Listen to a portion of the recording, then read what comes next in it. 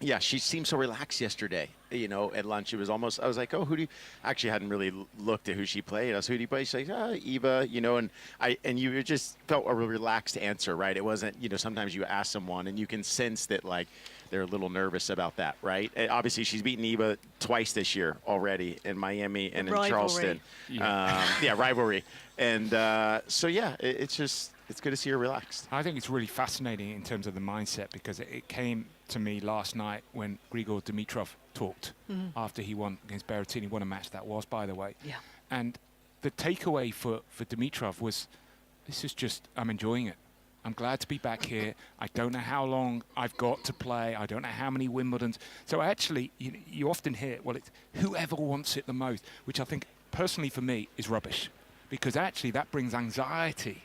And last night, because it was just, obviously he was trying to win, but it was just even 2 sets to love, back to 2 sets all. It was just, I'm just going to enjoy the moment. And that mindset allows you to play with a little bit of freedom. So I think we saw that in the 5th set.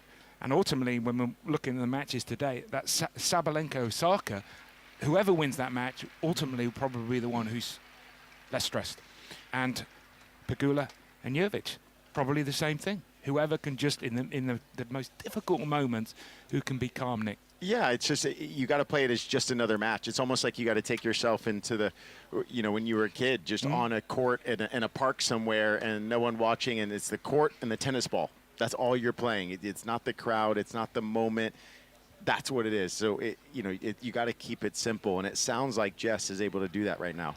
Well, it's a skill within itself, though, isn't it? And I think, you know, Pegula came through later than a lot of the other players, you know, with her career. So even though she's 32, she's, you know, if you've got your window, she's not as far on as her age suggests. Obviously, a lot of injuries, and, you know, I think another one where there was the pressure that she probably felt with not being able to go past the quarterfinals of a slam, obviously making the final at the US Open, and she just seems to have a really good perspective, which I think Jovic does as well. Yes. And given her age, it's similar, where she seems to play within the moment. I know her parents, like when she was growing up, encouraged her to keep going for it, stay committed with her game, even though that probably doesn't work as much when you're younger, and it's all about just running and getting the ball in some regards. She was thinking about her journey as a career and what was going to make her the best tennis player when she became a pro. So I mean, that approach can be unusual. Yeah, Iva Jovic has an amazing mentality. I was there in Lake Nona in Orlando at the USTA facility during preseason. She was there training with her coach, Tom Gutteridge, as she normally does. British coach. Yeah, Still exactly. got someone there you go. in the women's. This was British. We're claiming her. This was like second week of December, and you know, we were doing a doubles camp with the Bryans. Myself and the Bryans had about 10 of the doubles guys there doing a week. But Jovic was there for the whole month, and it was one of the mornings, and we were having practice at 9 a.m. I was there about 7:30, and I went in this little walkway area where there's a couple massage rooms, physio rooms, but the doors were closed, and I was just having a conversation with Bob Bryan. We were talking about, you know, what we're going to do for that day. And all of a sudden at 7:30 in the morning, Iva Jovic just opens the door of one of those physio rooms, and she has a yoga mat, a medicine ball, kind of one of those lacrosse balls you roll on, and she had her headphones on. And I was like, oh, Eva, hey, like, we didn't know you were in there. Sorry, you know, we're just having a conversation. She's like, no, all good. I said, what time are you practicing? Meanwhile, it's 7:30 in the morning at this point. She said, yeah, I'm practicing at 9. And I was like, oh, you know, what's going on? She's like, oh, yeah, I was doing some visualization and mentality work and whatnot in the room by herself, right? No one told her to do this. So I'm thinking, what time are you practicing? She said at 9 o'clock. So an hour and a half later, she's playing against Jen Brady, right? So she's already doing visualization, kind of focusing on what she's going to do in practice by herself with the lights off, right? So fast forward to later that day, I asked Tom Gutteridge, I said, hey, did you tell Eva to do what she did this morning? He's like, well, what'd she do? And I said, well, she was visualizing and whatnot this morning. And he said, nope, didn't tell her to do that. She does that on her own. So this is for a practice match in the preseason in Orlando in some back court, right, that she's visualized. So that helps her become relaxed in these kind of moments, right? When she's playing Jessica Pegula in the 4th round at Wimbledon, trust me, she's visualized the game plan. She believes she should be there. She's going to have full commitment and go for it. There's going to be no sense of panic in her game. So Great give story. me that is a great story. I wish I could have the same dedication to a Pilates ball, a Pilates mat, and all of that at 7:30 in the morning. Give me a winner today, Luce, if that one. Pegula. Nick? I mean, I picked Pegula to win the title, so I have to stick with Pegula. Barry? We can't all agree. So you're Jovic. changing again. You are You're just your gonna own keep... man. Jovic. You can change though, Okay, Barry, okay, after the okay. first set if you want. You got that pass. No, first game, Lucy. Jovic. Like it, like it. All right. Well, look, I'm going Jess as well for what it's worth. As she's Sue, one of first my time 5 Sue was picks. lost for words. It was actually. Lost in admiration for you, Barry Cowan. That's what it was. It's been great having your time this morning. Thank you so much indeed. Lucy Earle and Nick Monroe and Barry Cowan as well. Our time is over here on the broadcast centre roof. But I think, Barry Cowan, you've been out and about this morning, haven't you, doing lots of interesting interviews. Is that right? I interviewed. Well, don't tell me. Oh. I think it's what we call in the business a tease. Okay, yeah. I think we're going to throw No, into while you were speaking to Mike James, you were off doing something off doing something, important. Well, let's have a listen. Barry Cowan was talking to somebody very special here at Wimbledon, and this is what they had to say. delighted to have Dan Ashmore, Head of Retail, Merchandise and Licensing on the media roof. Good morning, Dan. The sun is out. Just confirms of your title, obviously retail, obviously merchandise, I understand. What's licensing? Great question. Well, first of all, really happy to be here. Thank you for inviting me to join you in the sunshine here at Wimbledon. Licensing is where we would partner with a third-party brand to take our IP, our iconic championships logo, and to put that onto product categories in which they are expert so that they can get our product into the hands of guests around the world. The best example I could give you is Christie. They've been a licensee of ours for more than 30 years. They produce the iconic official towels of the championships. We've got the green and purple towel that goes onto court, and of course a fantastic advertisement for us in seeing all of our players using those towels throughout the 14 days. And new for this year is the strawberry red towel, which I'm sure you'll have seen showing up on course as well. I saw the red towel and I was sort of scratching my head. Red? Why red? Because it's not the traditional Wimbledon colours. But now you've explained to me why it's red. The strawberry, of course. That's it. Red has become something of an unofficial fourth colour for us here at the Championships this year. We had phenomenal success with anything that was bearing a strawberry in our collections in 2025. We also introduced Pip. Pip is our strawberry character, our plush toy in 25, and the audience loved it. The crowd here at the Championships went nuts for it. Pip sold out very quickly. Pip also sold out very quickly online. And within our design team, our product team this year, we've doubled down on strawberries. Christie really got their arms around this. They saw what we were doing within our collections, and they were very keen to introduce a strawberry red towel. For us, it's not quite revolutionary, but it's certainly unexpected. We've had a pretty consistent playbook within the design of the towels for many years. A green and purple stripe, our iconic championships logo embroidered into the centre of that, and this year backed up by our seasonal towel, the strawberry reds. Online, the strawberry towel is outselling green and purple. Now that is unheard of for us. Not the same on site, and of course we're here at the Championships, which is an overwhelmingly green site, and within our stores the green and purple towel continues to be our #1 bestseller. But online we're seeing the opposite trend, and the strawberry towel is right now ahead. Before the strawberry towel, what was the most popular online sales? It had been the green and purple towel, but always backed up by our home gifting categories. We do a phenomenal trade to guests around the world in home gifting, whether that be kitchen textiles or fine bone china. We also have a very strong collection of drinkware, which sells very well for us. Pip has featured very well in 2025, but as I mentioned, it was an early sell-through, so right up there in our bestsellers through the first week at the Championships and gone for the second. We doubled down on our buy of Pip for 2026, and Pip sold out yesterday online on double the quantities from 2025. So we're working hard with the teams on site to see if we can divert stock from here to get Pip back in stock online before the Championships closes. Well, it's not just Pip, the strawberry cuddly toy, it's also Bounce, which is the tennis ball. So that's new for 2026. Is that right? And so what potentially are Wimbledon thinking about for 2027? Well, I don't know. The sky's the limit on this. We thought Pip was, Pip was an absolutely wonderful, playful character that went down very well with our fans. But Pip was a little bit lonely. Pip needed a friend. So in 26, we introduced Bounce, the cuddly tennis ball character. Big smile on Bounce's face. The two of them are selling very well within our collections. We're quite conscious that we have a really high quality and unique to us collection of apparel, and that's what we build our story around here at the Championships, designed and sourced in-house at the Championships, our performance clothing and our lifestyle clothing. But Pip and Bounce are carving out a space within our collections of their own. We don't want to see them take over, but we certainly want to see them play their part. So I'm sure they'll be coming back in a bigger way in 2027. Whether they will be coming back with a friend, I'm going to have to say watch this space. That means a yes. I'm going to put words into Dan's mouth. In terms of 2027, how far in advance are you thinking about the championships for next year and maybe for 2028 in terms of what you're going to have in merchandise? Yes, well, the product teams don't stop. So in terms of our buying cycle, we need to put some numbers onto paper very shortly after the championships, once we have our sales data from this year.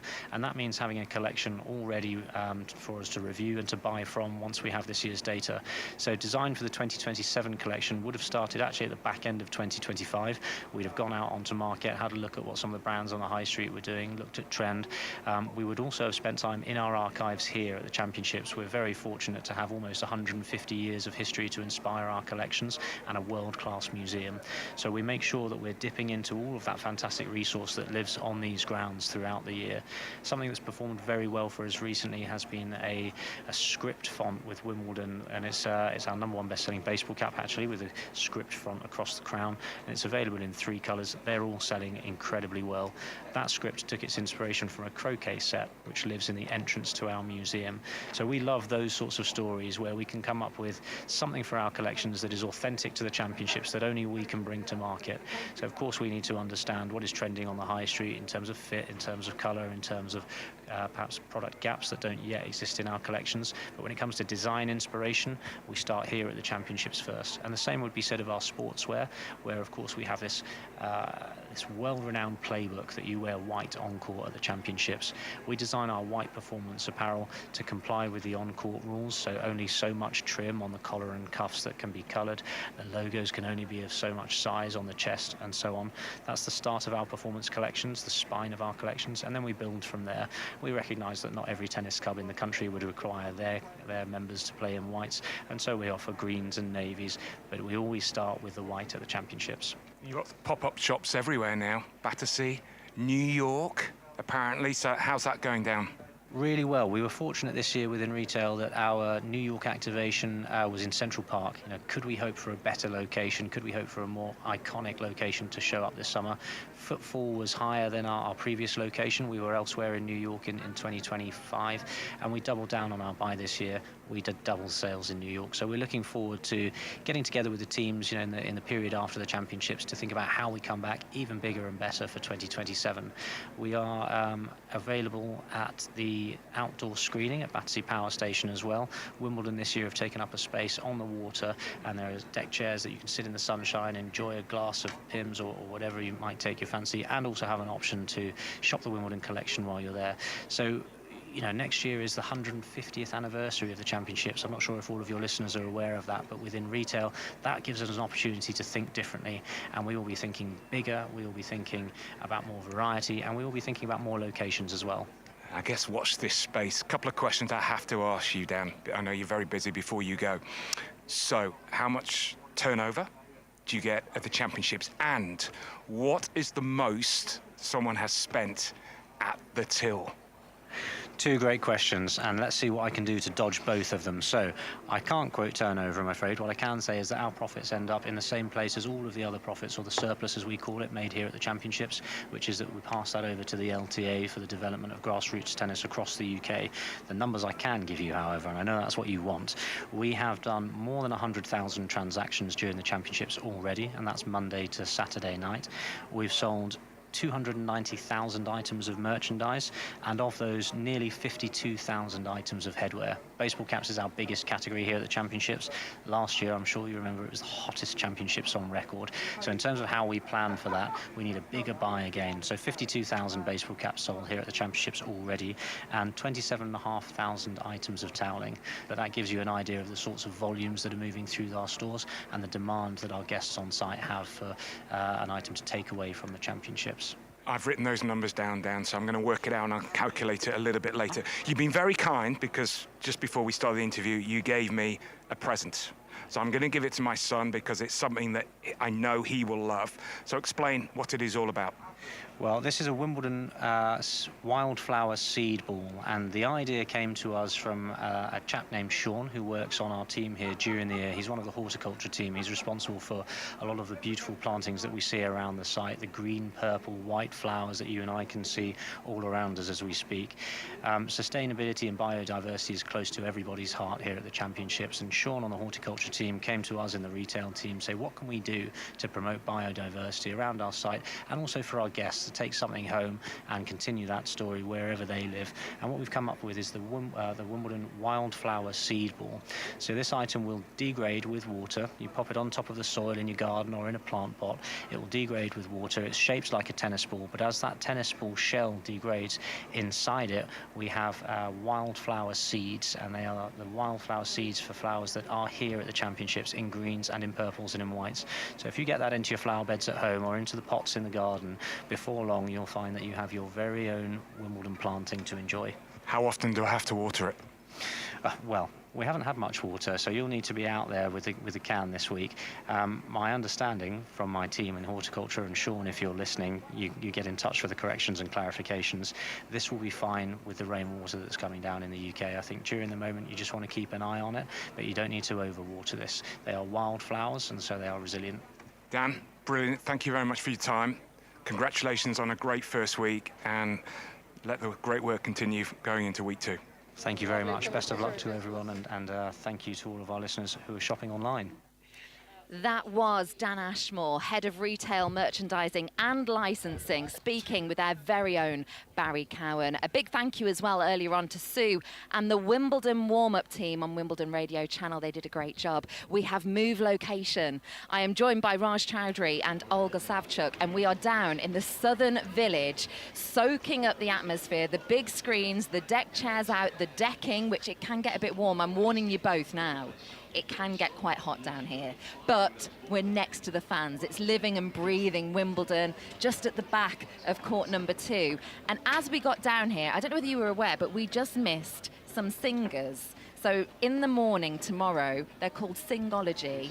15 songs. There was Mark, who was the conductor that I had a brief chat to. They were singing songs from Coldplay to Adele to Fleetwood Mac, and they are back, guys, tomorrow from 10 till 11. So if you're in the Southern Village, Raj, I know this is right up your street. When I said Fleetwood Mac, I saw your eyes bulge. I'm coming. I don't know who else is coming, but that sounds like a great time. Yeah, I'm also coming. I mean, free concert? Yes, and there are singers. There's a band as well over near Gate 4 if you're coming in that entrance. And it's just a wonderful way to start your day at the championships. Look, we will paint more of the picture down here. We've got lots of fans, and I'm just taking in a lot of the fashion. The Wimbledon colours are very popular, the purple and greens, but it's the strawberries. There's that strawberry towel this year. And I look around and I see so much red and white. And Olga, you are the fashion queen amongst us. Thank you. Yes. Have you been taking in all the styles? Yes, but I have to say I do love the strawberry color this year, and I'm guilty myself. I've been buying those little key rings. Key rings, that's how you call them? Yes. Yeah, keychains and all, like I think some soft toys for my daughter, and yeah, I spent some money. I can imagine. We just heard about the retail. Planning to steal a few towels. From Dan Ashmore himself, they're doing very well. We have all contributed. I am Lindsay Hooper, then joined by Olga and Raj. We'll be talking about yesterday's action and looking forward to some of the tennis, and we'll be skipping around the outside courts getting updates because lots of those matches have been underway. Do come and find us as well if you're in the Southern Village. Say hello. It is, of course, the halfway stage of the Wimbledon Championships, and what we want to do is take a look back at a busy first week. This is a reminder of what's happened so far. We're here at Wimbledon on the opening day of the championships. Wide with the return goes Wu. Djokovic stretches out his arms as he celebrates victory. And she serves down the middle. The return from Williams is long, and Joint puts her hands in the air, and the crowd rises to recognise a phenomenal performance from a 44-year-old Serena Williams. Serve out wide, block back, it's wide from Wawrinka! Stan Wawrinka's time at Wimbledon comes to an end. Off the top of the net from Krejcikova, it lands in, and Andreeva is long, and she tosses the racket away in frustration.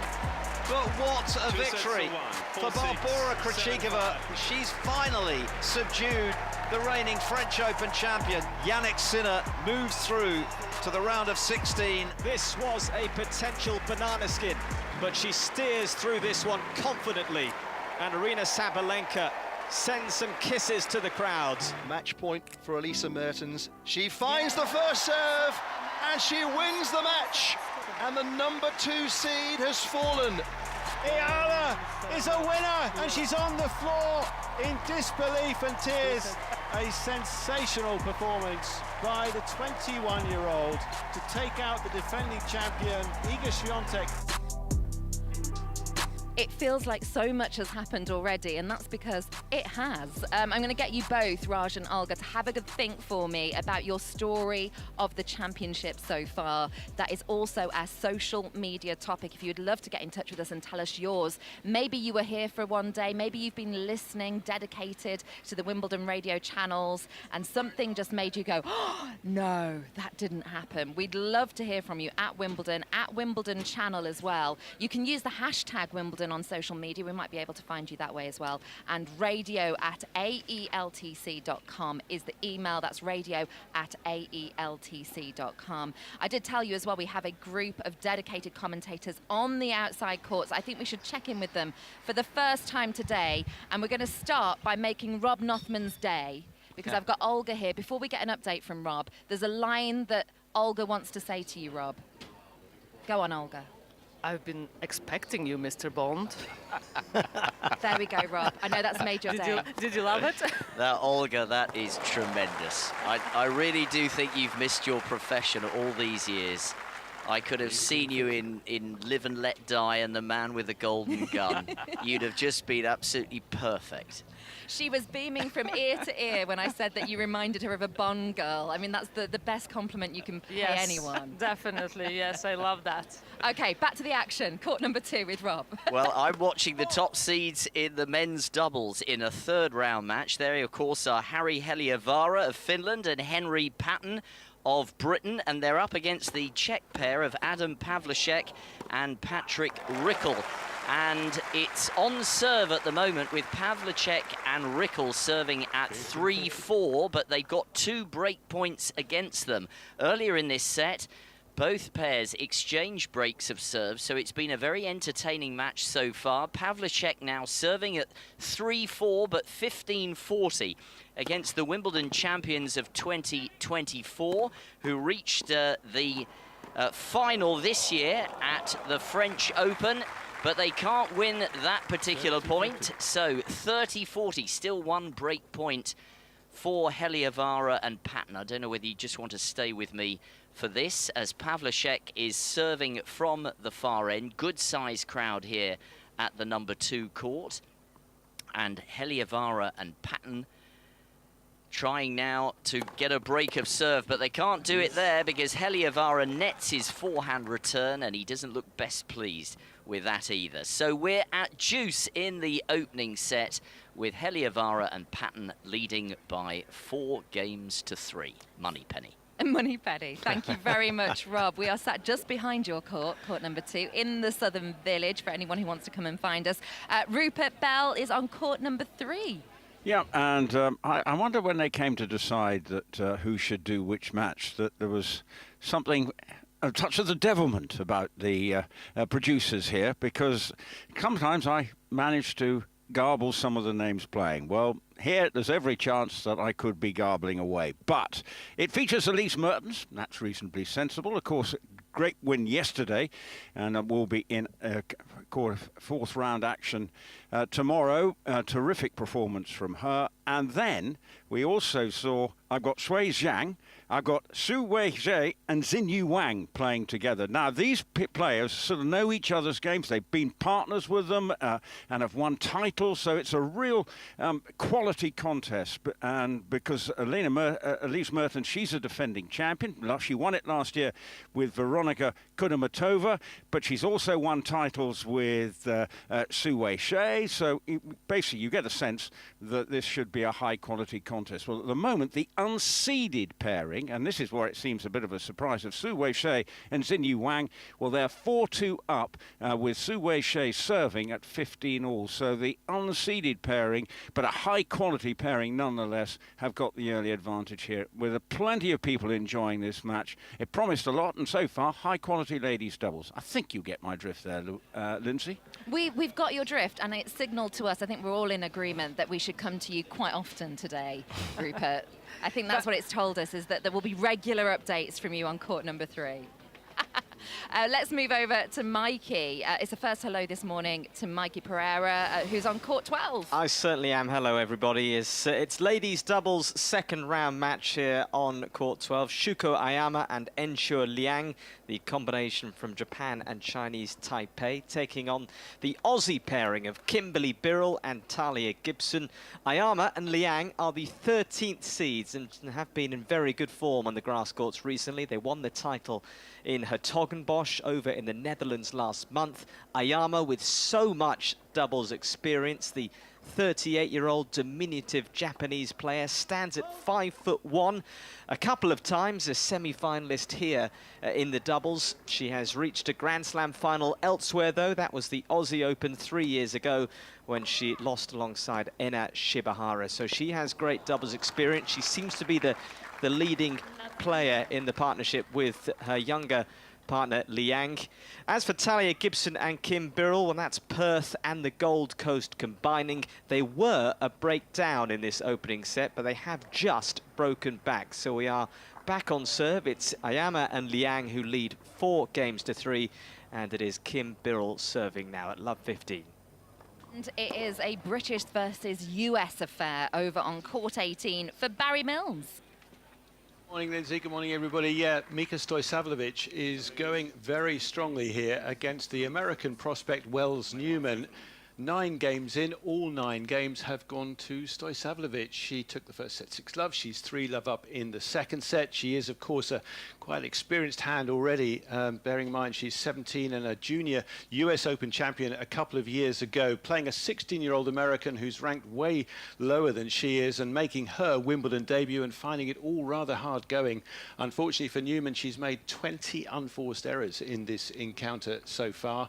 She's only hit a couple of winners. Stojsavljevic, therefore, hasn't had to do too much herself, but has done well enough when she's needed to, and leads the contingent of British girls in this draw, trying to become the first junior champion in the girls singles here since Laura Robson back in 2008, the last Briton to do that. And were Stojsavljevic to go through and actually go and win this title, she'd become the first British player, boy or girl, to win multiple Grand Slam junior singles titles since Annabelle Croft, who won the girls singles titles at the 1984 Australian Open and the Wimbledon juniors of that same year. Thierry Champion, who was a former French player, made a quarter-final here once upon a time in the singles. He's now working as part of the USTA coaching program. He's sat courtside trying to help Newman get into this one, but right now she can't find any way in, and it's Stojsavljevic dominant, 6-love, 3-love after just 36 minutes.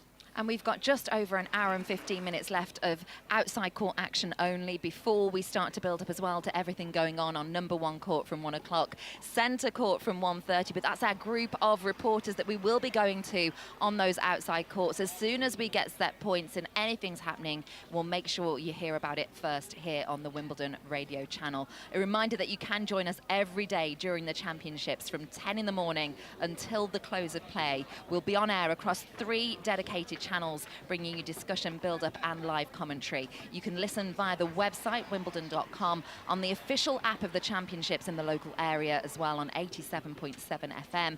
And if you are listening in the United States, we're on Sirius XM and Sirius XM app. Olga Savchuk, Raj Chowdhury are with me down here in the Southern Village. You've been managing to do my favourite pastime, which is people watch down here. We're sandwiched between the Rose Pavilion, court number 2. There's a decking area with big screens, deck chairs, the Amex Experience, a pizzeria, which people are already going to, and the mac and cheese, which feels a bit early, but yeah, if you want an early lunch to get ready before all of that tennis watching, you can. What have you been taking in, Olga, down here? No, I can see some people already have, quite a few people already have some pimps. So, yeah, if they have pimps, why not mac and cheese, right? I mean, I have pasta myself for breakfast usually, so... Are you both surprised? You look surprised. I am surprised by that. I can't imagine But you have Mark pasta for having breakfast? pasta for breakfast. Not every time, but it's normal in Eastern Europe, yes. Really? Yes. And is it like a classic sauce? Some and stuff like- education for you Yes, about yes, Eastern please. Europe? I often learn a lot from you, Olga. I know.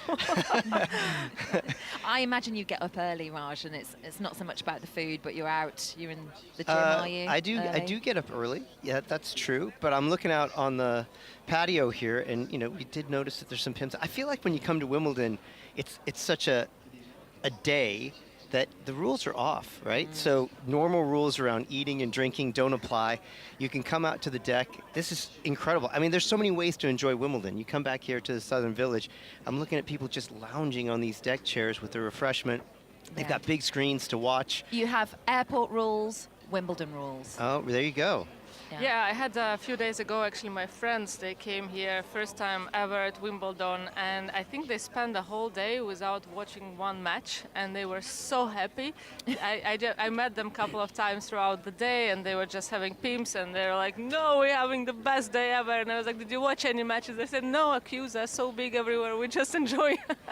Our setup as well, we get to watch this because we're right by the Southern Village bar, so we see everybody queuing up for food, drinks and everything. We're right next to as well some of the beautiful flower arrangements that you see around Wimbledon, these purple and whites and a few pinks scattered in. The flowers are impeccable, and you think about the weather that we've had these championships, it is just kudos to whoever's doing that job. I'm sure there's a team of people coming out making sure that they're watered, but it's one of the things that everyone talks about, the flowers at Wimbledon and getting all of the photographs. We've got all of that. The outfits as well. I'm coming back to Olga now because you've had a few more to take in. Beautiful dresses, as well as having all the Wimbledon colours on show. I think there's a lot of white around today. You're wearing white today. Am I a fashion guru for Wimbledon radio channel? Are you after us to I think confirm I am. that? I can Yes, yeah. easily take that. No, but I have to say, when you think about Wimbledon, I think it's just, you think white immediately. You think strawberries and cream, you think white colors. So even me, every day, I'm thinking about putting something white, even though white is not my favorite color. But during Wimbledon time, I feel like that's the time to wear it. Well, that's actually funny. So we went to dinner last night with Jill and her family, and her niece is maybe hoping to get a chance to come to Wimbledon. And as you said, she said, but I don't have anything white to wear. And Jill said, well, you don't have to wear white, but that just tells you how deep in the psyche it is. The That tradition, white, right? it just feels right. Everyone thinks it. Our social media question today, we heard at the very top of the show, our package just reflecting on all of the highlights of the Wimbledon Championship so far, because we're at that halfway point. We're reflecting on the first week. And I wanted to ask you both about the stories or the matches that have caught your imagination. When I ask you for your story, Olga, what do you immediately go to? I mean, the story of like upset of Wimbledon, right? Something like that. Yeah. So my story will probably, it's quite obvious. It's Maja Chwalinska. I have to say that's quite a remarkable story.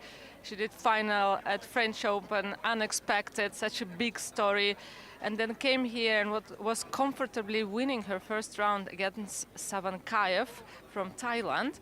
And she was leading set and 5-2 and had a match point. And then unfortunately she slipped and twisted her ankle, I think. And she did continue, but she lost that match. And I think it's quite incredible, from 5-2 having a match point. She couldn't win that 1 point and lost the whole match. That's upsetting. After that, all that success. And that shows how crazy this sport is in a good way and in a bad way, you know, that you can be on top of the world, you know, a few days ago, and then such a bad thing happens to you and you twist your ankle, you've been comfortably winning and all eyes on you. and now you have to start back, from in a similar scratch. way. You talk about Caboli yesterday as well. That, Yeah. losing the first set in 20 minutes, 6-love. Did you hear his explanation for why he dropped the first set? Did he say he hadn't really warmed up? Well, he just said the match was on too early. But actually, he said he had a little bit of a stomach issue, which he said the doctors helped him out with, and then he got on track. Okay. For you, Raj? Well, sort of for Walinska, maybe she can take note of my moment that is kind of the flip side of an injury, right? So I'm talking about Grigor Dimitrov, and so obviously coming through in 5 sets last night in dramatic fashion. But the moment I'm thinking of is I did his first round match against Dane Sweeney, the Australian qualifier. And, it was a pretty straightforward win for him. But at the moment, at the end of that match, he broke down in tears. And there was no cameras around. It was just raw emotion after what he went through in the last year, where he had centered 2 sets to love down, tore his pec, wasn't sure if he was ever going to be able to come back. And, well, here he is now in the 4th round and playing some great tennis. And he has spoken, hasn't he, about wanting to just reignite everything from that. He got unfinished business is the underlying tone of what he's saying there. And like you say, he's now knocked out last year's finalist Matteo Berrettini. It feels like for Dimitrov, who's got a very big Bulgarian following, by the way. I saw a lot up on court number 18 earlier on in the championships. He didn't return to the tour, did he, until October in Paris. And you look at that in the build-up as well, 2 wins at the ATP Challenger. But it's all about Wimbledon for him. And I think you've sparked my moment and my story of the championship so far, which is the interview with Stan Wawrinka. If you've got players that are going to retire and you know that these championships mean so much to them, and you can tell in that emotion. And we must mention as well Iala and that interview yesterday after dumping out Iga Swiatek, the defending champion. But it's those sorts of moments that stay with you, and I think we'll get more of those from everyone listening at Wimbledon Radio. You can find us as well on Instagram. Let's go to Rob Nothman, though, on court number 2 for a set point. And a bit of a surprise here, Lindsay, because the number 1 seeds in the men's doubles, Helievara and Patton, are in big trouble in this first set, because Pavlicek and Rickel serving at 6-5, 40 love, and Patton's improvised half volley goes out of court. So after 42 minutes here, a surprise is brewing on the number 2 court, because the Czech pair of Pavlicek and Rickel have taken the first set against Helievara and Patton, the number 1 seeds, by 7 games to 5. Thank you, Rob. And you were watching Arthur Ferry yesterday, weren't you, Rob? I was. Which is going to be another one of those stories, I think, from the first week of Wimbledon, seeing him go through. And who does he face next? But Raj's pick, Dimitrov. What did you think of him overall? Well, I was amazed by how calm Arthur Ferry was yesterday. Nothing seemed to really trouble him, including 3 nosebleeds that he had at various stages of the match.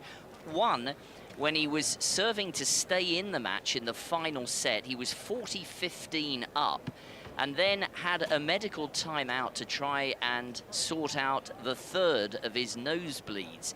Yet he remained remarkably calm, and his opponent Zizou Bergs, I think it's fair to say, boiled over a little bit and didn't play a particularly good final set tiebreak. But Ferry's calmness and his manner throughout all of that was really impressive. He's never been through anything quite on that scale before, and yet he held himself together really well, won that 5th set tiebreak impressively, and in his very undemonstrative way, I think he has really held himself remarkably well so far in these championships, and to reach the 2nd week is one heck of an achievement. Certainly is. Thank you, Rob, for that, because Arthur Ferry, I think we both should recognise that it's been a mammoth achievement for him, especially with the nosebleeds that Rob's mentioned. We've got another set point with Rupert Bell on court number 3. Xinyu Wang serving, playing alongside Xu Wei-Shei, are 40-15, 5-3 to the good against the number 4 seeds, Elise Mertens and Shui Zhang. And it's been an entertaining, high-quality first set, but all important breaks in eventually going in the favour of the Wang-Shea combination, and Wang now serves to Xu Wei-Shea and goes to the forehand and nets that attempt to go down the line, does Wang, so it is now 40-30. These players know each other's game so well, having played many times, not only against, but with in ladies' doubles. Elise Mertens, prolific winner of doubles titles, so is Xu Wei-Shea and Shui Zhang. They've all won numerous Grand Slam titles between them. Serving now is Wang to Elise Mertens, got a big date tomorrow, but she certainly hopes that she won't be going out of the ladies' doubles as she tries to defend her title, admittedly with a different player. Now Mertens goes with a looping forehand to the backhand of Wang. Up goes the defensive lobs and the smash, but it's retrieved by Mertens, drilled away, and great play by the Chinese Taipei combination to take the first set, and that's after 45 minutes of absorbing ladies' doubles. So the number 4 seeds in danger here of going out to the, well, surprisingly unseeded combination of Xu Wei-Shea and Xinyu Wang. I think I got through that one without too many mistakes. You did, and we'll test you again very soon, Rupert. Arthur Ferry, let's return to that chat. Raj Chowdhury, I wanted to get your opinion about where you think this next match against Grigor Dimitrov could be played, because for Ferry so far, he's been on the outside courts. It's going to have a bigger billing, hasn't it? It's got to. I think it is, and as much as Ferry might like to be at that sort of homey feel on that court where he's had so much success, he admitted even in his press conference, he's like, you know, and it's a good sign actually, because he sort of said, well, I think it might be time to move on, and there's no doubt that that will be on a bigger court. That will be a, you know, probably court 1 or center court affair, and that'll be exciting. It'll also be interesting, both of them very physically demanding matches to get to where they are, and how much of a role that plays in that contest. Whilst we are reflecting on the championships as a whole at the halfway point and what's been going on at Wimbledon, I do want to just reflect on yesterday, actually, because Elena Rybakina, on the ladies' side of the draw, it's just been shock after shock. Iga Swiatek, who we mentioned as well. So, Olga, your reaction to those big seeds tumbling out? Yeah, I actually did myself the match between Iala and Swiatek, and it was such an impressive match, and Iala did so well all throughout the match, and the nerves and how focused she was and how composed. And actually that interview after the match, it made me cry, and it's not happens very often. I had the goosebumps. I mean, how much it meant for her and for her country. And she doesn't strike you as a player who have that much emotions during the match. I mean, she gives a lot, but not so much. But then the reaction after, I mean, you could see how much it meant for her and the country and in general, you know, for her family. So the match was quite impressive, and also Noskova beating Kirste in that absolute thriller, 11-9 in the deciding set. We have a match point to go to, Olga. Loving your thoughts there, though. Barry Mills on court 18. Yes, match point for Mika Stojsavljevic, the British seed in the singles. In the juniors, she's just put a backhand into the net, but overall she's dominated this encounter against Wells Newman, who finally got on the board in the 11th game and got a big cheer for doing that, and there was a big smile. She was able to release all that pent-up emotion. But overall, she's made too many errors, and Stojsavljevic, for the most part, although this is her trickiest service game yet, has served very well. She's been serving around 70%. She's winning 85% behind the first serve. She hits another good serve. That comes back, though, a good return off the right-handed forehand of her American opponent, who's now hoisted one. That lands short. Stojsavljevic able to pile into that, firstly with the forehand, but then goes too big with a backhand. And all of a sudden, Stojsavljevic is facing a break point here, so we'll see whether Newman can now get one of these breaks back. Already she has made inroads in this game, unlike any other on the Stojsavljevic serve. But Stojsavljevic, 17 years of age, she's local. She was born in Ealing, not far away from Wimbledon. And she, of course, is on this court 18, where Ferry had great success yesterday, as you were discussing.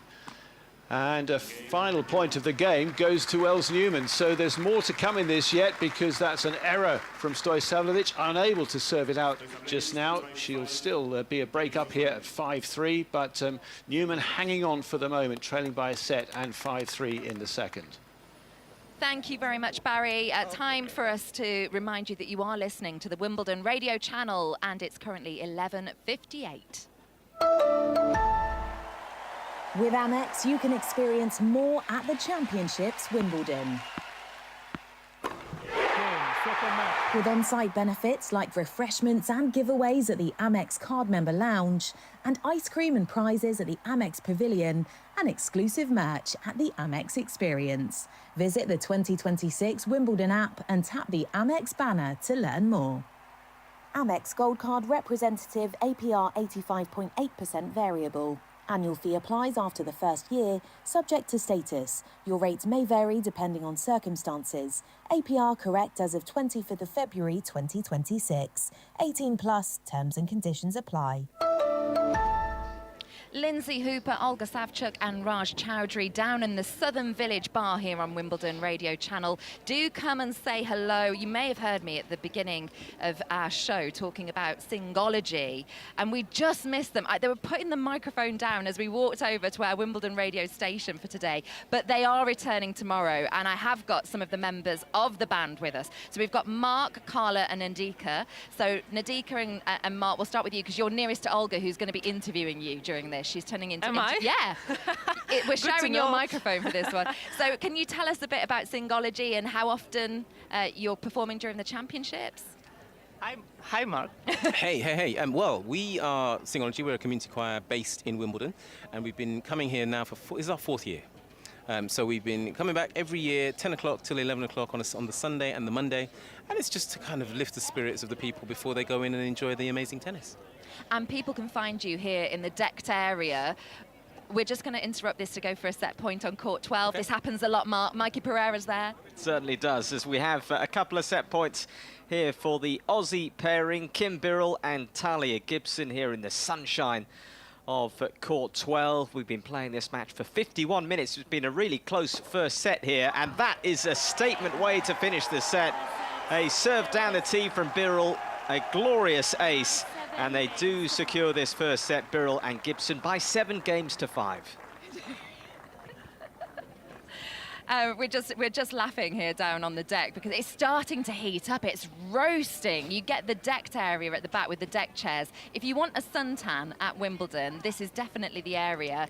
And early on, you get to listen to Singology. We're just hearing from Mark. And Nadika, can I bring you in to ask you about the sort of repertoire people can expect? I was talking earlier about, and I know that you love a bit of Fleetwood Mac, Raj.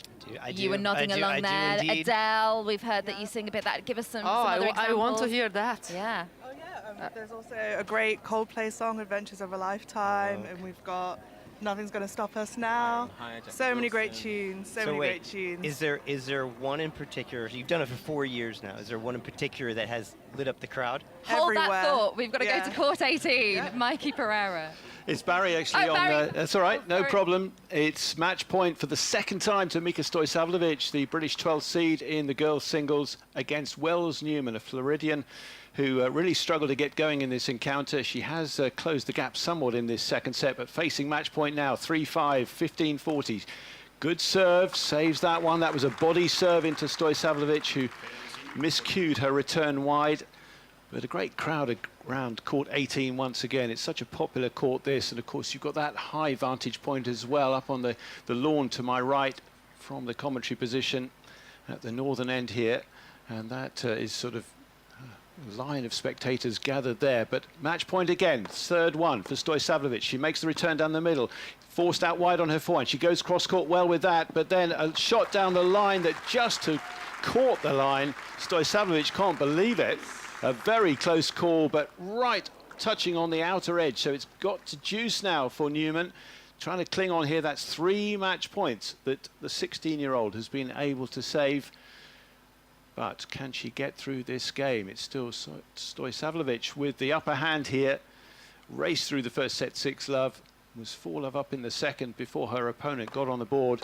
Backhand return is into the net. Another good serve into the body. So Newman finally being able to show us what she's made of. She's quite the prospect in American tennis.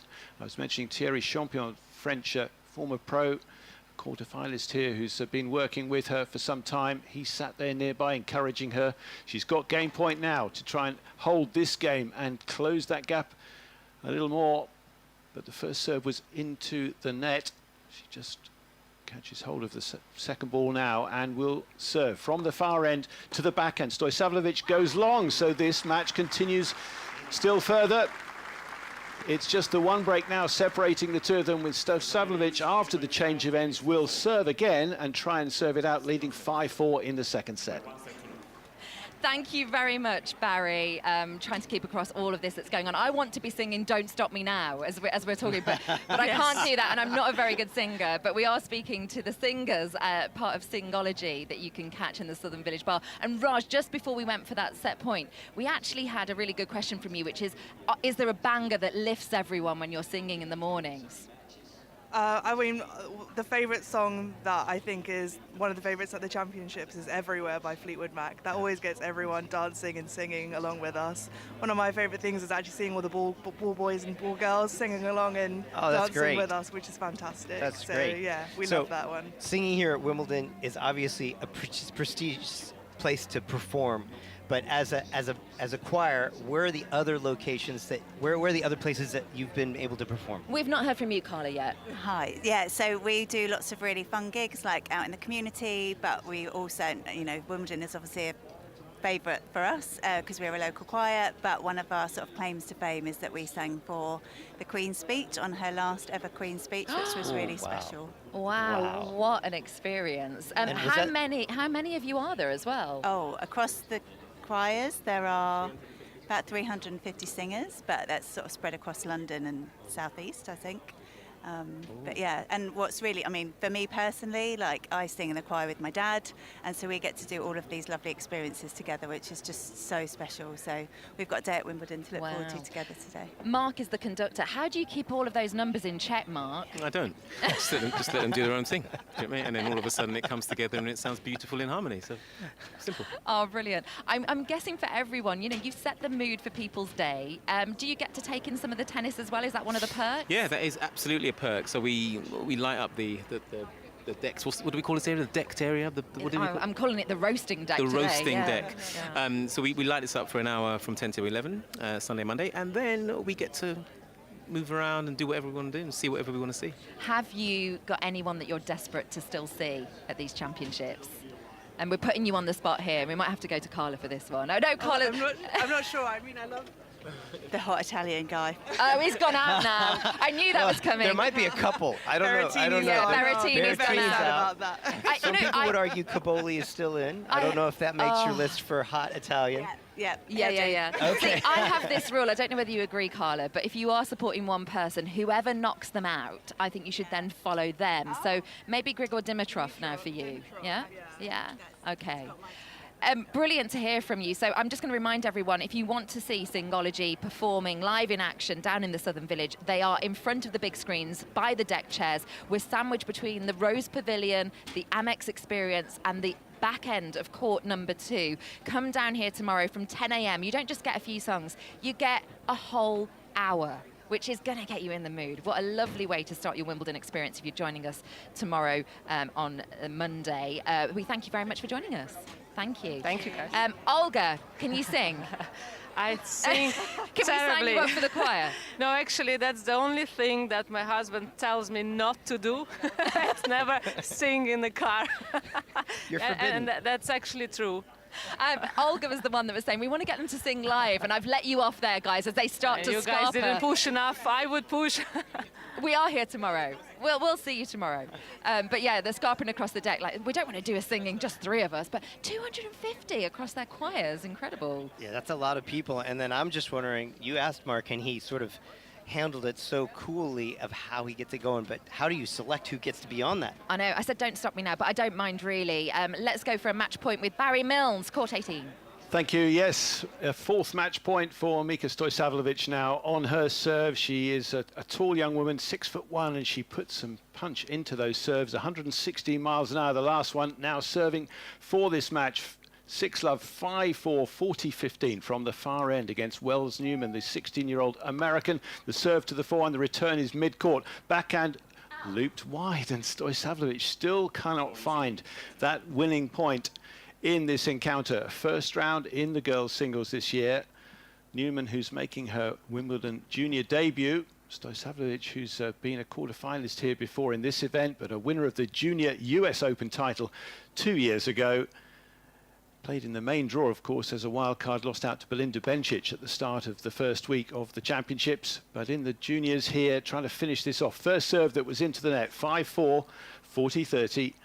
Right-handed, tall, elegant player. She serves to the body. The return comes to her two-handed backhand. Slice backhand from Newman. Drive from Stojsavljevic. Then a big drive from the American. Lands in court, cross court, but finally Newman puts a forehand into the net, and so Stojsavljevic is safely through to round 2 in the singles. Mika Stojsavljevic, London-born and raised, and she gets through that one comfortably enough in the end, although she had a bit of a stutter towards the conclusion of the second set. But overall, a good performance from her, a good serving day, and she waves to the crowd, having shaken hands with Newman. But it is Stojsavljevic who advances to the second round, the 12th seed, getting through 6-love, 6-4 in just over an hour. Good news for the Brits there. Thank you very much, Barry, for your update. One match down then on court 18, others still in progress on courts 12. Number 3 court, number 2. We've got reporters at all of them. We'll be checking in throughout our show. Also to mention, down here in Southern Village Bar, you get to watch the outside courts on the big screens. At the moment, they're showing court 18 and number 2 court. Later on, they do show when number 1 court opens. They'll show some of those matches in centre court. The guests for this weekend are all of a sporting calibre, and we've heard from quite a lot of them over Sporting Saturday yesterday, but we've still got guests trickling in today. Our reporter Pippa Horn's out and about, and she's been speaking to a former cricket legend. Well, I am here with cricketing legend Andrew Strauss. Now, Andrew, I know you're a big tennis fan. You play a bit yourself, don't you? So how much are you looking forward to today, firstly? Well, very excited. I mean, you can't beat the championships at Wimbledon. There's no doubt about that. Centre court today, Djokovic, Sinner. Basically, it's going to be a belter. Really excited, and hopefully I can get some tennis tips from them as well. Yes, as I mentioned, you do like playing yourself. Now, we've got Novak Djokovic up first. We've got a belter rematch in Sabalenka and Osaka second. Sinner third. Who are you most looking forward to watching today? Well, actually, Djokovic for me. I think, like this is probably his last opportunity to win. Well, I mean, he's obviously won many times, but probably to go out with a sort of last hurrah, so to speak. And so, he's probably the greatest of all time, and so to have the opportunity to see him in the flesh doing his thing will be pretty amazing. And when you watch tennis, what are the sort of nuances and the intricacies that you look out for as a former cricketer yourself? How not to hit the ball in the net is probably the number 1 thing. I mean, just what's amazing is just their physicality, isn't it? I mean, they're absolutely how agile they are. I mean, when I play, you sort of have a rally that's sort of 10 shots and you're exhausted, and they're able to do that for 4 hours, which is quite stunning. And final question, you're here with your son, so how special is it to share days like this with him? Well, I think he's very lucky. I mean, look at him. He's not grateful enough to me, I don't think. But no, it's a long day, so we can have a proper catch-up. And, yeah, it's good father-son time. There's no doubt about that.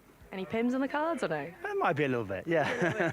Well, you know what? I'm going to go and let you enjoy your day. So I hope you enjoy the tennis. Thank you for chatting. Brilliant. Thanks, Pippa. Pippa Horn speaking to Andrew Strauss there. We've got around 10 minutes, Raj and Olga, to reflect on yesterday. We didn't finish doing that, so I'm going to get you to pick out some stories that you want to cover more. We did speak about Swiatek going out and Rybakina. How about, we'll stick with the ladies' side of the draw first. Madison Keys, she beat Anisimova yesterday, Olga. And then you've got Jasmine Paolini and Aisling Kruger, the qualifier, going through. What did you want to pick out from that side? Yeah, I would say probably Keys Anisimova. That was, a lot of people said that was match to watch, and you needed a helmet to that match. But I think in the end it ended up not a greatest quality match for both of them. But Madison Keys was the one who stick through and work her way through, and it's never easy to play someone who plays the same style like you, who's just a big hitter, big server. It's no longer points, you don't get any rhythm, and I think that's what happened. So you just have to, stick through this kind of matches. And another one, I have to pick Kostuk, who was 4-0 head-to-head, 4-0 down head-to-head against Emma Navarro, and she won yesterday in 3 sets. What a time to get your first win against her. Yeah, and she's looking good, I have to say, after her success at French Open few weeks ago, and now she's never been successful on the grass. She thought it's not her surface, but now she's liking it more and more, and with each match she's improving. And what a win yesterday, and next match again, Ashley Kruger. I mean, it's a big chance. What do we say about Kruger? You know, qualifier. She's the only qualifier left on the ladies' side, I think. I'm just checking. Yes, you are right. Yeah. Yeah. I mean, she played a lot of matches, so she's going to come into this match with no pressure. And it's interesting that you can be tired, but at the same time you can play better because you're tired, so you're thinking less. So, yeah, I think it's the match to watch, and both of them have a big opportunity because next round opponent and quarterfinals, it's a winner of the match, Iale and Paolini. You're not facing Sabalenka or, you know, or Coco Gauff. I always make a point as well on my walk into the grounds of stopping people and saying, what is it that you're looking forward to most today? And it's the blockbuster, isn't it? It's the Osaka Sabalenka second match on centre court. That is the one that has really gripped everybody for today. Are you going to be watching that one, Olga? Yes, but I have to say all the matches, women's matches today, is a blockbuster. I mean, we have Belinda Bencic against Coco Gauff, 5-2 for Coco Gauff, but Belinda Bencic looking very comfortable on the grass. And also another match on court 2, Karolina Muchova against Barbora Krejcikova. That's the match to watch if you have... Yeah, I agree with that 100%. And that's because of the credentials. Krejcikova has obviously won before. And yeah, but they both play all-court tennis. Yes. They have so much variety. They'll both bring slice. They have power, and they use it. You know, they're both they play chess on the court. Chess, exactly. Right? Yes. And every shot has a purpose. Yeah, and it's a great shout from Olga because I agree with that wholly. That match will be so much fun to watch. And, you know, we talk about in tennis how power has just overruled everything and there's not as much strategy and tactic.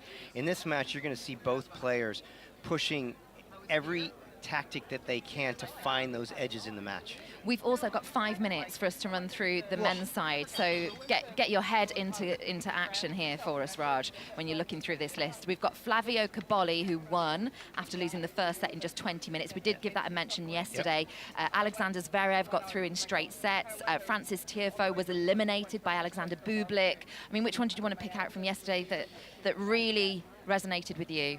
Well, as a result, I mean, the Bublik-Tiafoe match was just, I mean, the drama of that match going late into the night. I know that Olga was commentating it? called that match, so she could probably give details. But that match was always going to be entertaining. We saw the underhanded serve come out from Bublik, which he's famous for, but a great match for him. And he's coming up against Fritz next, which I think is going to be interesting. You have sort of the consummate professional who's very, very focused and understands how to compete against the wild card as far as the way that he plays, Bublik, who can play incredibly flashy, incredible shot maker, and yet sometimes doesn't have the consistency to go up against a character like Fritz. Oh. For you, Olga, did you find that a really good one to watch? And the underarm serve, I think everyone's on the countdown for that every time watching him. I mean, first of all, Raj just stole my match. That was my pick to speak about it. So. Oh, should I take another one? You should go more on that one. No, but I have to say I did enjoy the crowd reaction because I feel in Wimbledon it's very rare that we hear you know, something outside of just clapping, and it was a lot of booing actually after that underarm serve, and I thought it's nice, it spiced it up, court 1. You know, it was the latest match to finish, so it was a very intense match, and I think, as Bublik said, he's a new and changed man right now. He did show us that. He was very focused, I mean, more focused than he is usually on the court, and very serious, and I think he can go further. Well, I think we've managed to achieve it. I think we've done what we set out to do this morning, the three of us. We've come down to the Southern Village. We've managed to go around all the outside courts, getting those match points, set points. We've discussed everything from yesterday. Where are you both today, Olga? I'm guesting on center court at 1:20, and then I believe at 6 p.m. Okay, and for you, Raj? Well, I'm going to be calling the Felix Auger-Aliassime against Alejandro Davidovich Fokina match, and I think that's going to be a great clash. They're the only two guys in the tournament so far that haven't dropped a set. So something's going to give today. And I noticed that unlike Rupert Bell, no moaning about that match and the names. Well, we might resort to FAA and ADF at some point in the match, because that's a mouthful to get them both across. I do want to go back to Rupert Bell very shortly. Thank you both for your company for the last hour. We're going to make a switch over. We've got Claire Curran and Jill Crabass waiting in the wings. In the meantime, we've got Pippa Horn out and about around the grounds at Wimbledon, and she's been catching up with a husband and wife duo. Laura and Jason Kenny, firstly, you both look absolutely wonderful. Laura, you have got the strawberry necklace. Jason, you've got the strawberry tie. So I'm going to go ahead and assume that this is not your first Wimbledon and you're big tennis fans. It is not our first Wimbledon. We've been very lucky, haven't we, with the amount of times that we've actually been invited back. And you've got to embrace the theme. You just do. I'm actually re-wearing. I've got a strawberry bag. I'm re-wearing the shoes because I bought them last year. I'm going to wear them again, right? Absolutely. We recycle our clothes. What are you most looking forward to, Jason, ahead of today's play? Oh, I knew you were going to ask me that. People always ask me the tougher question. We've not really been paying attention because our family is absolute carnage. But I know we've got Djokovic today, haven't we? And Sinner. Yes. Is it Sinner? Yes. And Sablenka. You like Sablenka, don't you? Yeah. So I think it's a brilliant day. It is quite exciting, to be fair. It's a bit of potluck, obviously, because we don't get to choose the day that we come. Yeah. But we've got an absolute belter today, I think.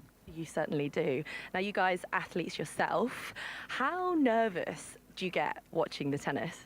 I mean, not to watch here now, obviously, because it's not us doing it. But you know what? Yesterday, I took our eldest son to. He likes trampoline at the minute. He's sort of in the sporting world, isn't he? And oh my God, to watch him, very nervous. But this is an enjoyable day out for us. We get to dress up, get to watch a bit of tennis, get a nice bit of afternoon tea. It's a wonderful day.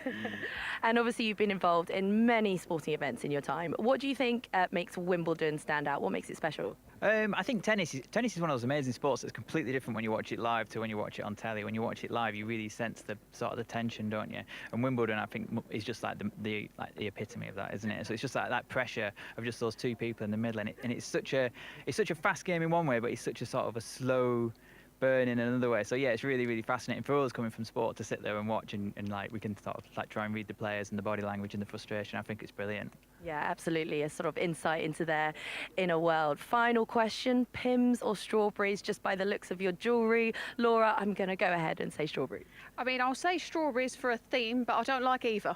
So, Oh, no, okay. I'm more of a, I want the scones. The scones is for me. Okay, well, I hope you enjoy the scones, and more importantly, I hope you have a fabulous day at the tennis. Thank you so much for chatting. Smashing, thank you very much. Thank you very much, Pippa. We've got lots of sporting royalty joining us again for the championships today on what I'm going to dub Sporting Sunday. We've had Sporting Saturday, we've got Sporting Sunday as well now. We have had a crossover. We've got Jill Crabass and Claire Curran joining me now. Hello, both. Hello, good afternoon. Good afternoon. Fantastic to be here. You know today. what, Claire? As soon as you got here, I had the smell of sun cream because it was straight away spraying down here in the Southern Village. It is a roasting area near this deck. You have to have your cream on, and you were spraying it. I thought I was going to get some in the face, actually. Yeah, I'm actually very impressed with myself for spraying it on. It made me feel my age because I just thought to myself, if I was a decade or two younger, I wouldn't have been putting this sun cream on. And now it's the first thing I'm looking to do, protect the skin. And we must as well stress to everyone else who's coming to the championships, so hot for these 2 weeks, that you do need to make sure you have got your sun cream with you. For that moment there as well, Claire was just holding her own umbrella. And an umbrella. I definitely wouldn't have had an umbrella on. I would have been thinking this was peak suntan UV ray time, but now I'm being sensible.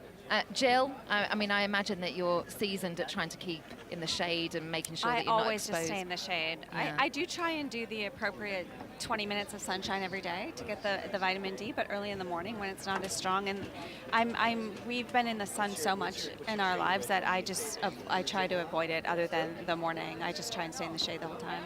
Now, I don't need more sun damage. No, you've had enough in your career playing outside, both of you. But isn't Jill lucky that all throughout the year living in California, she That's can just true. get that 20 just minutes? come visit, Claire. Come visit us. I would love to be out there again. That is why, because Jill's accustomed to that. That's why when I looked up, you'd got the umbrella, you'd got the sun cream going, you were doing everything in your power to get out of that sun, and Jill just wasn't bothered and just came and sat down straight away. She wasn't bothered about it. No, I in the last hour, we have been talking about yesterday's action, some of the shock stories. I think day 6 will be remembered for a long time from these championships. And we've covered all of that with Raj and Olga. We also have a social media topic for today, which is the standout story, because we are at that halfway point. So the standout story for both of you in these championships so far. I'd like your input on what has really jumped out the page at you, Jill. Well, for me, I mean, I get very choked up when people get emotional on the court. I start getting emotional. When someone starts crying, I start crying. So I think the thing that caught me was Safulin when he broke down. Did you see that? Where he broke down on court and just all of a sudden could not stop talking, or couldn't even speak. And as soon as he started crying, I literally started crying. I was like, and I just got a little bit overcome with his emotion. I'm going to pause you there because Mikey Pereira's got a set point on court 12. I certainly do. It is a set point for Shuko Ayama and Ensho Liang. They are 5-love up in this second set, and it's Talia Gibson and Kimberly Birrell serving at 30-40. So a set point opportunity here as the point gets underway. It's a deep forehand from Liang, and that is a very different set to what we had in the first set. The first set was 7-5 to Birrell and Gibson. It was very tight, very tense, and this has been one-way traffic. Ayama and Liang have raced through this set. 6 games to love. We're going to a third. Thank you very much. Jill, on that note as well, emotions, because I'm completely with you with that. I chose Stan Wawrinka because of his interview and the retirement, and you just know what Wimbledon means to him. You can just hear it in his voice. We have been getting your thoughts. I'm just going to come to Claire Curran next, giving you a little bit more thinking time, because I have got a response on social media to this as well. Thank you to Vicky for getting in touch, saying Madison Keys coming from a set down to make the 25th second week at a major, proving that when healthy, Madison is still a contender for the slams. So we'd love to get your thoughts as well of what in the Did you know standout that was the moments. first time she played on center court? I couldn't believe that. You told us that yesterday. I couldn't believe amazing? it. Yeah, and to be able to handle that too. I mean, it was a very up and down match in the beginning, but she really rose to the occasion at the end. That was pretty. She handled it very well. I was shocked when I heard that. You know, she's been on the tour for so long, and to walk out onto that court for the very first time.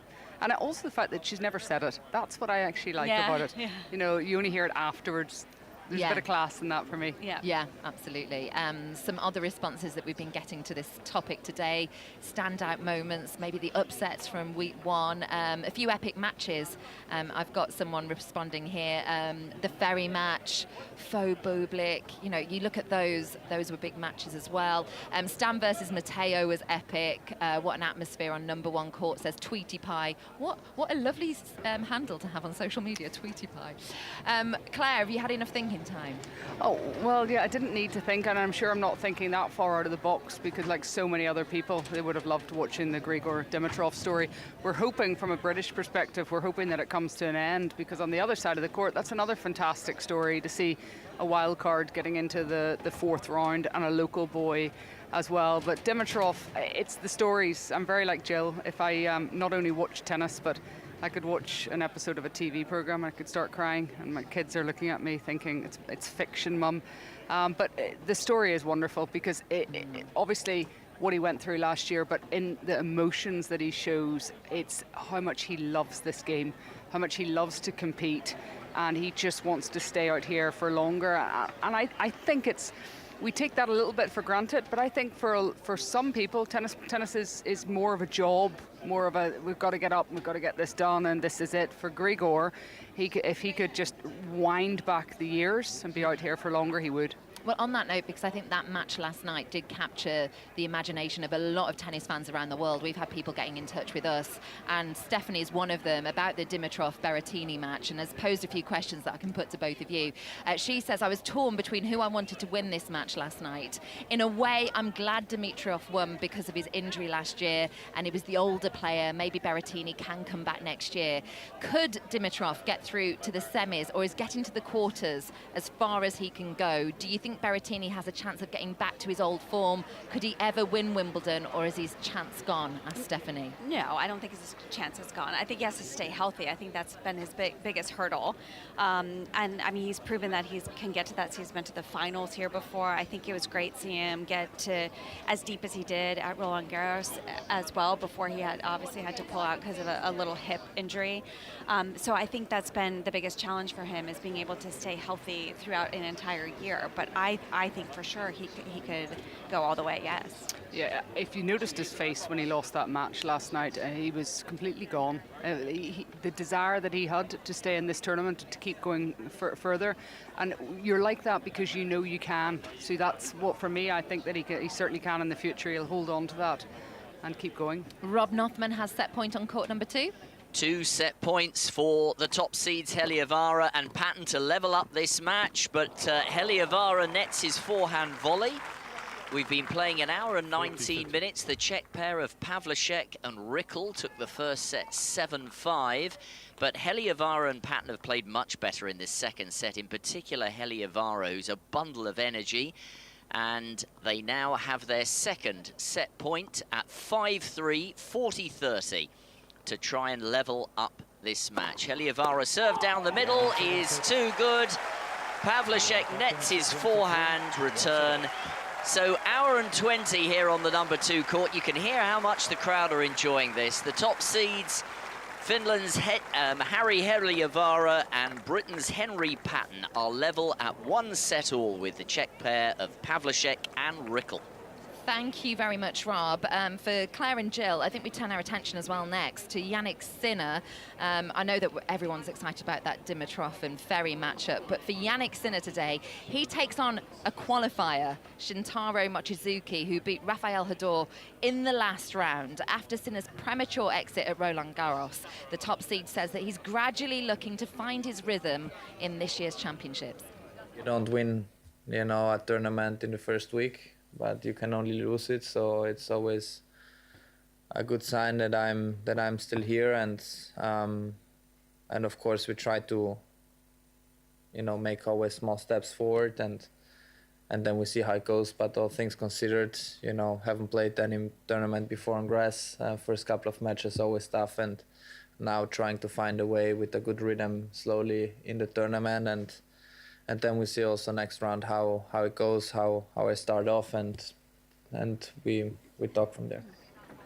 I mean, he's been favourite from the start, Jill. It has taken a little warming up. I mean, he's acknowledged that. He's very honest, isn't he, in his post-match press conferences? Yes, and I love that too. That he's not trying to shadow anything or leave anything out, not being open about where he's at.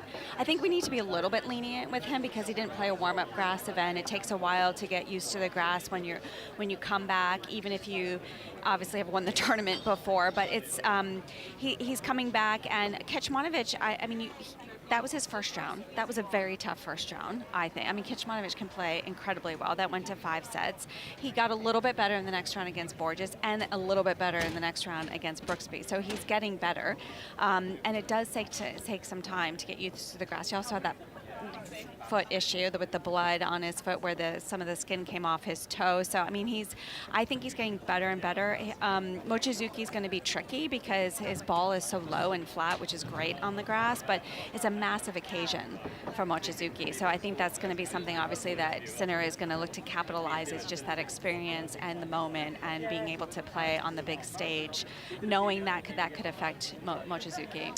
Yeah, I think the draw's actually been fantastic for Sinner, with obviously what happened in Paris, with the fact he hadn't had any of those warm-up matches, and that 5-set match in the very first round against Kecmanovic. That was the trickiest, but almost the best opponent for him to play 5 sets against, because of the amount of balls that he got to hit at the back of the court. The guy was like just an absolute wall against him. So I think he's warming up nicely for this tournament. I don't think today's match, again, I don't think he's going to have great problems to have to solve.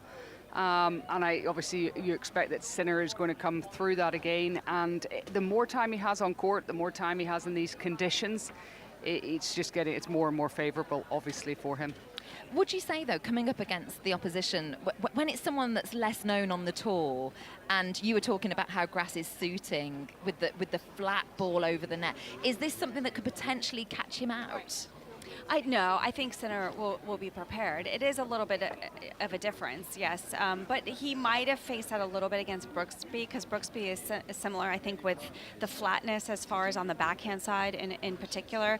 Mochizuki's slightly different because he comes forward a lot. He's actually going to come to the net a lot as well, so that's something that maybe Sinner will have to have some slight adjustments to, but I don't think anything's going to surprise him, like Claire said. Like, I don't think Mochizuki has a huge weapon to hurt him, especially with how fast Sinner is around the court, but it will take a slight adjustment for how much Mochizuki will probably look to come forward.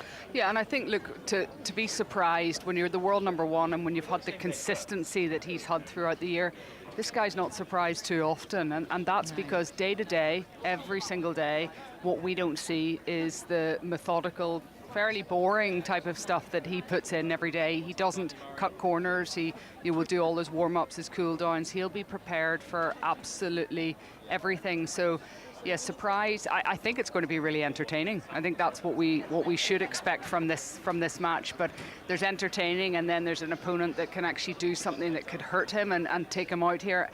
And I think when it comes to the big moments in this match, Sinner's just going to be way too consistent. We heard the first match on court 18 conclude earlier with Barry Milnes. We've had a swap over. Another match is underway. Phil Studd is watching. Good morning, Lindsay. Yes, it's a boys' singles match underway here, featuring home interest in the shape of Mark Seaban, who is now 17 years of age. He's a former British and European #1 player at under-14 level, and he also won the boys under-14s here in the singles at Wimbledon back in 2023. Tall guy with a big serve, standing in his way, Gavin Good of North Carolina. Very much a family affair in the Good clan, because Gavin's brother and sister are both today competing events back in the United States, but Gavin's parents are here to watch him, so a special day for them. They're trying to keep across everything that's going on amongst their children, and they'll be pleased with the start that Good has made. He's a lefty, and he looks like he has a very useful game. We've already seen aces from him, a nice touch at the net with the volley, and he broke the Seaban serve right at the start of the match. He's really having to work pretty hard to hold on to his own serve to back up that break right now. 2-love in the opening set here, and he's at deuce, having just missed his first serve here on a sunlit court 18. Thank you very much, Phil. We're down in the Southern Village, myself, Claire and Jill. We were summing up the vibes down here earlier on. I think who better to ask what the Southern Village is like than fans who are here for the day. So I'm going to start off by speaking to Catherine. Catherine, welcome along. You're from Battersea, I understand. I am. Tell us about the Southern Village experience and being down here, because some fans don't even know that it exists sometimes. Oh, it's really nice down here. We like it because of the big shop over there where you can get some Ralph Lauren stash.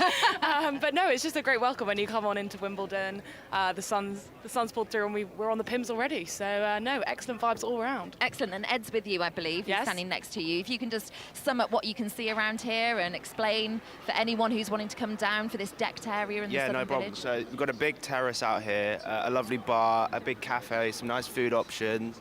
As Catherine mentioned, a nice Ralph Lauren shop for those that want to buy that.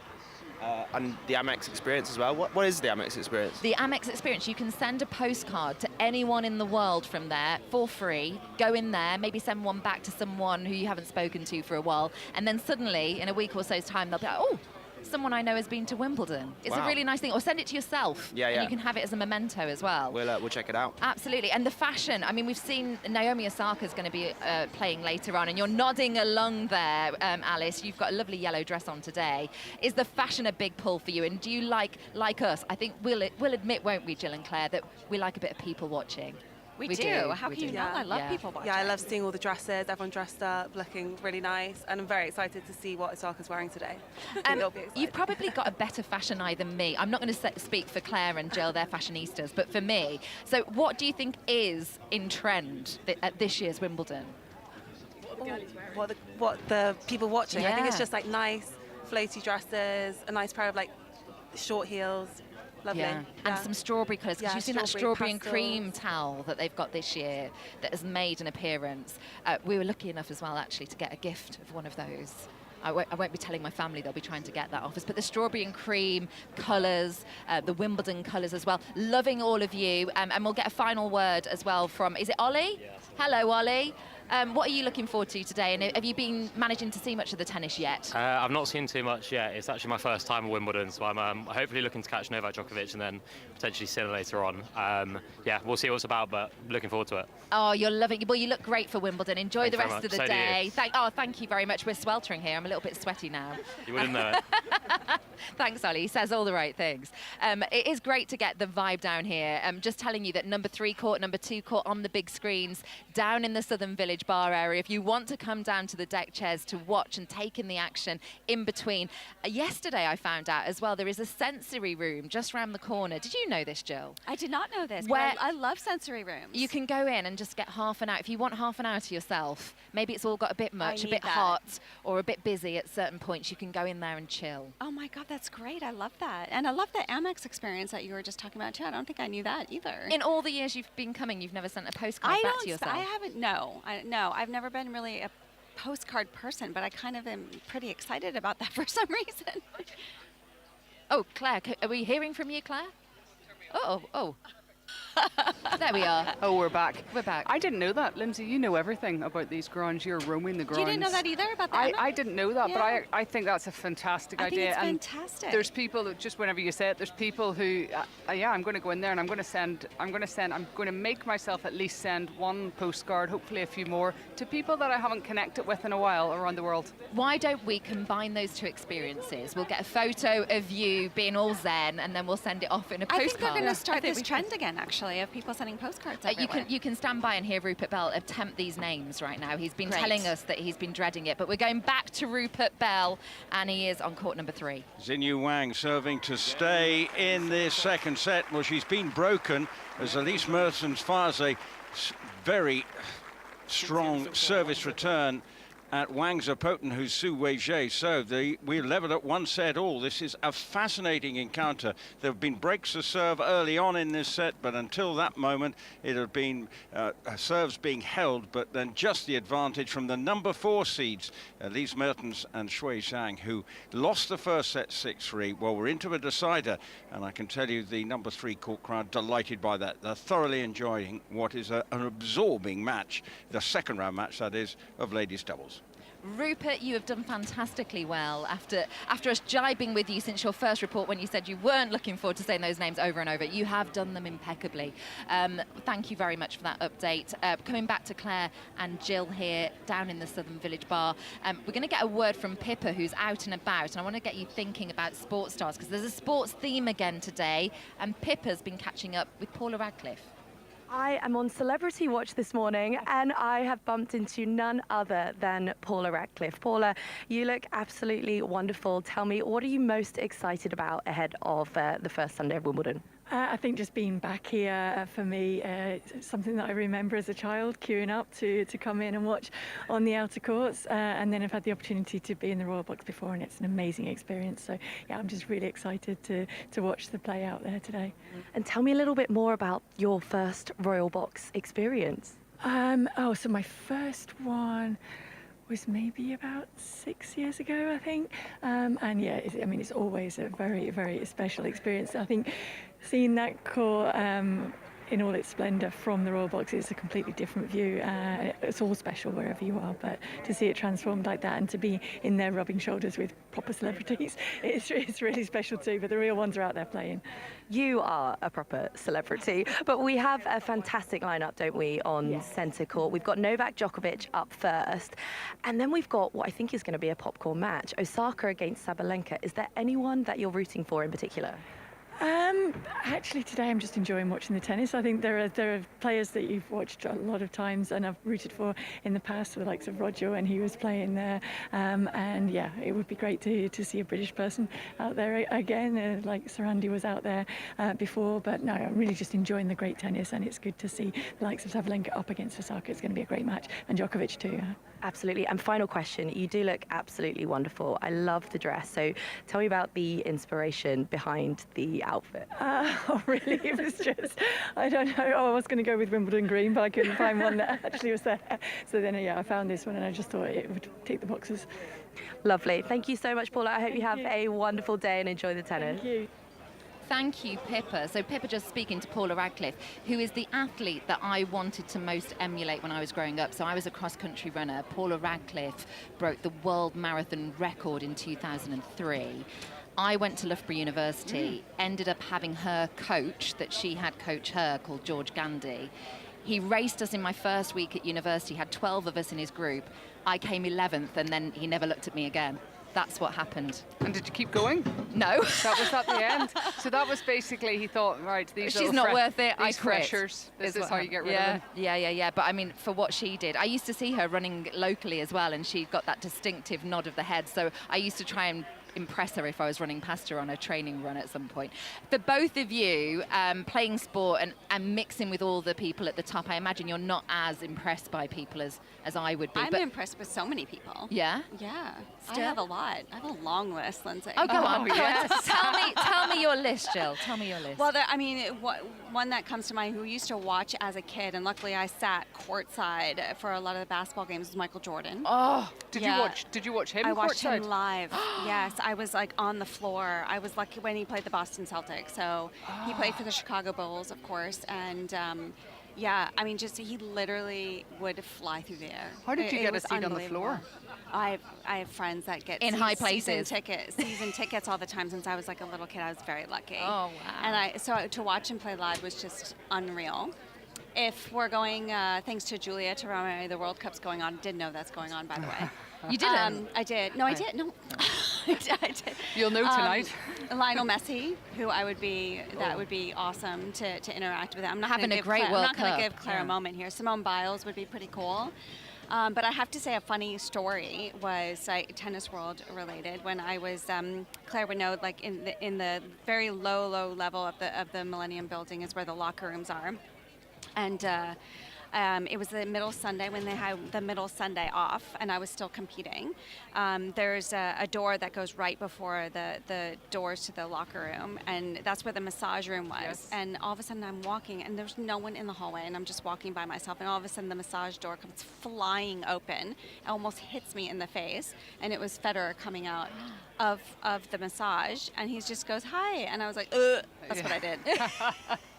I was so overcome. That was my response, and I just stopped, and I was so embarrassed. I might have done that if I'd have met Berrettini. But he does yesterday. have an aura. I mean, he's got an unbelievable aura about him. Some people do. It's They like that do. Beckham effect as Yeah. well, I think. Yeah, I would definitely have it for Roger Federer. Yeah. I mean, if you watched him walking around the grounds in his white outfit, the way he used to go onto courts to practice, he was like Tom Cruise. He had this like film star persona about him.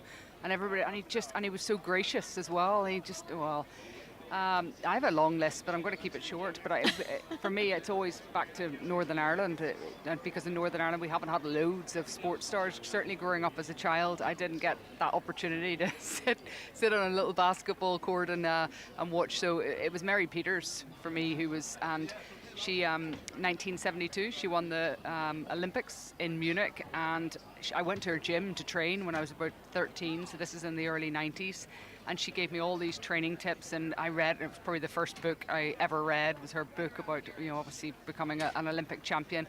It was massive, and then about 2 years later, I was playing a local tournament in Belfast at my tennis club, the Belfast Boat Club.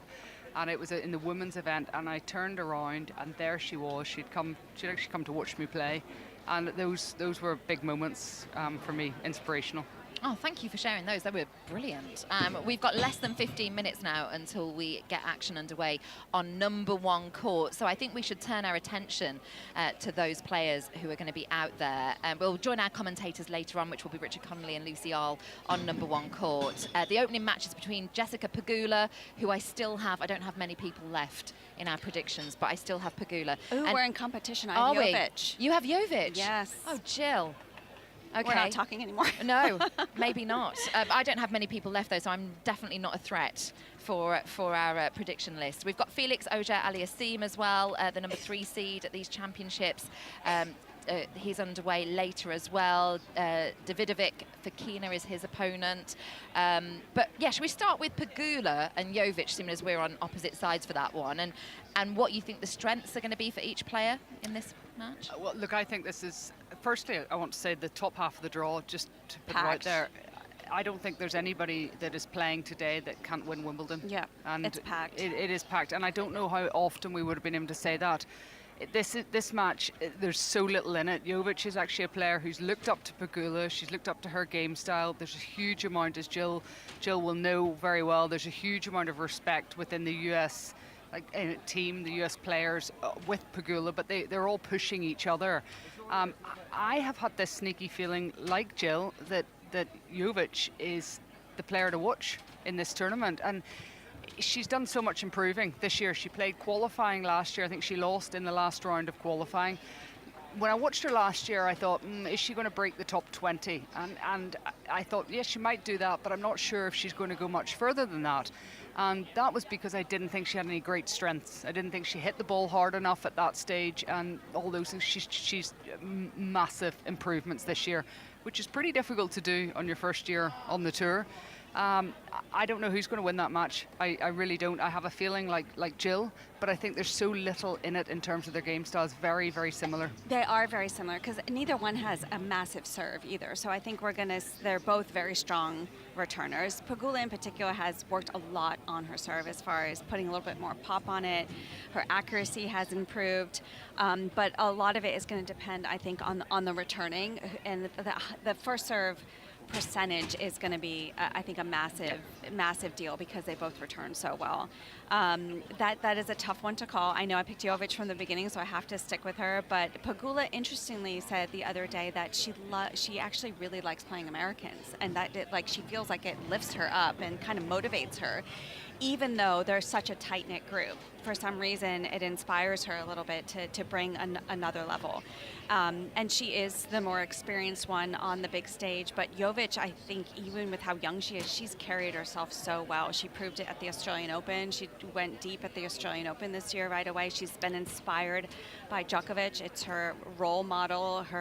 She's gotten mentored by him. I was just going to ask you that. Yeah. Do you think she's been getting extra advice? Yeah, she did in Australia. She was outwardly saying, I really just want to get some tidbits from him, and he's kind of like taken on that role a few times for her. So she's got a lot of inspiration behind her, and she's really easy to get behind. She's a really nice, I feel like I want to say kid, but she's a woman. I mean, she's a really nice girl. I think she carries herself well.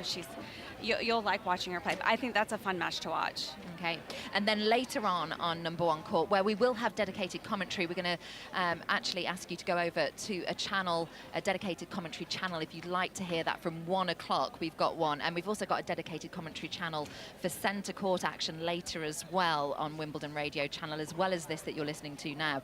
But we have another match that's it's the match of the double barrels, isn't it? Felix Auger-Aliassime, Alejandro Davidovic Fokina taking on each other later. I think Raj is covering this one, and he did brilliantly with the names earlier. What do we think about Felix? Because the other night I thought he was one of the best performers on this men's side of the draw. He looked at total ease, and as if this surface he's just been playing it all year. Yeah, well, he's been cruising through the draw quite nicely. Hasn't dropped a set so far, and I think this year for him it's been he's now one of the top 4 players. He's now in this position that when he's coming to a Grand Slam, this is his moment now for him, and I think everything has trended in the right direction for him. These two have a lot of history together. They played not just on the tour multiple times, but they played through junior tennis today. Davidovic Fokina is a former junior world #1 here. He's come, sorry, not junior world, he was #2. He's a former Wimbledon junior champion, and he's come here on the back of a title, and I love the way he plays the game. I mean, he's so colourful in terms of, on tour, if we had colours of clothes, you would see that he wears kind of opposite socks and opposite shoe colours. But I love his game. I mean, he's not a tall guy. He absorbs pace really well. He's solid on both sides. He's going to kind of be very, very aggressive, obviously, as we know, and he's full of confidence in this match. So, again, it's a big match for Auger-Aliassime. I don't know who's going to come out of that one either. Yeah, I think that's one that's very, very tough to call. I like the word you use, Lindsay, as far as describing Felix was at ease. I do feel like he looks very at ease. He played Zhang, he came through comfortably. That was the first time he had ever been on center court at Wimbledon. I felt like he really embraced it well because he's the favorite to win that match as well, and I think he just performed exceptionally well. It's the most aggressive I've seen him play, I think, on the grass, and it's working to his advantage. He looks very comfortable, but you could argue so much with what Claire said as well with Davidovich Fokina. I think he is just exciting to watch. That one is super difficult to call. I went with Felix, but I don't know. I think that Felix has got more variety in his game, but sometimes when you've got an awful lot of different things that you can use, then at moments, then they can use them to your advantage, but then you can overplay against kind of an opponent, and you can bring in a little bit too much variety potentially. I think Fokina is just going to be solid as a rock there and compete, and this match could go down to the wire. Just to round all of our court number one chat off, we must bring in Bencic and Goff as well. Watching Coco Gauff, and I've seen probably more of her at these championships than I have anyone else at the moment, just through pure fluke of which courts I've been watching. There is something to be said, Jill, about the mentality and the ability to be able to come back, but there's also something to be said about when you're out in front and not getting it closed and not finishing it off when you can. I think you could look at this either way. I mean, I think you could look at it like she's gutting through, like she's fighting through matches, and that can go a long way. I mean, you can end up also using that to your advantage, and knowing that you've had those challenges and adversity to fight through every single match. I mean, that can help you actually go and lift the title. Having said that, I mean, Bencic, I mean, I know Coco has the head-to-head against her in favor for Gauff, but to me, Bencic is the better grass court player. I think Gauff, she will outwardly say this is the surface that she's still trying to find a comfort level on that she feels like she doesn't have. She's, yes, probably the quickest on the tour as far as speed. But I think Bencic, to me, is the favored one in that match because of how well she plays on the grass. She takes the ball so early. Semi-finalist last year. So, and they've never actually played on grass before. This is the first time they're playing on the grass courts, and I feel like Bencic would come through that. I don't know what Claire thinks, but I think it's going to depend how she plays in the big moments, and I think because she's a big-time player and she's got the experience behind her, those are the moments that some players maybe before in this draw with Gauff, they haven't played well. They haven't played well in the tie-break. In those moments, they've had chances, they've made unforced errors. So Bencic would come for me, should have that experience. But I really struggle with Gauff. I have to say, because it's the quality, and that's what Jill is saying. There is such a quality in, to me, having a lot of weaknesses but finding a way to win. And I can't think of any other player that has been at the top of the game and has won Grand Slams and that actually has those types of weaknesses fully exposed that Gauff has. But yet, maybe I haven't thought of those players because they lose those matches. Gauff wins when she's playing pretty badly, and that's a very hard skill. That's usually a hallmark of a great player. Yeah, but absolutely. I can't think of anybody. I don't know about you, Jill, but can you to have the glaring weaknesses at times that she has on the court. And that's what you said, that mental fortitude is unreal. Yeah. The other night on number one court, I think I counted her get to one drop shot out of, I don't know how many, I lost count. But her moving forward didn't seem like it had done the previous match to me when I'd watched. And it's that consistency. But she's finding a way. But she finds a way. She's finding a way, which, like I said, goes a long way. And she could find a way to win the title. And we might be watching her through matches and think she didn't play very well there. She didn't play well, but it's when she plays well. It's when she turns it on. And she finds a way, and she has found a way so far in this tournament to kind of just get that little edge. And maybe it's a bit of, she's got the edge on a point, and maybe her opponent loses it slightly on the big moments. I want some insight, actually, from a coaching perspective on that, because not everyone can be like Nadal and be like a machine for hours and hours. There have to be moments as a coach when you're speaking to players about when to go and when to just rely on your natural ability, because you can't just be going through. Do you think there's a part of that that's playing into her game with the coaching element of that she gets it over the line, but there are times when she can just take it a little bit easier, maybe isn't moving around as much as we've seen? I don't think I've seen very many matches that she's been able to take it easier at all. I think every match seems to be a little bit of a struggle for her. But I think what is different about her and what must be different, it must come from the people around her. Whether it's from her first coaches or whether it's from her family. I often hear her mum shout out on the side of the court, "You remember, you're the champ, Coco." So just remember that mentality above kind of everything else. I think from a coaching perspective, it's so easy as coaches to take a player and start focusing on their weaknesses, because that's kind of your job. You've got to get somebody better. But I think with Coco Gauff, I don't think she has that hasn't been necessarily the massive focus. It's been more on building her up, to their mentality. Like you're great. Well, I mean, her coach specifically here, JC Farrell, has reminded her, he just keeps telling her, remember who you are.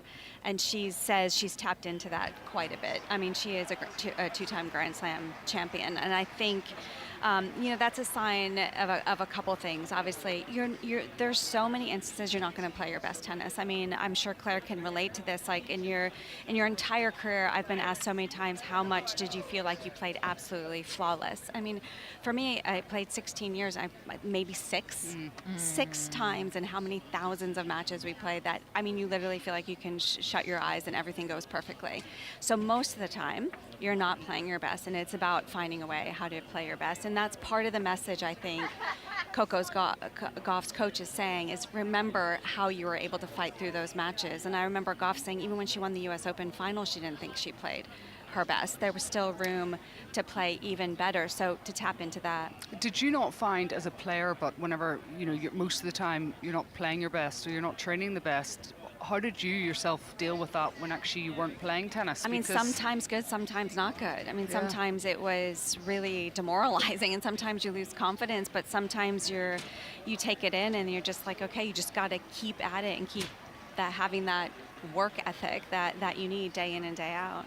The resilience. The resilience that you need. And if you just give 100% of what you've got, if what you've got is only 60, but you give 100% of that, that's the mentality.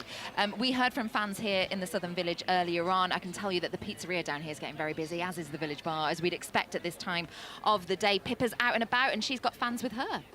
Well, Wimbledon isn't just famous for world-class tennis, it is famous for fashion as well.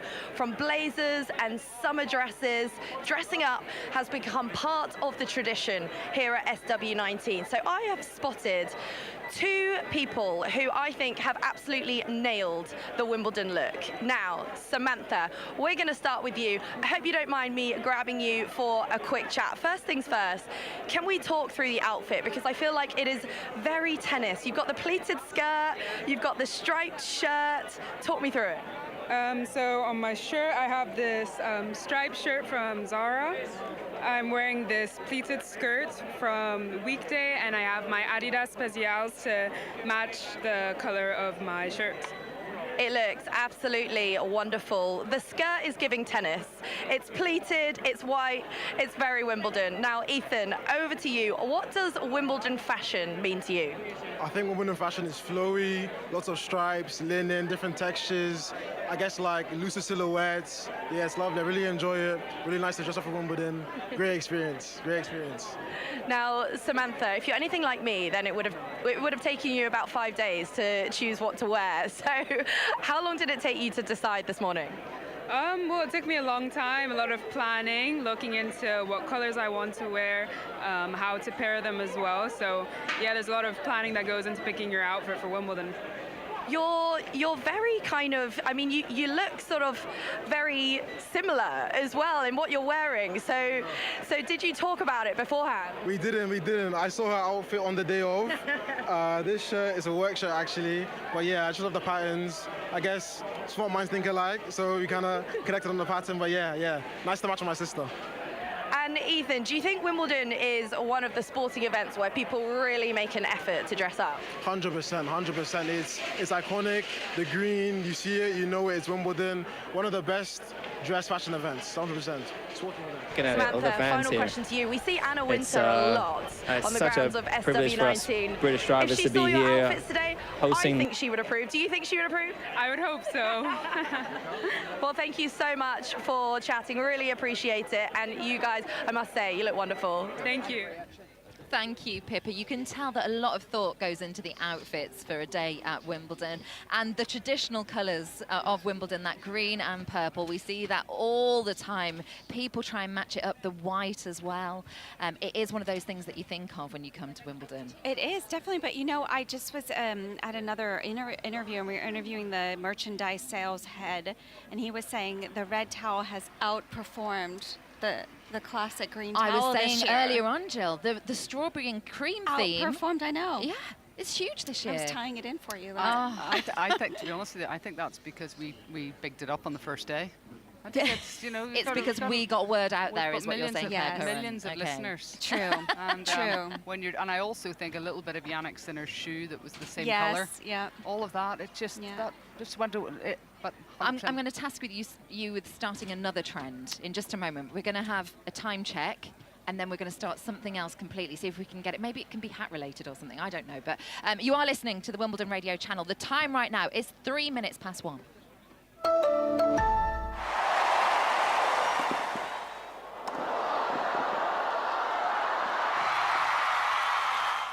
Check out the Amex experience in the Southern Village, where you can capture cool memories, customize your own tennis ball, and send a postcard anywhere in the world.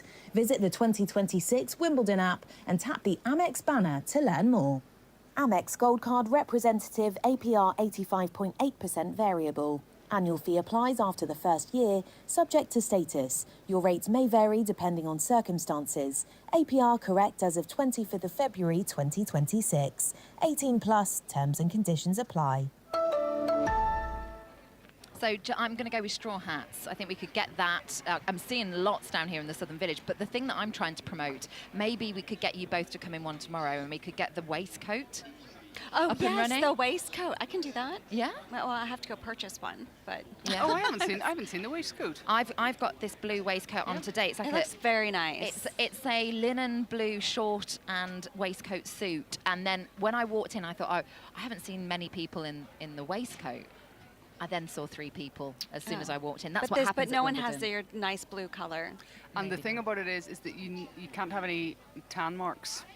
That's key. Because if that would make the decision for me when I'm looking at my wardrobe. I think, oh gosh, I've got some tan marks. I can't show the arms like that. But you've worked your tan nicely. Oh, thank you.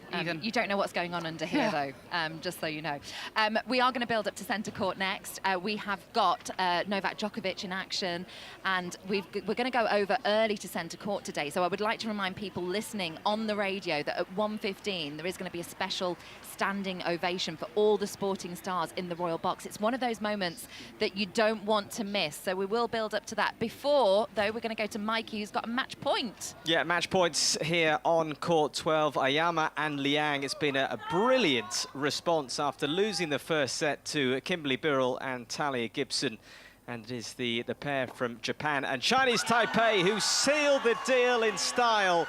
An ace down the tee. And we said they've been in good form.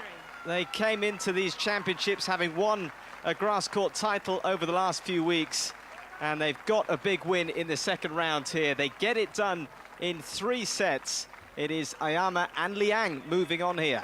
Thank you. We were encouraging people to take to their seats early on centre court for that special standing ovation with the Royal Box. Lots of sporting champions in there. I mean, one day we're going to look up and Novak Djokovic is going to be sat in there getting the ovation. But right now he's just rolling back the years.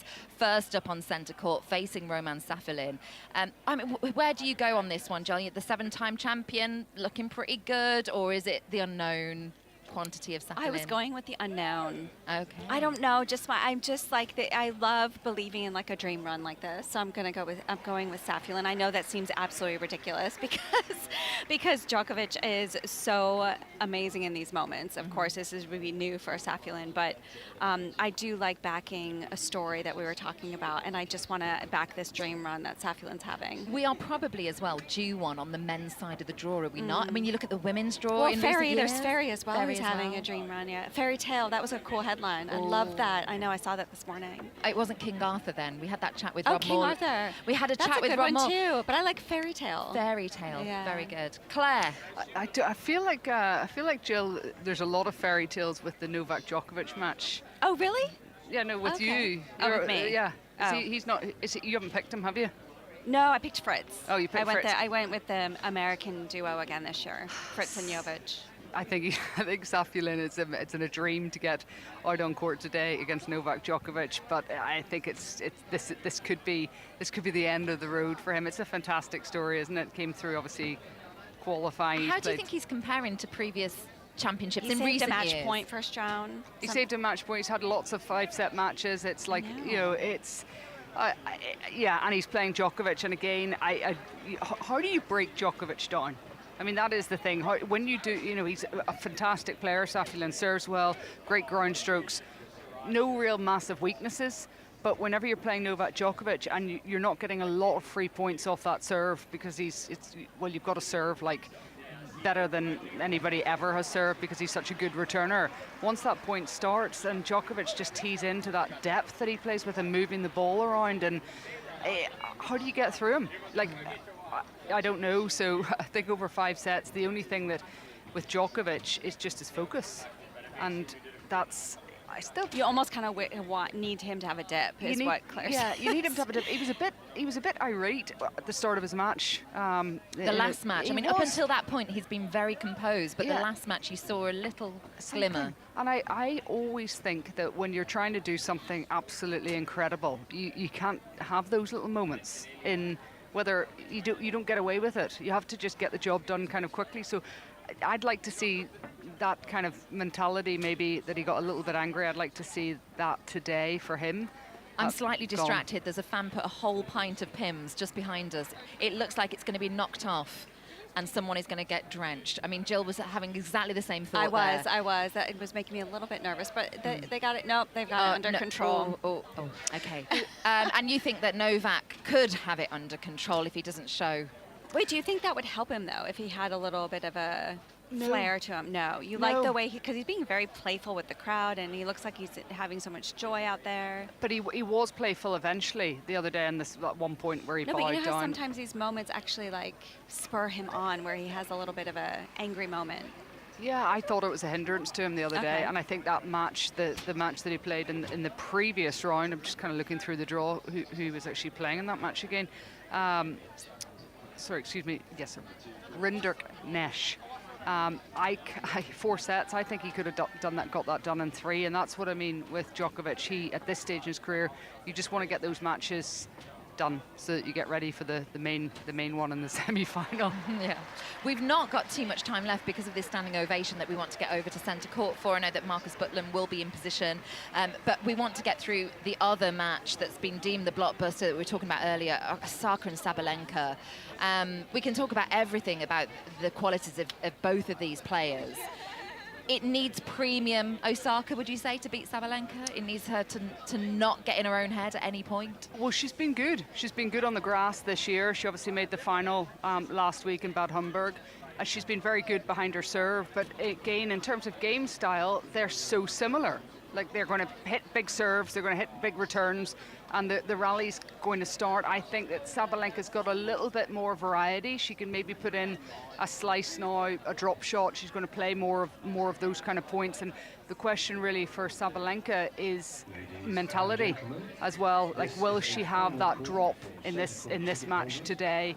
But I think they're head-to-head. Sabalenka's got a big lead head-to-head, and those matches actually were this year. But I think it's an unbelievably exciting match because we've been thinking that Osaka has got a game for grass, haven't we? Well, was it you, Jill, that I overheard, or was it Olga talking about less enforced errors? Yeah, from she only had Osaka? 6 against, from Osaka. Yeah. Well, Sabalenka only had 6 against Ostapenko, which is incredible. That's massive. That's incredible. Yeah. And I think, sorry, Jill, but I think that unforced errors. That's the stat that we have to look at the end of this tournament from the women's side.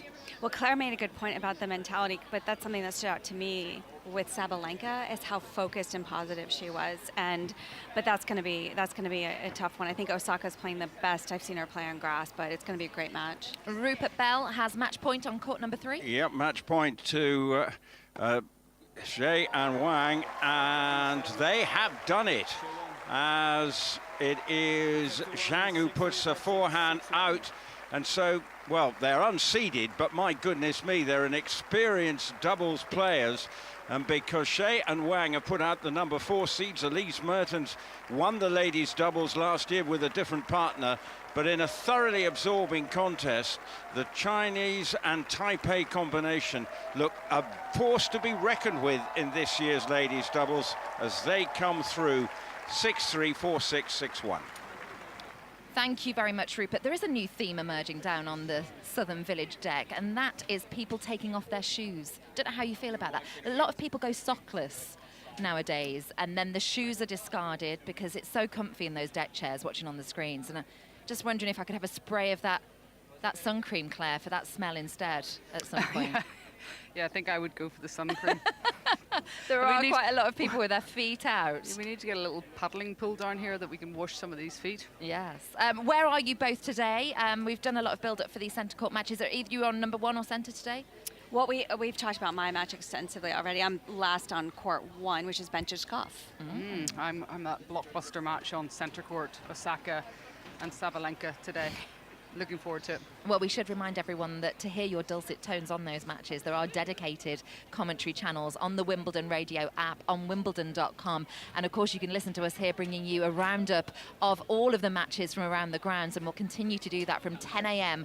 to close of play every single day. You've got the hill. I'll be up there later speaking to some fans, getting all the atmosphere whilst you're in air-conditioned rooms, can I point out? We'll be thinking of you. Oh, okay.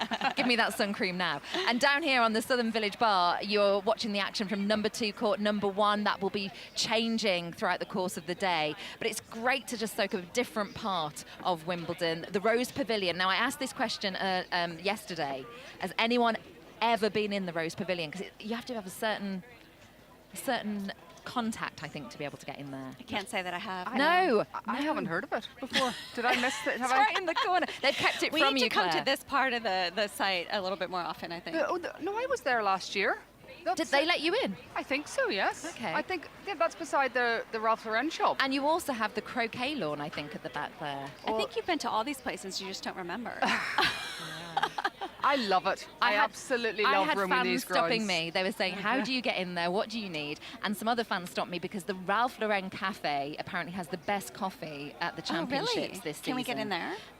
I think it's difficult. I think it's got quite a queue now. But you'll be fine, Jill. You just go and show your face. Claire can do the same, and I'll stand at the back. I need Claire by my side to get in there. We're just going to wing it. That's how I would say. That's how I do it. We're just going to walk on through and keep the head high and see if we can get through. Thank you both for your company. I know someone else who's used to waiting at the back of queues, and that's Marcus Buckland. I'd be there with him. We'd be at the back, letting you guys all go first. Wouldn't we, Marcus, on centre court? No. Can I just tell you, I've had a delicious lunch in the Rose Pavilion just a few moments ago, having started my day with coffee in the Ralph Lauren Cafe. I mean, come on, that's the only way to start any day at Wimbledon. I'm surprised I've not seen any of you guys there during the first week. They don't let us in. That was the point, Marcus. There's a few areas here where they just say, no. Quite right. Your face doesn't fit, but clearly you know someone in high places. Well, you know, when Claire Curran has disgraced herself by rolling down Henman Hill when it's snowing, she can hardly expect then to be allowed into the Rose Pavilion. I hear the CCTV footage of that. Yes, it's going to go viral. I think they're going to release it very shortly. But thanks, Lindsay. Thank you. And here on centre court, Claire Balding, who yesterday was wearing a very elegant sort of Japanese kimono type outfit, is striding towards the umpire's chair at the moment. She's wearing a slightly more regulation bit of clothing, white trousers, quite a long blue jacket, very smart. And in a moment she is going to introduce the centre court crowd to a whole host of sporting superstars. Now, we've become very accustomed here at Wimbledon on the middle Saturday to see some of the greats. And there are even more of them in the Royal Box today. It really is the most extraordinary list of champions from a whole variety of different sports. I have Olga Savchuk alongside me. I mean, I'm surprised, Olga, you're not up there. You're dressed to be in the Royal Box again for the third day running, I think. Olga wearing the most delightful white, well, it's a shirt, isn't it? But it's a very elegant shirt. Black trousers. She did have high heels on. Disappointingly, they've been replaced by trainers. Oh, there they are, in the bag. So you could easily get into the Royal Box. But I'm wondering how many of these superstars you are going to know. Oh, Olga. no.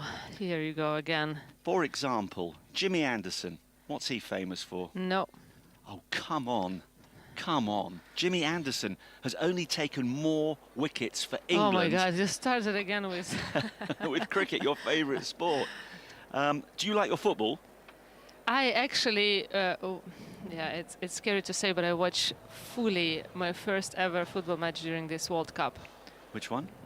All of them, actually. Ah, so Yeah, you've got into it. most of them. I got into it. What's your Premier League knowledge like? Premier League. Put it this way. I know. Well, you've heard of a couple of the teams, have you? I mean, which is the best team in the Premier League? I think it's Arsenal. No. Yes, No, Arsenal. Tottenham Yes, Hotspur. no. This is. I think they're Hotspur. losing badly. So Arsenal. I go with Arsenal. Would you be able to tell me the name of the Manchester United head coach? Marco Carrick. Oh my goodness me, well done. You see? He's in the Royal Box today. That is absolutely brilliant. Do you know who scored a hat-trick for England in the 1966 World Cup final against West Germany at Wembley? Sergio First. Oh my. Bum. This is extraordinary. I mean, you've been doing your homework or somebody's... Did you learn who somebody's... Theo James is? Who? Theo James. Oh, British actor. Yeah, you're obsessed. You're obsessed. I'm obsessed. You are yeah. obsessed I with desperately want to see him in the Royal Box. All right, hang on. I'm so impressed here. Also in the Royal Box today, one of the great footballers of all time. He played for Liverpool. He managed Liverpool. He managed Glasgow Rangers. Managed a whole host of sides. He was a very good Scottish international. Very hard tackling footballer. Do you know who he is? Graham Souness. Oh, stop it. How are you doing so this? Good. How are you doing this? I'm just smart, Marcus. Somebody is in your ear. I'm not playing this game anymore. Very impressive, though. However it's working, there's trickery in the air here on the Wimbledon radio channel. Anyway, the microphone is in place, and Claire Balding is just standing next to one of her production assistants. The Royal Box is filled up very quickly. And it's a perfect start to what should be a fantastic afternoon of entertainment. We've got Novak Djokovic first on against Roman Safulin. I am still staggered that Jill Krabus and Raj are tipping an upset. Those two have met on 3 previous occasions. Djokovic has won all 3 and he hasn't dropped a set. But Safulin has had a deep run at Wimbledon before, so he's certainly a much better player than his current ranking would suggest. By the way, I should point out that play is underway on #1 court. It's the All-American clash between Jessica Pegula and Iva Jovic. Pegula's seeded 4. Jovic, very young but very talented, is 16, and she's got the early break, and there is dedicated commentary available right now on that match. And that's the case throughout the fortnight here on the Wimbledon radio channel. Every single match on centre court has full ball-by-ball commentary. Likewise on #1 court up until the latter stages of next week. So if you're particularly interested in Pegula and Jovic, that is available.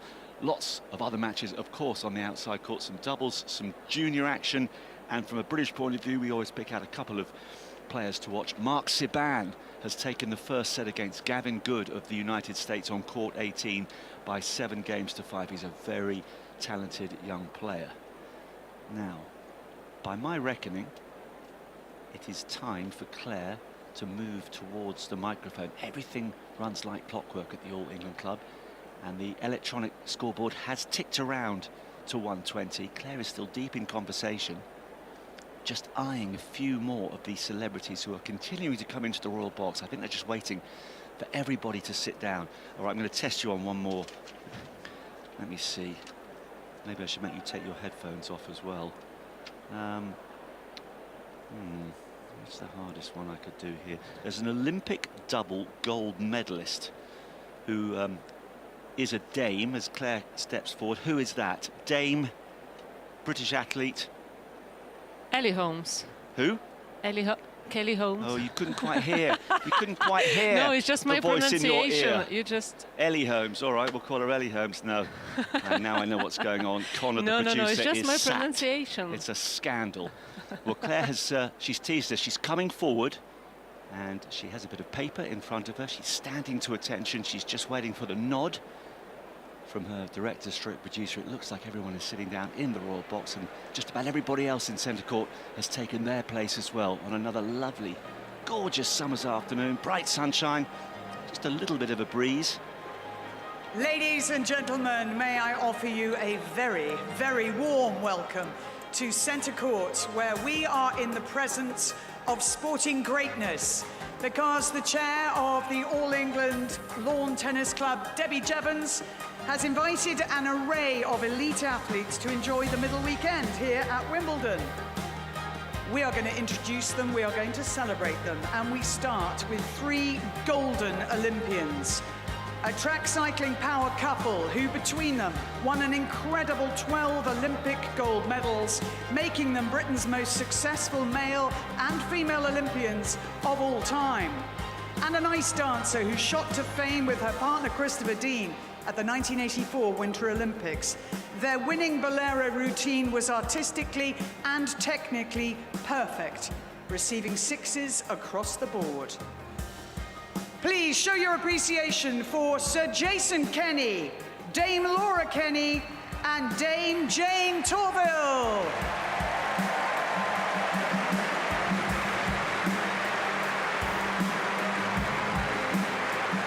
From the world of rugby now, we welcome a Wales and Lions fly half who scored more than 600 test points, helping his country clinch 3 Six Nations and a Grand Slam.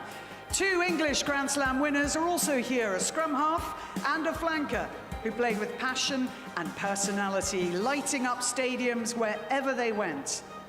And the most capped rugby player of all time, a formidable leader who made 170 international appearances for Wales and the British and Irish Lions. A big cheer, please, for Dan Biggar, Danny Kerr, James Haskell, and Alan Wynne-Jones.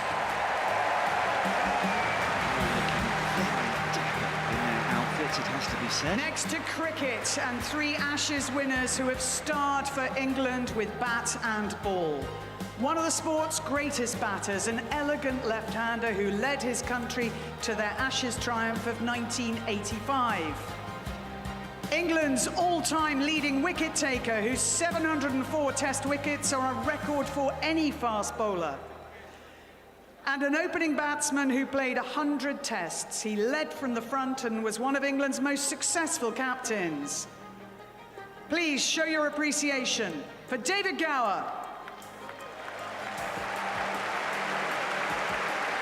Sir Andrew Strauss, and Sir Jimmy Anderson. Oh, cricketing royalty of that, there is no doubt. Now we welcome 2 gold medalist rowers from the Paris 2024 Paralympics, who helped Great Britain dominate on French waters. They are both European, World and Paralympic champions. Please give it up for Frankie Allen and Greg Stevenson.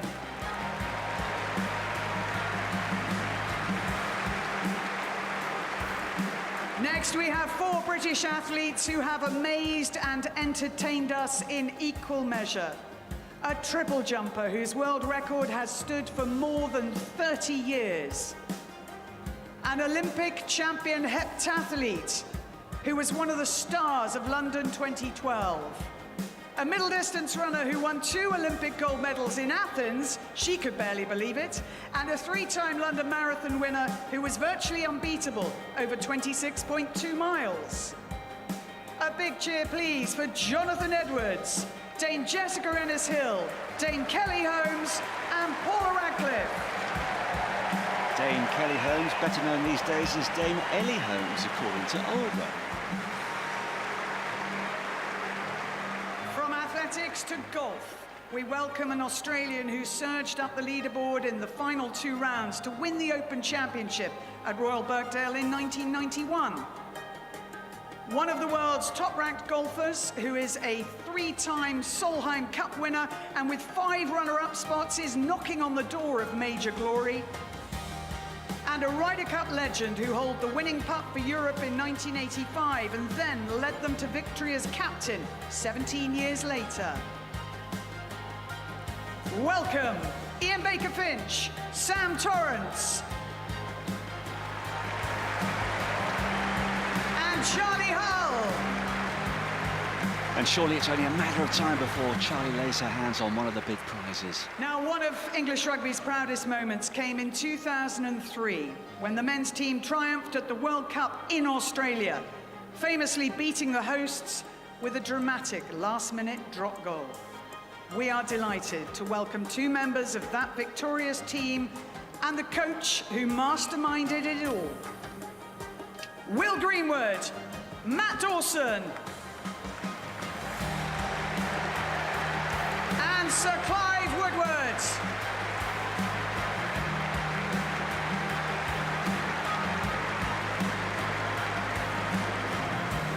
Now we turn, appropriately enough, to tennis. And a Roland Garros champion who became the face of Wimbledon for British TV viewers, bringing us all the drama from these famous courts so expertly for more than 30 years. She's joined by a Canadian Wimbledon finalist from 2014 who we are delighted to have as part of the BBC's commentary team this year. Please welcome Jeannie Bouchard and the one and only Sue Barker. Biggest war so far. She is a legend in these parts.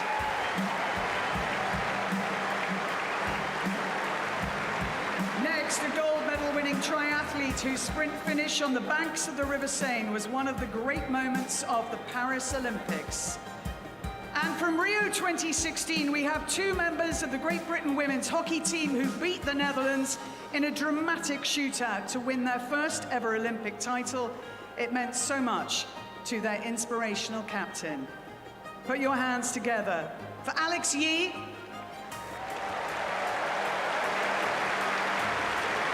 and Helen and Kate Richardson-Walsh.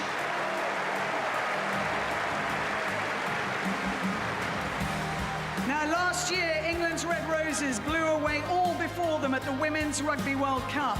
Their win over Canada in the final at a packed Twickenham was a moment to savour, not just for England, but for women's rugby overall.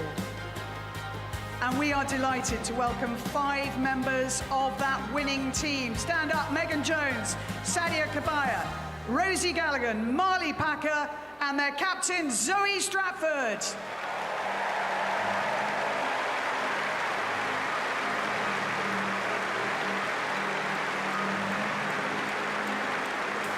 And finally, from the world of football, we are joined by a superstar lioness who helped England retain their Euros title last summer. A Champions League and 5-time Premier League winner with Manchester United, who is targeting more success as the club's new manager. One of Liverpool and Scotland's greatest midfielders who helped the Reds rule domestically and in Europe. And on a really big night for England in this year's World Cup, we are honoured to have the hat-trick hero from the 1966 final here in the Royal Box. Let's hope it brings them luck. Please show your appreciation for Lauren James, Graham Souness, Michael Carrick, and Sir Geoff Hurst. Oh, there are some people on the pitch. They think it's all over. It is now. We are so honoured and so thrilled to have such an amazing array of sporting greatness here in the Royal Box, looking down on centre court and ready to enjoy what will most definitely be a fabulous afternoon and evening of tennis. Thank you. Brilliant stuff. Well done, Claire. What an array of talent in that royal boxer. Jeff Hurst, who got the hat-trick against West Germany at Wembley in 1966. He only came into the team because of an injury to the legendary Jimmy Greaves. And Kenneth Wolstenholme, the BBC commentator, came up with that line because people were coming onto the pitch at Wembley. It was the dying seconds. Hurst became the first man to score a hat-trick in the World Cup final. And, well, we could do with, from a purely British point of view, English point of view, at least someone scoring a hat-trick tonight against Mexico. 1 a.m. start in the United Kingdom. It's not ideal, but I'm sure a lot of people are going to stay up for that. I don't know about Olga. But, oh, that was brilliant. Terrific opening to our centre court lineup, and the players will be out imminently for the first match. Over on number 1 court, Iva Jovic has stood a break-up against Jessica Pegula in the first match. There she is currently serving at 3-1, 40-30. Now, the men's doubles third round clash on number 2 court, featuring, amongst others, Great Britain's Henry Patton, came to an end a short time ago. It was described for us by Rob Nothman. So 3 match points for the number 1 seeds in the men's doubles, Harry Heliavara and Henry Patton, up against the Czech pair of Pavlicek and Rickel. Rickel is serving at 6-9 in this final set tie-break. Backhand return from Heliavara, cut off there by Patton. Heliavara now with a forehand, and it's netted by Pavlicek. And Patton and Heliavara get a standing ovation from the number 2 court crowd. My word, they've been made to work extremely hard for this. They were 4-1 down in this final set, but they fought back, they took it to a tie-break, and they've come through that tie-break to reach the quarter-finals. And now they're drinking in the applause from the number 2 court crowd. Heliavara and Patton into the men's doubles quarter-finals.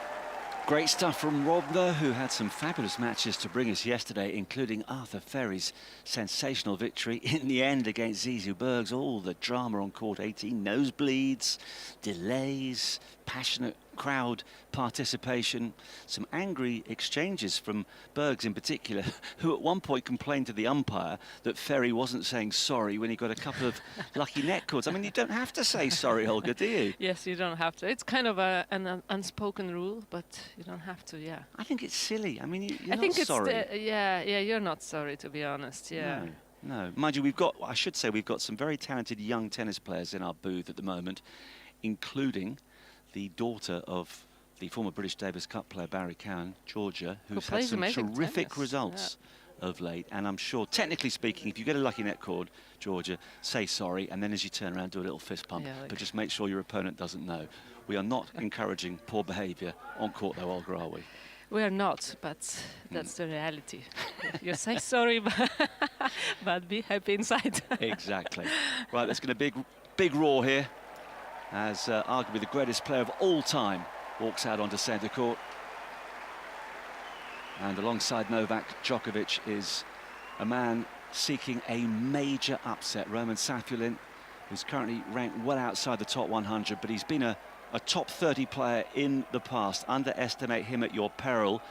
He produced a magnificent performance a couple of days ago to see off the boy from Brazil, the man who beat Djokovic at the French Open recently, João Fonseca. So, although I think 99% of us expect Djokovic to come through, the exceptions being Jill and Raj, it's not necessarily going to be straightforward, is it? Yeah, I think for Roman Safiullin it will be very important the way he starts, and if he can go deep in the first set, then he probably will have his chances. But Novak Djokovic looks so good in previous matches, and it's going to be also dependent how Roman Safiullin feels physically, because he had some thrillers matches on the way to this meeting, beating Rublev in 5 sets. That was a unending match, and then beating Wander Zanshulp, beating in 5 as well, and then having a slightly easier match, if you can call it easier, against Fonseca.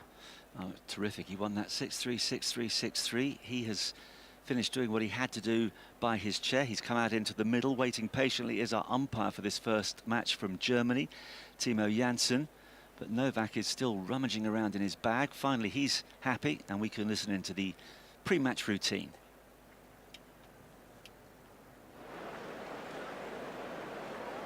Live electronic line calling and video review news. You may also challenge after the point is completed. For your towels, Roman is the purple box. Purple box. And you take the green, please, okay? Do you have any questions? No? It's rackets or championships? Championships called. Yeah. Championships, you choose. Surf? You stay? Okay. Just dips slightly behind the cloud, but it is a lovely afternoon. Well, get ready here. Jessica Pegula has broken back on #1 court against Iva Jovic. So after 5 games, they're currently sitting down. Pegula in a moment will serve at 2-3.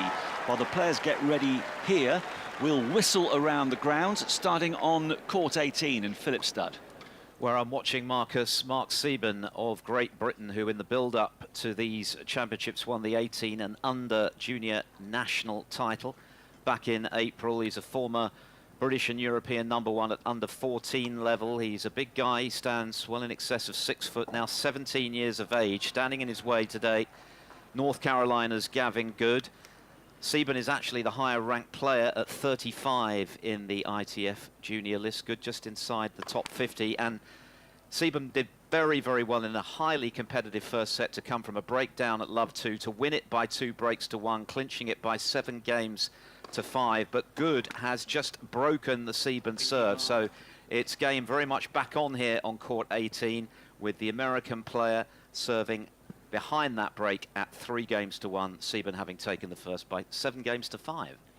Thanks, Phil. Now on court 12, 4 very familiar names are taking part in a ladies' doubles second round encounter that's been watched for us by Mikey Pereira. Yeah, it's been all about the ladies' doubles so far today here on court 12. We had a very entertaining first match. This is our second match, the early stages here, as Ellen Perez and Demi Schurz have got an early break on Camila Osorio and Solana Sierra, the South American duo from Colombia and Argentina. It's been a really bright start, and there's a lot of experience and pedigree in terms of the doubles play here on this court. It is Demi Schurz serving as they lead 2 games to 1 here.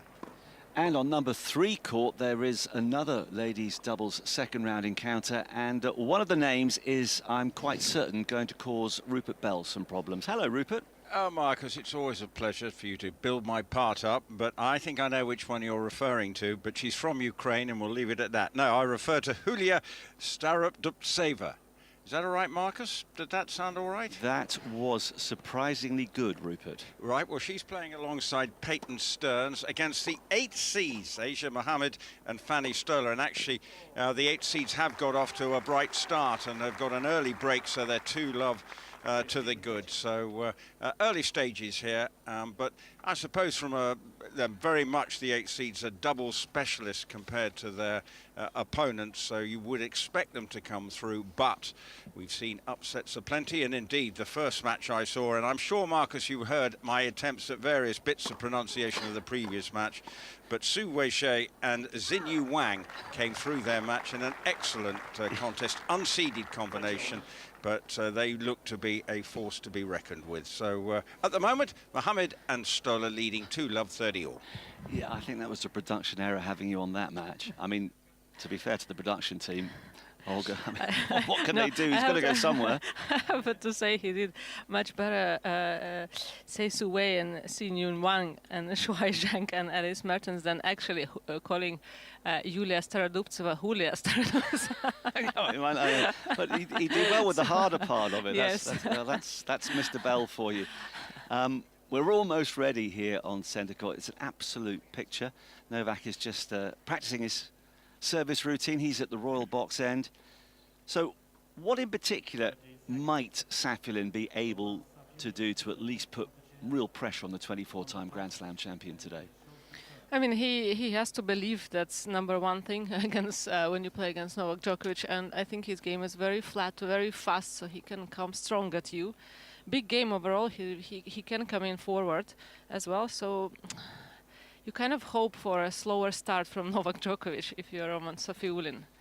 Yeah, you can hope, but whether you can expect is a different matter. This could be a huge day for Novak. Another victory this afternoon, and he breaks Roger Federer's Wimbledon record.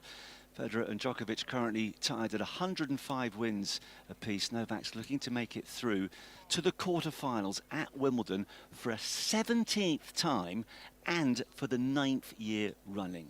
And you would think that he aware about this record. Definitely. 100%.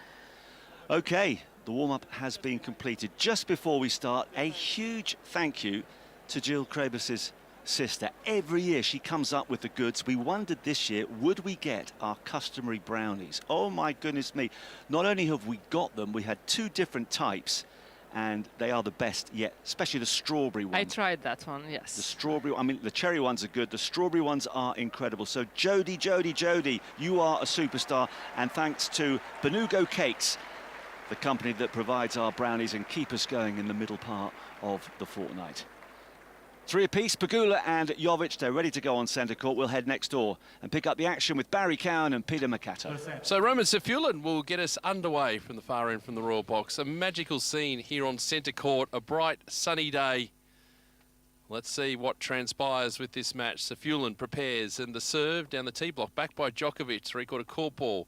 A forehand from Safulin, a high lob from Djokovic. Stepping in and hitting an overhead is good from Safulin, but Djokovic is there. He throws up another lob, this near the baseline. The overhead from Safulin, this time into the 8 court for a winner. Had to play the extra ball, got the result, 15-love. Well, not a bad start, was it?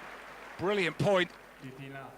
Good serving from Safulin. Djokovic on the stretch, something that we know makes so many returns, and that's going to be the difficulty for Safulin. How many cheap points will he be able to get on his serve?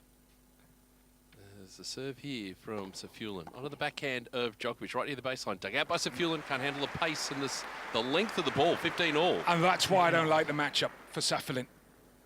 I think to beat Djokovic on the grass, you've got to come with heat with the serve. Yep. And I'm keeping an eye on those unreturned serves. 2 for 2 so far for Djokovic on the returns. Doing what he does best, looking for win number 106. As the serve onto the backhand of Djokovic. Half-court ball, a forehand Safulin, clean winner. He goes to 30-15. Yeah, in terms of his ground strokes, he can pack a punch. Sort of a little bit of Karatsev. He is a bit. Oh, my man Aslan. Yeah, where's he gone? Well, he had he had a good couple of years and then just fell down the rankings again. Semi-finals of Melbourne as a qualifier. Yep, I was right on board with him. There's the serve here, onto the forehand, off forehand from Djokovic. Picked up by Safulin. Now he's hitting a cross-court forehand. Cross-court forehand from Djokovic. Up the line goes Safulin. Slice backhand into the 8 court. Djokovic slice shorter ball from Safulin with angle. Matched by Djokovic in better angle. Up the line goes Safulin. He leaves plenty of court open, and Djokovic puts away the easy forehand. It's 30-all. Glorious tennis. Didn't really feel like the drop shot was the right play from Safulin. Djokovic responded to perfection with his drop shot of his own. Strong start against Rindic Nesh, and so far there's been 4 very good points from both. Might have to remind Roman that, hang on, I pretty much own this court. You're just here at my discretion. There's Safulin at 30-all. Serve onto the backhand of Djokovic. Backing up the line into the net from Safulin. You've got to be careful for that. 30-40, early break point. Yeah, the only person who's been on this court more than Djokovic is Neil Stubley. Yes. And he's been the head groundsman for the last 35 years or so. And even that's taken into 5 sets. Well, Novak wants to be here in just over 7 days' time. If he is here, he'll be playing in the final. 30-40 break point here for Djokovic. Starts onto the forehand of Djokovic. Cross-court backhand from Safulin. Slice backhand from Djokovic. Up the line from Safulin, the heavier ball. Forehand up the line from Djokovic. He's moving into the 8 court now. Plays a slice backhand up the middle. Going the other way is Safulin with a forehand. Now he's deep in the juice court, playing a forehand up the line and missing. That's just Novak Djokovic, 101. He's got the breaker serve in the opening game. Yeah, that's a ridiculous opening game. Kind of feel for Safulin. Just checking my message to see if Jill's messaging me. already after 3 minutes. But surely she's not off. She's not off yet. Surely, Jill. Stay with us. And I was out watching the juniors, sort of in between court 4 and court 5, and all of a sudden, beyond the other side of court 5 was security. Make way, make way. It's Novak Djokovic. So was he hitting on warming up? That was at match court? 12:30, which I thought was quite late, actually. What court was he Must on? have been to the second row. Yep. So what's that? Is it 8, 9? Yes. 10, 11? Yes. So he'd be hitting out there. So would he have had the preference? Would he have had the choice, obviously, of a Rangi versus? He always gets the choice. Yeah, but so you very rarely though see players. Well, they have week. one court that they keep each day for would be a championship court that a top player can use before they go on to play on centre one. Well, I saw that the Novak fans, once the word gets around, because it's, you know, like people can move very quickly from place to place around here. They would be flocking to it as Djokovic serves, picked up by Safulin up the middle of the court. Cross-court forehand from Djokovic. Safulin go with a forehand of his own. Forehand to forehand we go. Now cross-court backhand from Safulin, matched by Djokovic. We're in the ad court. And now Djokovic hitting a cross-court forehand, matched by Safulin. Up the line from Djokovic. Cross-court backhand from Safulin. He's hanging in this rally as he goes with a big off forehand. Picked up the line from Djokovic in the middle of the court. Safulin, oh, that's nice. Cross-court forehand winner past the outstretched racket of Djokovic. It's love 15. Yeah, even though he got broken, it was a good opening game from Safulin. 15. Just important that he just sticks to what he does well. It does make your job a little bit harder, though, in the morning, if you're at Rangi and the players are all practicing on the championship courts. Yeah. Sometimes people just like to be creatures of habit. Yep. I mean, Yannick Sinner. Yeah, true. Practice court 1 last year. Yep. This year, practice court 2. The serve here from Djokovic takes the net and goes wide. In a decade's time, he might be on practice court 10. If he keeps winning the title. They'll build a few more down the back there just for him. So taking plenty of time, as he usually does Novak, as the serve. Onto the forehand, blocked back by Safulin. It's floating beyond the baseline. And it's 15 all. I have to say too, Barrow, but the great honour and privilege, as Djokovic just wipes his eyes, of being able, that media tournament, which we've banged on about it nauseum last year because I won it, the indoor courts across the road, I mean, the facilities, I mean, I don't need to tell you because you already know that, but the immense privilege of playing on those courts, and I know they're across the road and they're hard courts and everything, is just sensational. Did you notice there was a Grand Slam champion on the next court? Where? Yeah. Indoors? Yeah. Who was it? Sam Stosur. Oh, was too. Practicing with our very own Claire Curran's daughter. Ah. It was a lovely practice session as well. Really? Yeah. Okay. We had the barriers in place just not to put them off. It's the second serve, double fault here for Djokovic. And it's 15-30, and again he's going to wipe his eyes with his shirt. Yeah, he had a bit of an issue actually against Rinniknesh early on, the same thing. He is very bright out there, and Djokovic has had issues in the past with the contact lenses. Well, it is a bright day. The sunshine beaming down. The fans, with the fans. It's about 26 Celsius at the moment as the serve here onto the forehand of Safulin. Half-court ball. And that big from Djokovic. He's gone long, so break-back points here immediately for Safulin at 15-40. Yeah, I think he's still struggling here, Djokovic. Taking his time now. This has been an error-strewn game. It was a perfect opening game. I'm just interested because he went with his shirt the last couple of points, and now he's finally gone back to his towel. He'll wind this serve clock down. He won't have time to get into position here. He's going to have to move quickly. He's down to 4 seconds. Into the ball bouncing. 2-1, and now he delivers the ball, which clips the tape. So now he'll get a bit more time.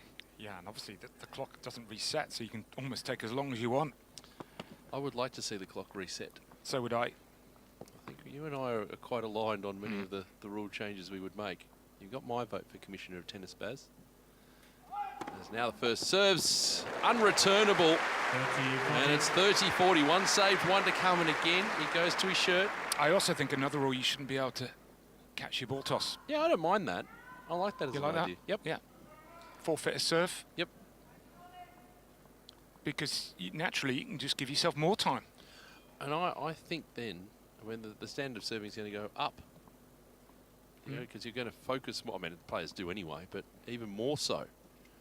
As the serve here, onto the forehand of Safulan, right off the baseline. No, he's just missed it, not by much, and we're at juice. He's got to go attacking like that through the middle of the court. Just beyond the baseline, a total miss hit from Djokovic. Actually, it landed right on the baseline, Djokovic. So it would have been a very difficult shot for Safulan. But time and time again, we've seen Djokovic find first serves under pressure. An underrated, well, he's probably not underrated server anymore. No. So the serve coming in. Onto the backhand of Safulan. It's a deep return. He's really struggling with that cross-court backhand. Djokovic pulled up on it, and he pulled it wide, so another break-back point here for Safulan. Yeah, this is just about trying to get through this game, that far end for Djokovic. A little bit of a smile on his face. Third break point for Safulan to get this back to 1-1 in the opening set. As he waits now, does Safulan for Djokovic to deliver this ball. About a metre from the baseline, he is at Djokovic. That's a big miss on that first serve.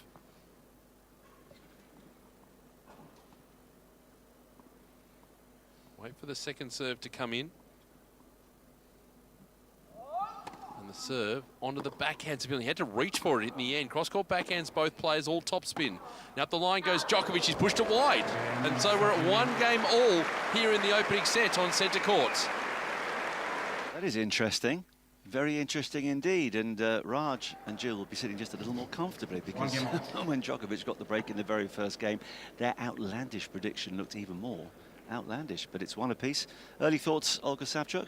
Yeah, I like the idea from Roman Safiullin actually taking a few steps back on Djokovic's second serve and giving himself more space to hit that deep down through the middle. And that worked. And Djokovic walks between the points slightly slower, giving himself more time. And I think it's the sun also on that side of the court, straight into your eyes. Yeah, well, it does take a little bit of adjusting too. It's a bright afternoon, it's a warm afternoon. As Peter mentioned in commentary, there are a lot of spectators again fanning themselves, trying to stay as cool as possible as Djokovic puts a backhand into the net. On number 1 court a moment ago, Olga, Iva Jovic took the first set against Jessica Pegula by 6-4. Does that surprise you?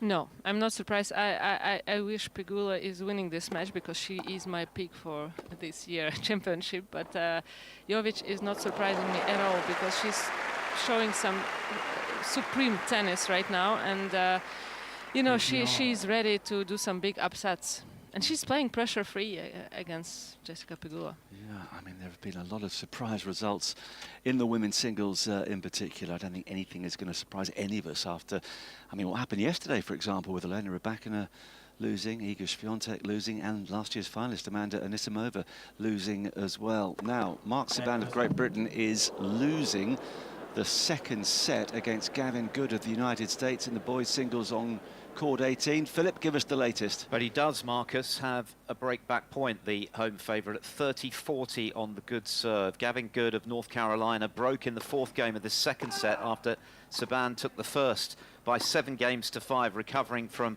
a break deficit, fresh from that 18 and under junior national title back in April. He played with Cruz Hewitt in the doubles last year, Mark Saban. Cruz, of course, the son of the great Leighton. And there is the break back. A shake of the racket from the 17-year-old Saban. Back in business in set 2. Still with designs, Marcus, on winning this in straight and moving through to the second round of the boys' singles, which he failed to do last year. But we're back on serve, 4-5. Good effort from Saban and a wonderful stop volley from just in front of the net from Roman Safiullin, who goes to 1-all 40-15. He's settling here, Olga. Yeah, definitely goes big serve and moving forward, and what a touch at the net. Even up. Oh, great reaction from Djokovic. Yeah, just getting the slow motion replays going ooh, with that expression that we've seen many times over the years. And there's a big serve from Safiullin, so he holds. And after a couple of breaks at the start of this match, they sit down with Djokovic poised to serve at 1-2 as we go to number 3 court. And Rupert. Well, I'm watching, and I just want to check the pronunciation again with Olga. How do I say this Christian name of Starodubtseva? Yes, Yulia Starodubtseva. Dubtseva. Dubtseva, Well, Starodubtseva. Dubtseva. Well, I managed to get it hopelessly wrong first time. Anyway, at the moment, the Starodubtseva and Peyton Stone's combination are trailing 1-4 and 34 on the Ukrainian ladies serve at 30-40 against the 8 seeds, Aisha Mohammed and Fanny Stoller. They're much more experienced doubles combination, and they are at the moment cruising through this first set, because after 29 minutes they are leading now 5-1. Thank you, Olga, for helping me out. And so to the Czech derby on number 2 court, Rob Northman. And a fascinating start to this 4th round match between the number 10 seed Karolina Mukova taking on the 2024 Wimbledon champion Barbora Krejcikova. And it's 1 game all, Mukova serving from the far end. She had 2 break points in the Krejcikova first service game, but couldn't take either of them. These two know each other, of course, so well, as you were saying, Marcus. It is the Czech derby, and yet they've never played on tour together, even though they've practiced loads, so they must know each other's game really well. Mukova has just held serve there up the far end, so she leads by 2-1. Early stages here of this 4th round match on the number 2 court. Thank you, Rob. Novak Djokovic has just taken the first point of the 4th game here on centre court. He's serving at 1-2, 15 love against Roman Safulin. You are listening to the Wimbledon radio channel. I'm Marcus Buckland. Locally, it's 3 minutes to 2. With Amex, you can experience more at the Championships Wimbledon. With on-site... I've reset it twice. It's not working for me. Disappointing. Anyway, you'll interpret them much better than I will anyway, Baz, so better you have them than I do. There's the serve here from Djokovic onto the backhand of Safulin. It goes wide and goes to 40 love. Here's a question for you. So if he wins today, Novak, 106, most Wimbledon men's single match wins. Do you think if we quizzed him this afternoon or later at another time and said, can you tell me who you played in all 106 wins, he'd remember? As the backhand here from Djokovic deep in the 8 court, lands it on the baseline, so Safulin can't handle that. It's 2 games all, opening sets. I reckon he'd have a pretty good idea of most of them. Yeah. I think he would certainly know who he beat in his first. Yep. And I think he'd certainly know what happened in the finals. And obviously the bigger matches that, you know, have been bigged up over the years, good reason, obviously. I just wonder, because I know we've done some work together across the summer here, and I asked you about that, about memory of matches and who you played and where and when. And I mean, the players are all different in that regard. Some have got photographic memories. Others go, oh, did we? Did we play? Yeah, okay. As we see the backhand unreturned off the Safulin serve from Djokovic, 15 love. He's probably going to detail in those matches shots he could remember. Well, I can answer the trivia question if you like, because he qualified for his first championships. The serve onto the forehand of Djokovic. He had to stretch for that. Hits the umpire's chair at the bottom. It's 30 love. So do we want to, depends on your sort of thought process as to whether you go with the qualifying win or the main draw win. What are you counting? Well, I think he definitely remember the last round of qualifying. Yep.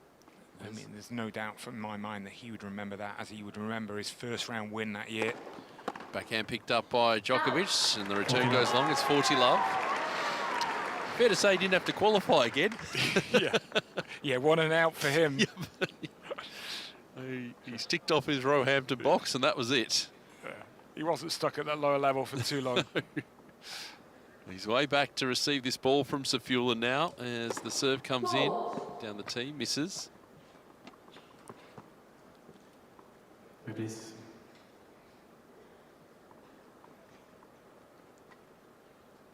The serve now, and the off forehand of Djokovic, picked up by Safulin up the line. Forehand up that line from Djokovic. Safulin there again, shorter ball. Slice, looking to go up the line of the juice court this time from Djokovic. He put it into the net. 3-2 on serve, opening set, as Djokovic is having a discussion with Timo Janssen about the camera guys at the back, maybe, or photographers. And just a bit of movement there. And so I think the umpire's trying to say, stop moving. Or is it the camera in the back, in the in the back potentially fence that rolls on it? Yep, How do you describe it, on the wheels? Yep. He's pointing it out now. He's trying to work out to say, stop moving. And they're all going, who, me? Really? Well, hopefully that's all sorted out. Right, let's get people out of their misery. Probably already looked it up anyway. But Brian Baker, he was 1-1 in the opening set with Brian, the unlucky Brian Baker with all the injuries, knee injuries he had. Then he beat Jimmy Wang, 6-4, 6-4. Then Wesley Moody, 4-6, 6-love, 6-7, 7-6, 6-3. We'll come back to who he beat in a moment as he puts the eye drops into his eye. Our main channel will join us in a sec. But that round 1 win in 2005. So Safiullin is ready to go. Djokovic with the eye drops in now, which will help him out. Where we're ruminating at the moment on Novak Djokovic and rolling through all of his 105 wins at the championships and where it all began in qualifying in 2005. He got through that and then talking about his first win in the main draw. There's the serve here from Djokovic onto the forehand of Safiullin, cross-court. Cross-court forehands from both players, and that's good depth from Safiullin. Gets a shorter reply, he goes cross-court the backhand. Djokovic reads that, but his backhand goes long, and it's love 15. Brilliant point from Safiullin. Such a strong return, so he was able to get on the attack at the start of the point. So his first round opponent in 2005, Juan Monaco. 6-3, 7-6, 6-3. He won that match, and then his next match against Guillermo Garcia Lopez. 3-6, 3-6, 7-6, 7-6, 6-4. Then he lost to Sebastian Grosjean in 4 sets. The serve for Djokovic down the tee, misses. And then didn't have to qualify after that for the remainder.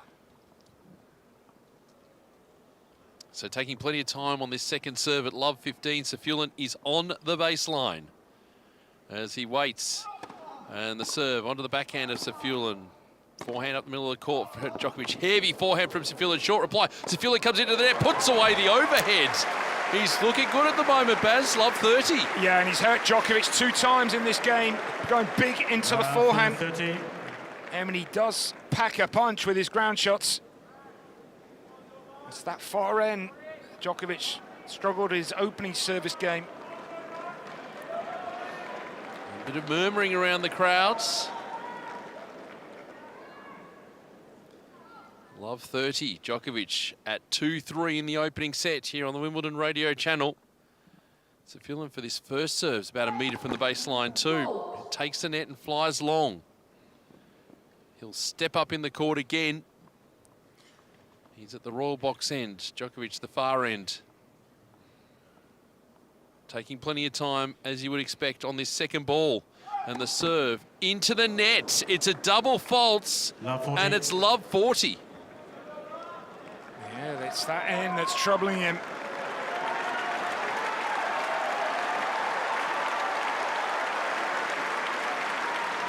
Well, after initially a brilliant opening game from Djokovic. He's testing the ball toss now. And taking plenty of time, winding the serve clock to 3. The serve on blocked back here by Safiullin. It's near the baseline, the juice court. Cross-court forehand from Djokovic, one at the line from Safiullin. Cross-court backhand from Djokovic. Safiullin is there. Now he's running into the juice court to play a big cross-court forehand. Djokovic goes up the line. Cross-court backhand from Safiullin. More up the middle of the court from Djokovic. He's scrambling in the ag court now, playing a backhand up the line. Cross-court forehand with angle from Safiullin. Big stretch into the net goes Djokovic. He was being run ragged in that rally. And Safiullin leads 4-2 first sets. Yeah, the problem with Djokovic was he got the serve in, and his ground shots just far too short, just landing in the middle of the service box. For Safiullin, he was just able to play the point on his terms and move Djokovic left and right without actually having to take too many risks. Well, it is an interesting time, interesting moments in this opening set. Novak Djokovic. Well, it's Safulin who's got the momentum. He's playing the better tennis at this particular point in time. I dare not check my messages from Jill. I'd say nothing to worry about at this stage. As the serve comes in. Onto the forehand of Djokovic, cross-court up the line. No, that was too much from Djokovic. Safulin couldn't handle the pace. And he puts the forehand into the net. It's love 15. Oh, you know there will be a response. Well, that's guaranteed. He doesn't disappear from matches, Novak Djokovic, too easily. As Safulin waits from the royal box end. Now he'll get into the serve position onto the backhand of Djokovic. Forehand, off forehand from Safulin. He's in the 8 court, playing to the Djokovic backhand. Is now the line with that backhand. Drop shot from Djokovic. Coming forward, Safulin. Drop shot of his own. Djokovic is there, goes cross court. Safulin with the backhand volley. Lands in. Djokovic can't get there. It was near the service line, and he did well, because that wasn't the best hit drop shot of all time. 15 all. Oh, he's enjoying himself. All smiles. 15 all. And all my money was on Djokovic with the pass. Maybe he just hit it too well on the stretch. It was a stunning, maybe slightly fortuitous volley, I think. Oh yeah, that's just stick out the racket and hope more than anything else. 15 all, 4-2. Safulin gets the serve clock down to 2, and the serve has gone long. Second serve. There's Djokovic. Where's he going to set up here? About a metre from the baseline. As he waits for this second serve to come in. Onto the backhand of Djokovic. Lands on the baseline. Dug out by Safulin with a forehand up the line. Now a backhand up the other line. That's a clean winner. He's comfortable out there, and he's happy to be standing up the court. Baz 2, 30-15. 30-15. They actually hit the ball very similar. Sort of that flat ball strike, but Safulin does generate a little bit more pace. Was Djokovic-esque, that two-hander down the line. Yep, he's seen enough of his opponent. Quite an easy scout, that one. There's so much data out there. As the serve from Safulin goes into the net. So we're at 4-2 in the opening set, 26 minutes into this contest on centre court on the Wimbledon radio channel. A beautiful Sunday afternoon. Safulin a second serve. Oh, he's double faulted. He went big. Didn't get the results. We are at 30 all. And I do feel as this match progresses, the lack of winning serves will be hard for Safulin. He's going to have to work extremely hard for his service games. So he'll get himself ready. Well, Roman Safulin. Djokovic way back now from the baseline to receive it. Safulin delivers this ball, blocked back by Djokovic, just gets over. Safulin goes off forehand winner, +1, and it goes to 40-30. That's impressive. Serves working really well in terms of the accuracy. I've got it down as 16 of 18 first serves. But I don't know, I just feel, well, your stats aren't working. Well, so. I've got 0 of 0, so I think you're doing better than I am at the moment, Barry. There's the serve from Safulin with game point. And the serve, that's the tape on the way through. So wait for this second serve.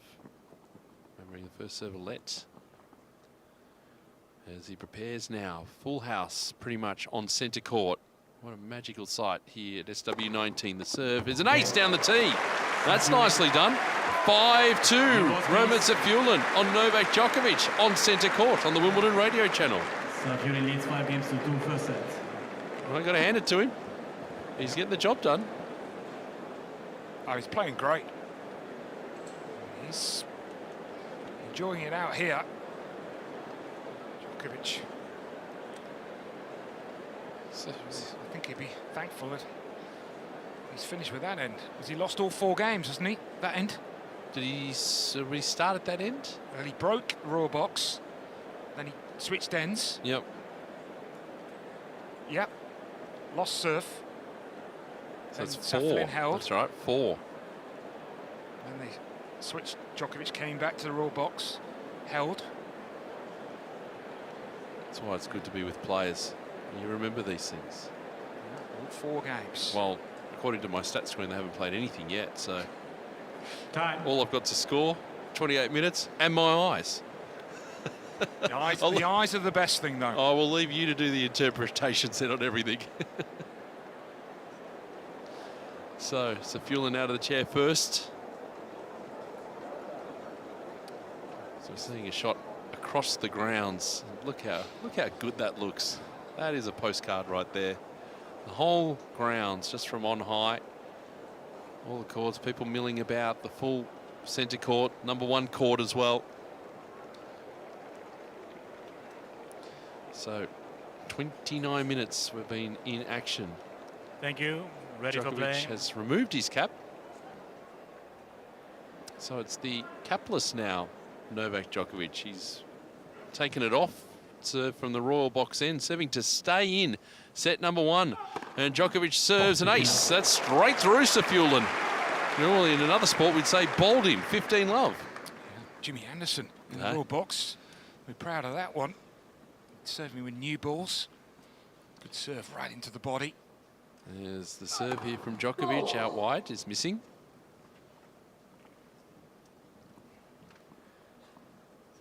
Second serve. Safiullin will get onto the forehand for this one. Middle of the court, cross forehand from Djokovic, matched by Safiullin. Off backhand from Djokovic, and Safiullin's looping forehand lands on the baseline. He's in the out-court playing cross-court backhand. Djokovic with the cross-court backhand of his own. Up the line goes Safiullin, full stretch. Djokovic on the forehand. A ball blocked up the line. Yeah, Djokovic didn't run for it. Safiullin had plenty of court to work with. He didn't have to overplay. Got the result, 15-all. Well, a fascinating point. Certainly felt high up here in the commentary box that Djokovic looked to hit the ball a little bit harder there. But Safiullin, not for the first time, exposing Djokovic hard into his forehand side. That's been a key tactical battle so far for Safiullin. And he kind of went hard and then didn't run after it as Djokovic's first serve goes into the net. So second serve. As we wait now for Djokovic. The ball bouncing as he delivers this ball onto the Safiullin backhand. It's onto the Djokovic forehand up the line. Cross-court backhand from Safiullin, matched by Djokovic. Safiullin, the middle of the court with a forehand. A big forehand from Djokovic. He went into the ad corner and he went wide again. It's 15-30. 15-30. Yeah, just to put into context how well he's playing in this opening set, Safiullin, he's a 9.5. It's been that good. Out of 10. I just say that that marker point is 9.5 out of 10. And remembering he was broken. But he played a great opening game. Yes. There was nothing he did wrong. Well, 7.76 for Djokovic at this point in time. The serve onto the backhand. Serve and volley from Djokovic. That's a nice forehand volley. That's a nice change up as well. Love to see a bit more of that. It's 30-all. Maybe just feeling he needs to change a bit of rhythm. Classic first volley. Having the left leg forward. As he's got the fans in, the Novak fans, on the opposite side from where we are, cheering him on. 30-all, 2-5. Djokovic, the serve. Blocked back by Safiullin. Takes the net, short ball. Coming in is Djokovic up the line. Safiullin goes back that way. Djokovic can't handle the backhand volley. And it's a set point for Roman Safiullin at 30-40. Yeah, the reason he couldn't handle the volley was because his pass clipped the top of the net from Safiullin. And he's barely missed a ball in this first set. Well, it's exactly what you said pre-match. He has to do everything, and it has to be perfect. And it is at the moment. As the serve now from Djokovic. Set point Safiullin. Djokovic serves. That's a good serve. That ball heading into the crowd, nicely taken as well. And we're at deuce. Yeah, just to put it into context how well he is playing. 12 winners and 2 unforced errors. That's the level we got to play against Novak Djokovic to unsettle him. So Djokovic will test the serve clock again, wind it to 5, and the serve out wide, blocked back by Safiullin. Cross-court backhand Djokovic, that balloon's long. That's a big error from Djokovic, another set point for Safiullin. It just didn't seem, Peter, like he really picked up that return. Djokovic just usually the master at getting in the right position Set point number 2 for Roman Safiullin. Djokovic gets ready now on the serve. Out wide's an ace. So he's hanging in. We go to deuce again. Where are he on the aces? That's just his second for Djokovic. Yep. The worrying stat is he's just won 1 of 7 points on his second serve. I mean, usually you'd probably expect a Djokovic at 60%, not 14. The serve here's another ace out wide. And he goes to advantage. And it's also the fact that Safiullin is stepping up the court. He's just ramping up the pressure. He's put the eye drops in as Djokovic is struggling a little bit with his eyes early on in the set. That appears to be okay. But Djokovic now, game point as the serve to the forehand of Safiullin. Djokovic goes to the point at the middle of the court. Cross forehand Safiullin up the line from Djokovic. Slice backhand from Safiullin up the middle of the court again. He's in the juice court playing a forehand up the line. Slice backhand from Djokovic. Cross court. Slice up the middle of the court from Safiullin. Cross court forehands from both players. Heavy from Safiullin. Dug out by Djokovic. Good rally this one. Forehand in the middle of the court. They're going forehand to backhand. Safiullin will switch to a forehand now. Playing to the Djokovic drop shot. It comes in. Safiullin's going to hammer a ball at the line. Djokovic going over his head. This ball landing in the corner of the ad court. Safiullin is there. Goes cross court. Djokovic throws in the drop shot. Safiullin going to throw over a drop shot of his own for a winner. Wow. One of the points of the first week of the championships. Extraordinary for both players, and we're at deuce. Yeah, brilliant from Safiullin. Sustained brilliance. Yes. I do think, though, that's a worrying point for Djokovic. Those drop shots, almost twice, almost wanted to get out of that point. Well, and Safiullin's reading them. He's right on top of them. Oh, I think you would have read them. Yep. And that's saying something. I mean, don't know whether he's just trying to disrupt the rhythm of Safiullin. But Djokovic needs to respond. As Djokovic serves out wide, Safiullin with a cross forehand. Djokovic goes up the line, +1. That would feel good. He's got game point again. Good movement. Very good movement from Djokovic, because it's one of those that his slight hesitation, you would then have to have moved sideways, but he moved on the diagonal. Took it really early. So Djokovic, we want to get out of this game on this point. Stared down some set points. Now he's got game point. The serve down the tee is missing. Now just look, watching Safiullin here. He's going to stay further back from the baseline now. He's pushed meters back. So change up here for Safiullin. Djokovic will serve. Safiullin will go with the backhand, put it into the nets. So Djokovic just squeaks out of trouble there. Safiullin to serve for the opening set now at 5-3. This is it now, isn't it, Peter? Leads 5-3. This is the next sort of examination for Safiullin. I always feel there's a few steps. It's the start of the match, and you get the time, if you in a position like he is now, of serving for the set. How will he play it? Will he be able to continue to be as aggressive as he's been for the opening 8 games? Will there be a little bit of a chink here? Well, let's see. 5-3. 37 minutes into this contest. The serve onto the forehand. Short ball from Djokovic. Up the line goes Safiullin. Djokovic there with the cross-court backhand. Backhand volley Safiullin at the net. Put up by Djokovic, and that's into the net from Safiullin. That's better movement from Djokovic. It's love 15. Yeah, it was. However, I did feel a couple of the shots from Safiullin weren't as aggressive. So he made the approach, but it gave Djokovic a bit of time. He made the volley, but he slightly pushed it. You cannot afford to give these guys a half chance. Yeah, you got to put the foot down. That's what's got him to this stage. There's Safiullin at love 15, 5-3 opening set. The serve. Clips the tape on the way through. That's why sometimes we'll look at unforced errors, but it's not always the most important stat. Yep. Forced errors sometimes are.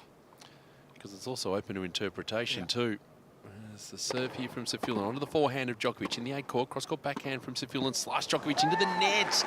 And he's frustrated with himself. The first sign of that frustration coming out, 15-all. Yeah, it's basic error from Djokovic. I really like it. Trying to change the pace. Maybe just caught it slightly late. Obviously, with a good slice, you have to flirt a little bit more with the net as opposed to if you're hitting a topspin backhand. There's 15 all, 5-3, Safiullin from the far end from the royal box. The serve. Blocked back by Djokovic. Safiullin goes with an off forehand. That's well off. Oh boy, that did miss by meters. There's a difference, isn't there? 15-30. 2 points to Djokovic has won. This is the big test for Safiullin. It's the whole thing about playing Novak Djokovic, but then there's also the added of playing the reputation of Novak Djokovic, which many a player has experienced on this court. Even the greatest know all about that.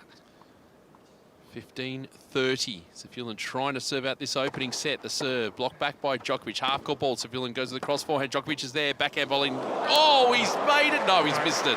Poor for a second there. I thought he made the dropper. He hasn't. And now Safiullin's facing break points at 15-40. Another average forehand approach. Pulled back on it. I don't have the numbers, but a couple of the forehands he's not hit with the same aggression. Fascinating though, Peter. It is. You Well, just see it, the difference in this game. the psychology of it all. 15-40. Still not out of it though, Safiullin. The serve onto the backhand of Djokovic. Safiullin goes with a forehand. No, he's missed that too. Well, great returning, of course, from Djokovic. And he's back in business. We're back on serve. Safiullin 5-4 opening set here on the Wimbledon radio channel. Safiullin leads 5-4. First set. Could see it. You could see it, Baz. Yeah, you know, it was the first point. You know me, Peter, I always talk about the first point of the game. It sets the tone, especially when you're serving for the set. You know, straight away, you want to say, are they playing the same way that they played to get to that position? And obviously, it's so easy in the commentary box, but in the heat of the battle, when part of your brain says, don't miss, you've got to go, no, I'm just going to keep playing the right way. Yeah. And if you live by the sword, you die by the sword. If you go after it, see what happens. The problem is you're playing against Djokovic. He's going to make every return. Right? He just locks in so well. So, well, we're in the situation where we are on serve, but how will he react now on his serve? And that's the next stage. The good news is, which end is Djokovic going to? He's down the far end, is he, if I'm not mistaken. So that might raise a few spirits from Roman Safiullin as he gets up from the chair first. Djokovic will follow him eventually, taking plenty of time at the chair. As we're at 5-4 on serve. The performance rating was... do you want an update? Give me an update. Okay. What was he, a 9.46, 8.84. Yep. Djokovic an 8.18. Well, I was going to get a performance rating of how we were going for the guests in the back of the booth, but I think that'll have to wait till after the match now. Thank you, ladies and gentlemen. The players are ready.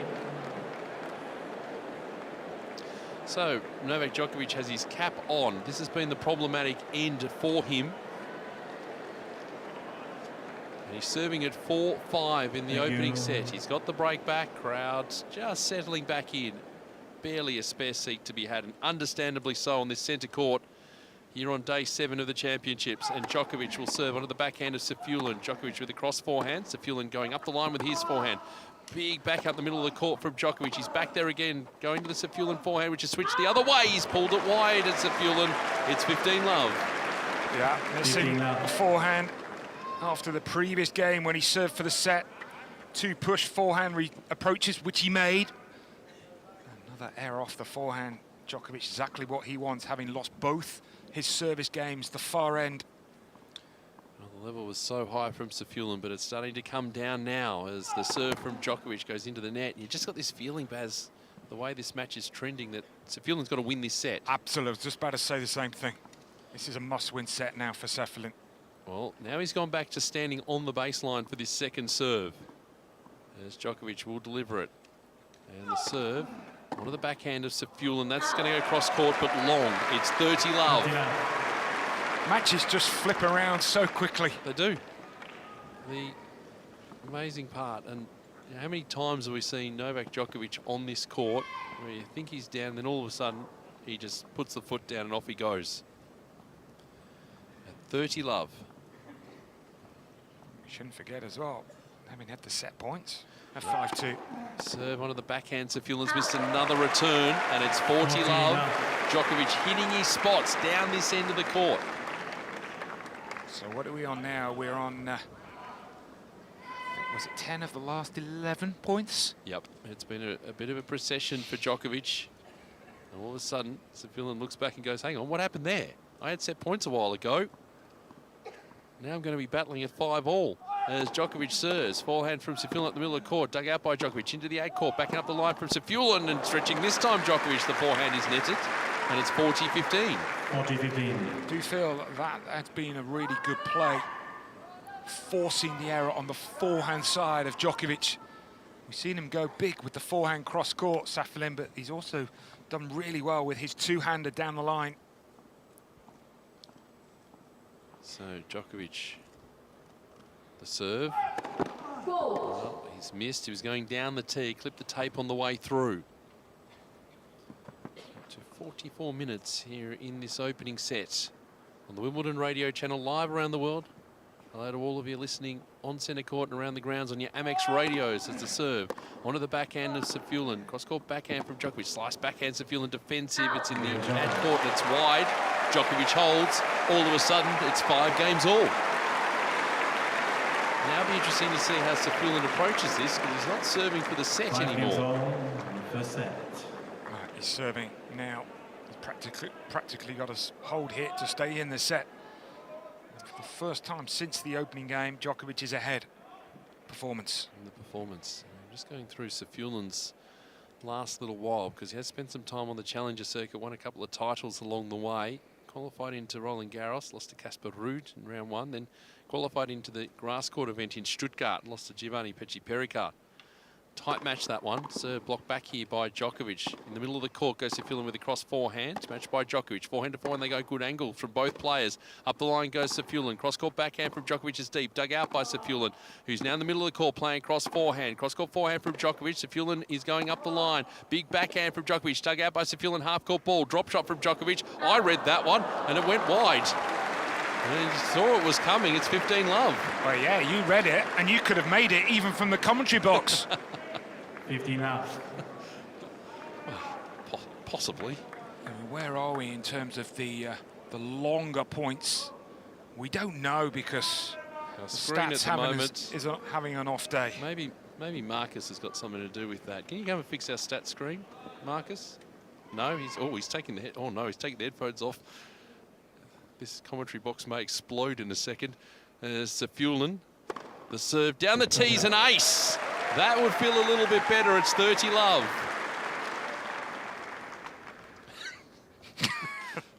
Marcus has done the complete opposite to unplugging and plugging it back in again, and now it doesn't work anymore. So that's the serve here. Oh dear. From doesn't work on Sundays. So take 2 on the ball toss. 30 love, 5-all. There's the serve here, out wide. Picked up by Djokovic, cross-court. Safulin goes up the middle with his forehand. He's got another forehand. This is cross-court. What an angle. Djokovic, the cross-court forehand goes long. It was his only option. It's 40 love. Brilliant. Back to the level again from Safulin. Yeah, brilliant tennis. And the problem that Djokovic has got is he plays such a high court position, does Safulin. Djokovic hits the ball hard, but it comes back even quicker. As a serve here from Safulin's an ace. And he puts himself back in front. It is 6-5, 47 minutes in on the Wimbledon radio channel. He needs 6-5 first set. He needed that. Absolutely he did. And he found the level again. And just going back to, very quickly, his matches. So he qualified in Stuttgart, Giovanni and Pecci-Pericard, 7-5, 6-7, 7-6. Pecci-Pericard getting the win there. Then he went to play Challenger in Nottingham rather than play the sort of, well, I don't think he qualified in the Queen's Halla week because his ranking was too low. Got through a couple of rounds there. And then obviously had to come and play qualifying here at Wimbledon and got through his matches. And of course, against Jerome Kim, he had to go the long way around. And, well, he's into the main draw and he's taken his opportunities from there. So he has had enough tennis, you know, in terms of just the the recent past. Sometimes players struggle just to get matches if you're not in form, hard to build that. He's obviously struggled to get back-to-back match wins at tour level, apart from here at Wimbledon, but there's enough in there to suggest that he's played enough on the grass to be comfortable out there. Well, I commentated on his match actually in Roland Garros against Casper Ruud. And he had Casper Ruud, but Casper Ruud hit the wall physically. But bizarrely, and I still can't believe it, with Casper Ruud struggling in the 4th set, which he was tanking because he wanted to save himself for the 5th. So it was 5-love down. He called the trainer, Safilin did? Yeah. Okay. So all of a sudden, it gave Ruud a bit of a lift. And it was literally last man standing in the 5th. Well, that was in the heat of Roland Garros in that first week. The heat here for Novak Djokovic, who has kept his cap on now to the Royal Box end. Serving again to stay in the opening set, force it to a tiebreaker here on the Wimbledon radio channel. So now Djokovic prepares, and the serve blocked back by Safulin. Djokovic back behind for the +1. Clean winner, 15-love. Yeah, that's so nice. And when you are inside the baseline as Djokovic was, Safilin just took the gamble, running into the open space. Djokovic probably could see him. Now the serve coming in from Djokovic. A packed Royal Box. Many sporting luminaries in the crowd watching Djokovic as he serves. An ace down the tee. And he moves to 30-love. Yeah, such a efficient, impressive service action that Djokovic has. 118 miles per hour. But it's the accuracy. Yep. And he's hitting his spots nicely now. He is up and running. As the serve down the tees, another ace. With regularity, it's 40-love. He just caught the edge of the line, though. That's a quadruple zoomer, Baz. That camera went right in on that graphic. We're going for another one here. Let's go. May as well, as he prepares again. 9 seconds on the serve clock, and he delivers this ball. He gets a play on it to Safulin, but the backhand is netted, and off to the tiebreak we go to decide set number 1. A moment of truth, really, for both. 6 games all in the first set. Djokovic's tiebreak that he played a couple of days ago against Rinnik Ness. It was classic Djokovic. He served great. I think he did make an unforced error, and that's how it often was the case with Djokovic in tiebreaks here at Wimbledon. I just feel he can't afford to be behind here. Safilin got to stay ahead. Agree. And he's got to nail this serve, and he served, blocked back by Djokovic up the middle of the court, and into the net goes Safulin. It was tight. He was brought forward. Mini break, 1-0 Djokovic. Yeah, I almost think it's one of those plays where you have the slice, you hit the slice and then retreat. Yep. Because Djokovic kind of wants you to come forward. Yeah. So now Djokovic prepares. As he bounces, and away he goes. The serve onto the backhand. He's way back in the court, Safulin. That was Medvedev-type levels. Up the line he goes with his backhand. Forehand in the middle of the court from Djokovic. Off forehand from Safulin is deep. This high ball from Djokovic is going to land in. Safulin with the overhead into the open courts. That's a better response. A heavier ball doing the damage, and we're at 1 point all opening set tiebreak. Yeah, Marcus has just told me, Peter, 15 consecutive tiebreaks he's won in majors. And Olga. Sorry, Olga. Olga was on it. Well, he's only played 4 tiebreaks this year. He's 12-4 in terms of the win-loss in season 2026, Novak Djokovic. As the serve here, he's serving volleying. He's going to play a low forehand volley. It sits up near the service line. Safulin goes cross-court backhand for a winner. And now he's got the mini break. It's 2 points to 1 in this opening set tiebreak. Well, well, well. 2-1, Safulin.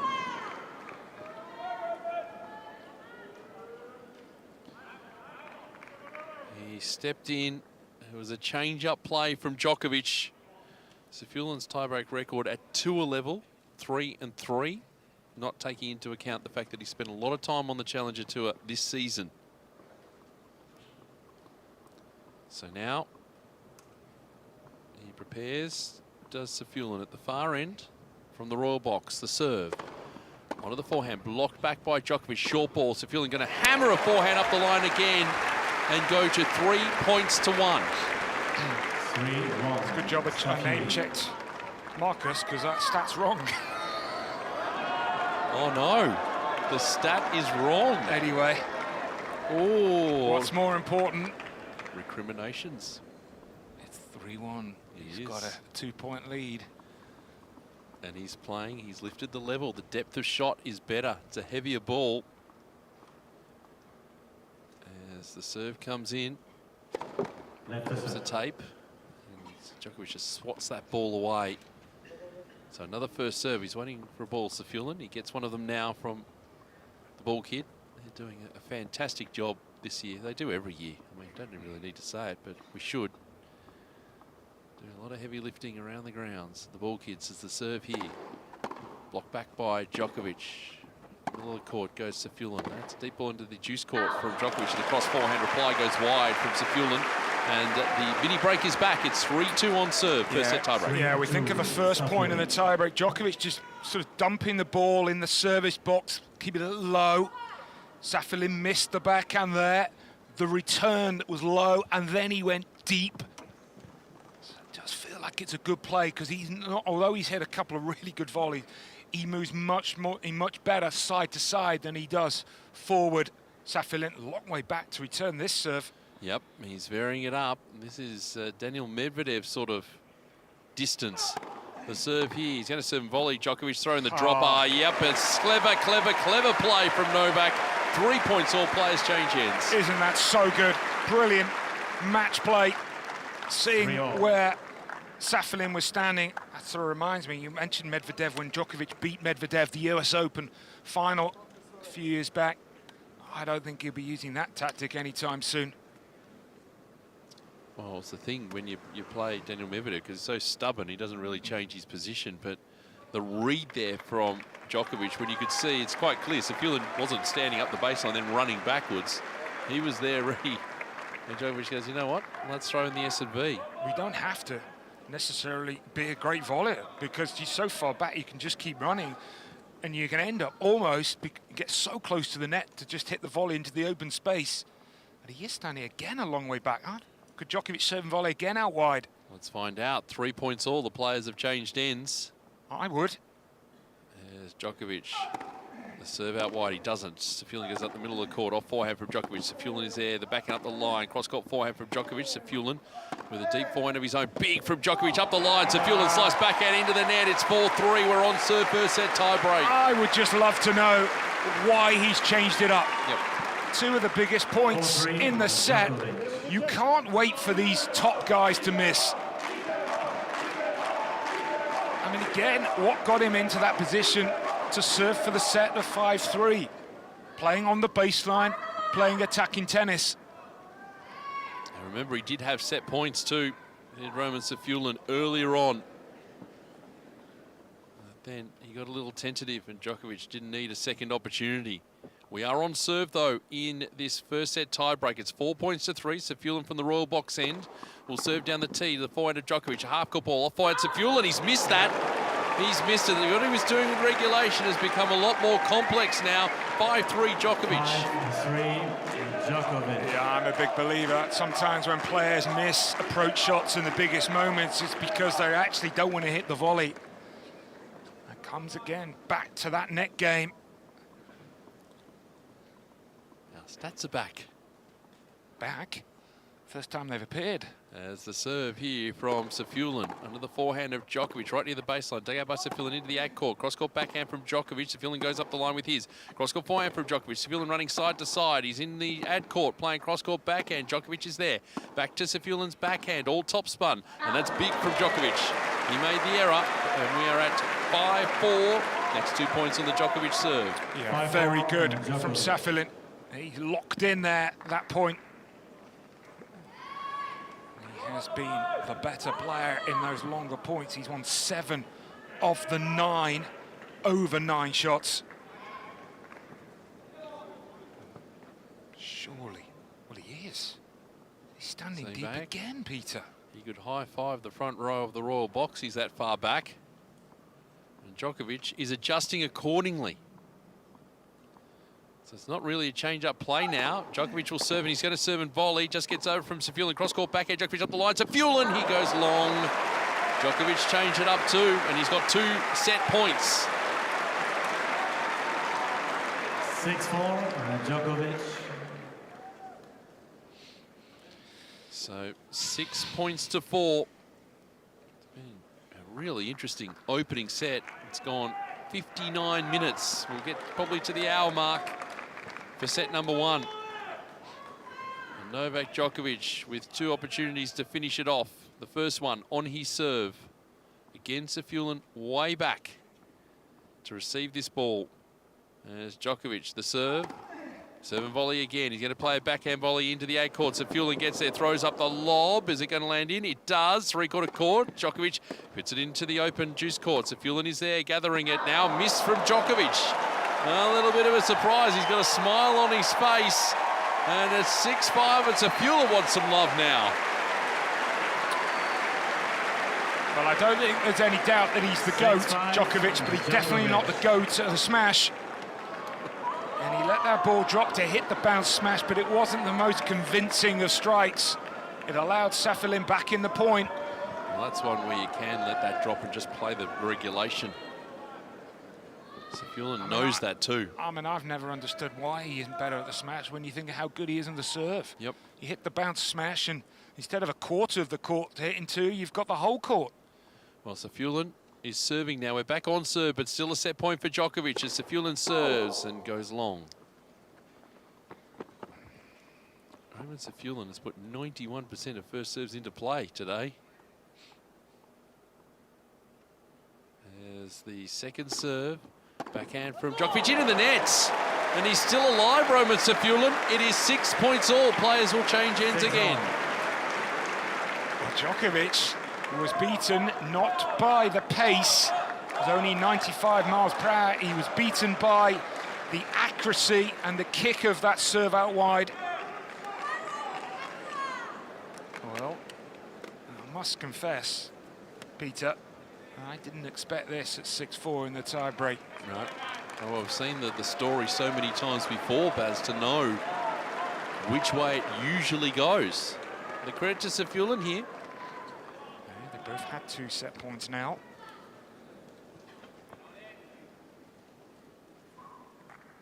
So Safiullin's set points were much earlier in the set. Got out to a good lead, but was pegged back.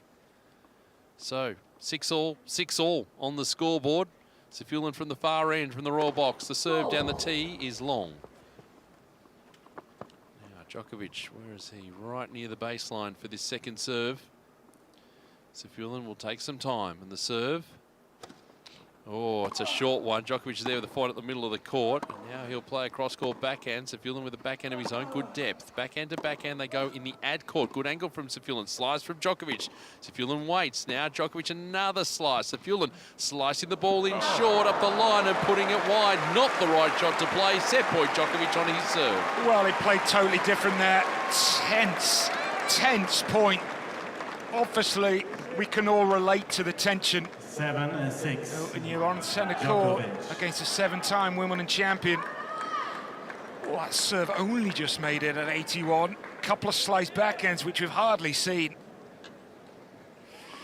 He got sucked into that point, didn't he, Safiullin, by what Djokovic was doing. He allowed Djokovic to dictate. And that ain't a good strategy.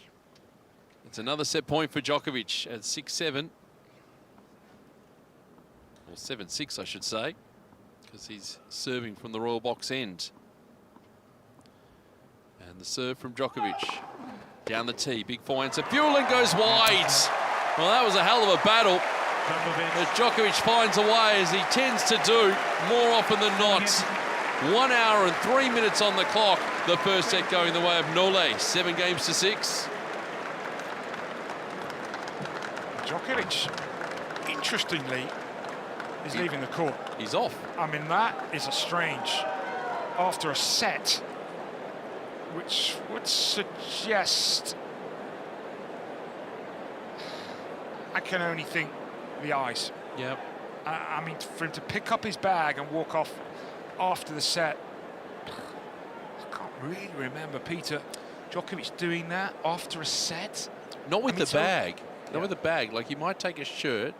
I've seen, you know, sometimes he'll grab a shirt and he's off. But in terms of a sets, I think that's one of my most enjoyable sets of tennis, because I think we saw great tennis. We also saw the tension, the important moments, players, you know, in Safin just changing more for the fact they didn't quite fully believe. And, you know, a set that was 1 point difference. It's amazing. 81 points, 41 for Djokovic, 40 for Safin.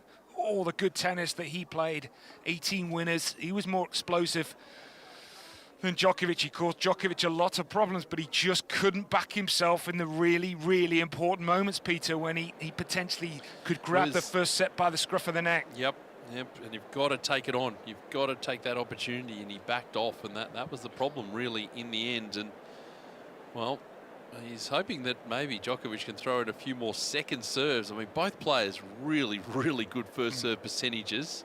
86% for Safin and 77 for Djokovic.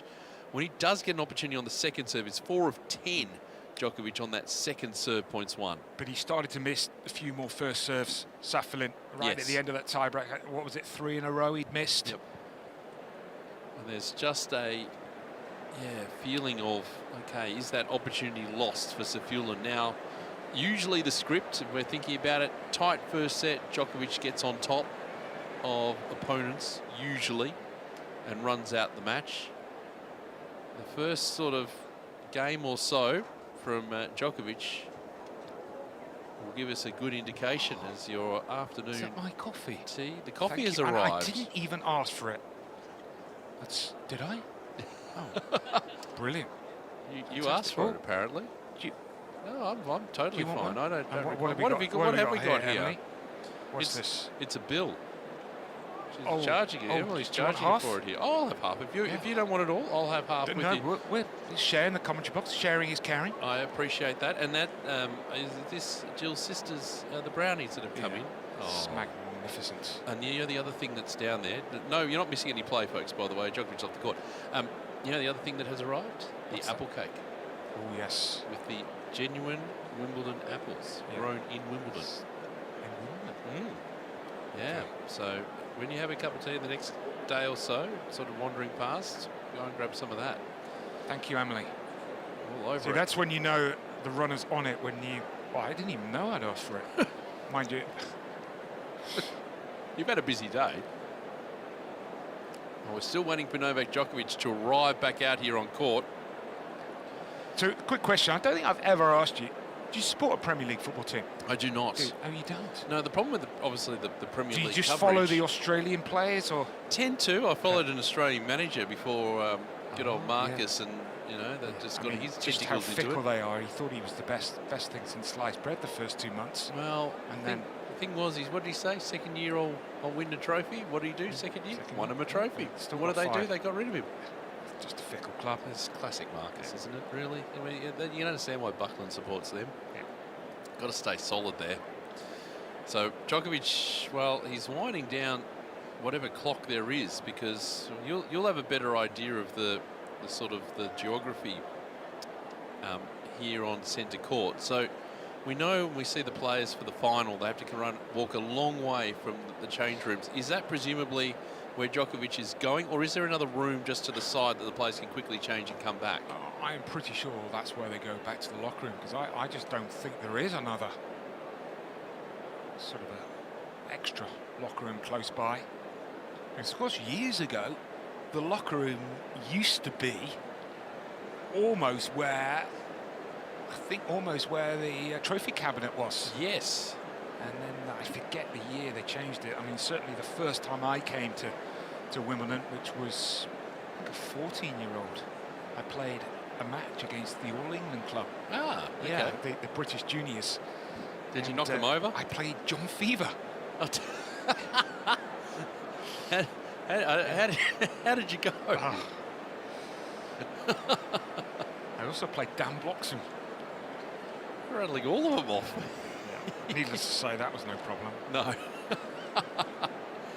But it's just nowadays, of course, obviously they talk about, you know, the expansion of the facilities that they have, and particularly the player facilities, but that's just necessitated by the fact that there are such large entourages now, and the players, well, of course they want to spend their time enjoying the All England club and what it has to offer, but nowadays it's all about the facilities that they have for the players, and it just continues to grow and grow and grow. You're checking in on Jill's welfare? Yeah, just seeing if she's okay. Yes, Jill Krabus, just to bring you up to speed, was... Shall I send Raj a message as well? Predicting Roman Safiullin to potentially beat Djokovic today, and they were quite bullish about it on the Wimbledon radio channel. We're still in a holding pattern, folks. Djokovic has arrived back out on court. And as he walks back out, Roman Safiullin walks to the royal box end and says, I am ready to go. You've kept me waiting here, Novak. Let me get the half, the brown. You take as much as you like, mate. No, half, as I say. Sharing is caring. But you've got the smaller half, so you take the bigger one, mate. Grab that. Don't you need it to refuel after your tennis this morning?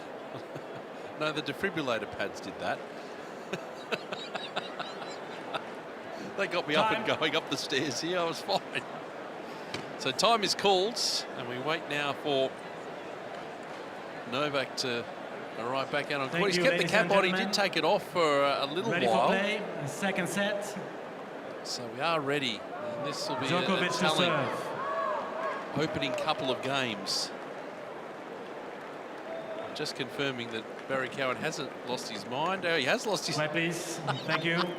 Players are ready. We've solved the mystery as to how your coffee has appeared. I might have to change your name. I won't say a thing. Oh, no. Sorry, Milnsey. As the serve here from Djokovic, blocked back by Safiullin. Up the line goes Djokovic. High ball from Safiullin. This lob lands on the baseline. Djokovic chooses to play an off forehand. Cross-court backhand from Safiullin. Drop shot from Djokovic. Safiullin gets there. Drop shot of his own. Djokovic already moving there. Plays up the line, but into the nets. That's smart from Safiullin in the end. It's love 15. Djokovic, just a strange reaction. Love 15. As if just hasn't quite got his mind focused. What a strange time to hit a drop shot. First point after the bathroom break.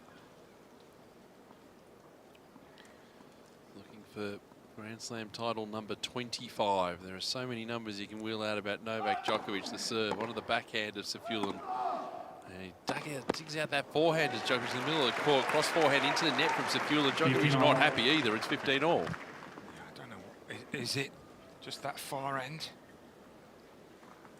That's for Safiullin. I mean, what's he thinking after everything that he invested in that first set and ultimately got nothing to show for it? Obviously, the confidence of his best tennis in terms of the scoreline.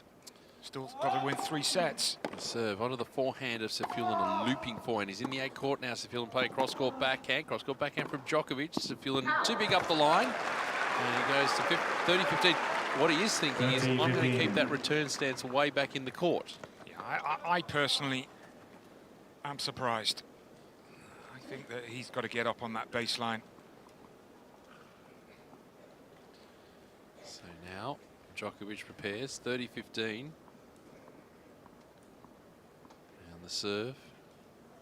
Djokovic into the net. Second serve. And the serve. Forehand picked up by Safiullin. Hammered up the line. High ball from Djokovic. Got plenty of air. Three-quarter court. Safiullin overhead into the net. Made him play the extra ball. Got the result. It's 40-15. I mean, these guys are unbelievable. The accuracy of the defensive lob. If the roof had been closed, we would have gone close to hitting it. Yeah. I always used to think that Murray was the one who was the best in that department, but I watch a lot of matches now, and there's so many good players at the accuracy with that shot. Serve onto the backhand of Safiullin. Cross-court backhand from Djokovic. Actually was up the line, and now he's at the net. He puts away the forehand volley, regulation sort of stuff from Djokovic. Holds in the opening game of the second set. Here on the Wimbledon radio channel. This game will be the key for Safiullin. Yeah. Let's see how he's feeling. Yeah, you're reading my mind there. We're on the same wavelength. It does feel it's kind of one of those matches that if he gets broken here, Sefilin, this could get away from him very quickly. Djokovic will realise that. Extra push here for Djokovic, and does Sefilin have an extra gear to go to? Will play, well, whoever wins this will play the winner of Felix Auger-Aliassime and Alejandro Duric-Burkina, FAA versus ADF on CRT1 later on today. And Pegula and Jovic, they are into a third set on the #1 court, and Pegula to love. Was it Pegula or Jovic was your tip, Baz? As the serve here from Sefulin goes wide. Shh. Can only mention it when I get a good tip. The second serve of the four-handed Djokovic. Forehands up the middle of the court. More angle from Djokovic. Harder ball from Sefulin. That just upset the rhythm of Djokovic. He nets the forehand. 15 love. Yeah, actually, every time I've looked over, there's been a break. There's been a lot of breaks with that Pegula-Jovic match. Djokovic not happy with his team. He was looking over and said a few words to them. Yeah, he's not been, in terms of his body language, at his best today, Djokovic. The serve here picked up by Djokovic into the net. The return, 30 love. I think it's though, we always presume they're 100%, right? That maybe had a bad sleep. Is any player 100% by the time they get through first week of a major? There's the serve here. Missing out wide, because we also don't necessarily see, I'm not going to say it's a blanket generalisation, but you know, I think back, and maybe I'm just thinking through rose-tinted glasses. It's the second serve here for Sefulin. Forehand from Djokovic goes long, so 40 love of a Pete Sampras or Steffi Graf, and it used to be Steffi Graf. Okay, Steffi Graf's playing on centre court. 6 love, 6-1, 6-1, 6-2. And for Pete, it might be, you know, 6-3, 6-2, 6-1, 6-3, and then the pattern continue where they just breeze through the first week. And so I see the players held up a little bit more, these top players. Backhand picked up from Djokovic, drop shot by Sefulin. Djokovic has got plenty of time to get there, puts it cross court. Now he's playing a backhand volley, missed it though. And Sefulin holds to love, 1 game all. Yeah, good play from Sefulin. Just going straight at Djokovic there with the pass. Something that is used a lot these days. Athleticism, they always feel if they hit 2 passes, they're the ones that are actually at an advantage. The odds more in their favour. But is that a feeling you get as well? And to me, is more about the quality of, let's say, the top 100 as it sits these days, that they can push the best in the world. Maybe not for long stretches. The depth has improved. Yeah. So much. So many good players. As Djokovic the serve. Onto the forehand of Sefulin. Djokovic will step in, play cross court backhand, picked up by Sefulin. Shorter ball. Djokovic coming up the line. Sefulin just gets it back. Drop volley. Oh, sublime. He got down nice and low on that backhand volley to Djokovic into the open court. 15 love. Elegant tennis from Djokovic. It's only as good as your approach when you do come forward, because if your approach is poor, you're going to get punished. But the backhand down the line was excellent. The backhand volley matched the approach shot. I love the word you used there, elegant. Great way to describe it as a serve from Djokovic. Blocked back here by Sefulin. Sits up. Drop shot from Djokovic. He's got all the court to work with if he wants to, and he does. It's 30 love. 30 love. Just in terms of the numbers for Djokovic, on first serve, 66% of the points won. And he has won a lot of the points. And Sefulin has been that far back. As we wait now for Djokovic, Sefulin miles back in the court again, and he's just getting a racket to it, can't do much with it. Just opens up things for Djokovic with the angles he can play. He rolls to 40 love. Yeah, the 7 returns that he stood as deep, he's lost 6 of the 7. If that makes sense. As Djokovic serves, blocked back here by Sefulin. That ball's going to go long. And that's a comfortable hole for Djokovic. 2 games to 1 now in the second set. Djokovic winning the first in a tiebreak on the Wimbledon radio channel. He's lost a few of the Djokovic supporters. How many are there now? Just Well, two? There's one, two, they were three. There's a guy in three. the cap there who's sitting down. Maybe they've gone to just get a refreshment or two, just get the water in, fluids in today. It's a warm day, 28 Celsius. So the fans needing to absolutely keep hydrated this afternoon. Must be Did you nice. bring your bottle? I've got the bottle. Yeah. Been refilling it regularly throughout this Did week. you get a gift, by the way, for I playing did. this morning? Yes, I did. What did they give you? Cap. Nice. White cap? No, it was one of the new caps. Let me see if I can bring it up on screen, which is going to work really well on radio for everyone. But you actually can buy it in the shop. Time. And I think the recommendation would be, if I was giving a recommendation, which, you know, why would I do that? But without having listened to your interview this morning, would be go and get your stuff online. If you're going to be here, great, but you wait till the end of the day and the lines, the queues are large. You can get what you like. Let's have a look here. Accessories, baseball cap. Let's see. As I look through the list and flip through. I mean, there's so many options of everything that you can get at the shop, and it's all there and available. And it's all ready for you.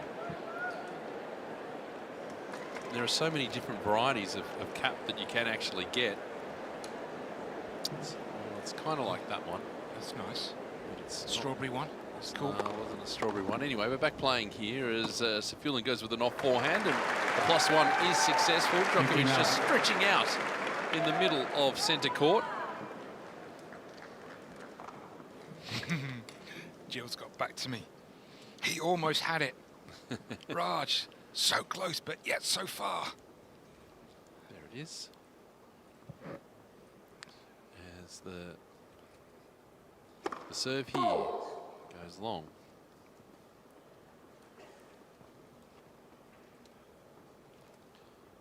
So, second serve. And Safiullin serves into the net. It's a double fault. That is his second for the match. It's 15-all. Yeah, just keep an eye on the service speed. That was 106, but you think of in the tie break, they were almost the two slowest serves we've seen.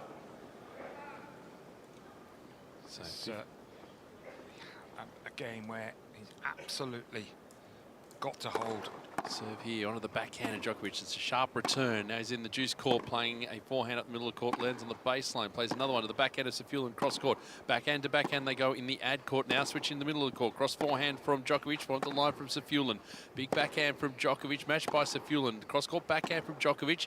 Safiullin just going up the middle of the court. Slice there from Djokovic. Back up the line from Safiullin. Cross forehand. Good angle from Djokovic. Scrambling to pick it up is Safiullin. He put it through. Bit of heat on that forehand up the line, and Djokovic couldn't handle it. And we're at 30-15. Yeah, what a point that was from Safiullin. Again, winning that longer point. Do you feel, Peter, do you agree? I think he's been half a step slow today on some of the shots, Djokovic. He moved really well a couple of days ago against Rinnik Nash. I don't know if he's just not picking up the ball as quickly. Particularly the first 3 quarters of that first set. There's a serve blocked back here by Djokovic. Floating ball into the egg court. Safillin's going to play a forehand up the line. Cross forehand from Djokovic. It's pulled wide. So he's got the heat back again with Safiullin on that forehand. 40-15. So again, that's another good example. I mean, it was a very good shot from Safiullin, but it wasn't a shot really that should ordinarily rush Djokovic as much as he did, and he mishit the forehand moving into the open space. Novak, he's not at his best. So we wait for Safiullin. The serve blocked back by Djokovic. Safullin's going to come in on the slice backhand, and Djokovic, the backhand hits the net, falls back on his side. 2 games all is where we are, and you got to give a bit of credit to Safiullin here for hanging in, because it may have just slipped away from him, but he's done well. Always at these moments, you would love to just ask him, how do you feel? Yeah. What do you feel about this match? Well, the way the technology's going these days, Baz, we'll have things reading our minds soon. What am I thinking? This commentary box with this bloke? Really? As the serve here from Djokovic. Oh, it's an unreturnable. It's 15-love. Great serving. He mentioned actually that he wasn't necessarily at his best in terms of the service rhythm a couple of days ago, but then got better and better. He most certainly is purring right now on that first serve. Also said, I want to play during the day. I don't want the lid shut at all. There's a serve here, blocked back by Sefulin into the bottom of the nets. Yeah, I mean, if you think about it logically, he's not going to be playing at the back end of the tournament with the roof.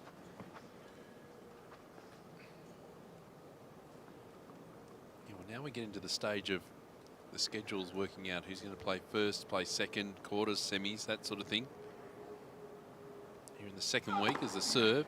One of the backhanders, Sefulin, goes up the line. Backhand up that line from Djokovic. Cross forehand from Sefulin. Full stretch, Djokovic throws up the highest of high lobs. Lands just over, and Sefulin will comfortably put away that overhead. He trapped it nicely. It's 30-15. Might have been one of those occasions, actually the lob from Djokovic, the wind just grabbed hold of it. So the most important thing there for Sefulin, that the ball didn't bounce and then bounce back onto Djokovic's side. We've seen that before in those windy cities. Wellington, the world. Eastbourne. Oh, that's a town, but you know what I mean. I have said it at Eastbourne. There's the serve here from Djokovic into the net. Yep, down by the seaside here in England.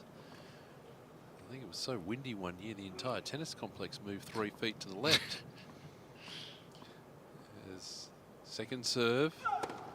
One of the backhand waiting is Sefulin. Deep ball up the middle of the court. Now he's playing cross-court forehand. Djokovic is there. Sefulin going into the 8 court now. Cross-court backhand from Djokovic. Off forehand from Sefulin. Djokovic with the cross backhand. Backhand Sefulin lands on the baseline. Gets a shorter reply. And he goes wide in the ad court. And Sefulin just, well, he missed there. But Djokovic has thrown his hands up. It's 40-15. Yeah, and I don't think that is because he wants love from the crowd. I think it's just because of 14-15. A little bit of the struggles he's having in terms of his movement, his balance.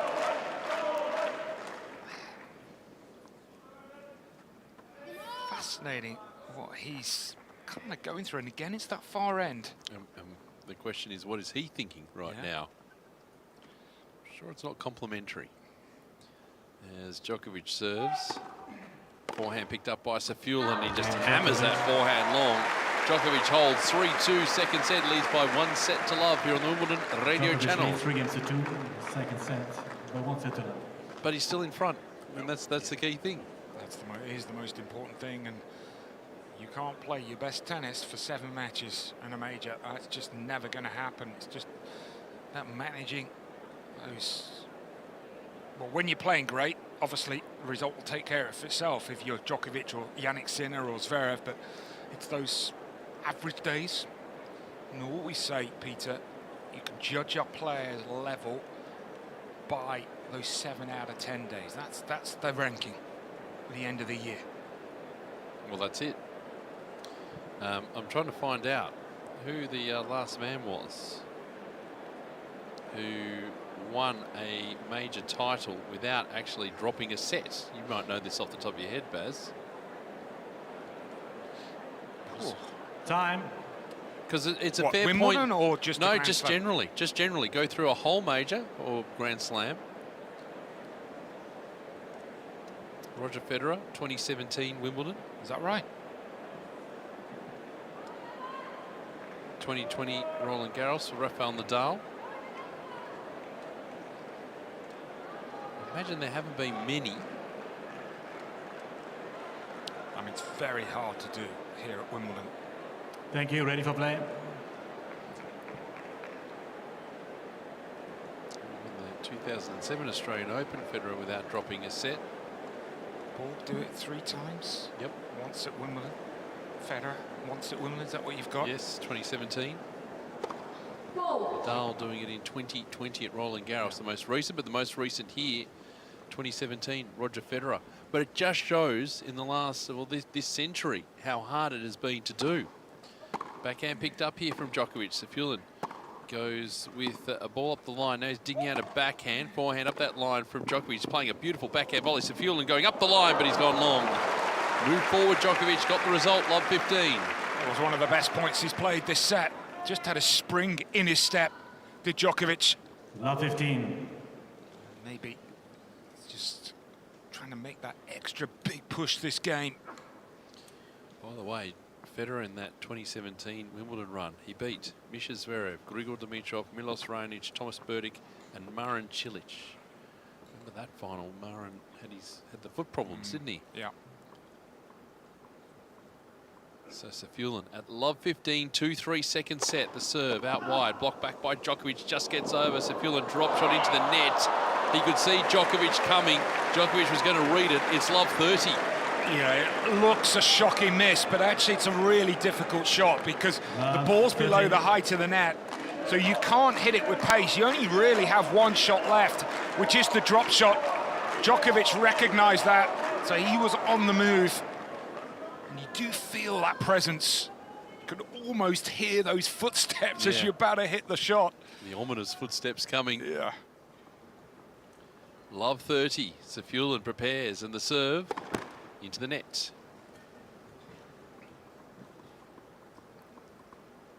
It's looking ominous, Peter. It is. It's got that feel, doesn't it?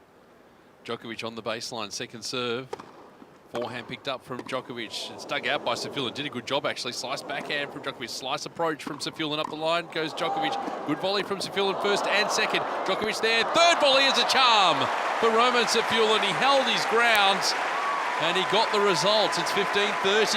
Oh, just brilliant. I thought all for the world that Djokovic was going to win that point. 15-30. Safiullin defended the net like a great serve and volley of yesteryear. He just held his position. He could read the play. Nice little split step to start off, first and second time. And then the third got the job done.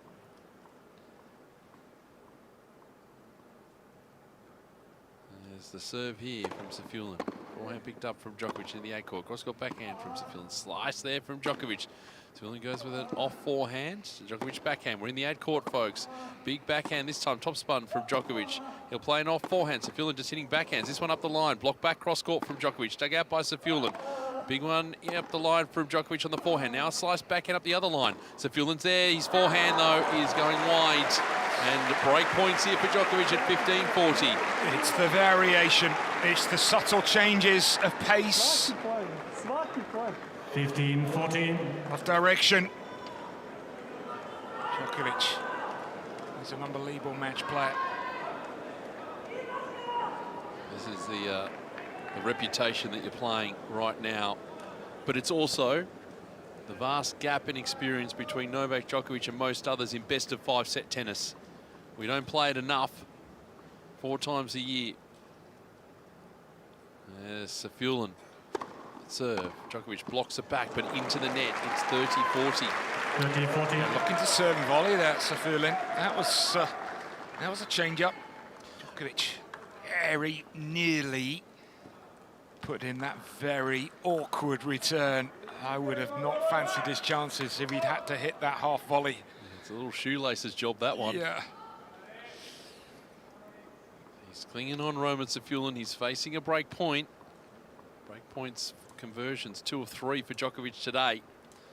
Safiullin serves, blocked back by Djokovic. Safiullin's going to throw in the drop shot, and he's slipped over Djokovic. That won't improve his mood at all. As he gets to his feet, he's perfectly fine, and we're at juice. I think this time, actually, he slipped over on the green part behind the baseline. Ako nije net linija, onda mora se oklizniti. Ili nešto tako, mora svaki point, obavezno. Serbian, how is it, Baz? Yeah. Not happy with where things are sitting at the moment. Safiullin serving a deuce, though. He's got himself out of trouble for now. As he waits, we deliver this ball, the serve. Blocked back by Djokovic. Oh. He's put it cross court. Safiullin had a play on the volley. He chose not to, and it got past him, and it landed right on the sideline. Yeah, that's a brilliant return. Again, interesting that Djokovic is electing to just block it back. replay. Oh, yeah, no, he took the racket away. Oh, that was not a difficult volley. When in doubt, gotta hit it, and Safiullin could, and it landed right on the sideline, the little chipper from Djokovic. Now he's got to start with another break point to Safiullin.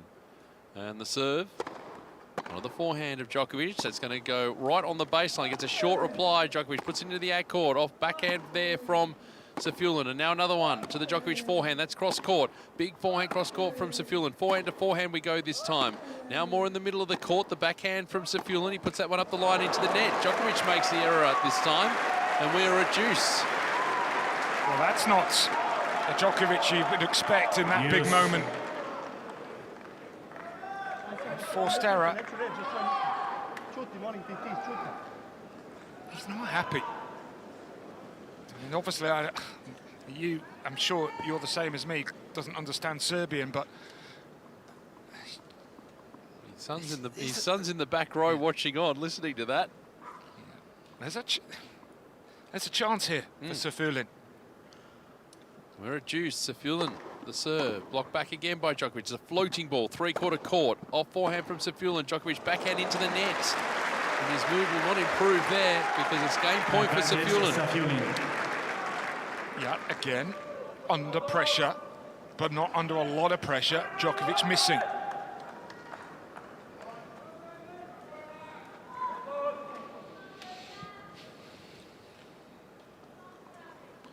So now he has to wait, and Safiullin with game point. And that serve clock winds to 0. The serve clips the net, so we do it all again. Jess Pegula 5-1 in the final set against Iva Jovic on the #1 court. We'll do a call of the board with where things sit in a moment. I'll give you the what's happening on court 2 as well. Now the singles as Safiullin serves down the tee. Took an eternity to deliver that ball. That's why I think the clock should start again. Now he gets in, ball bouncing. Miscues, then goes back, more ball bouncing. And he'll deliver this ball on the baseline. Djokovic here, it's a cross backhand. Up the line, Safiullin can't handle that pace, and he's not happy with himself. Back to deuce we go. Yes. Just having a look. Performance rating in that first set. Djokovic, 8.34. Safiullin, 8.37. There was not a lot to choose between the two. I think that's fair. In the second set, the levels dropped from both. Yep. Safiullin 7.57, Djokovic an 8. It has been untidy at times in this set as Safiullin into the net.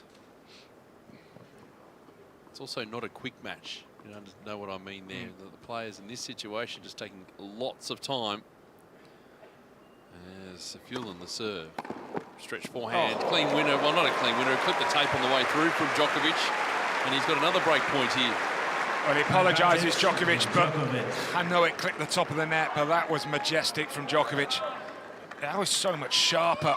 His movement to the right, opening his right hip and then cutting the diagonal. And that forehand return out in front. Magnificent. So Djokovic giving a bit of latitude to Safiullin on this serve.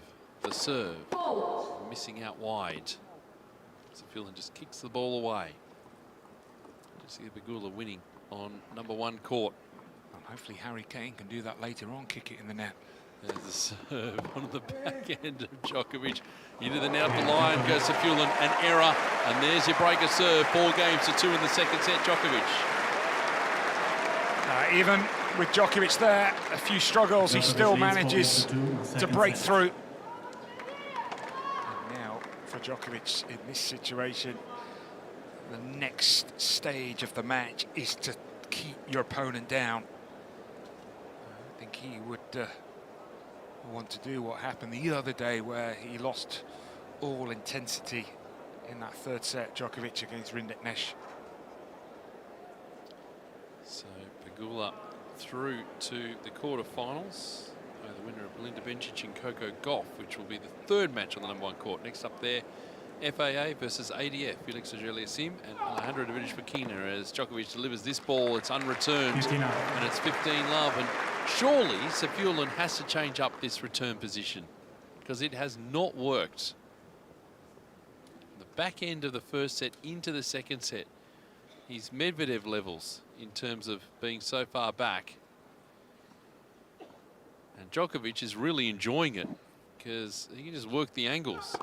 The serve down the tee, blocked back by Safiullin into the bottom of the net. So can he get to that one? Because Djokovic can take a little bit of pace off the ball. That's the other thing he can do.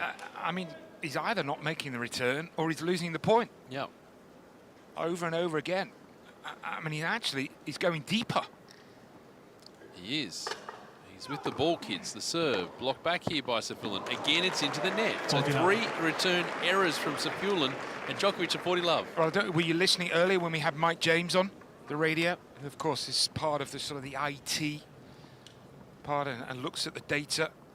And he gave the message the other day to Marta Kostruk's coach in terms of to sit deeper on the return, and that helped. But I mean, if you're looking at this match, you'd say, well, it's not working deep. You've got to get up. Yep. Got to put some sort of pressure on Djokovic. 3 game points. The serve onto the backhand of Safiullin. Dug out by Djokovic. Drop shot from Safiullin is good. Djokovic doesn't even run for it. Doesn't have to. It's 40-15. He's in a strong position. 40-15. There's a bit of intensity, I think, that's gone out of this match. Yeah. It's just that you think, Novak's won the first set. Okay. This is what we've come to expect. And we haven't had really long rallies for the crowd to really sink their teeth into in this second set as the serve goes into the net. Well, not yet anyway. There's still time. Second serve. As Djokovic will prepare in the serve. And the forehand picked up by Safiullin. He's at the net, pinning the volley as Djokovic didn't quite put it away. Safiullin scurries across to pick it up. Throws up the lob, but it goes wide. And Novak Djokovic putting the foot down. 5 games to 2 in the second set. He took the first 7 games to 6. Djokovic leads 41 on the clock on the Wimbledon radio channel. And that score on the #2 courts. We've got Mukova and Krejcikova. Mukova the first set 7-5 and leading 3 games to 2 in the second set. Do you want on board Team Mukova? Yeah. Well, I've had Krejcikova as my outsider. I think she's got a really good chance, Mukova. Certainly at the start of the day. I don't know, were you listening yesterday in terms of service games won? Yes, you were having that discussion. Yeah, so Auger-Aliassime hasn't started yet, has he? He's about to. The only player in the tournament 100% service games won. Mukova. And Mukova leads the women's. She was 96%, I think. It's only been broken once. I think she was 27 of 28. So just checking whether she lost serve today. Hang on, Mukova's over here. Time. Where are the break points? 0 for 2. So there you go. Yeah. Hasn't been broken today. Krejcikova with a couple of opportunities. And Mukova now serving for the match at 5-3 on that court #2, and then Huvi Hurkacz and Jan Lennart Struff out there as well. Seats quickly, please. Thank you. Roman Safiullin out of the chair quickly again. Djokovic just content to wait and test the umpire's patience. So here comes Novak. He makes his way out. So an hour and 42 minutes on the clock. Djokovic kept his cap on all the way through this second set. Ready for play. As Safiullin, why are you laughing at that? So Safiullin prepares now from the royal box end. And he is under enormous pressure now, serving at 2-5. As he delivers his first serve, blocked back by Djokovic, just gets over. Safiullin goes to the knock forehand, and this time he makes it into the ad court. 15-love. 15 key in this set, the numbers, how well Djokovic has served. 79% first serves in. He's only lost 3 points on serve. But the puzzling part has been the court position for Safiullin on the return. He's getting deeper and deeper, and he's losing more and more points. The serve goes into the net from Safiullin.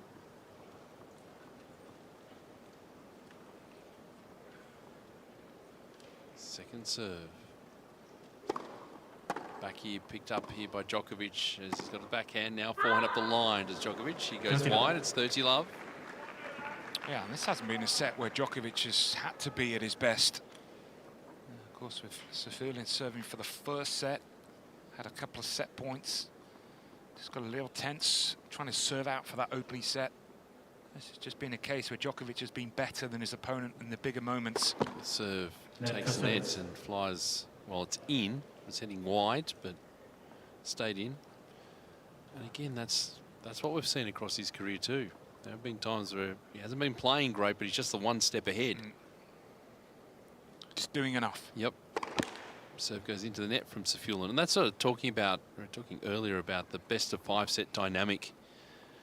So you get players who have a really good run, but they might be able to do a best 2 out of 3, but not 3 out of 5, because that sustained pressure as the backhand is netted by Djokovic. It's 40-love. And that's why the young players, it's meritorious when you see the likes of Sinner and Alcaraz, you know, winning majors the way that they are, because they're straight into the best of 5 set dynamic, where sometimes it takes other players a little bit longer to get used to it. Serve out wide is unreturnable, and so it will be Djokovic to serve for a 2-set-to-love lead at 5-3. Djokovic leads 5 games to 3. You were playing, Baz, there are a lot more opportunities to play best of 5 sets. So think of things like Davis Cup, for example, and you know, in the ATP, the Masters 1000s, well, as they're known now. I mean, at least the finals were played as best of 5 set matches. In addition to the majors, Olympics as well. Yeah, it's a shame. Yeah. I understand why, but it is a shame. It just makes it harder to get used to it when you play it 4 times a year. As Djokovic prepares and the serve goes into the net, and then you come up against someone like Novak Djokovic, who is just so well drilled in understanding how this tournament operates and what he needs to do. You can do a best 2 out of 3, but 3 out of 5, that's a bit tougher. As the forehand from Safulin, cross-court backhand from Djokovic, picked up by Safulin on a backhand. He's in the ad court, plays a looping ball near the baseline. Big forehand from Djokovic. He goes up a gear the rally. Backhand to forehand in the middle of the court, and the cross forehand goes wide from Safulin. He makes the error. It's 15-love. In terms of the errors, 15-love. It's 8 off the forehand, 9 off the backhand for Safulin. Djokovic, exactly what he wants. Win that opening point and try and suffocate your opponent here. Well, again, Safulin, well, he's come up a little bit, but he's still miles back from the baseline. As we wait for the serve. Backhand picked up by Safulin. Drop, or the forehand volley is coming behind it, Djokovic. He played it up the line, but pushed it long, and it's 15-all. Yeah, just the way he played it, I think there was a little bit of doubt, a little bit of hesitation there about Djokovic. It's a difficult volley because you haven't got much pace to play with, so you've got time, and you've got a number of options. Djokovic went for the one that was deep, but didn't really commit to it. He was able to S&V because of where Safulin's standing. And the serve here, Safulin's not going to get near it. So serve down the tee, go to 30-15, and that is ace number 6 for Djokovic today. In terms of the aces, I think that's the first in the second set. Sounds about right, or second, something like that. Yep, as Djokovic at 30-15, serving for the second set. The serve onto the backhand of Safulin up the middle of the court. Cross forehand from Djokovic. Safulin, good cross-court forehand of his own, and the forehand reply goes long up the middle of the court from Djokovic, and we're at 30-all. Yeah, I think if he was to have a practice session, probably tomorrow, I think that would probably be the shot he would, presuming he wins this match today, he would want to improve for a couple of days' time. Just that forehand on the run. Hasn't hit it as well as you would expect. 30-all. How nice it must be when you're still up a set and a break. And the serve and volley here from Djokovic. Going to be a low backhand volley into the ad court. Had plenty of court to work with. Hit it beautifully and brings up a set point at 40-30. And because he's so far back, he's just got nowhere to go. Djokovic can hit that first volley from inside the service box, back over the net into the service box. And not even Usain Bolt, who was in the Royal Box a couple of days ago, could track that one down. No, not even with a head start. So we wait now for this ball to come in. Set point for Novak Djokovic. At 40-30, 5-3, the serve comes in. Flips the tape. He was going to serve and volley again. May still be time left, Barry, to get, you know, the worn patch happening around the service line. Not just at the back of the court. It's another first serve for Djokovic. Safiullin going to high-five the dignitaries in the royal box. He's that far back. He blocks it back. The backhand volley, easy as you like, into the open court from Djokovic again. And he is taking control of this contest on centre court. 1 hour and 49 minutes. He took the first 7-6. He's taken the second 6-3. And he didn't have to do anything spectacular, Baz, but he got the job done. Just looking actually at the serve and volley play. Obviously, it's a bit of a dying breed these days. Just 4% of the points are serve and volley, and he certainly feels like he's serve and volley more than 4% today, Djokovic. Yep. But the adjustment, I mean, if he was playing someone who was standing on the baseline, returning, I don't think you'd see as many serve and volleys as this, but just recognising. Safiullin's now going to leave the court. He's got his bag and taking off, and fair enough too at this stage. But why not? I mean, you've got an opponent who's sitting there going, well, I'm just going to stand back and let you dictate to me on the serve. And I know it's designed to give him more time, but the way, and you said it before, and you've said it many times, of course, we know with Novak Djokovic, he hits his spot so well. And you change up the target for him, no problem. I mean, I just think, you know, now is the time. I've said that with Medvedev here as well over the years, Baz, when he's played, that he insists on being that far back in the court. And, you know, it's not working. So where's the change-up going? Where were you having the success? By standing up. And even if you don't do it all the time, just something different for Djokovic to look at would be useful here. Yeah, today he's serve and volleyed 7 of 10. Just looking at the stats overall, it's got 14 of 380. So are we thinking that's before today? Or are we I thinking don't know that's your system and how today? it's actually being calculated. Sorry? I don't know how it's being calculated. So I don't know whether it works in play. Because it's got 4th round Djokovic, so then are we thinking that that's only 7 times before today? I don't know. I mean, I haven't watched Djokovic well, I mean, he's play serve and live. volley more today anyway than what he's done in his first 3 matches. Yeah. So 7 of 10. But your point is right, but he's adapting to the conditions. And at the moment, and this is the struggle for someone like Safiullin. This is where you need to think your way through. I mean, you may not win the match, but you've got to have the IQ to go, okay, well, hang That's on. not I've part of that. I've let him go to do this now, and now he is comfortable in a rhythm. How do you upset that rhythm? Because we saw during stages there, Baz, where it was Djokovic, he was in front, but he was still feeling frustrated. He was still struggling. He was still annoyed with his team. And you said during the call that was a time really for Safiullin to try and wrestle back some control there. But, you know, what was easy in terms of +1s and things like that in the first set became a hell of a lot more complex in the second, and he just couldn't get out of that situation. So we're waiting for Safiullin to arrive back out on court. The next match here, Arina Sabalenka and Naomi Osaka.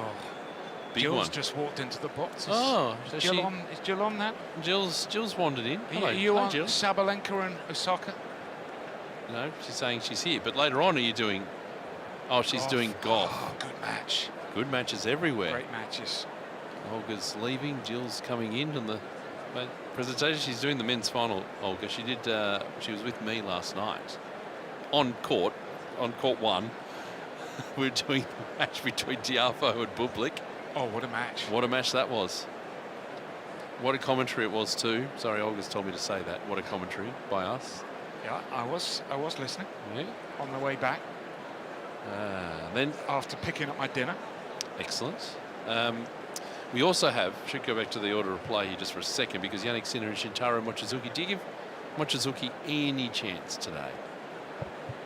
So let's give me a number. So out of what? Percentage? Percentage chance. Now, obviously it can't be 0. because two players are walking out onto a court and there are so many variables. And we don't know whether Sinner's fit. We have at the Australian Open, I think you do commentary here for the AO, don't you? Where you see the wind predictor. Yeah, wind predictor. Now, I reckon the wind predictor, we don't have a wind predictor here, do we? No, we don't. So we can make it Thankfully. up. Because they make the wind predictor up anyway. Yeah. Oh, I would give him 5%. Okay. You? I would over and under on 5%. I'd go over. I'd go 15%. 15. Because of, I mean, this is the thing, right? So it's a hard data set, the wind predictor, right? It's all AI, isn't it? Yeah, and it calculates all the bits and pieces. Have they played? All that sort of stuff. The 15%, the reason I give it kind of 15% to start with, obviously, and the wind predictor fluctuates through a match, is, you know, it's a warm day. Let's test that out. And, you know, if he gets the wobble against someone who's got nothing to lose, as Djokovic is stretching out, waiting for his opponent to arrive back out on court. They haven't played each other before. Mochizuki might swing for the fences. And let's see what happens, and it may come off. So they haven't met each other before. Mochizuki, 23 years of age, and been getting the matches up here, the All England Club. So I'm thinking it's 85-15. What, do you know what AI says? I've just put it into my search. Well, that's someone else's AI, but yeah, you can put that in. Okay. Hit the AI mode. That's what Olga taught me that yesterday. Oh, yeah. Oh, there you go. There you go. 96. So we're having a bit of Olga's looking at a bit of a discussion. The win probability of Sinner and Mochizuki. Percentages. Yeah. By the way, what you're hearing in our effects is the discussion between Djokovic and his team continuing on. But what would you give it percentage-wise, Olga? Sinner? 90. Olga said 90. The AI has said 96. I've gone 85. What did I say? I said 95. You said 95. 95.5. Yep. Remembering, of course, it's fluctuating along the way, but we've been 6.5 minutes now, almost 7 minutes between points between the end of the second set and the start of the third set. Now, this is where, I don't know whether you, how much power on it, well, you've got plenty of it. We know that, Barry, around these parts. Do you know what I'd like to have? Don't leave the court at all. No, I would like, there is a time at the end of each set. Yep. And you can do whatever you want. How much time? Well, that's up for discussion. We get rid of injury timeouts during a set. Yep. So if you have an injury timeout, because most 99% of injuries, timeouts, you don't need. No, okay. Occasional, you're unlucky. He's so back you get now, rid of injury Safilin. timeouts, and I would also get rid of one change of ends. Okay. Early on in the set? Well, no, because we don't sit down after the first game. Anymore. So I'm quite happy to sit down after the third, but maybe after the fifth. Yep. Possibly. Or the seventh. Yep. And then you have a time at the end of the set, 5-6 minutes maximum. Do what you want. Call a medical timeout. Bathroom break. But also the problem is the proximity, because as we were talking about, the fact, and I agree with you on that, by the way. I think it's a good idea, because the time it takes them to get to and from here, as you're saying, I mean, if you've got the power and influence, if you could just get them to have a room off to the side here that they could just quickly go and then come back. Maybe mention that at a committee meeting or something like that. See if we can make it happen.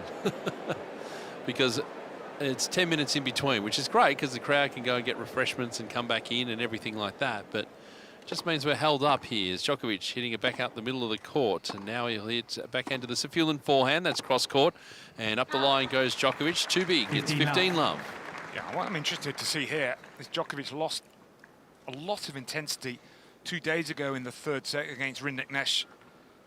Rindik Nesh cruised through set 3. So just seeing if for Djokovic, if he can be as dialed in here as he was in the first 2. There's a serve going long here from Safilin. Second serve. And the serve. Backhand picked up by Djokovic into the ad court. Backhand to backhand, they go slice. Backhand for Djokovic is short. A slice from Safilin goes into the net, looking to maybe throw in a half drop shot, it looked like. 15 all. 15 all. The average first serve speed in the first couple of sets for Safulin was 197. Just seeing how this first game plays out in terms of, is he able to play at the same intensity? Obviously, he's had an emotional couple of weeks, given where he's been. The serve here. Onto the forehand of Djokovic. Slice forehand. Coming forward is Safulin into the juice court. He plays the backhand volley, takes the net. Djokovic has to scramble forward. It just pops up. Had no other choice. He put it away, Safulin, in the end. It's 30-15. That first serve, 119 miles per hour. I thought that Mukova was going to be cruising along to victory. Not the case. Krejcikova fighting back. Would have had to have thrown a break of serve in there. 6-5. So she lost serve for the twice now in the tournament. Fair effort from Krejcikova, though. Yeah. As the serve from Safulin goes long. I bumped into someone I used to play with. I don't even remember. Peter Parler. Don't Czech remember Peter. doubles player. Hmm? I was talking to him about that matchup. The serve onto the off forehand of Djokovic. Cross-court backhand from Safulin right off the baseline. They're going the middle of the court, backhand to forehand. Now Safulin to the Djokovic forehand. Now big forehand from Safulin. They go up a gear. Safulin hitting another one into the ag court. Blocked back by Djokovic. Drop shot by Safulin. Read by Djokovic. He goes up the line. Safulin goes cross-court for a winner. That was a heavy forehand. It got the job done. He goes to 40-15. Magnificent tennis. Djokovic did well, actually, off the drop shot to push it deep. And he hooked it cross. That follow through. If you think of a right-hander where they almost follow through of the right shoulder instead of the, what you would say, the conventional left shoulder.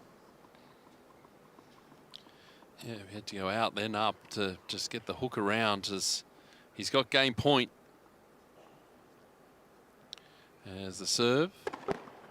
Flips the net, we'll do it again. I just feel he's dropped a little bit of intensity here on the first serve.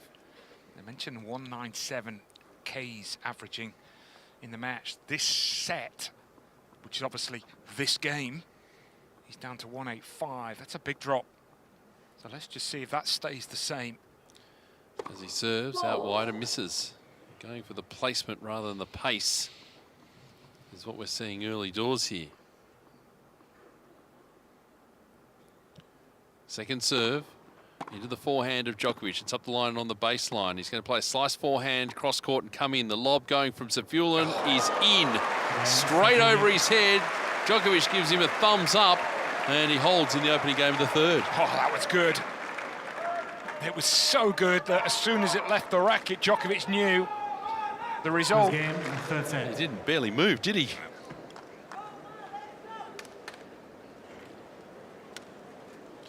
Players get their refreshments at the chair. You talk about it not being a sit down. It feels like one, Baz.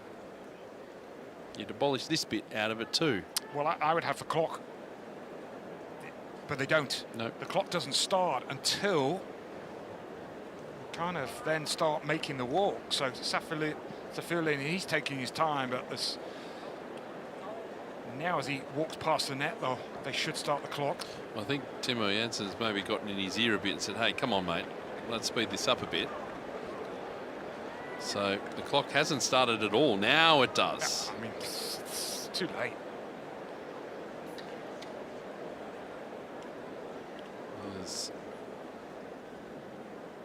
Wait for the serve to come in here from Novak Djokovic. 2 hours and 2 minutes on the clock. Serving at love one, third set. Serve goes into the net.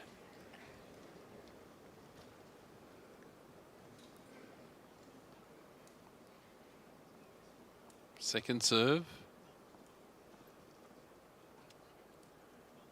And the serve. Play to the backhand, Safulin goes up the line. Cross-court backhand from Djokovic. Safulin digs it out. The ball dying on impact. And the cross-court forehand into the net by Djokovic, who just holds his racket up. Love and the 15. follow-through. Disappointed. Love 15. Just leaning backwards.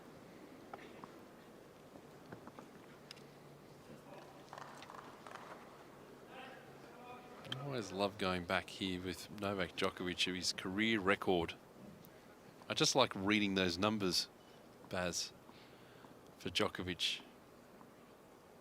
Unbelievable numbers. The serve, he's looking to serve and volley. He misses the first. I've got time. 1,175 wins, 237 losses. give you some of those other numbers as well, because they're just as astonishing. Second serve, Djokovic stepping in Safiullin. That's a better sign.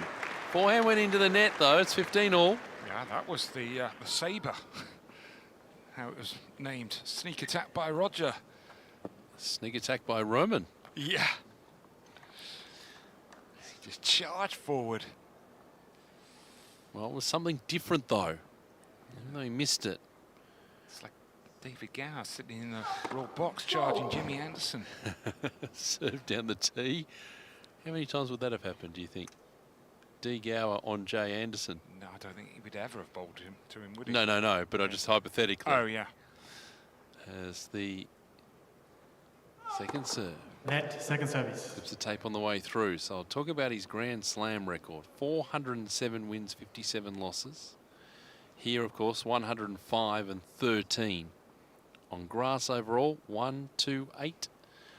21 losses. The serve. Forehand picked up here by Safiullin. Now he's in the ad court, just blocking a slice backhand into the ad court. Off forehand from Djokovic, back out the line from Safiullin. He's going to get a forehand now up the line. He wins it. Nicely done, Safiullin. Clean winner up the line with a forehand. See Djokovic just trying to keep Safiullin in that ad court. He couldn't wait any longer, and Safiullin took his chance. 15-30. Yeah, that was a ripper. Yeah, he really does. Hit a heavy ball.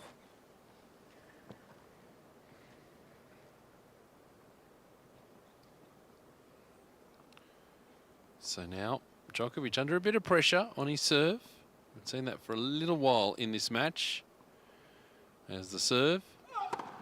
Onto the forehand from Safiullin, and that is just ballooning away. That really took off from Safiullin.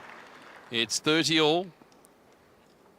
Yeah, 120 Ks he's averaging on his on his forehand. Sorry, I'm just laughing as we look at on our monitor that you've pointed out to me.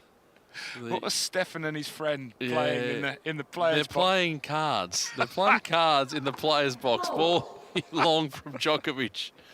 Stefan's had enough. He's like, I've seen enough of your dad playing. Like, I know what's going to happen, Dad, when you're up 2-6 You know what I do like about that, though? They're not sitting on screens. Yeah, well, he doesn't allow it, does he? Nope. So they have to play cards, and well, hopefully Stefan will have a win like Dad. If Dad can get through. Cross-court forehand from Safiullin, up the line from Djokovic. He's missed the baseline. Well. A disappointment again for Djokovic. He looks to the heavens. It's 30-40, a break point here for Safiullin. Yes, because he would know of what happened a couple of days ago. He doesn't want to lose this intensity, and also the dangers you drop your guard. Safiullin, he can play pretty good tennis, even better than that, as we saw in the first set. 2 of 6 breakpoint conversions. The serve from Djokovic, blocked back by Safiullin up the middle of the court. Djokovic with the cross forehand. Safiullin with a forehand of his own deeper. Into the net goes Djokovic. And that is indeed a break of serve to start off set number 3. Djokovic unhappy. It's 2-love Safiullin third set. He was furious, Djokovic. It almost looked like he wanted to bang his racket on the ground. And then thought better of it. And then threatened to get the ball and smash it to the back fence. Warning, Mr. Djokovic. And he got a warning because he yelled out there and the audible obscenity. So he may as well go hard again. So he's frustrated now. Bit of pep in the step for Roman Safiullin now. He's serving from the royal box end. And the serve out wide, misses. Second serve. And we wait now for Safiullin to deliver this ball. Djokovic steps in, forehand up the middle of the court. Not convincing on the return. Neither was that from Safiullin. The off forehand, he's missed a few of those. Now with a bit more regularity, it's love 15. And as you talk about that important first point, he needed to do better, Safiullin. Safiullin only lost serve in the opening set. Only served for the set. Djokovic won the opening point and broke. Serve here. The middle of the court and the forehand from Djokovic is in the juice court playing cross-court forehand up the line. Safiullin, he can't handle that pace again. And it is love 30. Love 30. Yeah, but I know he's up a break, but I also feel he's lost the intensity here, Saifulin. Mentioned the first serve, that the speed was down in the opening game. Well, it's dropping even more. 181 is average speed on the first serve this set compared to 196 of the match. Well, he needs to pick it back up and quickly. The serve out wide, blocked back by Djokovic. Half-court ball, cross-court backhand from Saifulin. Djokovic reads it. And that's big again from Saifulin. In the middle of the court, a forehand going well long. It's love 40, break-back points here for Djokovic. Wow. I wouldn't say Djokovic handed the break, but Djokovic was obviously furious with himself because he got the warning. He has been in generous mood this game, Saifulin. Yep. He's delivered some gifts to Djokovic. The serve from Saifulin. Big forehand from Djokovic. Then in the corner of the ad court. Ball picked up by Saifulin on the backhand. Another cross-court backhand. All top spun. Saifulin going with a forehand back to that Djokovic backhand. That one's missed by Nole. 15-40. That's quite reassuring, isn't it? 40.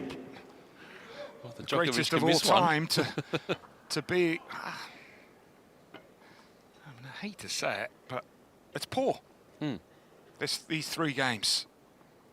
But he's got 2 more break points to get back on serve. The thing is, and I read out the career record, and when you run 24 majors, you get judged harshly along the way. Ball onto the forehand of Djokovic, just gets over. Saifulin with a drop shot. Djokovic coming forward, goes over his head, and that lands on the baseline. Saifulin wasn't really wanting to track it down. He puts up a hand in fake apology. The kids have put down the card game because Dad's back in town. So it's 2-1 on serve in this third set. 2 hours and 10 minutes in on centre court. Yeah, I think they put down the cards game when Dad got broken. Yep. And Dad got the audible obscenity. But that break was more as a result of Saifulin as opposed to Djokovic. And that's the thing. If you're working with Roman Saifulin, you're going, right, these are the moments that we're going to circle, that we're going to work on, because that drop in intensity has cost you. But don't you think, to be honest, the top 3, they're all following a bit of a similar path? Just drops, intensity-wise. Yep. Zverev, Djokovic, Sinner. So, it's almost waiting for one of them to kind of put in a complete performance. But you look at the timing for Djokovic in this match. I mean, it was the start of the match, really, for Djokovic, and then he just picked it back up. Even though he is out of sorts, I mean, it's still that keeping himself in front that, okay, could be down a break, and we think, okay, is Saifulin going to be able to actually take the momentum and run with it? The answer, obviously, is no at this stage. Have you noticed the Djokovic fans? Oh, yes, they've changed their shirts. T-shirts. They're now Nole Fam. They're actually spelling it out. Because they were Novak, weren't they? And they had different colours. That's right. Now they've all gone with the same colour. It is the white T-shirt with the red writing. And they've all taken up position there. Nole Fam. It is. Opposite end of the court from us. Here on centre court. With 2 hours and 12. On courts here as we head up to 4 p.m. here in London. What a sunny afternoon. What a magnificent, glorious afternoon it is here on centre court. You'd expect nothing else, though. Yes, already. And we're set for a wonderful second week weather-wise, too. So Djokovic now. As Djokovic delivers this serve, it goes wide. And now a second serve at 1-2. In the third set. He's up by 2 sets to love. Saifulin now standing on the baseline to receive this second serve. And he picks it up as a forehand cross court, but pushes it wide. It's 15 love. Big second serve. Good start to the game for Djokovic. 108 miles per hour. I mentioned the first serve speed that's dropping for Saifulin. It's exactly the same for Djokovic. Consistently around 189 Ks. The serve here is unreturnable. Saifulin gets a racket to it, can't do much with it. It's 30 love. Yeah, and I mean, you said in the previous set, in the second set, Baz, that you felt that there was a drop of intensity overall anyway. This is how it's kind of manifesting itself in this third set as the serve goes long. I actually think he's looked tired in this third set, Safulin. Sometimes that can happen when you, after what has been an emotional couple of weeks for him coming through qualifying. Serve onto the forehand of Safulin. Big back out the middle of the court from Djokovic. That one on the baseline from Safulin. Backhand cross court, slice back up the line from Djokovic. Lands deep, picked up by Safulin. He'll step into a backhand cross court and miss wide. So it's 40-love. 40-love. Yeah, digging in there, Djokovic.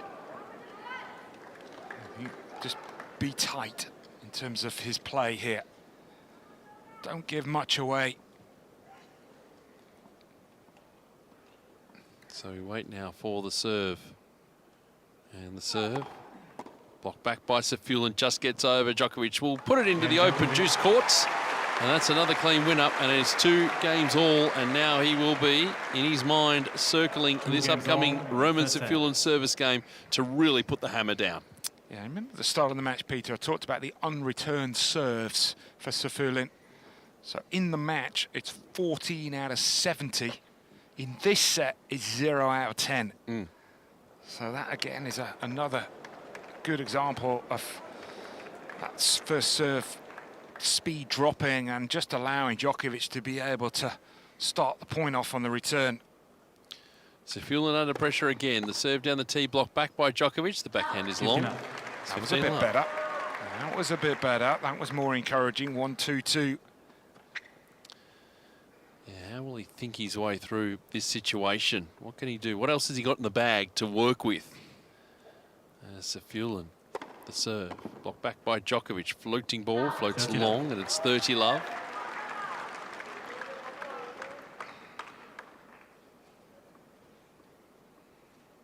There's the serve coming in. Out wide, blocked back by Djokovic up the middle of the court. Safulin goes to the forehand of his own. In the juice court, forehand to forehand up the line. Nope, he's missed again. That's that ball up the line from Safulin. He has just struggled with that from the first set on. 30-15. Yeah, those winners only hit with regularity in that sort of golden patch from a breakdown at the start of the match to when he served for the set. It was when he had the belief. Yeah, that's probably the way to describe it. There's the serve from Safulin. Takes the nets and lands in. Yeah, what goes first? Fatigue or the belief?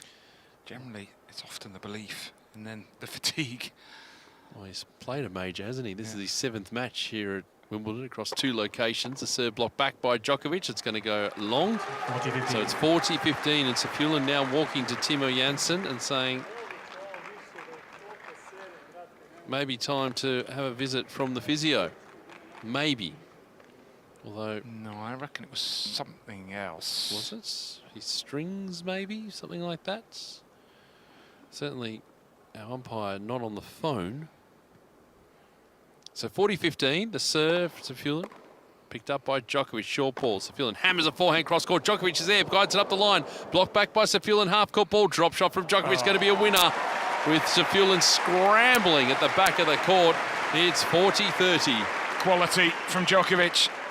Just anticipating where Safulin was going to go.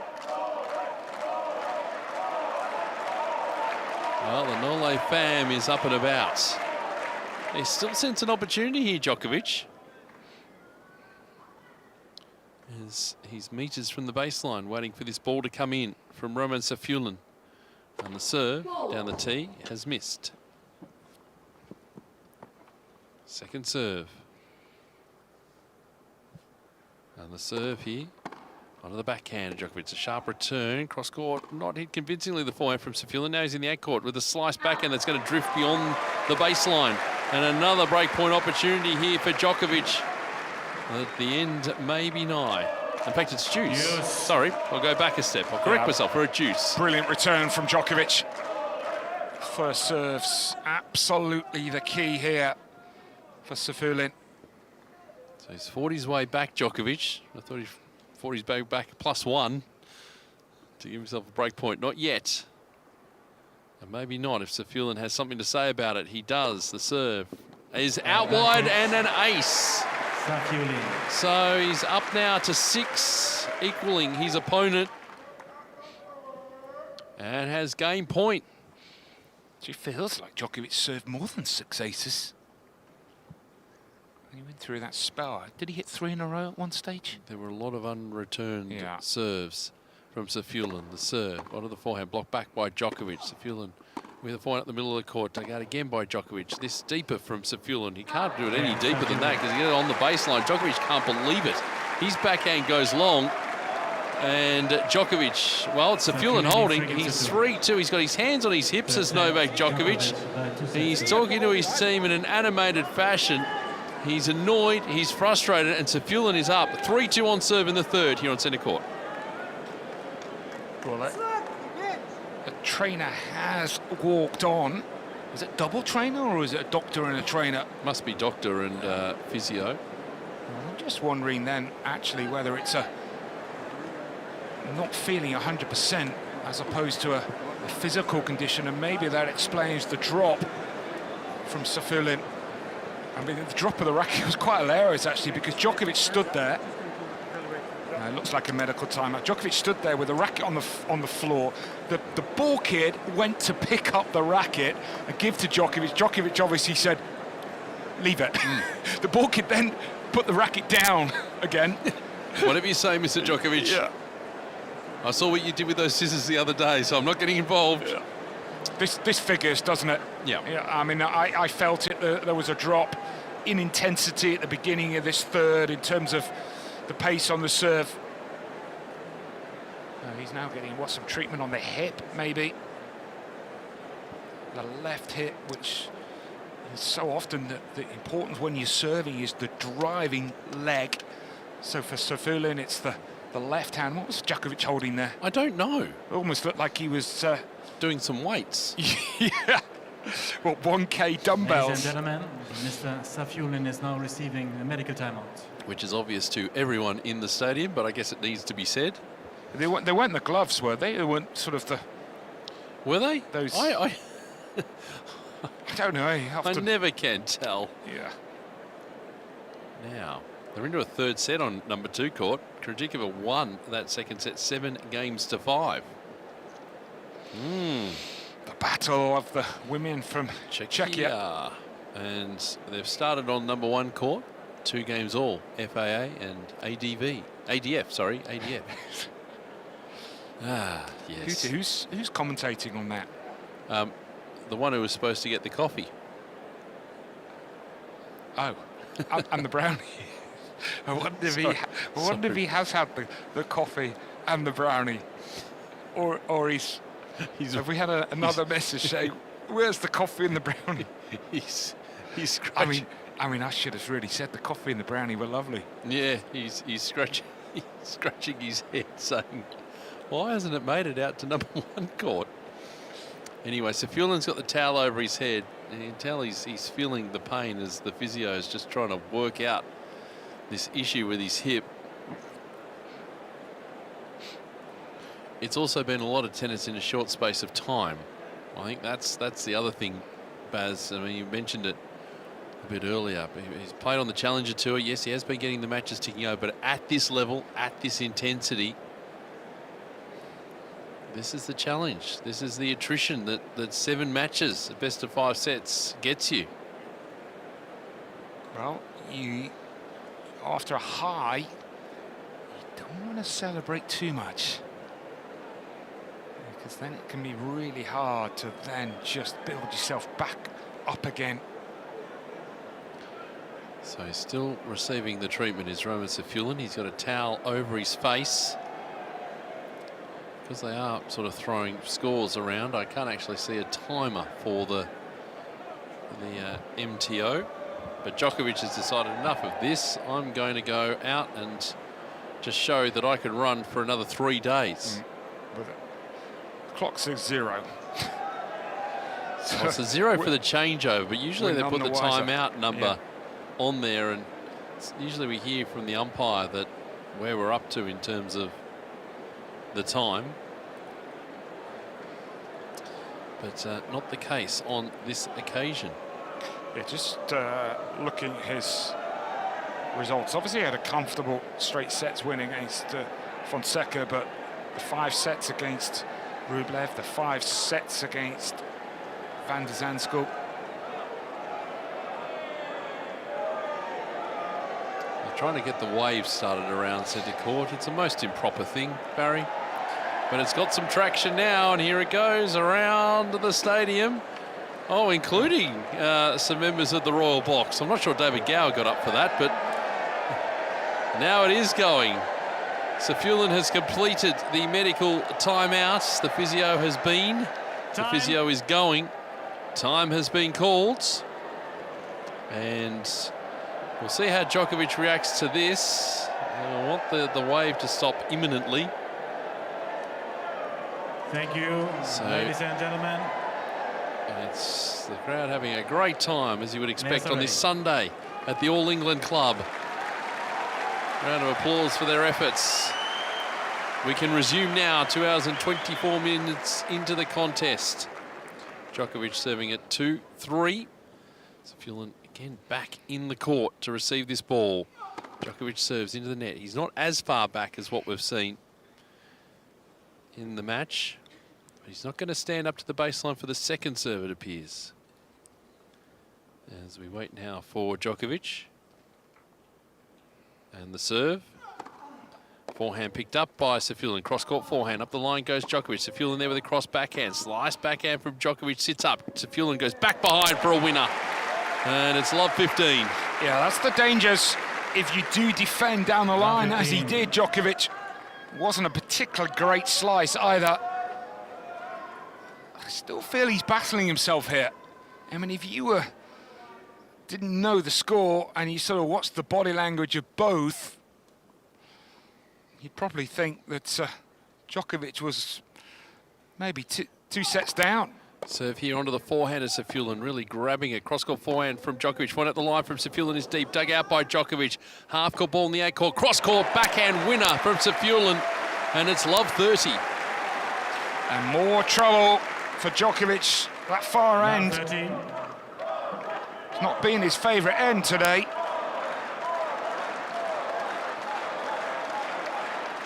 He's looking around, he's trying to settle himself.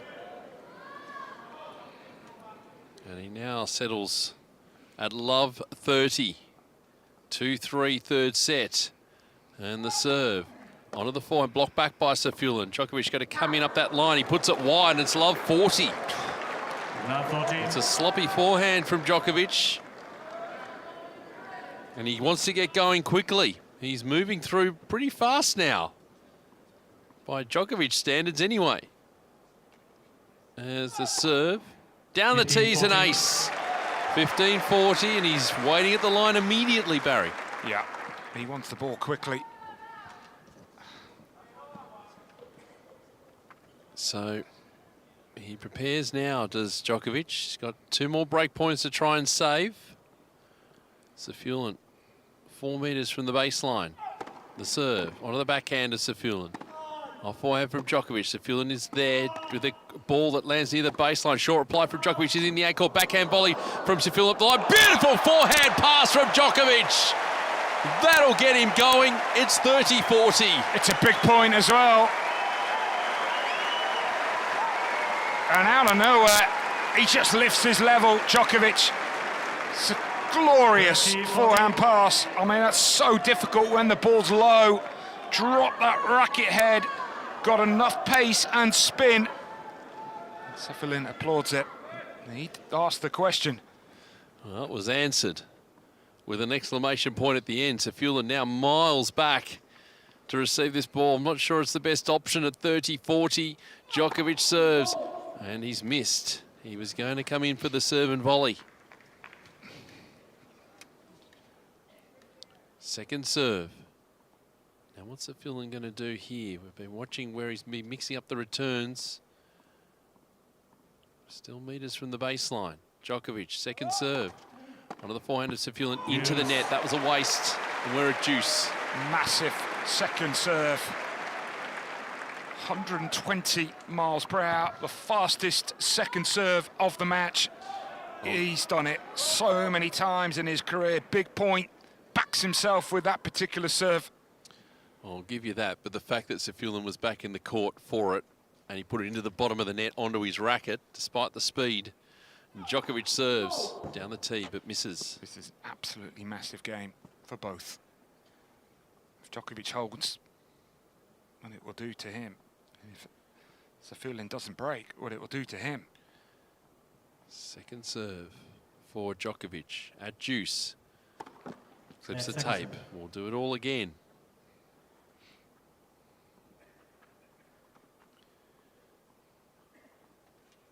So he'll get back in and get himself settled. And away he goes for the second serve. And now something has distracted him, so he's going to do it all over again. And the serve. Onto the forehand, Safiullin. He rips a cross-court forehand. Forehand to forehand we're going. Up the line goes Safiullin. Cross-court backhand now from Djokovic. All topspin here. And backhand to forehand from Safiullin in the ad court. Now he's playing a backhand. Safiullin up the line. Big forehand is missed from Djokovic. And another break point for Safiullin. And another forehand after a relatively long point that Djokovic misses when he's pushed wide. Just not been as strong as you would probably expect. The longer rallies, or 12 after 20 over 9 shots to Safiullin. Well, he might want another one here. Yeah, it's interesting. I mean, 5 shots plus. I'll mention it after this point. Yep, as Djokovic will serve and volley. He's going to play a low forehand volley. It gets over. Safiullin goes back at Djokovic, who has to really recoil, but he put the forehand volley into the open court and got the result. We go back to deuce. Deuce. So that stat, Baz, of points that go between 5 and 8 shots. It's 33 to 16 for Safiullin. So you're wondering, well, how's Djokovic 2 sets to love up? Well, it was 0 to 4. It's 71 to 47. I mean, that is a huge difference. Yep. As Djokovic will serve and volley again. Up the line, that's a winner from Safiullin. And he says to the commentary box, that's why I'm standing that far back. He'll have another break points. And Djokovic then looks up at the sky as if to say, you've got to be kidding me. Great serve. Unbelievable return. 108. Almost for Djokovic, you're saying, great shot, do it again. 108 or 174 Ks. As we wait now for Djokovic. Another break point for Safiullin. And he waits for the backhand, plays up the middle of the court, dug out by Djokovic off the baseline. Cross-court forehand from Safiullin, matched by Djokovic. Safiullin goes up the middle of the court, cross-court backhand from Djokovic. All topspin here, and this is a loopy ball from Djokovic that lands in. Cross-court backhand from Djokovic, Safiullin digs it out. Backhand up the line from Djokovic, Safiullin. Oh, big point this one. Drop shot from Djokovic, just gets over. Safiullin, it just gets over. Djokovic goes around, picked up by Safiullin. He's put the ball wide. He had the high backhand volley, he's missed it. Djokovic thought it was in. I think Djokovic thought it was in because he just took the ball out of his pocket. As if to say, I've been broken. Well, that's what I was thinking too, but Safiullin has missed. Oh, how did you miss that volley? You had the whole court. Well, he lives to fight another day, Djokovic. I mean, it is 3-2 in the third, but they could have sent Safiullin on his way. It's got to be the miss of the tournament. Thank you. That's what pressure does in these moments. And Djokovic at deuce again. Winds the serve clock down to 1. And the serve, blocked back by Safiullin. Three-quarter court ball, backhand netted by Djokovic. Here we go again, another break point for Safiullin.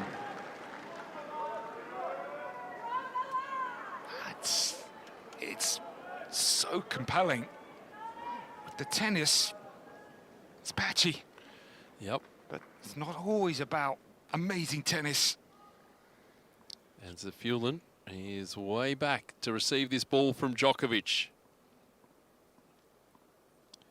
And the serve. Djokovic onto the backhand of Safiullin. He's serve and volley. Backhand volley from Djokovic. Safiullin coming forward, plays straight through him, and he's made it. And he's furious, Djokovic. He just swatted that ball away in frustration down to the other end of the court. And he's going to get the rounds of the kitchen from the crowd, and rightfully so. It's 4 games to 2 for Roman Safiullin. And we'll wait to see.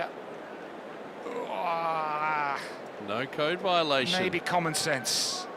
Maybe just... It may be that frustration, because Safiullin went straight through Djokovic with that ball. I don't think it matters, but the ball was going nowhere near anyone, in all fairness. Yes. There was a frustration, but there was no ball kid in sight, and of course you've got no lines people now. I think probably genuinely common sense, that good umpiring there, I think. As Safiullin serving, ball blocked back, Djokovic into the bottom of the net, 15 love. I think the other thing too was it's just that adrenaline rush of, hang on, this ball's coming hard straight towards me, and it almost nailed him on the way through. I think Djokovic this set, I think the frustration of not putting this match to bed. I think of what happened the other day, what happened in Roland Garros. I mentioned it at the start of the match. Serve here from Safiullin goes into the net. When Djokovic is at his best, he's ruthless. This would not ordinarily be a straight sets win. It might still be a straight sets win.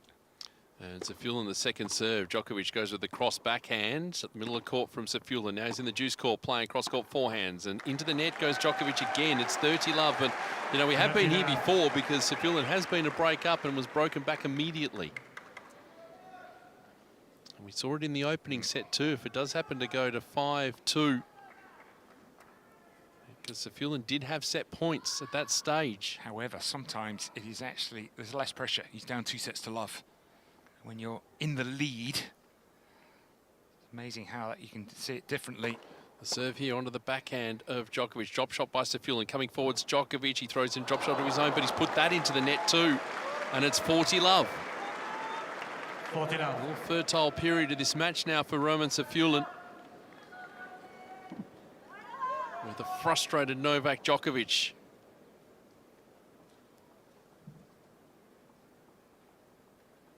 As Safiullin will test out the serve clock now.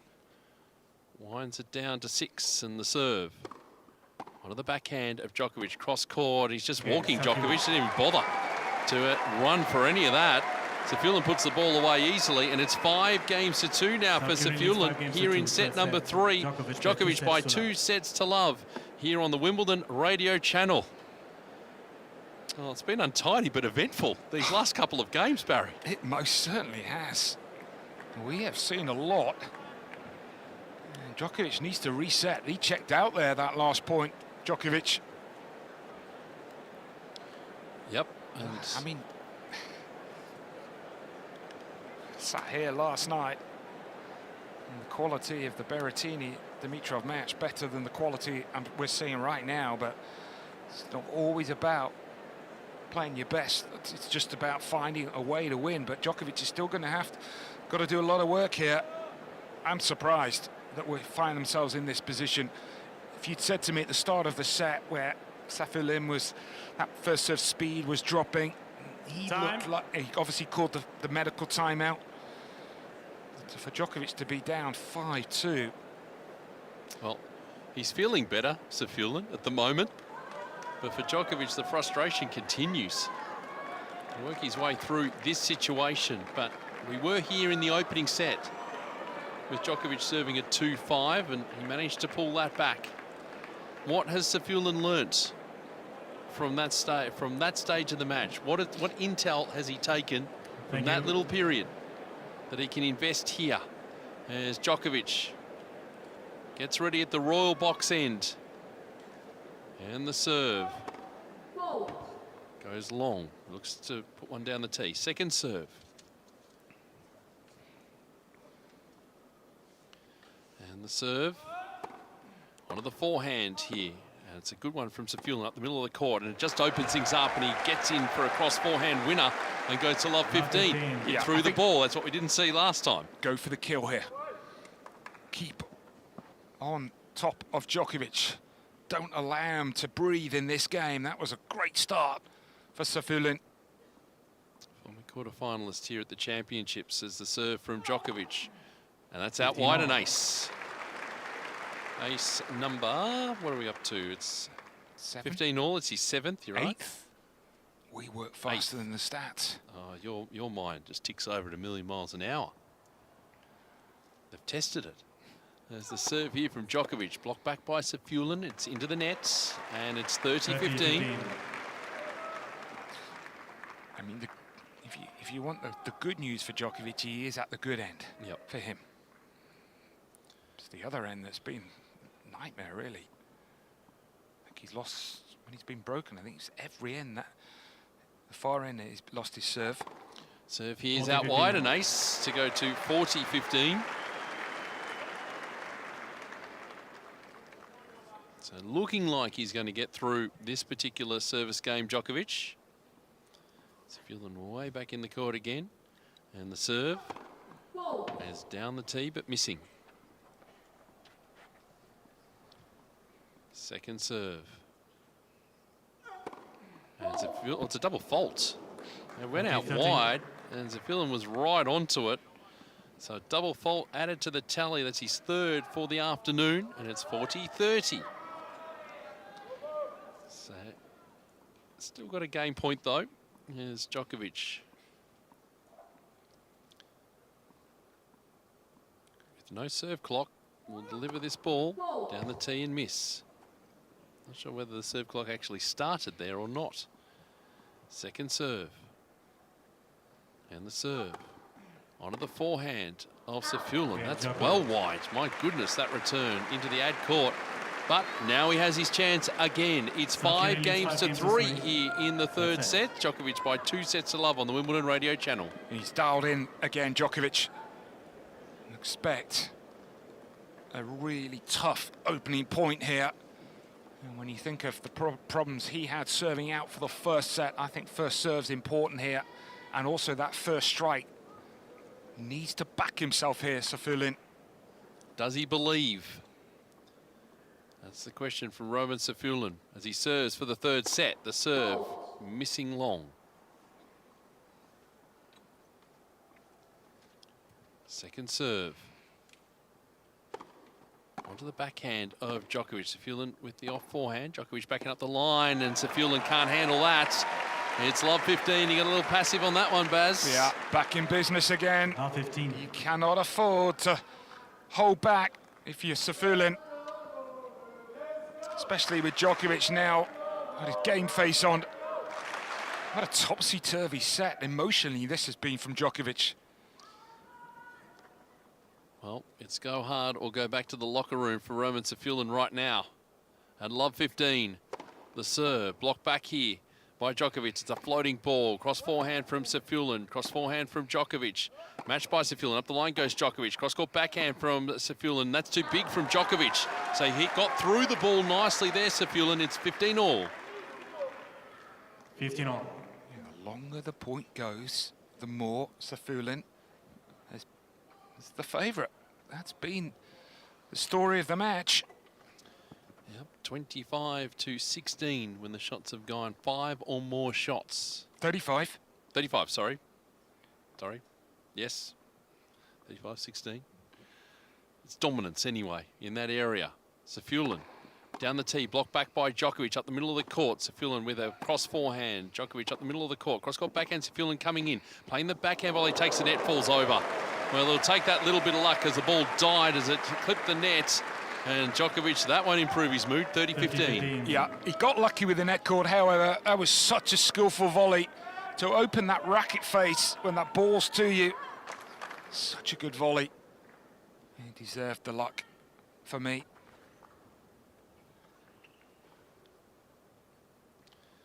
So, Safiullin at 30-15. Trying to close out this 3rd set here on centre court. And the serve onto the backhand of Djokovic. It's beyond the baseline. So 2 set points for Roman Safiullin at 40-15.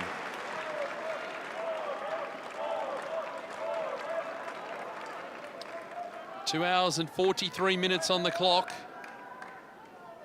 Are we heading to a 4th set? It's certainly pointing in that direction. But Safiullin needs to finish it off. as he prepares at set point, and the serve going long. Djokovic will stand on the baseline for this second serve. Safiullin, the serve.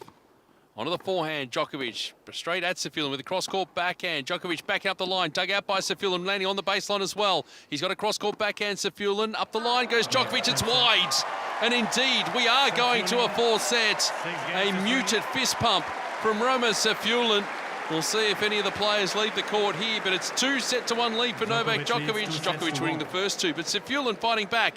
6-3, we're off to a 4th set on centre court. Oh, that's a big effort from Safiullin.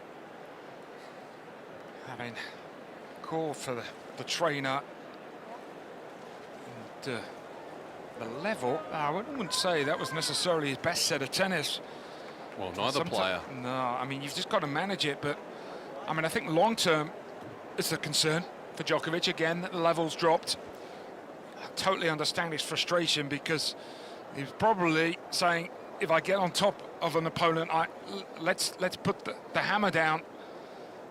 But I think for Djokovic that, you know, he will want to come out, and the beginning of the 4th, making an early statement, but he just hasn't been locked in on those longer points where Safiullin certainly has. Well, neither player has left the court, by the way. Yeah, I mean, from what we've seen, Peter, this is game on. Yeah. Yeah, and the interesting thing is now, like ever since Djokovic had that moment where he smacked the ball down the other end of the court, hit the backboard, he hasn't been as demonstrative. Now, granted, obviously, we've only had a handful of games since then, but I think, you know, he's settled again. He's not as agitated right now. So, okay, Roman, you have your moment. Time. All right, well, I'm going to come back at you hard in this 4th set because you know what I like doing? I like playing best of 5 set tennis. Yeah, well, he's had, was it 3 already? Yep. Last round qualies, first round, second round. Yep, but for Djokovic, it's bring it on now. How much have you got? How much gas have you got in the tank, Roman? How much have you got here? Because I can keep going for days. But the level, now, that's the thing. What's the level going to be like from both players? They're going to lift up again. So Djokovic goes to the far end from the royal box. This has been the problematic end for him. He will be serving first in set number 4. Djokovic to serve. Update on number 1 court, Felix Auger-Aliassime. 5-4 on serve against Alejandro Davidovich Fokina. Still not dropped serve in the tournament. FAA. And if I quickly scroll down to number 2 court, Karolina Mukova has had a win over Barbora Krejcikova, 6-3 in the 3rd set. So win there for Karolina Mukova as Djokovic misses the first serve. Mukova to play the winner of our next match on centre court, Aryna Sabalenka and Naomi Osaka. We'll have that for you right here on the Wimbledon radio channel at the conclusion of this match. A second serve coming up for Djokovic. Onto the backhand here of Safiullin. He's in the ad court, play back out in the middle of the court. Forehand by Djokovic, and that's a nice angled backhand winner from Safiullin coming out of nowhere. Love 15. Yeah, it was. Great backhand, but pretty passive. Couple of shots from Djokovic, and again, the length. Not good enough for Djokovic. And again, Safiullin in more of a stance that we see from Daniil Medvedev. As Djokovic serves. Backhand picked up by Safiullin. It's a half-court ball. Djokovic goes up the line. Cross-court from Safiullin. Good volley. First up from Djokovic. The second one's a bit tricky, and he's going to be put away by Safiullin.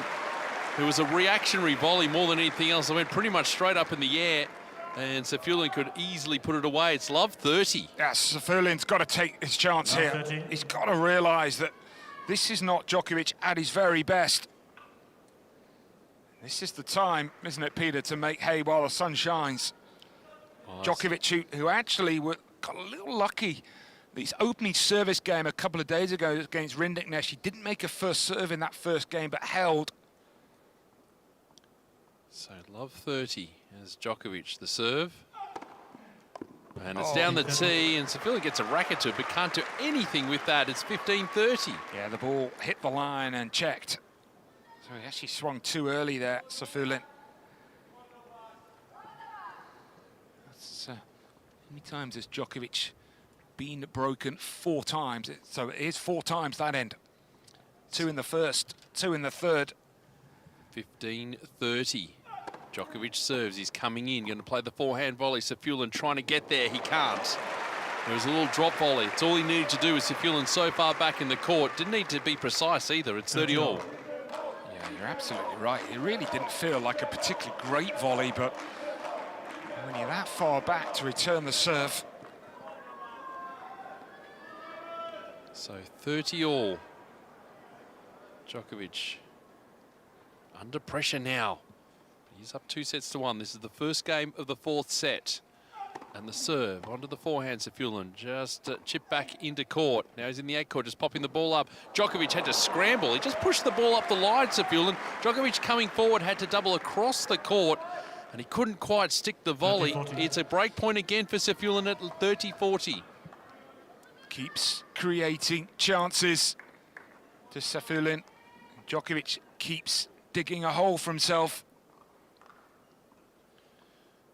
As Djokovic prepares again. Serve clock winds itself down to 6. And the ball delivered out wide. He was looking to serve and volley again. Safulin will stay in the return position meters from the baseline. He'll wait for this ball. I think he's going to need to come in just a fraction, because Djokovic will test him here. Second serve.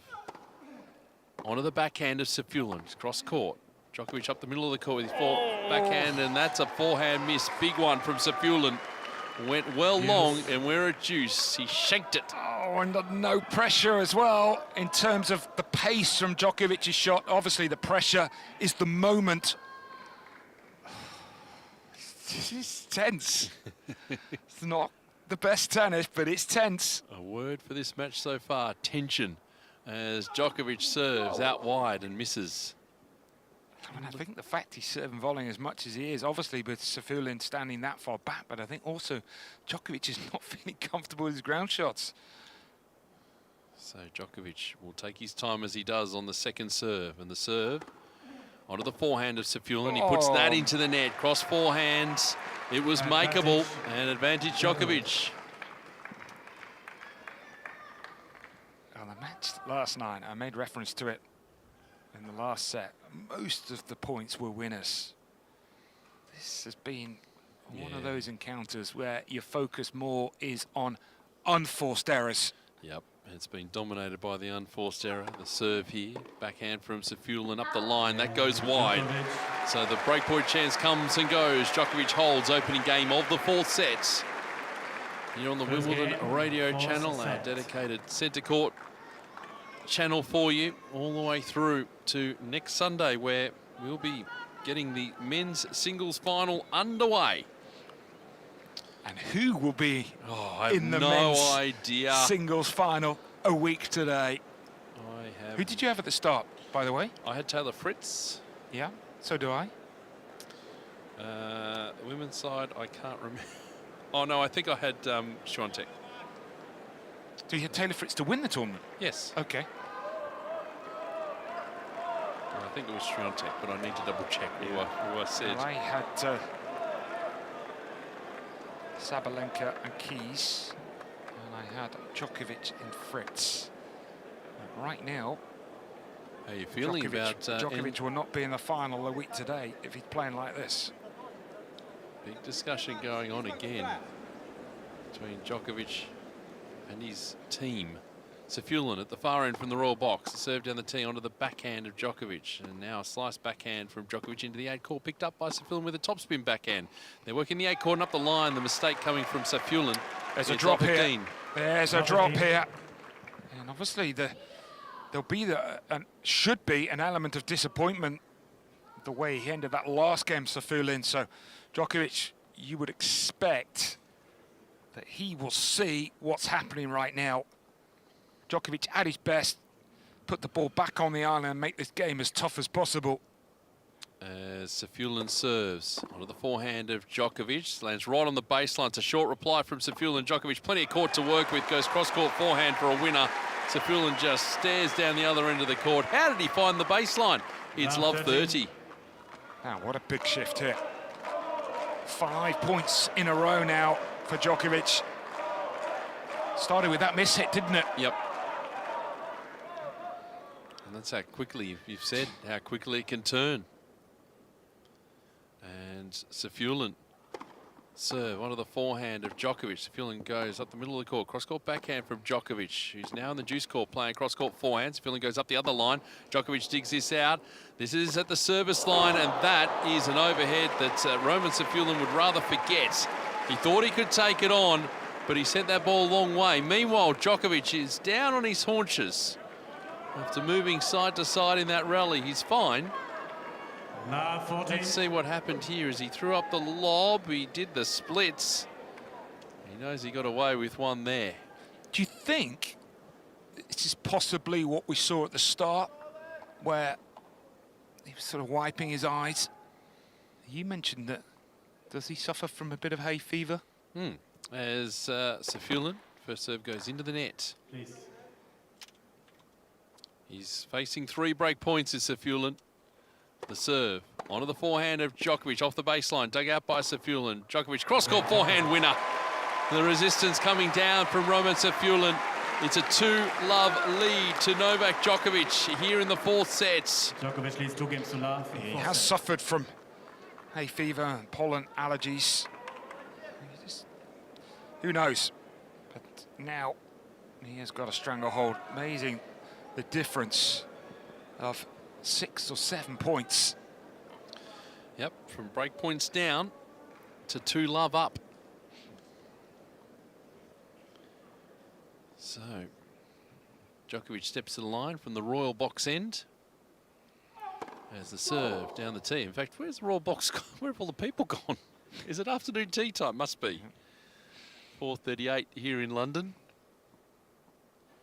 And Djokovic will deliver the second serve. Safulin way back in the court. The forehand up the line. Backhand up that line from Djokovic. He'll play another cross-court backhand. Slice backhand from Safulin.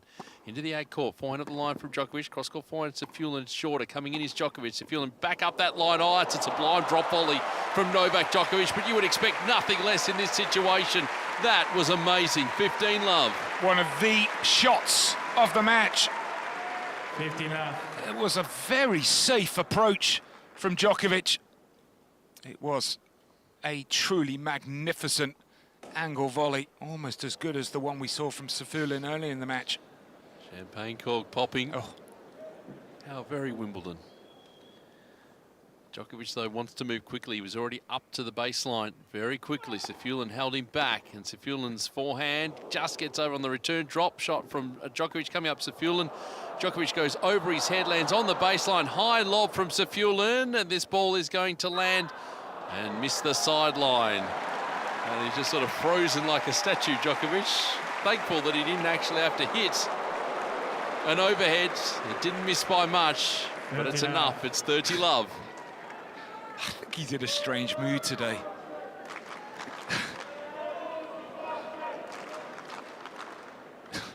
He waited for the call and then was threatening to hit the overhead.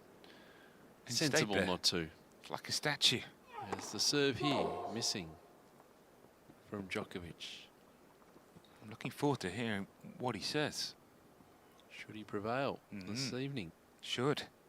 If. The serve onto the backhand from Safulin at the middle of the court. Cross forehand from Djokovic, forehand into the net from Safulin. And that pretty much tells you everything you need to know about where this match is at right now. 40-love Djokovic, point for 3-love. Yeah, he's lost his way since that break point that he had. Safulin not been able to make enough balls. Serve and volley from Djokovic. High backhand volley was awkward. He put it wide, Djokovic. It's a floating ball in the middle of the court. 40-15. Heading up to the 3-hour mark for this match. Sabalenka and Osaka to follow here on centre court on the Wimbledon radio channel. the serve onto the backhand here of Safulin, dug out by Djokovic. Safulin onto the Djokovic forehand, and the Djokovic forehand is netted. And it's 40-30. 40-30. He's laughing now, Nole. I think he understands. The kid's gone back to playing the cards. I think as going back, I think he understands. This has been a tough battle. I don't know how much of it is also sort of there is wind there down on the court. You wonder if it's just swirling as well. The serve here from Djokovic, blocked back by Safulin in the middle of the court. Cross forehand from Djokovic, and Safulin goes long. Djokovic has pretty much almost got his man here. It's 3 games to love in the 4th set here on the Wimbledon radio channel. Just keeping up to date. It is a first set tiebreak between Felix Auger-Aliassime and Alejandro Davidovich Fokina, and they are on serve in that tiebreak. Hubie Hurkacz and Jan-Lennard Struff about to get on court. Have they started yet? Not quite yet, with Karolina Mukova having a win. Jessica Pegula also having a win in 4th round matches being played today. And then doubles around the courts, but also juniors. And we reset ourselves and we get ready for more 4th round action tomorrow. That'll be a battle of the aces, won't it? With Struff and Hurkacz. Yep. 91 aces for Bublik. He leads so far. Struff's second. We had 48 aces yesterday, Bublik. Is that the match of the tournament for you? It's up there. You go back through. The hard part about this is remembering everything you've done. Time. It's such a blur. What's yours? Djokovic has picked up the dumbbells again. What's your match of the tournament so far? I think probably last night, actually. Yep. It was great quality. Dimitrov and Berrettini. It's pleased for Dimitrov what he'd gone through, and even though he was up 2 sets to love and he was pegged back to 2 sets all, it was not what he did wrong, it was what Berrettini did right. In the way he was just able to keep true to himself in that 5th set, Dimitrov. So we're back on court. Roman Safulin from the Royal Box End, fighting to stay in the championships. Remember, he came through qualifying. And he'll serve. So put the tape on the way through.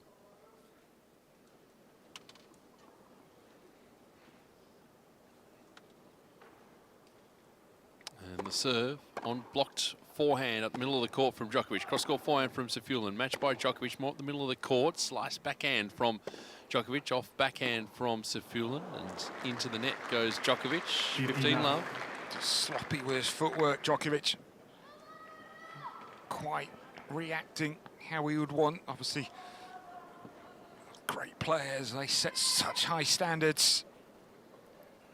Well, the good news for Roman Safulin in terms of what he's done here, I'll come to that in a sec as the serve goes into the net, is he's back inside the world's top 100 as it stands right now, up 36 spots with qualifying and getting through here at the championships. The serve onto the backhand of Djokovic. Cross-court forehand from Safulin. Match with Djokovic more centrally. And the forehand to forehand they now go. Cross-court backhand from Djokovic goes long.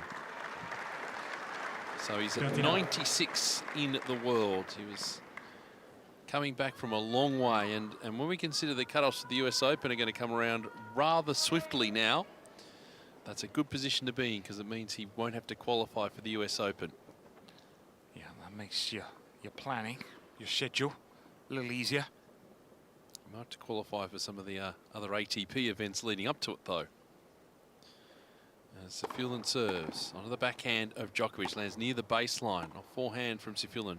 Shorter ball from Djokovic. Drop shot by Safulin. Coming with the cross-court backhand winner is Djokovic, reading it beautifully. It's 30-15. Yeah, that's so nice from Djokovic. When you're moving forward like that and you've got the two-hander, it's one of two options. To just slot it down the line. In Djokovic's case, just pulling it cross-court. Djokovic with his hands on his hips, waiting for Roman Safulin to grab a couple of Slazenges and get himself ready. Serve clock winds down to 4. The serve down the tee, picked up by Djokovic at the forehand. Off forehand from Safulin. He's at the net trying to play a cross-court forehand volley, put it into the bottom of the net, and it is 30 all. That would be the sort of school report, wouldn't it? With Safulin at the net, can do better. It was a good pass from Djokovic, but not for the first time with the court open for Safulin, just not able to get the right angle of the racket head. It's almost like at times he plays it with a little bit of a forehand grip. First set going to Alejandro Davidovich Fokina on court 1. The return going into the net from Novak Djokovic here. 40-30. One in the tie break against Felix Auger-Aliassime. Djokovic want to put this match to bed as quickly as possible. Get the double break. Safulin just try and make a nuisance of himself, trying to frustrate Djokovic, who of course is already on a warning. Serve down the tee, picked up on the forehand by Djokovic. Three-quarter court ball, and an off forehand is good from Safulin. So he's on the board. It is 3-1 Djokovic in the fourth set, and by 2 sets to 1 here on the Wimbledon radio channel. Yeah, that was a really good finish, Safulin. And here we are again, Peter. We are. Djokovic the far end. This has been the problem end.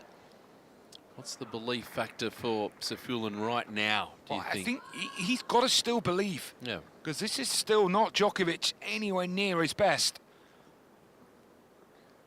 So 3-1, fourth set. Djokovic, the serve, out wide, misses. Djokovic is not happy. He throws his head back. Just trying to get that serve and volley with the serve out wide happening.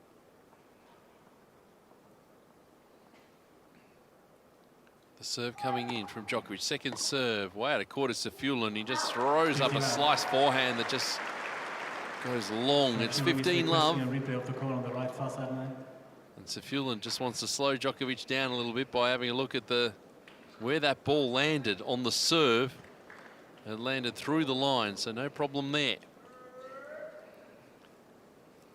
So 15-love as Djokovic.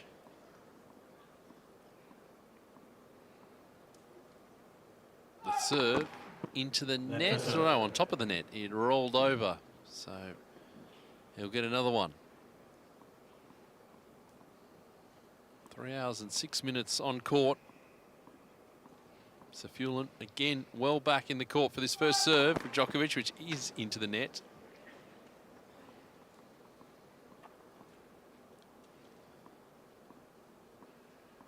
Second serve. Out wide, Safulin scrambling to pick up the cross backhand. Now he's playing a cross-court forehand. Djokovic controlling things forward at the line. Backing up the middle of the court from Safulin. And now he's got a forehand to the Djokovic forehand, which is up the line. Cross-court backhand from Safulin. Slice backhand from Djokovic. On forehand from Safulin. Djokovic in the ad court. The backhand up the line misses. It's 15 all. And there's another long point going Safulin's way. Yeah, you said it. 15 all. Almost the more, and which is the total opposite of what you normally expect. It's almost the case, the more balls that Djokovic hits, the more uncomfortable he becomes, which does make you wonder whether physically just the longer points, it's not quite there today. Well, the challenge is how the hell you get the longer points in the first place. Yeah. 15 all. Djokovic, the serve out wide. Safulin pick up the forehand volley from Djokovic into the open court. That's where he's comfortable. If he nails that serve out wide, he gets the short reply. It's 30-15. 30-15. Yeah, where is he in terms of the serve and volley points? 16 times. Djokovic, he's won 10 of those 16. Bearing in mind his first 3 matches, he'd only served and volleyed 14 times. So he's recognised the opponent, recognised what he also needs to do. Serve out wide missing from Djokovic. And in terms of, you look at it in terms of intent, well, there's been plenty of that too, because he has missed a few first serves where he has been going to serve and volley. The serve here Picked up on the forehand by Safiullin at the middle of the court. Off forehand from Djokovic is deep. Blocked back by Safiullin, who's now in the juice court, playing a forehand at the middle of the court. He'll get another forehand. It's a slice forehand. Djokovic going up the line with his forehand. Cross-court backhand. Safiullin has gone long. And finally, Djokovic holds his hands up and say, hallelujah, I got one. Yeah.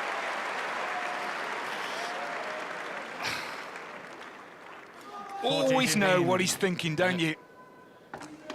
It's 40-15. Yeah, and certainly that was initially straight away my thought, Peter. He's not going to be happy the way he's played. However, as Nadal always said, it's not about how I play, it's about winning and giving myself a chance to play better the next day. So, 40-15, Djokovic. The serve down the tee, backhand picked up by Safiullin. Off forehand, Djokovic coming in. The high ball from Safiullin should be an overhead for Djokovic. Plays straight back at Safiullin. It came off the net. He went round the back, did Djokovic. It was all he could do, and he put it into the net. Oh, the overhead went straight back at Safiullin, who had the presence of mind, and he had the balance to be able to hit through it. It's 40-30. 40-30. Too casual with the overhead, and very casual with what he was trying after the next shot. I mean, to me, he had time there. And you would expect at 40-30, it won't cost him. However, if he doesn't win this point, who knows? Way back in the court again is Safiullin. Djokovic at 40-30, the serve. Blocked back on the forehand from Safiullin. That's going to go long. Djokovic sends the ball high into the air. He's happy he got through that, because it's 4-1 now in the fourth set, and by 2-1, Novak Djokovic leads. You're on the Wimbledon radio channel this afternoon.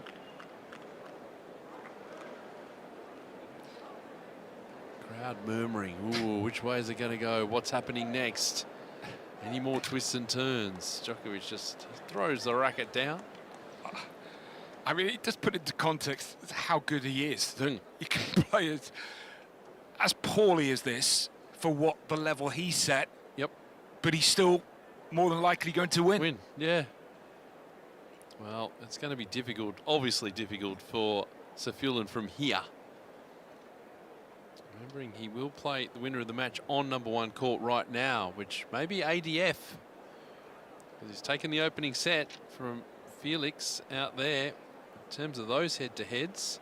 But Iztovic Fokina, Djokovic with a 5-1 record. It's to be Australia seem they are 1-1. Time. Safiullin in deficit to both players in the head-to-head. Should he form something that would be one of his greatest wins if he's able to get it done from here? At the start of the day, I don't know if you agree, Peter, but when I was looking at those 4 matches, that was the one that for me was a really hard one to call. This one? The FAA, the ADF one. I mean, they just went for FAA because he hasn't lost serve, and I always feel with Iztovic Fokina that sometimes there's a poor service game in that. And we know how well he can play on grass, and always a talent, that's for sure. I think this is a big game for Djokovic. You know, bearing in mind how much he struggled the other end, I think he'll want to try and get the match done. The raw box end here. There's a serve here from Safiullin down the tee. Nice pick up from Djokovic, but he's not going to get the +1. That forehand up the line from Safiullin, powerful. 15-love. Great start to the game. Brilliant. Just keep staying in there.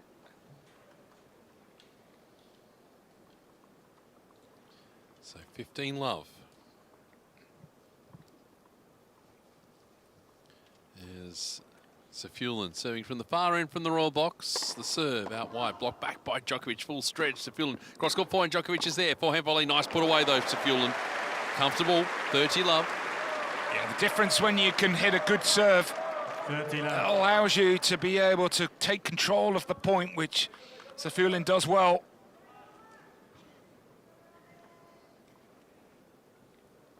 This ranking is only going to go one way from now until the end of the year. Yep. And past the US Open, he's got no points to defend. The serve here, blocked back by Djokovic. Safiullin with a cross-court backhand. Djokovic is there. The net is Safiullin with a drop volley. Oh, it's a wonderful angle. The little dropper on the backhand wing to go to 40-love. And He's still playing some good enough tennis to maybe pressure Djokovic to the end here. Well, if he played this game when he served for the first set, who knows? He hasn't put a foot wrong. 3 points.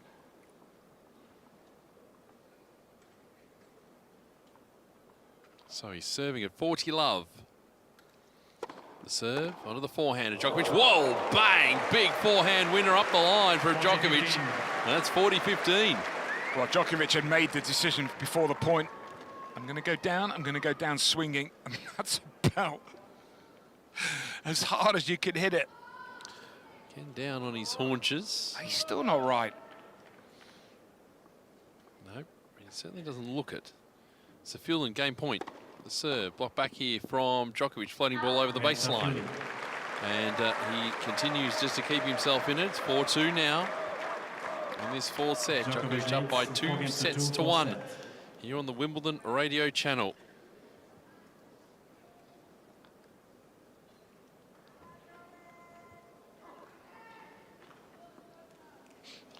Well, the crowd just hushed at the moment, just waiting to see what this next chapter brings.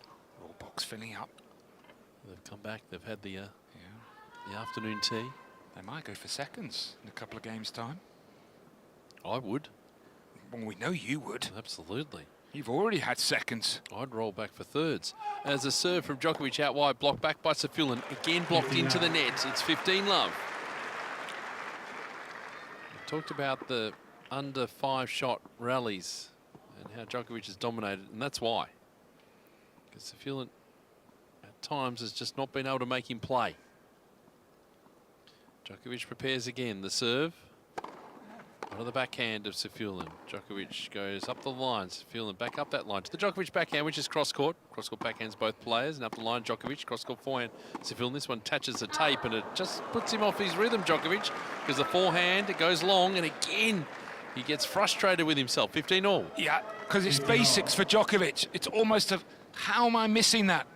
I've made that for 20-odd years. Unforced error count in this fourth set 6. To be honest, that feels generous. So Djokovic from the Royal Box end. 15-all at 4-2 in the fourth set. There's no Tara in the box, by the way. I think she's maybe practicing her dance moves.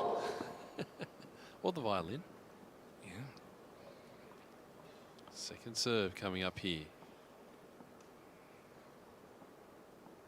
Safiullin giving away plenty of latitude to the baseline. Serve out wide, big cross forehand from Safiullin. He's already running to the 8-court to play a backhand. It's a short one. Up the line goes Djokovic coming in. Safiullin plays to the Djokovic backhand volley. And that's put away comfortably. The backhand dropper getting it done. 30-15. Yeah, that's a really good point. 30-15. Go deep with the approach, go short with the volley.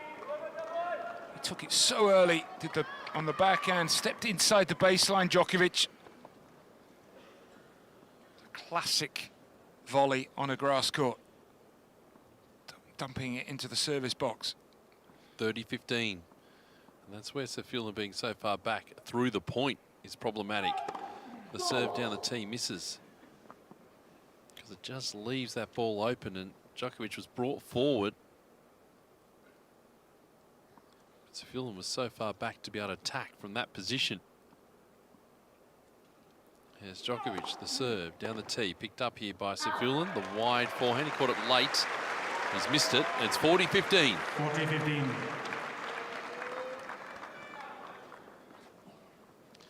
So points for 5-2 in the fourth set for Novak Djokovic. It's been on the second serve that's been the key for Djokovic this set. He's won 8 of 10 points. As Djokovic serves. This one picked up by Safiullin. Serve and volley, forehand volley from Djokovic. The high ball from Safiullin. Djokovic should put this away. He does. Lots of angle on the overhead. Didn't overplay it, but it was enough. And I think that's how you can describe the performance today, Barry Cowan, from Novak Djokovic. It's 5-2 now in the fourth set here on the Wimbledon radio channel. 2 sets to 1. Yeah, in terms of a Grand Slam match, I think it's probably about a 7 out of 10. Well, enough. It's Yeah, just enough, isn't it? I mean, in terms of hitting the ball from the bat, I wouldn't even give it a 7. What would you give it? Yeah, 5, 6. 5? Yeah, I mean, he's not been in great rhythm from the back of the court. I mean, those longer points, Djokovic has not looked comfortable, but I think he served well. I think the way he's been able to manage that serve and volley has been really good. The tennis IQ, which we know Djokovic is so good at, and now it's just one more game, one more final, one final chance for Safulin. If he can hold serve, gives him one more shot. Time. So they both get up from the chair, or they will eventually, at the same time. It's the first time that happened in the match. Coming up, Aryna Sabalenka and Naomi Osaka at the conclusion of this match. Will it be this game? Will it be the next game? Will it go on further from there? We'll find out.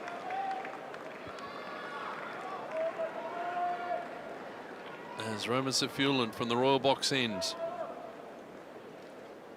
gets himself ready, serving to stay in the match now at 2-5. And the serve down the tees, an ace to go to 15 love. Ace count for the match is up to 7 now. And Safulin prepares again. Djokovic about a metre or so from the baseline. First serve goes into the net.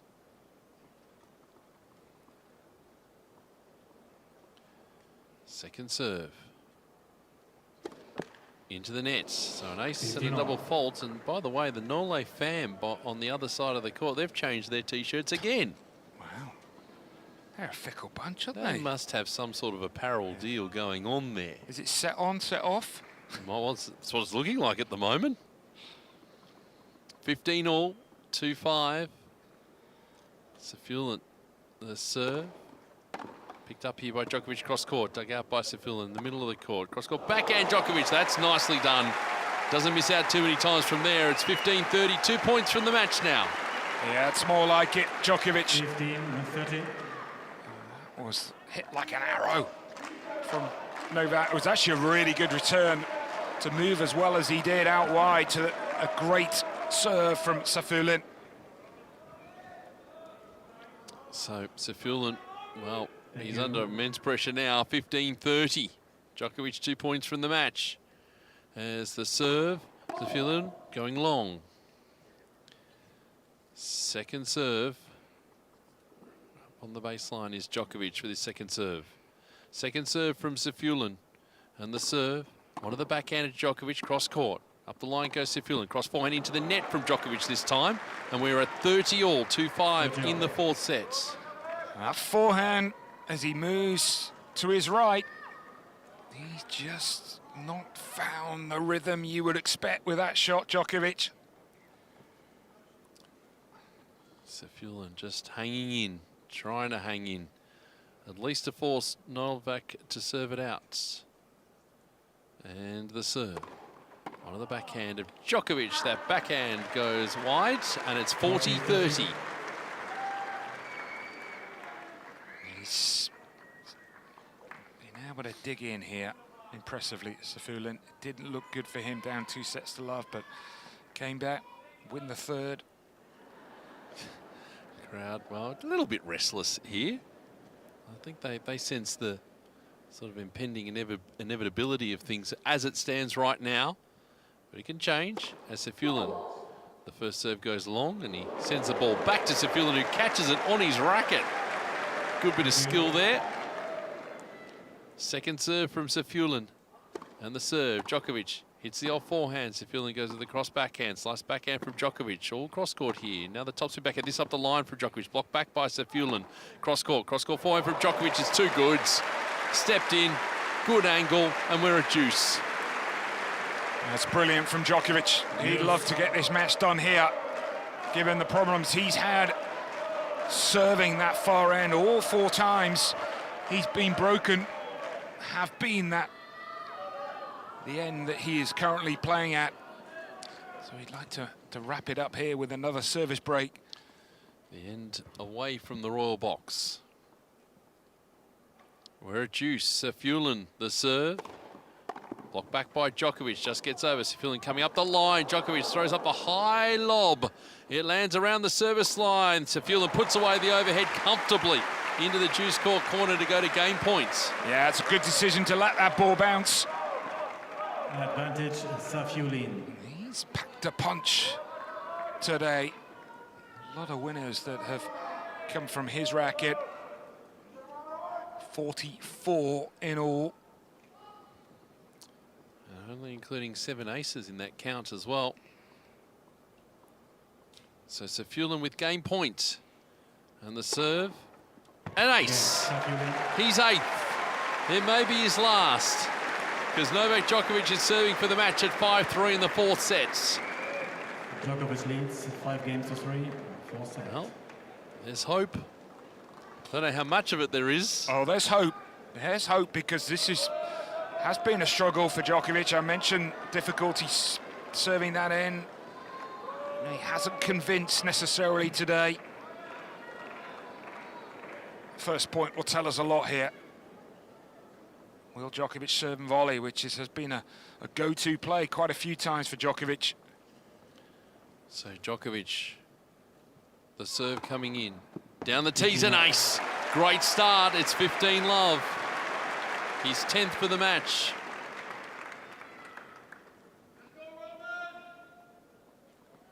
Safulin again, just staying way back in the court.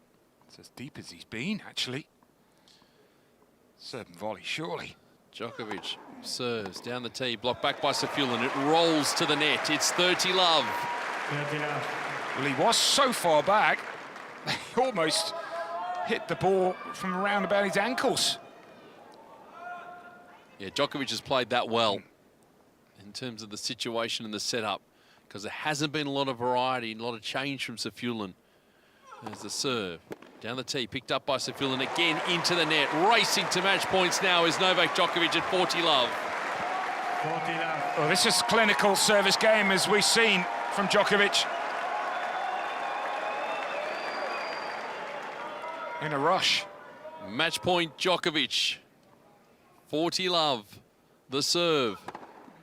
He's serving volleying. He's going to play the forehand drop volley, and it's going to be superb. Djokovic. Well, he had his ups and downs in that match. A nice smile and a hug for his opponents. But Novak Djokovic is through to the quarterfinals of the championships for the 17th time. He's 9th in a row. He's 66 overall at a Grand Slam. He claps the crowds. He points to his hearts. Because he didn't have it all his own way today, but he found a way. It was enough. 3 hours and 25 minutes on court. Djokovic wins 7-6, 6-3, 3-6, 6-3 over Roman Safulin. And Barry Cowan, well, he won't be 100% happy with that performance today, but he got through. His 106th win here at Wimbledon. He wasn't at his best, but in those 106 victories he's had, hasn't always needed to play perfect tennis, but there was a tough one for Djokovic. He was getting frustrated, had the warning in the 3rd set again, losing the 3rd set. Happened twice, Roland Garros. It's happened twice in a row here. I mean, of course, he'll want to improve certain aspects of his game. Safulin leaving the court, getting a huge round of applause. He's applauding the back. What a great tournament for him. Inside the world's top 100 again, and will continue to rise after his injury problems. Getting through qualifying and winning 3 matches here. He's a quality player, and we're going to see him ensconced in the top 100 again. Yeah, he troubled Djokovic all right. So Novak puts the bags down and steps up to the mark. He's going to be chatting with Annabelle Croft after his 4-set win here on centre court. Well played, Novak. Qualifiers are always notoriously tough to play against. That seemed like quite a battle, almost 3.5 hours. Just give us your take on the win today. Yeah, another hard-fought win. Roman started very well. I mean, very aggressive. You know, I didn't feel maybe so comfortable from back of the court. I knew it's going to be a challenge staying in the rally with him, particularly from that end. You know, where you played against the wind pretty much the whole match. So just very solid player. You know, I respect him a lot. I've not, you know, I played him in different surfaces, never on grass though, and he has had some great wins this week. Wish him good luck for the rest of the season. He should be proud of the performance he had today.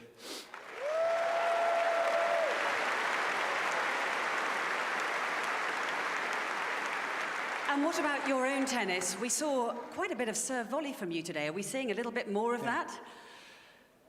Yeah, I mean, I don't get to feel inferior from back of the court with too many players, to be honest, throughout my career.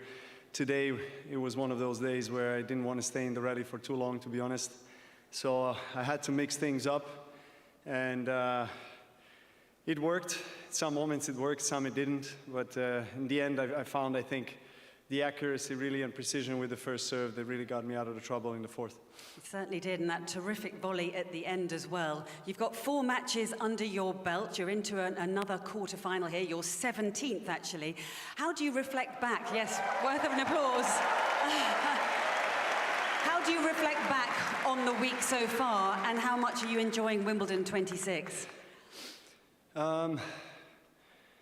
Survive to thrive. That's how I feel. So hopefully the thriving part is coming. And just finally, you're known for your focus and concentration out on court. Does your mind ever wander out there? And if it does the outbursts wander, as well. The what? The outbursts, you know, the meltdowns. I had a few of those today as well. I apologize. But does your mind ever wander? And if it does wander, where does it wander to? Does it wander, is your question? Yes. You played, right? Back in the days, you remember? Our mind wanders all the time. Okay. And very hard to keep it in the present moment. Whoever does that is a winner. Okay, well, you were a winner today, and you're into the quarterfinals. Well done, Novak Djokovic. Yep, well, it's an honest assessment, really, I would say. Well, I think it's what we were saying. He was struggling that far end with the wind. His mind was wandering. He was getting frustrated. I mean, basically what he's saying, I need to play better. Yep. But most important thing, he won. He's there to be able to play better. And I remember actually there was one match years ago, I think it was 2011, he played Tomic on court 1, and the tennis was below average. And I thought there's no way he can win Wimbledon. Guess what happened 5 days later? He won Wimbledon. He won Wimbledon, yeah, and he's continued to win Wimbledon, so he knows how to turn it around. But if he plays like that in a couple of days' time, either Felix or Alejandro, then he'll be in danger. Anything numbers-wise really jumping out to you?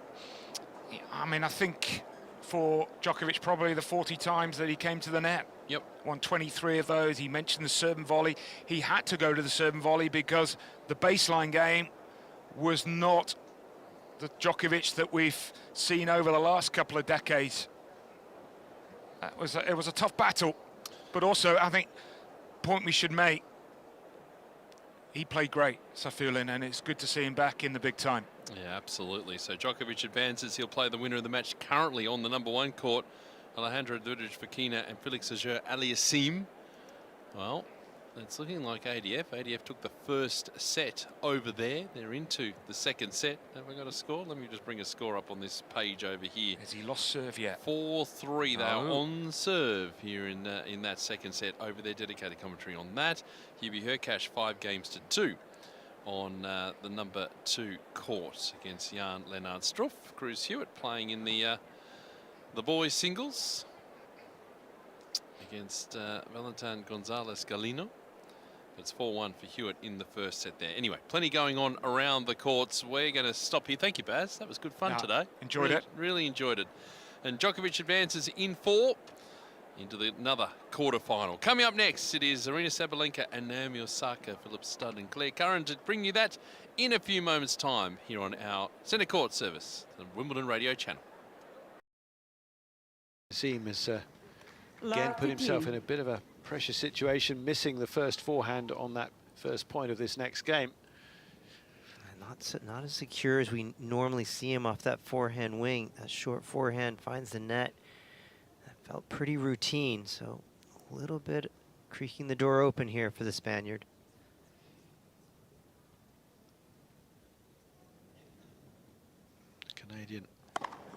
blocks or gets a block return to his run-around forehand.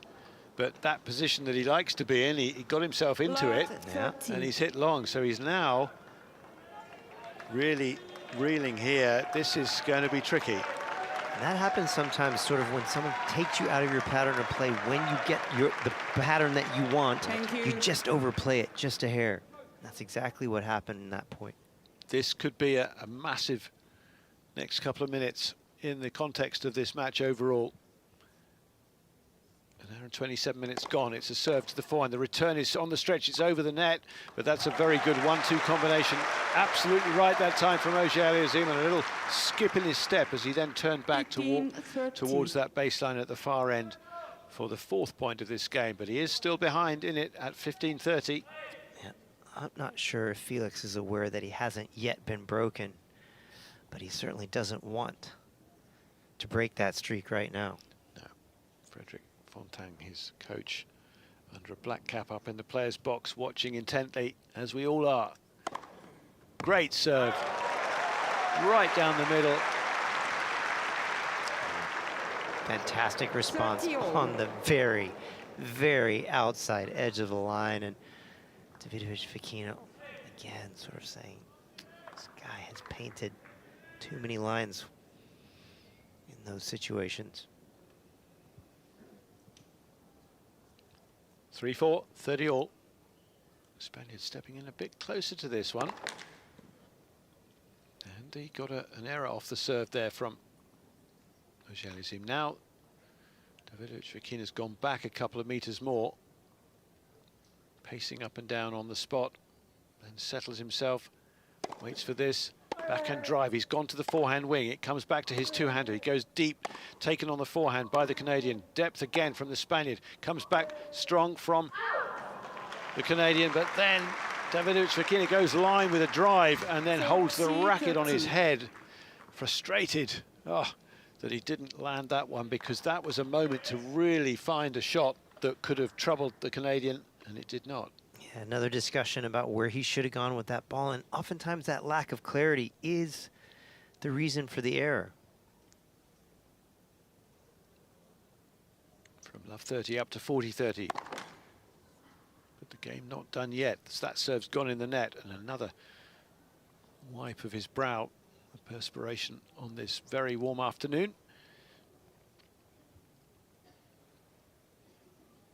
Second serve to the backhand, cross-court return, pushing the Canadian back, then tries to clip that up the line, but Davidovich Fokina clips his own head after missing it. Yeah, well, that was an ambitious shot. He tried to half volley the ball with a lot of pace with his backhand down the line, and he steered it wide. You're listening to the Wimbledon radio channel, our coverage continuing once again through the championships. Delighted to have your company wherever you are listening to us from, and hopefully you feel you're part of this big crowd gathered around the #1 court as Davidovich Fokina serves 4-all in the second set. He's pushed back by a strong return, now has to deal with a difficult slice, and that was so finely cut by the Canadian. But Davidovich Fokina sliced back into the net. Well, great return, setting that point up for Aliassime, and that's been a little bit off the mark for him. That return just hasn't quite found his rhythm yet. This return comes back to the two-hander. Charging in, though, Davidovich Fokina, and makes a really good angled volley. Like that play, he decided to just go on the offensive himself behind his approach, and then nailed the volley. Well, he saw when he hit that backhand, Aliassime go to the one-handed slice, and as soon as he saw that, he sprinted forward and rightly put away the backhand volley.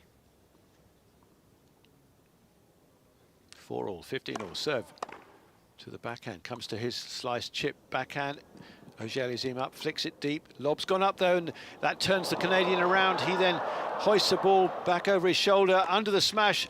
The Spaniard didn't put it away, and the Canadian had a look at a pass, but put the forehand in the net. What a point. Davidovich Fokina with a lob that gets over Aliassime, and he gets back for it.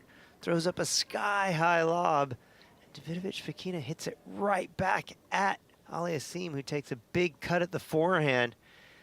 Well, he had a good look at that and a lot of room to work with. found the net. It's the kind of lob where you expect the guy running back to try the tweener, but the Canadian opted not to. Kept in the point well, and then just missed the chance when it seemed like he had a target to really hit with that final pass. But Davidovich-Fokina now up to 40-15.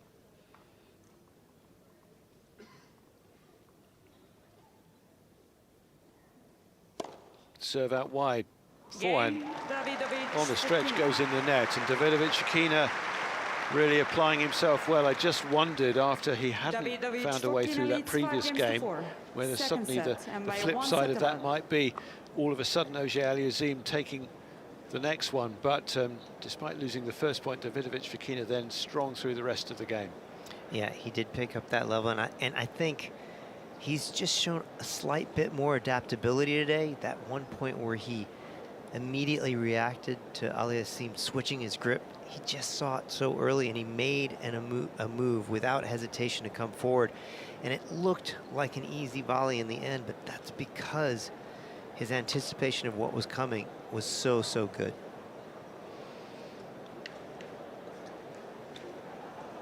No, he's played at a very high level, as Davidovich-Fokina, no question about that. On this 7-match winning streak, it's the best he's enjoyed in his professional career. Time. Yeah, it's interesting on these changeovers. I've just been watching throughout this match. It is about 83 degrees outside right now, and it's bright sunshine. On the changeovers, Felix has got the ice snake around his neck on every single changeover, and he's done that from the start of the match. But Davidovich-Fokina, I guess from a hotter climate, maybe a little bit more used to it. Yep. Just doesn't feel the need for it. No, not yet. Having a conversation with Jose Clavet, his coach, who was standing up in the player box at the far end. But how fierce will Davidovich-Fokina be here? He'll swing at this game, you feel, if he gets the chance. See if he can grab this second set to really establish himself in this match as the leader. Auger-Aliassime, third seed, serving down the middle. High return, drive volley finish from the Canadian, made that very smartly. 15 love. Yeah, you like to see that definitive move forward when he saw the ball floating. Takes the swing volley from fairly deep in the court. Not the easiest shot to always execute, but he did it very securely.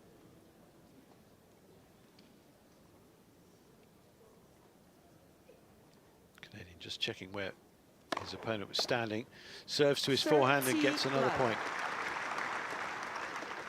See why he has that streak going at the moment. Once he's in rhythm on serve, he'll get a free point or two off of his serve in each game.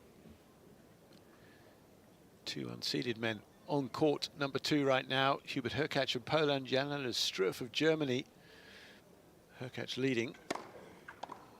That's a good serve out wide again. Another point quickly won by the Canadian here. But yeah, Hurkacz, former semi-finalist at Wimbledon. Struff going further than he's ever done before here, but he lost the first set 6-3. Held his serve at the start of the second set. The winner of that match to face the winner of the Sinner Mochizuki encounter that will come later on centre court. Davidovich-Fokina went one way, the ball went the other, but the ball went long. Sabalenka against Osaka will be underway shortly on centre court. Oh dear, that was a poor second serve attempt. 40-15. 2/3 up into the net. Well, that's interesting. That was an instance where Davidovich-Fokina had snuck up in the court again. He's been returning from really deep in the court, changed that court position, and maybe just put a hint of doubt into what serve Aliassime should hit, resulting in the double fault. We saw how effective that was from Ihala's point of view yesterday against Swiatek. Nearly always stepping inside the baseline against any second serves, but there's a big first delivery from the Canadian here at some pace, and it's 5 games all square again in this second set. I think that's a slightly underused aspect of the return game, is being able to change that depth of position. A lot of people get into a rhythm being really, really deep or really, really early, and it's not easy to shift between the two, but if you can, you give the server a lot to think about. Spaniard's first serve was in the net. The second one now from the far end to the backhand down the middle. Then fires one back up the line, but again, he's missed that drive. He has been ambitious, and you kind of like his ambition to a degree, but that was asking a lot to make that on the run. Love 15. Good serve though, just flat through. And, good enough to get an error off the Canadian's reply, which again was a bit lacking. Yeah, I'd say if he's given himself a report card, Aliassime would just be a bit critical of his return. Hasn't made the Spaniard play enough balls when the ball's been on his racket.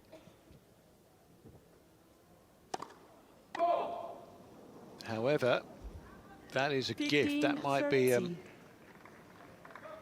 significant moment, because it now gives Auger Aliassime a 15-30 lead on the Spaniard serve. Again, he's gone to the backhand. The return this time is strong, but that's a fierce shot. The generation of pace got him out of a jam, didn't it? Again, he's way outside the court in the doubles alley. It was a very high-quality return.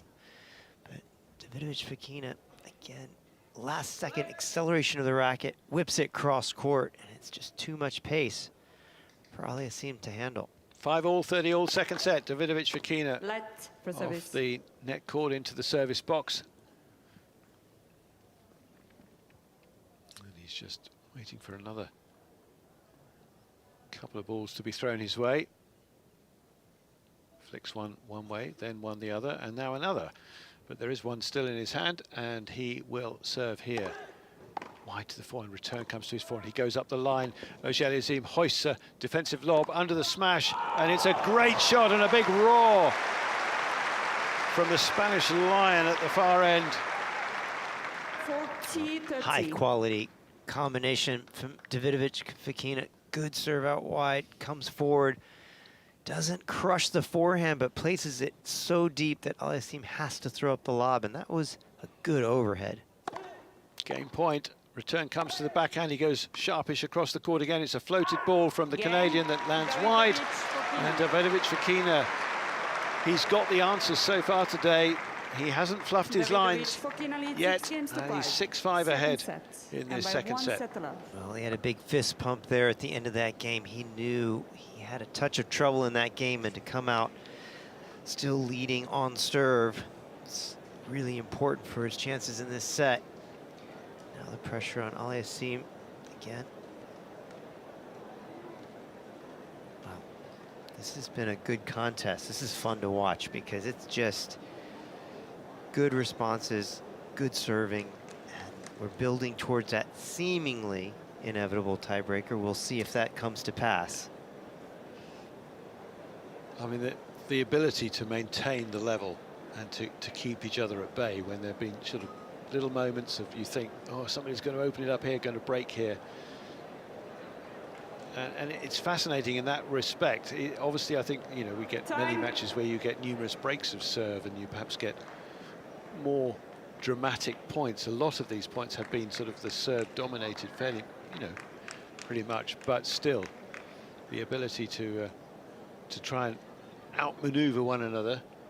And it just feels that right now Davidovich Fokina is the man who is better placed to do that. He's showing a bit more in his game than the Canadian has managed. We talked about perhaps the more defensive approach that the Canadian has taken through the contest so far. And I think part of that is really the way that Davidovich Fokina is playing him. Yeah. He's just not getting a handle of the position that he wants to be in, and he's just not getting a good crack at the ball. Auger Aliassime then serving again to stay in this second set. 5-6 from the far end. Return comes centrally but long. 15 love. Another good booming serve down the tee there. 131 from Aliassime.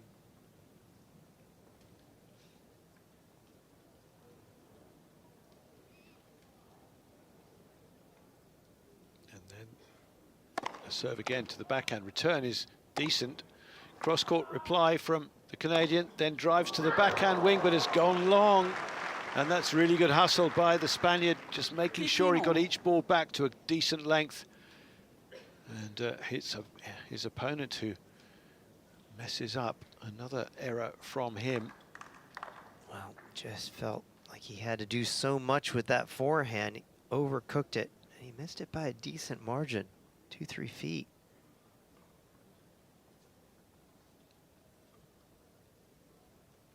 Pause, and then the sound of the serve chipping back off a length, though. Auger Aliassime working with the backhand. Davidovich Fokina looking solid, getting good length. Now he's forced wide on his forehand, gets a good length out of that. Has a ball to attack with the two-hander, and then gets the error off the forehand from the Canadian. And this is threatening now. You got to give credit to Davidovich Fokina, because he has changed the direction of the ball down the line with some frequency today, and he's been effective at it. That one neutralizing a shot and turning defense into offense. 5-6, 15-30, the heat really on the Canadian at the far end of court. Bit of shade coming across in the right corner as we look down onto this court. And that's a missed serve, and the Canadian again wipes that face of his, wipes some perspiration away. But he has got to find a good second serve here. Davidovich Fokina eyeing up the possibility of a big return from a deep position. Makes the return down the middle. Takes the next ball with a backhand. Injects some pace again. He's still going cross-court. He might switch direction now, though. Has a forehand, and then he's put in a forehand drop shot. And that's so well played. I think it might have bounced twice, did it? If it did not, either way, Davidovich Fokina there to finish off the ball with a forehand volley winner. And he's got himself 2 set points. Well, big play from him again there, and coming forward with a drop shot then at a key moment, using that change of pace. Great change up from the Spaniard. What a chance this now to go 2 sets clear of the 3rd seed. Auger Aliassime, 5-6, 15-40.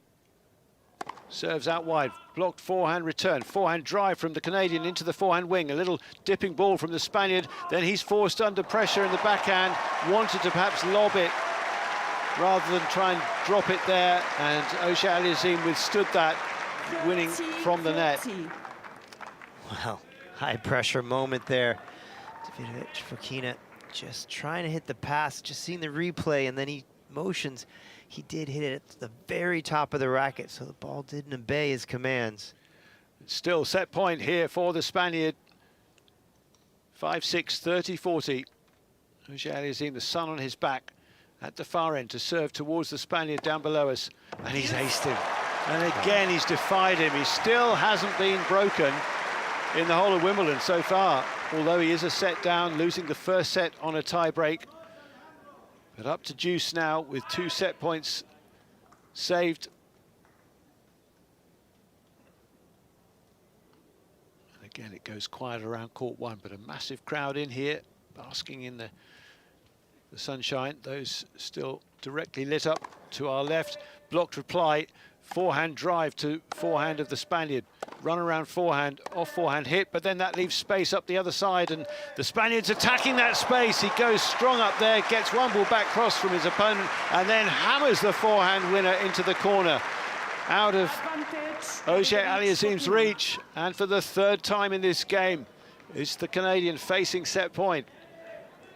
Again, it's that backhand down the line, setting up the point. It was a forehand winner that ended it, but the backhand down the line gave him the position, stretched out Aliassime. Spaniard just tugging on his shirt, wiping some sweat off his brow, sets himself now. Can he grab the set here? That's a big serve, and again, the Spaniard frustrated that he can't break through, and indeed can't take the set yet. That was another powerful serve, 130 miles an hour out wide. And it was the perfect placement with pace applied, attached to it.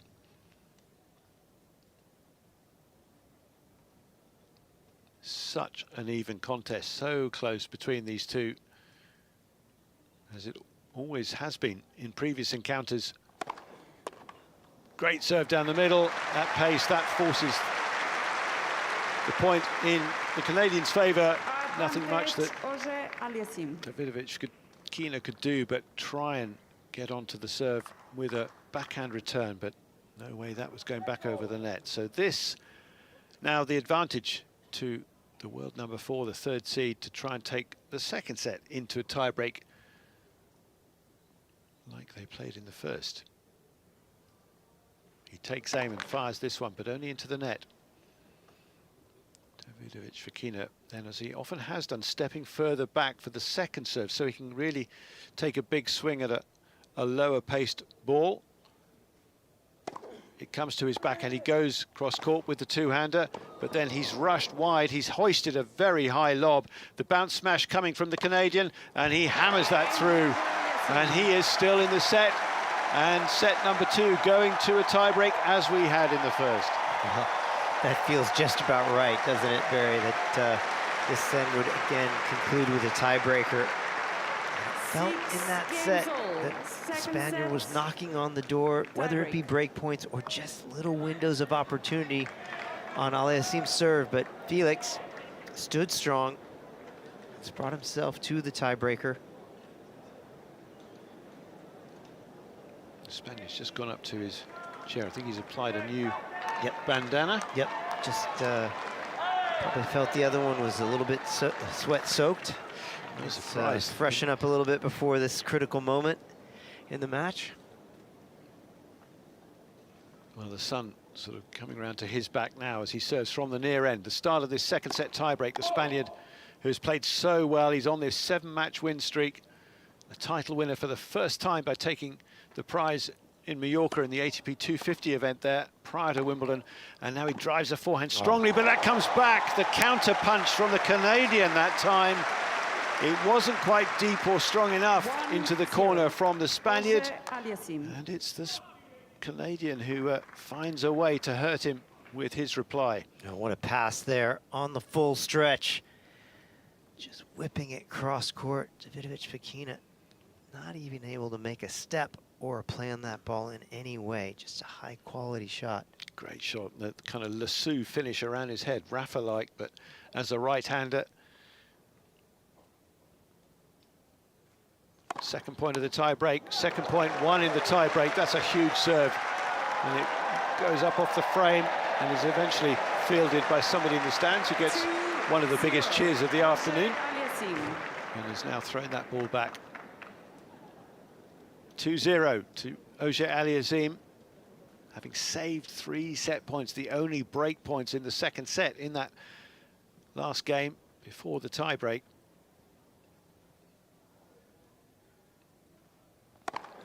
Great serve, but the return is good to the backhand. Cross-court then from the Canadian, and the same from the Spaniard, working with his two-hander to his opponent's two-hander. Change of direction by the Canadian, who then switches it again to the backhand wing, going cross-court. Matching that, though, Davidovich Fokina using his backhand, being patient here. Now some slice from the Canadian, just over the net, dug out by the Spaniard, and it's a poor backhand chip from the Canadian that goes long. Wow. Such an intense backhand rally where they just went toe-to-toe cross court. It was, in fact, the Davidovich Fokina backhand that landed short inadvertently, that drew the error from Aliassime, who just didn't get up to the ball and then reached for it, sending it long. Second set tiebreak in a best-of-5 match always feels like a huge moment because, you know, potentially you could be 2 sets up, or minutes later you could be all square again. Backhand cross-court from the Spaniard is strong. Now he's got a little drop shot he's put into the corner. Auger Aliassime came up, but he couldn't cover the open space that he left as a result of that. Really smart play, and not for the first time. Davidovich Fokina just being a little more creative, using the drop shot play, getting the Canadian out of position, and then finishing off behind him. Well, by my count, he's done that 4 times today, and he's won the point 3 of those 4. He just missed 1, but that one executed well. Had to follow it up with a good volley cross court. Had to be low with Aliassime outside the court. Serve to the forehand. Takes it on the back and goes down the centre. Bit of an effort to do it.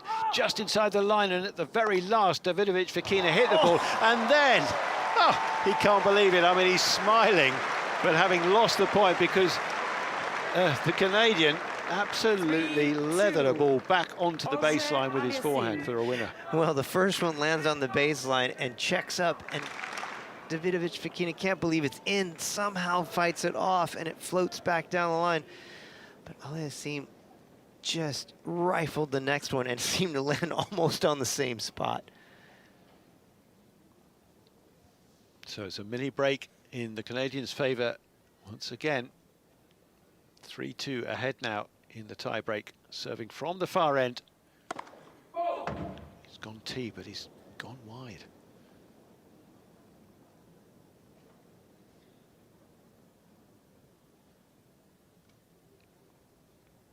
Does take quite an age between first and second serves. He wants to get this right. It's in play. Runs around, hits that off forehand strongly into the corner, but well replied, and then even better from the Canadian covering. I mean, you know, Davidovich Fokina didn't do much wrong there, Raj. Not at all, and that's, I have to say, in the rally points, once we've gotten into a rally, that was probably one of the most aggressive points from the Canadian. He just amped up that forehand. He 3 shots back-to-back that actually carried so much weight. Well, they're both taking on some fluids at the sides of the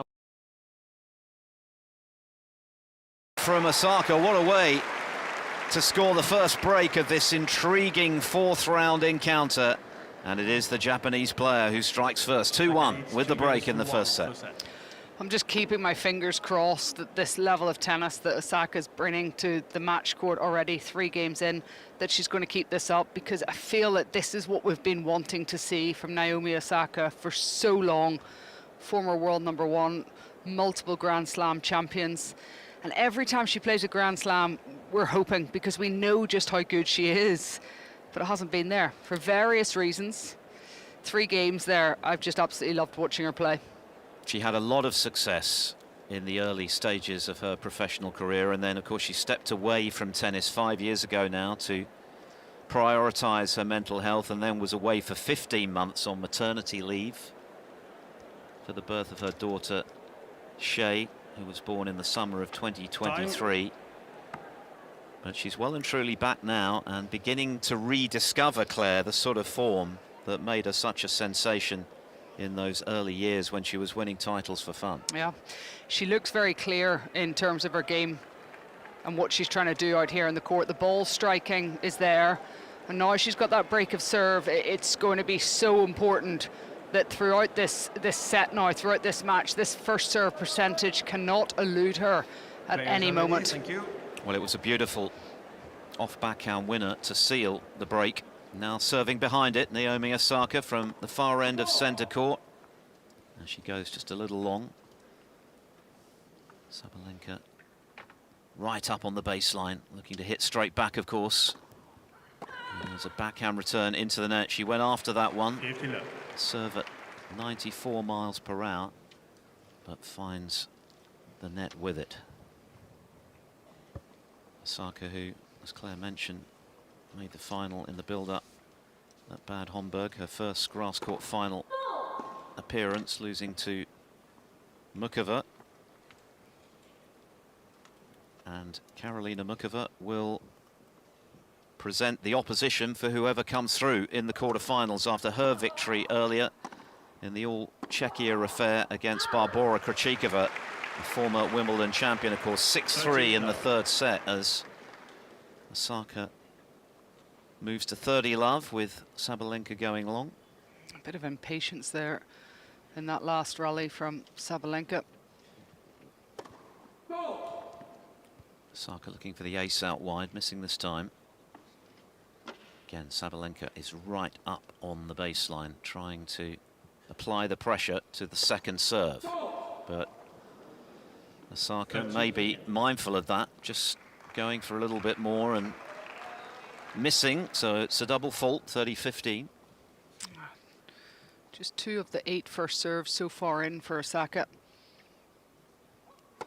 Clearly that's going to be a significant factor. Can she get plenty of cheap points by landing that big first serve as she goes cross-court with the forehand at 30-15, looking to back up the break. Deep slice on the move at the baseline from Sabalenka. Then she hits over the top of a backhand up the line. That was a beauty. And no wonder the world number one is clenching her fist. She's just saying to herself, no, thank you. You're not going to control me in this rally. I've got to be the first person to strike. Sabalenka using the backhand down the line to finish that point. That was a stunner. 30 all. Osaka again missing with the first serve, this time going down the centre to the backhand. No joy. Where's the second going? To the backhand of Sabalenka, and again Osaka just rushed by the depth of that return into an error on her backhand side, so an opportunity does present itself here for the three-time semi-finalist here at Wimbledon, Aryna Sabalenka, to hit straight back. 30-40. Forehand return, that's long. Found her first serve when she needed it, went into the forehand of Sabalenka. That shot just breaking down again, racket head opening up. Sabalenka, 28 years of age. Osaka again not happy with the ball toss. She's a year older, now in her 30th year, the Japanese, as she serves into the net. Can she get out of this game unscathed and maintain the early break? Having lost to her opponent today 3 times already this season, and she's into the net off the return, and you've got to think that if Osaka is to prevail today, she's going to have to get that first serve percentage way up from where it is right now at 33. Break point again for Sabalenka, and again Osaka finds the net with her first deal. Sabalenka menacingly moving in right onto the baseline to hit the backhand return. Forehand from Osaka, good depth. That's got Sabalenka on the stretch and on the defensive, and it opens up the court for the off forehand winner for Naomi Osaka. There's just no holding back in this match from either player. First strike tennis. Sabalenka tried to press with the return of serve there. She just didn't get enough on that backhand return, and Osaka took advantage of the point. Deuce again. It's already fascinating stuff. The squash shot return from Sabalenka, who throws up the defensive lob, but that's easily smashed away by the 2 times US and Australian Open champion. Exactly the same CV when it comes to the Grand Slams as her opponent. And they don't have the same CV when it comes to prize money, which I thought's interesting, considering. Back underway quickly here. Osaka at game point, and she has held. Sabalenka can't scoop that one up on the backhand. It's interesting, isn't it? Because they both kind of blossomed at the same time, but then their career paths, Claire, took rather different turns. Osaka with that immediate success, Sabalenka having to wait rather longer to establish herself. Yeah, and Sabalenka has made double the amount of prize money that Osaka has. Back underway, they're not hanging around here as Sabalenka lets out an almighty primal scream of frustration as she misses the +1. That there is so telling from Sabalenka there, just the frustration that's going on. She knows that Osaka is bringing this level to the court, and she's trying to match it, and standards are so high for Sabalenka, and you feel it, don't you, the emotions that she's playing with. Yeah, and from her side of the net, for reasons we've already explained, as she hits back with an ace, that ability to contain her frustration and her emotion is going to be a factor in her bid to land her first Wimbledon, because it has scuppered her in big matches in slams. And so, and others on the other side of the coin, it's also, I'm sure, helped her. Yeah. Always looking to learn and improve. Sabalenka, who says she's a very different sort of character away from the court. On it, very emotional, can be very demonstrative.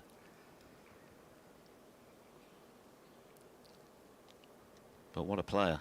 World number one for a very good reason. 30-15, 1-3. But Osaka's made an encouraging start here and looking to keep the pressure on, and that was an excellent backhand return right onto the baseline. And if you can achieve that, then you're just taking the time away from the server to make an effective +1, as she did there.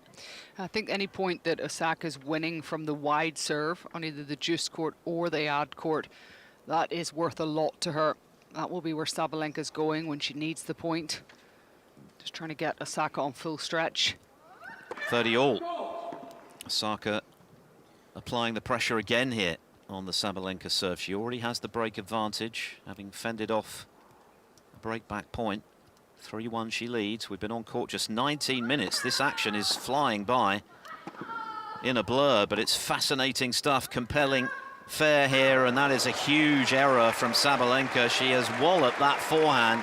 I think it landed closer to the backboard here than it was to the baseline. Just again, it's a lack of emotional control there, that overhit. Maybe a sign that the sharp start from her opponent has just got into her head a little. Having owned this rivalry this year, as mentioned, with 3 wins out of 3. That's a better hit from Sabalenka, but a good return again, and now Osaka throwing up the defensive lob, which is a pretty good one. It gets her back into position, and Sabalenka's overhit it again, and it's a double break of serve from Naomi Osaka. What a start she is making on a surface that she used to be fearful of and is now beginning to excel on. What an opening from her, a double break of the Sabalenka serve, and a 4-1 lead. Claire, this is getting very fruity. It certainly is, and it's so interesting right now because Sabalenka is showing those emotions, and she's now overhitting, she's overpressing, she's very stressed, and Osaka is as cool as a cucumber, but she's moving unbelievably well. Naomi Osaka, I've never seen her move this well. She's anticipating which direction the ball's going. She's getting from defensive situations in the grass court. She's stealing points away just because she's reading the play really well, but the anticipation, the movement, the foot speed is there. And you referenced the movement there, Claire, and that is absolutely imperative on this surface, isn't it? The ability to feel confident in your movement, to not be worrying about the possibility of slipping and sliding, which is always an occupational hazard on the grass. But it just feels as though now she's really embracing the challenge of playing on this surface, having previously been a little intimidated by it, and we're seeing the results. We are, and it feels to me with Naomi Osaka, she's obviously shared so much emotionally about her journey as a tennis player, but it feels like at this stage, maybe because she's getting slightly older and she knows that there's not loads of time left, that she's finally found a bit of peace, and very happy to be out here on tour competing. Well, really good to see. She's in dreamland at the moment, Naomi Osaka. She would have been manifesting this as she walked out onto court to that big ovation, and she is delivering it at the moment. Another unreturnable to move to 15 love, 4-1 and a double break of the world #1 serve. Sabalenka in a world of trouble early, being outplayed right now, but of course there is a very long way still to travel. Place in the quarterfinals of the championships at stake. Osaka missing the first serve, backhand return onto the sideline from Osaka, and then a huge hit from Osaka, which is just too much for Sabalenka to contemplate dealing with. 30 love to the #14 seed. She's still not serving to the level that she wishes or she would like to be, Osaka. That's even more worrying for Sabalenka. Well, that is the most intriguing aspect of it, because she has struggled to land that first serve, but it's not hurting her at the moment. Backhand up the line is a big one. Squash shot from Sabalenka, who's very much on the defensive, not a position she normally experiences. This time Osaka does hit the ball wide, but we're so used to Sabalenka dictating with her firepower, but she's up against a player who can match her in that department, and then some right now. 30-15, 4-1, with the cushion of a double break, missing with that first again. She's still down at 44% in terms of serves landed. And of course, she did face a break back point, which she saved, and then got the second break. But Sabalenka did contribute to that with some pretty wild errors, and she's missed again with the forehand. Not quite as wild this time, but missing the baseline nevertheless as Osaka moves to gain points here. At the moment, Sabalenka's trying to hit the ball hard. She's trying to push Osaka back, but Osaka is not concerned about the tempo coming from Sabalenka's racket. It's one of the features of Osaka's game this season as she hits the backhand cross-court wide, so 40-30, that she's actually serving, Claire, 4 miles per hour faster on the grass this year at Wimbledon than she did 12 months ago. And that's why she's winning so many points, more points behind that first serve, because it's giving her just the opportunity then to take control of the next strike. That doesn't sound like an awful lot, but it is significant. But she's missing again into the net on the backhand, so Sabalenka with a little bit of respite here as Osaka is hauled back to deuce. Needs to maintain this intensity that she's bringing to the court so far. Big serve. Good return from Sabalenka this time, who whips up a forehand with a bit of height with topspin, but she's on the defensive again. It's a short ball. Osaka's in. Sabalenka attempts the pass on the angle, but nets with it. I've been really impressed so far in this first set, just how well Osaka has dealt with the forehand that's left very short and low in the box. She hits the ball so flat, but she's so quick up to that ball, and she's able to get it up and over the net with speed. Twice as many winners from the racket of Osaka than we've seen from Sabalenka. And she's nailed one on the sideline. Sabalenka can't believe it. She was sure that was wide. But it was actually right on the line, just to add to the rather discombobulated feelings she must be having right now. The way this set has got away from her at a rate of knots. We've only been on the court for 26 minutes here.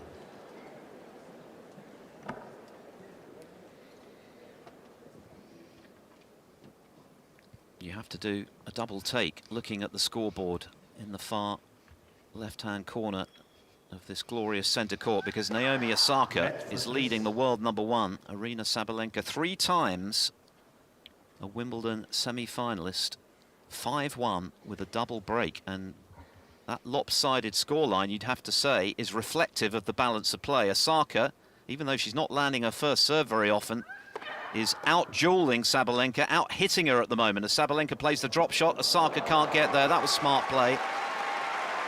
And that's something that Sabalenka, Claire, has added to her game.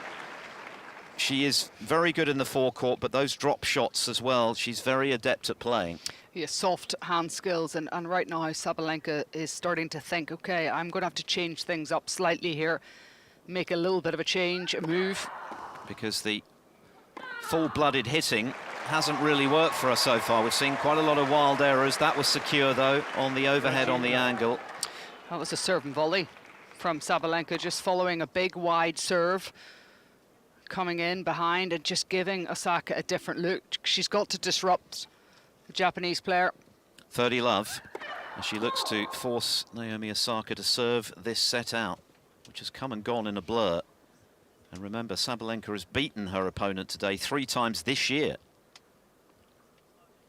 They hadn't played since 2018 when Osaka won at the US Open. An awful lot of water under the bridge for both since then in their respective careers, as Osaka misses with the backhand return and then has a little replay to herself at the Royal Box End as Sabalenka moves to 40 love. But Osaka has got to be delighted with the way she has started this match, like a train.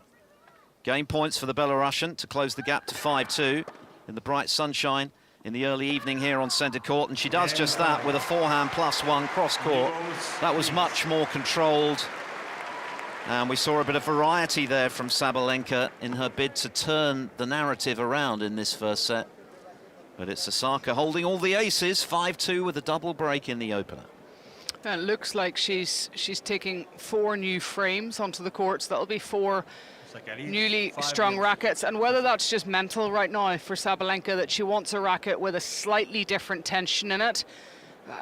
For me, I'm thinking, is it looser, which would give her a little bit more speed, or is it tighter, which would help her to maybe control the ball a little bit more? But I'm thinking that she wants it a bit looser. She wants to be able to hit through Osaka more, because when they're going topspin to topspin, Osaka is controlling these rallies. And she's not able, Sabalenka, to push Osaka back off balance. She's not controlling the point. So either Sabalenka's thinking, I need to go harder, but on the other hand, I would probably be thinking, I need to disrupt her. I need to change it up, play a slice, play a drop shot, just break the rhythm of Osaka.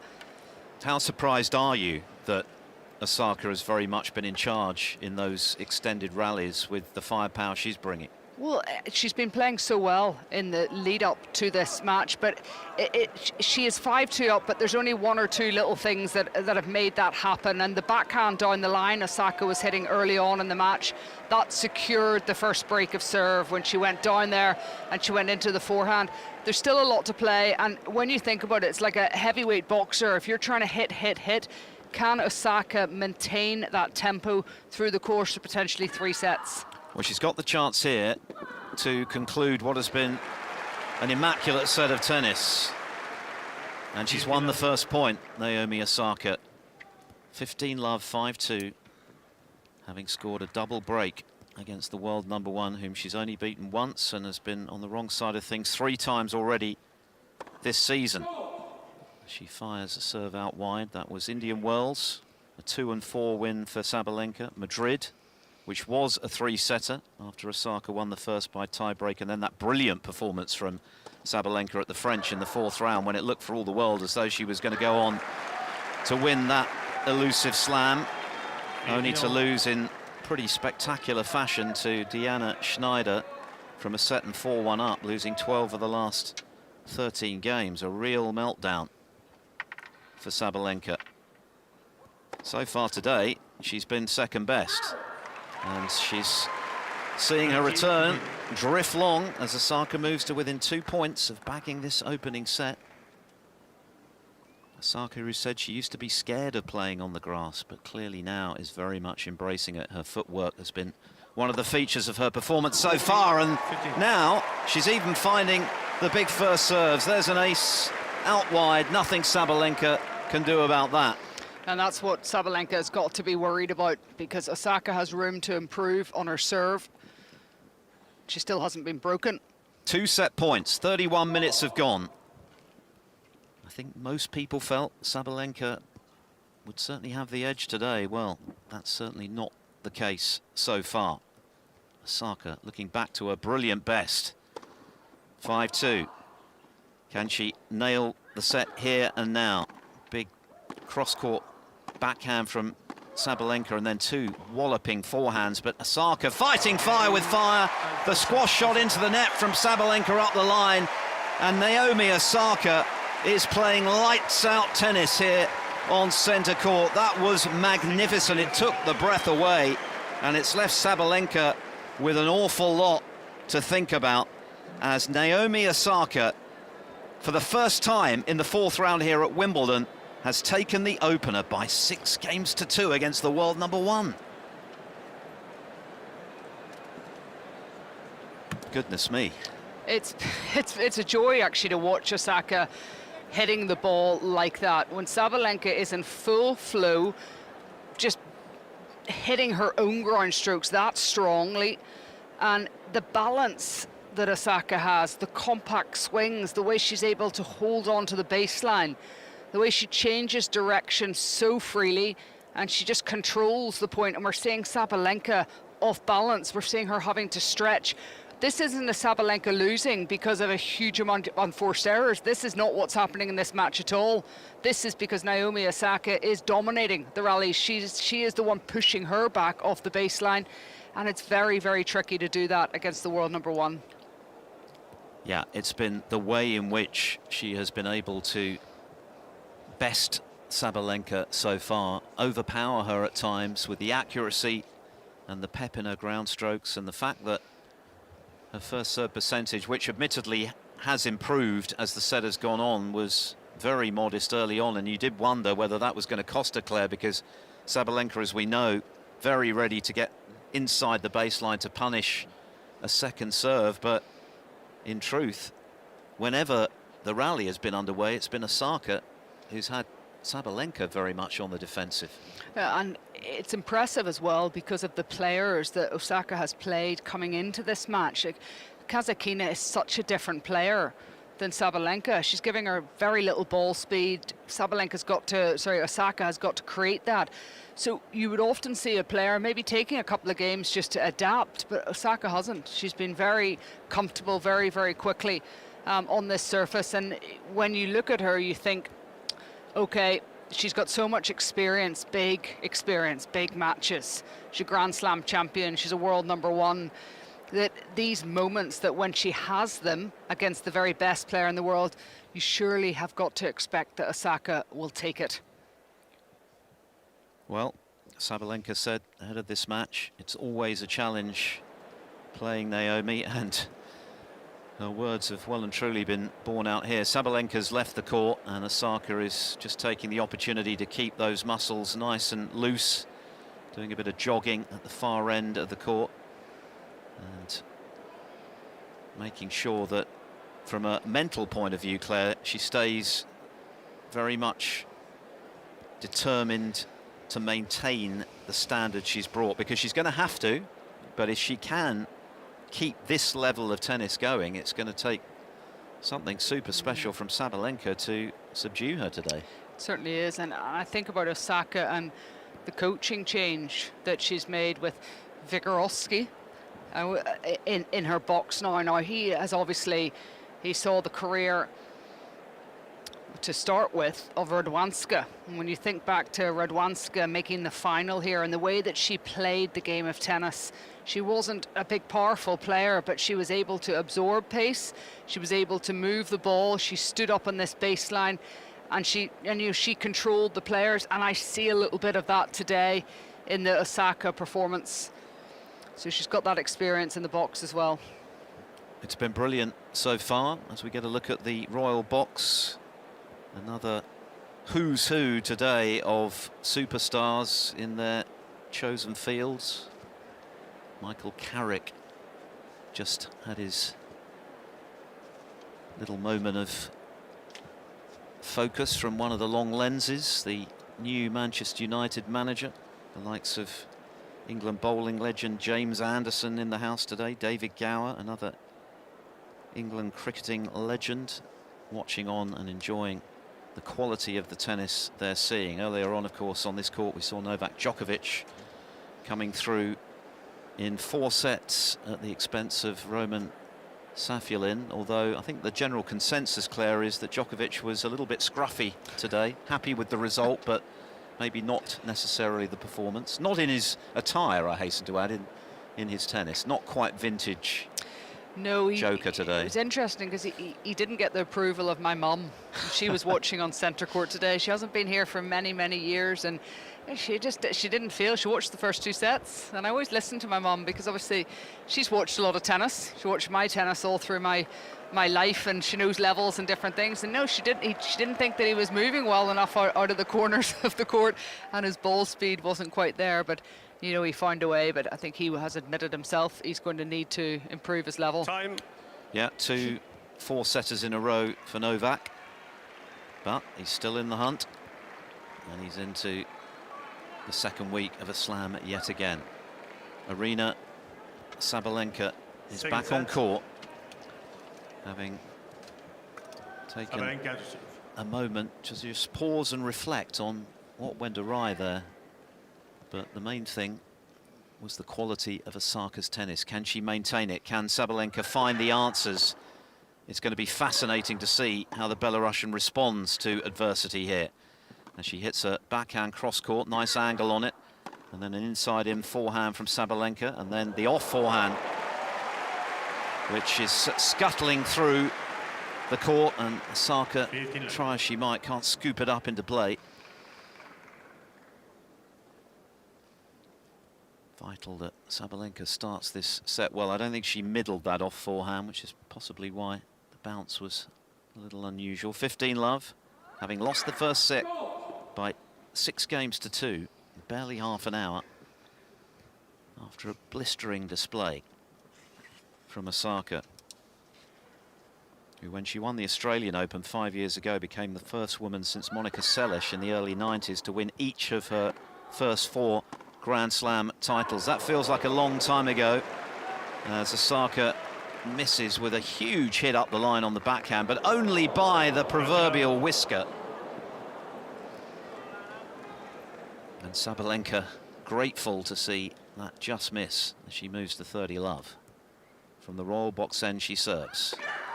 Backhand return, serve volleying from Sabalenka. The backhand volley, the lob from Osaka is long. That's a new aspect of Sabalenka's game. No. Bringing that serve and volley in, and that's a respect to Osaka. She knows that she's not winning these baseline exchanges. She's not in control of them. So just disrupting her. 40 love for the world #1. Forehand return from Osaka. Sabalenka backpedaling to hit the backhand, and now on the stretch at the baseline, chasing across it to try and squash shot the forehand into play, which she fails to do. She's got to find an answer to that. At the moment, Sabalenka, when she's going backhand cross court to Osaka's backhand, Osaka is coming out of those rallies ahead. She's using her backhand down the line. 40-15. Looking for the big one out wide. Sabalenka's first serve percentage is healthy enough, 65%. She's winning 71% of those points, which drops to 44 when she misses. This is a second serve, backhand return from Osaka.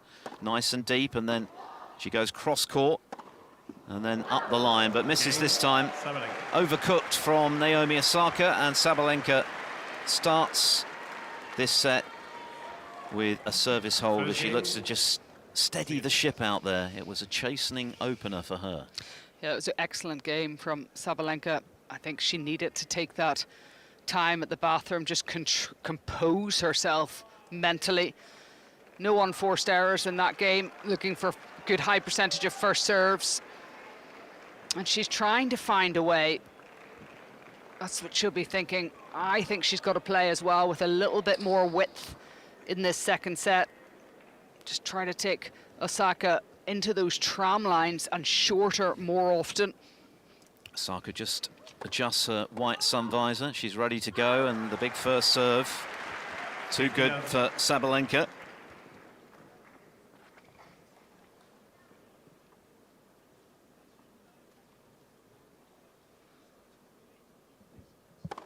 .15 love. Ace.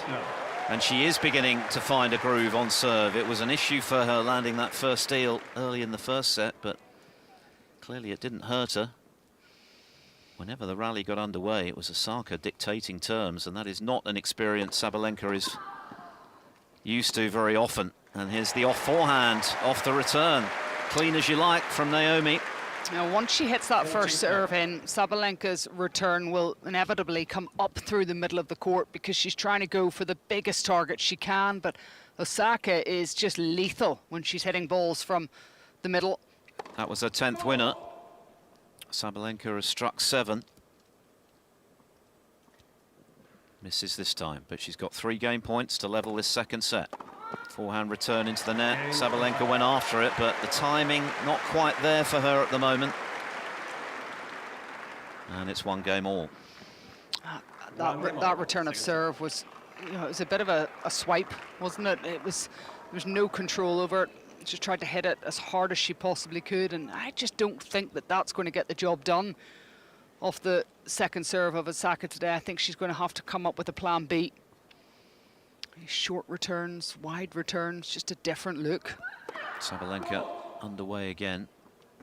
43 minutes have elapsed. And the world #1 who desperately wants to be a Wimbledon champion, having made the semi-finals on her previous 3 visits, including last year when she lost to Anisimova. Backhand here from Osaka, keeping that ball low. And again, how many times has Sabalenka been on the defensive playing a squash shot behind the baseline because of the power and the depth of the Osaka ball? Yeah, that first strike, and then you see Osaka's court position, and she's inside the baseline. She shortens the court. She squeezes all that space that Sabalenka would be looking to defend into. She squeezes it all away. Love 15. Osaka applying the pressure again here. She's running across the baseline to hook a forehand cross-court, and Sabalenka's into the tram lines, and there's no let-up in the pressure. Now Sabalenka whacking her head with her racket. I don't think she's clear on what she wants to do at the moment, and I think that is because of the level that Osaka's brought to the court. But she just continues like this. There's only one person coming away with this second set. Love 30. Problems mounting for the Belarusian. Remember, Osaka had never been to the round of 16 here at Wimbledon before. She's cracking the code now, all right.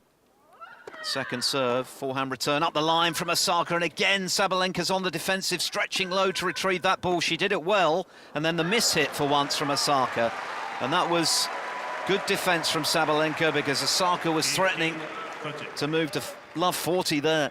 That could be a little asterisk beside that point there. Fantastic return of serve from Osaka, and good defensive work from Sabalenka to squeeze or to steal that point.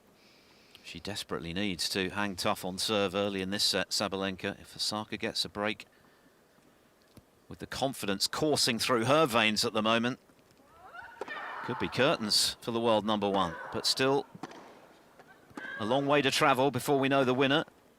Forehand up the line from Osaka, but she's doing everything right at the moment. She has, however, mistimed that backhand long. And it's 30 all from love 30. That's a tactic that I think Sabalenka's going to need to use more often. Defending with her backhand there, with her slice cross court. She kept the ball so low, and that produced an unforced error from Osaka. This would be a big hold for Sabalenka, having lost the first set 6-2. Love 30 down and thrashing her head with the strings of her racket. There's an ace out wide. That'll make her feel better. I think this game, if Sabalenka can come through it from love 30, that second serve that Osaka attacked, this would give Sabalenka a massive boost. And it'd just be a little bit of a question for Osaka, a little opportunity. Only Sabalenka's third ace. Even Osaka is besting her in that department with 4. But the return is wide. That is a significant hold for Sabalenka, because at love 30, and very obviously very frustrated at the way things are unfolding here on centre, this match could have gone south pretty quickly, but she's regrouped to hold and move back in front at 2-1 in the second set. Whether that will be the catalyst for a full-scale comeback remains to be seen, but she should be feeling, Claire, a good deal better for getting out of that game unscathed. Well, she is such a champion, Sabalenka, and the way in which she fights on the court, the desire that she has to win it, and at this point of the match, like she's a set down, she will have so much respect for Naomi Osaka. She knows the level that she's bringing is very high. She also knows Osaka is capable of maintaining the level, so she's trying to find another way. But I think the biggest quality, and this is what we talked about at the start of the match, is it a hindrance to want something so badly? That's what Sabalenka does, but it's got her through an awful lot of tennis matches. 24 singles titles on the Sabalenka roster, 4 of them Grand Slams, of course. Like Osaka, she's won 2 in Australia, 2 at the US Open. She's had near misses in Australia again this year, and of course last year at the French Open when she led Coco Gauff in the final by a set. But things unravelled from there. Gauff played superbly. Sabalenka was extremely frustrated after that loss. We're back underway with Osaka at the net. Doesn't have to play the volley. 15 love. 15 love. And as Claire mentioned at the start of our programme, there was another rather alarming loss in the semi-finals in Berlin in the build-up, where Pegula bageled the world number one in the final set. So when things do unravel for Sabalenka, it can happen in pretty spectacular fashion. But today she's simply been to this point outplayed, but there are just 1 or 2 more unforced errors now creeping into the racket of the Japanese. And 15 all.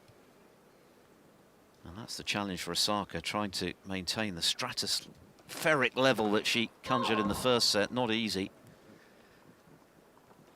Missing with the first serve. 15 all, 1-2. having had Sabalenka at love 30 in the previous game. And again, apologising because she's not happy with the ball toss, and she starts again. Now she's ready. In shadow at the far end of the court. Oh, and Sabalenka will not be thrilled with that forehand return. That's the kind of shot she's going to have to start making and applying the pressure to. I think she was surprised at the 80 miles per hour. Not a lot on that second serve. So, Osaka getting away with one. And moving to 30-15. She looks to level this set. Serves out wide, it's a block return, it's short, it lands in. Big forehand cross court from Osaka is a winner. And even though Sabalenka anticipates the right direction there, she moves to the forehand. The swing is just too big to be able to return the ball that's coming so fast and hard at her. Some brutal hitting out there, as we expected, but Osaka has been doing most of it and finding the court on a regular basis. She's got game points here to level this second set. Backhand return from Sabalenka, backhand from Osaka. More depth on that one again, but this time just a little too long. 40-30. Well, this will be interesting in this set for Osaka. She is, if she doesn't get an early break of serve, she's always behind in the scoreboard, and it just puts a little bit more pressure on you when you're trying to be this aggressive. Game point, and Sabalenka on the stretch, can't block the return into play. A clench of the fist from Naomi Osaka. And 2 games all on serve in the second. 10 minutes shy of an hour on court. That has flown by. It has been compelling stuff. And Sabalenka still trying to plot a route, strategically as much as anything, back into this contest. Serving from the Royal Box End, which is still packed out. No one's wanting to miss a ball of this. It was an eagerly awaited contest, and that is a wonderful backhand winner again from Naomi Osaka. She is really reeling off the showreel moments in this match so far. Sets it up with a really deep return of serve there, but it's the backhand down the line. Yet again, pinpoint accuracy winning that point. Osaka has been on so much pressure throughout her service games in the course of this contest. And missing with the first serve. She's still in bright sunshine at that Royal Box End. Forehand return from Osaka. And now a backhand, that was better from Sabalenka, good length, and the inside-in forehands onto the sideline. And for once it was Sabalenka really imposing her game on her opponent. Smack on the line. Yeah, she hasn't had too many opportunities to hit like a finishing ball. The depth has been so good of Osaka. That one will have felt good. She's not a world #1 for nothing. She'll still back herself to find a way through. But she's going to have to play exceptionally well to do it if Osaka can maintain her standards here. She's missing the first serve, 15 all, 2 games all. Naomi Osaka, if you're joining us late here on the Wimbledon radio channel, took the first 6-2 with 2 breaks of the Sabalenka serve, and that scoreline did not flatter her, but on the angle with the forehand return, she's just missing. The winner will play Karolina Mukova after her victory earlier in 3 sets against the former Wimbledon champion Barbora Krejcikova, 6-3 in the decider in the quarterfinals of the championships. Sabalenka at 30-15. Arches her back, serves out wide, just misses. First serve percentage still in the 60s for Sabalenka. She certainly needs to keep it there. Osaka has been pummeling the ball left, right and centre and finding the court much more often than not, and the +1 from Sabalenka is a straight. 30 all, pressure applied once again. It's so tricky for Sabalenka right now just to know what game style to play, because if she doesn't go full out, Naomi Osaka has just been so aggressive in this match, and she's going after anything she can. England World Cup winner Sir Geoff Hurst among those enjoying this battle in the Royal Box. Sabalenka finding the net with her first serve. 30 all. Osaka spying a possible opportunity here. She gets a good deep return in and then hits the backhand up the line. Forehand from Sabalenka, centrally struck, and then finds a bit of angle with the forehand cross court. That's good enough to create the error from her opponent to move to game point. It's a courageous point there from Sabalenka. She was patient for the first couple of strikes. She had a little bit of an opportunity to take the ball on. She did, but she played it with quite a high margin. Osaka, not for the first time, bouncing up and down. Just a bundle of energy. Game point, Sabalenka on the stretch. Osaka makes the return. Then the forehand from Sabalenka didn't look well timed, and sure enough, it's drifting beyond the baseline. Just when I said that she played the last winner with high margins, not trying to hit the line to win the point. She's been aggressive there, but it's just too close. Osaka with a little clench of the fist there. She is determined to keep the pressure on, not to give Sabalenka any room to breathe in this match as she chips a forehand into play, taking the pace off that one, throws up the defensive lob. It should be put away by Sabalenka. It wasn't. That could have been costly. But as Osaka tried to pass her, the forehand volley was secure. Well, how comfortable did Sabalenka look there at the net? And then the 3 times she's been to the net, she's won all 3 points. I just wonder whether or not she'll start to think, I need to find myself there more often. Sabalenka's turn to clench her fist as she moves to game point. Advantage in this 5th game of set 2. But the first serve eludes her. The tour leading 3 titles this season, 36 wins coming into the championships for Sabalenka. Just the 5 losses. Swivel of the racket from Osaka. Forehand return. Chip from Sabalenka on the angle, and Osaka steps in and hammers that away. Not remotely fazed by Sabalenka, looking to just keep the ball short on the angle. And it's one of the most tricky shots to hit. It's so short in the box, that slice that Sabalenka played there. And you think that maybe Naomi Osaka might hit a slice back, but she gets right underneath the ball.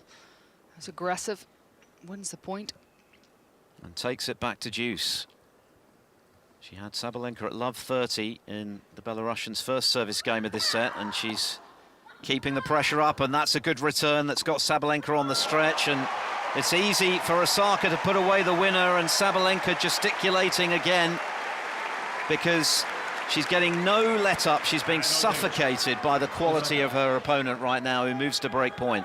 Brilliant return of serve there, anticipated the wide serve and just returned it so deep. This is some performance from Naomi Osaka right now on what is supposed to be her least favoured surface. Breaking new ground already at the championships and determined to keep the dice spinning. But that's a good comeback, and listen to the roar from Sabalenka. A huge serve that crumples the racket of her opponent to get herself out of a hole again. You feel that that's the only option she had, winning the point with the big serve, not having to hit the next ball. Well, this is absolutely living up to billing. Some fearsome hitting on show. At the moment, Osaka well and truly in the box seat. Can Sabalenka change that narrative as she bends the net with her first? But it comes back on her side. Deuce, second serve, 2 games all. Having been blown away, really, in the first, 6-2. 2 minutes shy of an hour on court. Second serve, backhand return from Osaka. Backhand, forcefully hit by Sabalenka, who's down on one knee, but netting with the forehand. And it's going to be a second chance for the Japanese to break. It's the forehand yet again that is letting Sabalenka down, but it's being tested. It's been tested throughout this first set and a half so often. Sabalenka just taking a little mini timeout, trying to compose herself, hoping that she can deliver another unreturnable serve as she did on the previous break point here. Osaka poised. She goes out wide, but you can see the frustration in Sabalenka as that one is missing. So now the pressure really intense. She's got to find an effective second serve, discards a spare ball. Where's she going to put this one from the royal box end? To the backhand of Osaka, who makes the return a little short, and Sabalenka was onto that quickly enough and hammers away the backhand winner. Well, she thought about that second serve. Very rarely would you see Sabalenka asking for another ball after she's missed her first serve. She took an extra 3 or 4 seconds to compose herself. This game is well into its 9th minute, a 4th deuce. Sabalenka having to work so hard just to look after her own serve here.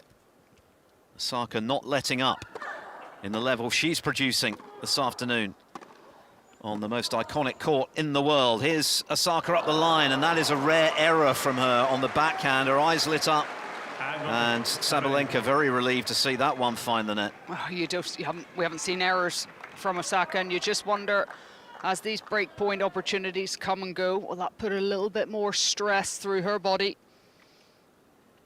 Might have been a further break point, her third of the game. As it is, the world number 1 has advantage to edge in front in set 2. Forehand return is long, and Sabalenka holds, and a little defiant shake of the racket from her. But that was another very serious workout on serve for Arina Sabalenka.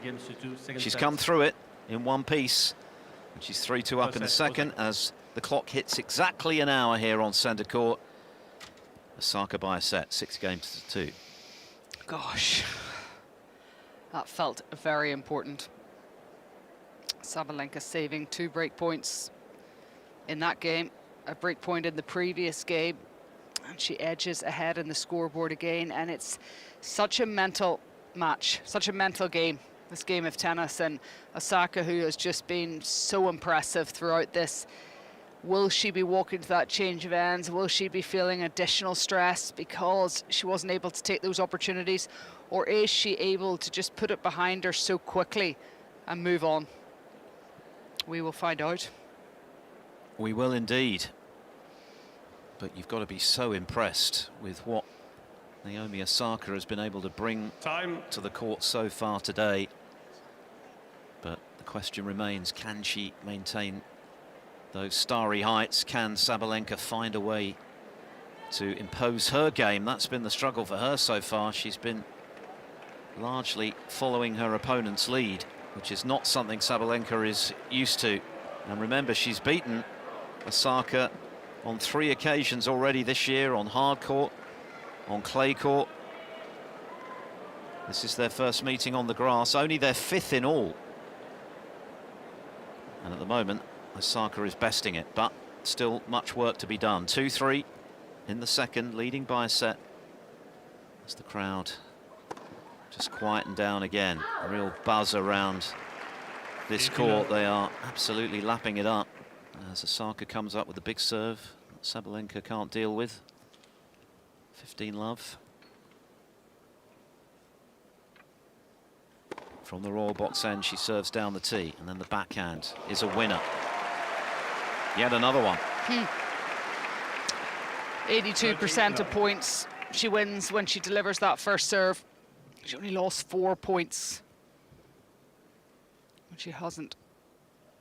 Yeah, and she has been improving that percentage after a rather sticky start in that regard, and just tucking the ball in behind Sabalenka off the return. Very comfortable backhand with plenty of margin for Osaka, who just looks so positive, so confident out there.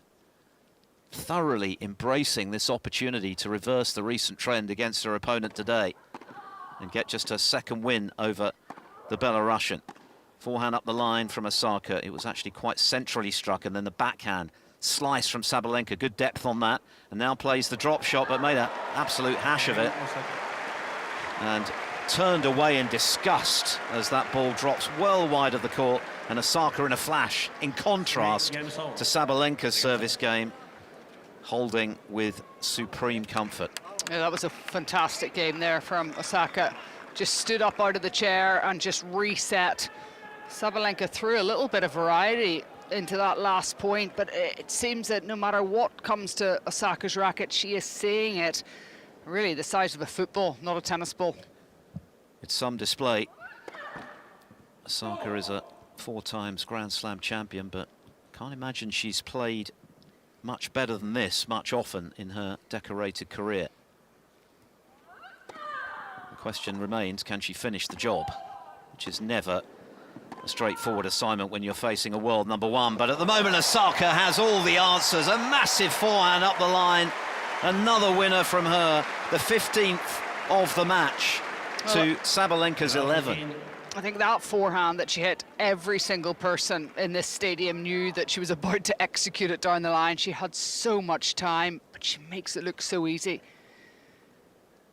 And immediately, Sabalenka under the pump again. Love 15. She looks a little shell-shocked out there at the moment, does the world #1.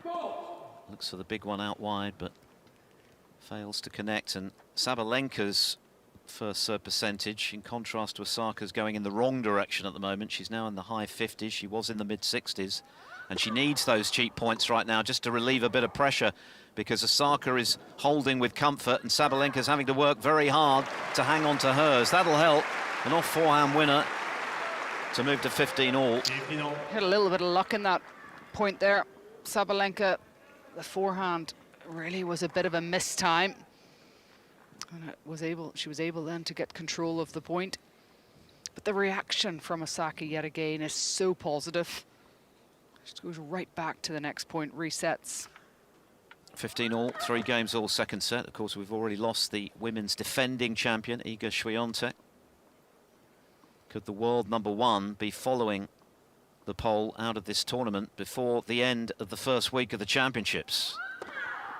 Forehand return from Osaka. This one's long, and she was dragged off the court by the wide serve. Sabalenka moves to 30-15.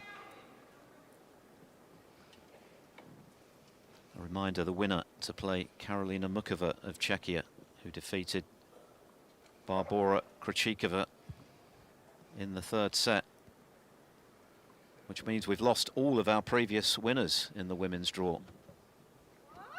Is that right? I believe it is. 30-15. Chipped backhand here from Osaka, and the attempted drop shot from Sabalenka, which again wasn't the best, to be honest.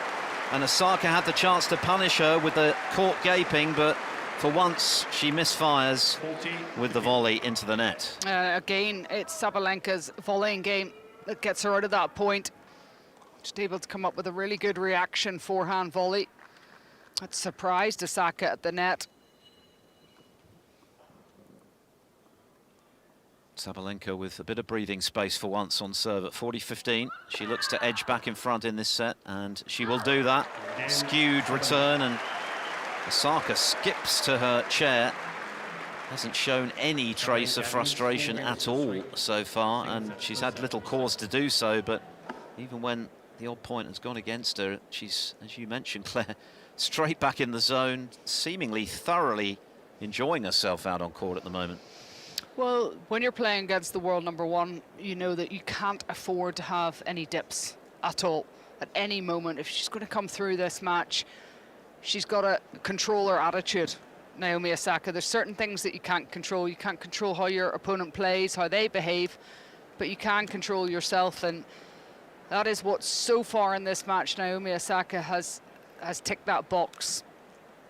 It's not easy. You're winning points, you're losing points that you know can change the course. 1 point, and you know, looks very much like you've got the break of serve and you potentially could have won this match, but you have to be able to put it away very, very quickly, put it behind you. Osaka just toweling herself down with one of those beautiful red Wimbledon towels, which have proved a real hit this year. Certainly have. Apparently outselling the green ones. Yes, for probably the first time ever. And I noticed them actually straight away. I thought that is a very nice tile. Very different. We're ready to go again. Osaka at 3-4. No breaks in this set as yet, and Sabalenka, in cricketing parlance, was clean bowled there as she took a swing And it was almost as though the strings had been removed from her racket. These first serving points, she's winning them quickly. She's not having to play too many shots after the serve. Well, it was a very bright and breezy love hold from Osaka in her previous service game, and she's threatening the same here. And this is where in this aspect of the match, this is a very impressive from Osaka, just putting pressure right back on Sabalenka. Yeah, she's really playing with such confidence out there at the moment. This time she's misdirected the backhand up the line, but 30-15, it's just the pace at which she's getting through these points, which is, I think, a little intimidating for the Belarusian at the moment. But Sabalenka is in front in this set, 3-4, 30-15 on the Osaka serve. As she goes down the tee, it's another ace from Naomi Osaka.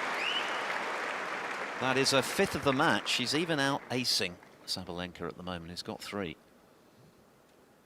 Everything is going to plan for the 4 times Grand Slam winner.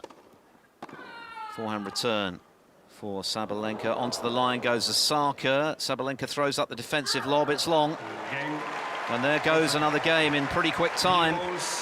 Sabalenka, try as she might, Claire, at the moment, cannot lay a glove on the Naomi Osaka serve. Naomi Osaka winning, obviously, 4 points in that game, and 3 of them, she didn't have to hit a ground stroke after her serve. She's just applying the pressure to Sabalenka. Sabalenka's not getting a moment there just to get into the game and put pressure into the mind, even at least, of Osaka. And it just feels like a couple of seconds ago, Sabalenka was holding serve, having faced 2 break points. Now she's back serving again.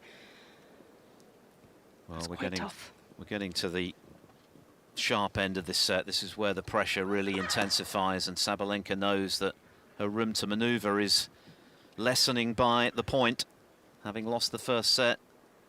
Into the net with her first serve from the Royal box end, still bathed in the evening sunshine here in London, as Osaka for once doesn't connect as she wants to with the second serve. She hits it long, and again a little debrief behind the baseline as she replays the shot the way that she wanted to. 15 love. Serve out wide again from Sabalenka, but she's missing with it as the ball kid takes a bit of a tumble, but all is well, and the crowd provide the applause. An hour and 11 minutes on court.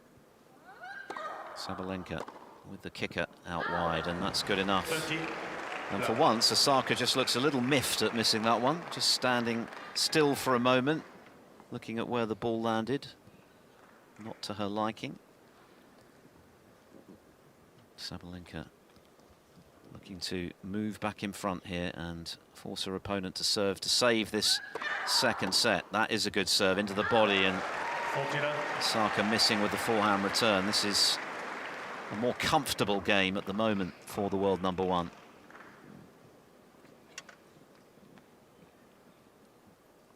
Three game points to lead 5-4. Forehand return. Again, it's a good serve from Sabalenka, which sets up the opportunity to wallop away a forehand. That was much more convincing from Sabalenka. Sabalenka leads 5 games to 4. And all it takes is a couple of loose points from her opponent, and this match could turn very sharply. Yes, it's 45 seconds when they step up. Sabalenka could be back in the chair, and this match could be going to a third set. And the way in which Osaka's played the game, where she has been so aggressive, she's been controlling the points. 1 unforced error at the start of this next game, and suddenly something could play in her mind. So we just don't know. But there, in that last game, that was the first time in this set Osaka really hasn't put any pressure on the Sabalenka serve. She had a couple of backhand returns of serve off second serves, and she didn't put them into the court. Missed by quite a moment, quite a while. So you wonder whether Osaka's feeling it a little bit right now. And there's still an awful lot to look forward to on this 7th evening here at the Championships. At the conclusion of this match, another Japanese player will be taken to court, Shintaro Mochizuki, up against the reigning men's champion Yannick Sinner. And we've still got Belinda Bencic and Coco Gauff to come on number 1 at the conclusion of Felix Auger-Aliassime and Alejandro Davidovich-Fokina, with Auger-Aliassime currently leading by 2-1, having lost the first. We're back underway here. Naomi Osaka serving with the extra pressure of having to save the set here at 4-5. Will that make any difference to what has been an incredibly positive mindset that she's displayed on court? Well, not on that evidence, as the ball just dies off the strings of Sabalenka. It was right on the line, and of course when that happens, Claire, you often get the ball shooting through to make the return that much harder. 15-love into the net this time from Osaka. But she has served increasingly effectively as this match has unfolded, along with those fearsome ground strokes of hers, which have largely dictated play. And the kicker there on the second has left Sabalenka looking flummoxed. I think when you look at the technique of the Osaka serve, she throws her body into the court and she lands inside the court. And I think it puts even more pressure on the returner because they don't feel they've got any space to hit that return back into. 4-5, 30-love. No sign of pressure at the moment. That was an excellent body serve. Sabalenka swaying out of the way to make the forehand return, and this time Osaka just overdoing it with the +1. You get a sense of just how much Osaka loves to hit her backhand when the return of serve comes up the middle of the court and she's moving around the forehand to hit the backhand there. 30-15, missing this time with the first serve. She's at 58% second serve points won, which is a healthy return. Backhand return up the line from Sabalenka. Can she get herself into this point? No, she's mistimed that one. It loops high over the net and beyond the baseline of the Japanese player. And Osaka moves to gain points for 5-all. That's the first high ball we've seen from Sabalenka. She's trying to give Naomi Osaka a different look. Not for the first time. Osaka apologising because she's resetting on serve, not happy with the ball toss. Now she's happy. And Sabalenka blocks the T-serve wide. A little shake of the head from her. And Osaka passes that little test with flying colours. The extra pressure of serving to save a set, not phasing her, and it's 5 each. I think it's fair to say that Naomi Osaka would really like a break of serve right now as the tie-break looms. Yeah, it's worth reminding everyone that Sabalenka has won her last, get this, 21 consecutive tie breaks. Extraordinary. But I guess if you're looking on the flip side of that, she's due to lose one. But are we heading there? That's the question. Backhand return from Osaka, now a forehand to the forehand of Sabalenka, who's way behind the baseline. Osaka missing into the net. Well, not trying to look too far ahead, but you do sense that obviously if it does go to a tiebreak, Osaka is going to have to maintain this ultra-aggressive style, and when you're playing those just point by points, that's quite tricky in a tiebreak to be that aggressive. Yeah, it's context is everything, isn't it? And you know, she's under enormous pressure in this match at the moment, in a way that I fancy she won't have been in most of those matches where she's been winning tie breaks for fun. Backhand return from Osaka, that one kicking up high, and a little shake of the head from Naomi Osaka. We've seen almost no sign of even a hint of negative body language from her, but wasn't happy with the way she connected with that kicker on the backhand side. 30-love Sabalenka goes with the biggie down the centre and then just looks to redirect the ball behind her to the ball kid. Second serve. Forehand return from Osaka. Forehand on the run from Sabalenka, but she's been dragged left and right again. It's been an experience she's well familiar with this afternoon. And Osaka wins the point for 30-15. If there's anything that's changed slightly for Sabalenka in favour of her on her serve, I think the last couple of games, Osaka struggled more with the second serve return of Sabalenka. Sabalenka is adding a little bit more kick, and she's making that contact point a little bit higher for Osaka. just makes making an effective return so much harder. Well, no one's returning that one. That was a huge serve out wide, 107 miles an hour, smack on the line from the world number one. As she moves to 40-15, the last two service games have been a good deal more straightforward for Sabalenka, to this point at least. She looks to guarantee herself the aforementioned tie break here. She goes out wide, looks to the heavens and just swivels her neck to release a bit of tension in those muscles, which must be significant right now. Second serve, game points. Backhand return from Osaka, and again the strike is perhaps a little uncomfortably high. She hits it long, and Sabalenka does move 6-5 in front. We're still waiting for the first break of this set. Is it about to come in game 12 to allow Sabalenka to take this the distance? There's been a little bit of a shift, hasn't there, in the last 15 minutes. It feels that this match is now very, very even. Osaka's had a few errors off the returns of serve. We don't feel that we've seen as many of the rallies that we saw early on, that Osaka was dominating those rallies. This set has been very much dominated by the serve. Very little kind of even +1 after the serve. Yeah, that's true. Both players winning a very healthy percentage behind their first serve, and indeed their second, both in the 60s in that regard. And if you're defending your second deal as effectively as that, you're likely to be ensuring that there's no break, and there hasn't been. But Osaka, for the second time in this set, invited now to withstand the pressure that comes with knowing that one slip up and the set can be gone.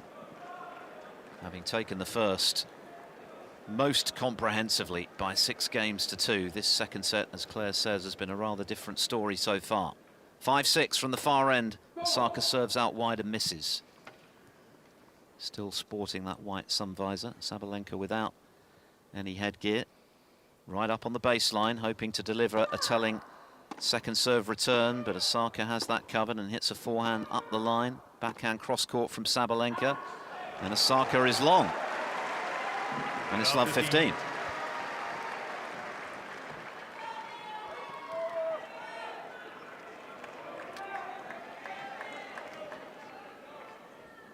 So the first point against the serve as the world number one, Aryna Sabalenka, looks to get herself back into this fourth round contest.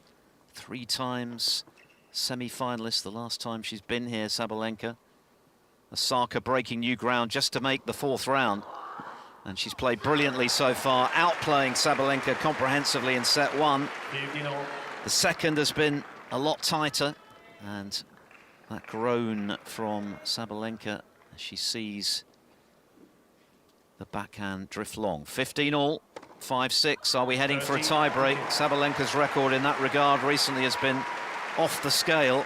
21 in a row she's claimed. So every reason for her to feel confident if it does go the distance here, but she'd love the break nevertheless. 30-15, Osaka down the tee, the miss-hit return, lands in, backhand cross-court from Naomi Osaka, then the off forehand with Sabalenka wrong-footed, and now just standing for a moment, stooped at the baseline at the Royal box end before she moves to her right to receive the next point from Naomi Osaka at 40-15. Game points to take us the distance in set two. Again, Osaka not happy with her ball toss. Now she is, fires it down the tee, and Sabalenka on the stretch can't handle it. And so we are going all the way in the second set. Can Sabalenka work her way back into this contest? The crowd are loving this. The atmosphere inside this great stadium is full of anticipation and tension and excitement. Sabalenka looks to live up to her world number one billing by stretching this match to a deciding set with a quarter-final at the championships at stake. She will get the tie-break underway. From the Royal box end, she serves out wide and misses. Osaka, as she is wont to do this afternoon, up on her toes, full of energy. So much positive intent from her. She's played brilliantly to this point. Second serve. Forehand return as Osaka sways out of the way of the body serve and then hits a forehand cross court, but she's missed that one. 1-0. Now this is the ultimate test now, isn't it, for Osaka? And she must know in the back of her mind this record that Sabalenka has had on these tie breaks. She plays point by point. She talks about just how comfortable she feels. Only looking 1 point at a time.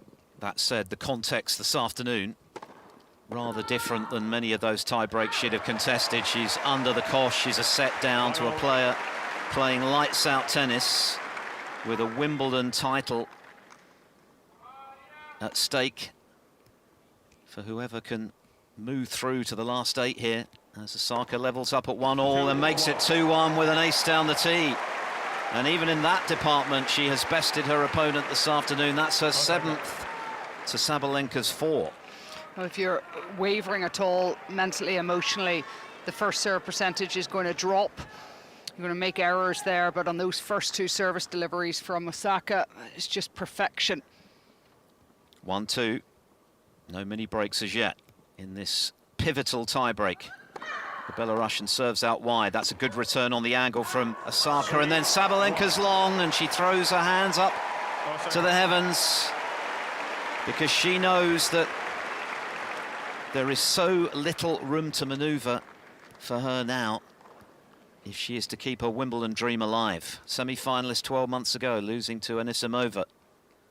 Osaka, never been to the 4th round before. You'd never believe that on the strength of this performance. She used to be scared of the grass, she said. Found it hard to move on. She seems to have conquered that. And we're seeing the evidence of it today in the way she is playing and dominating. Certainly in set 1 as Sabalenka drags a forehand cross-court wide into the doubles tram lines. She's in a world of trouble now, and Osaka can taste victory. Double break, and when Osaka's been serving the way that she has, she's overpressed there, Sabalenka, and when the rally has started in this match, it has been Osaka taking the ball earlier, redirecting first, and just being in control. Osaka 4-1 now. What an opportunity she's given herself. She lands the first serve and then gets down on one knee to hit the backhand, and it's long from Sabalenka. And a big cry of come on from Naomi Osaka as they change ends.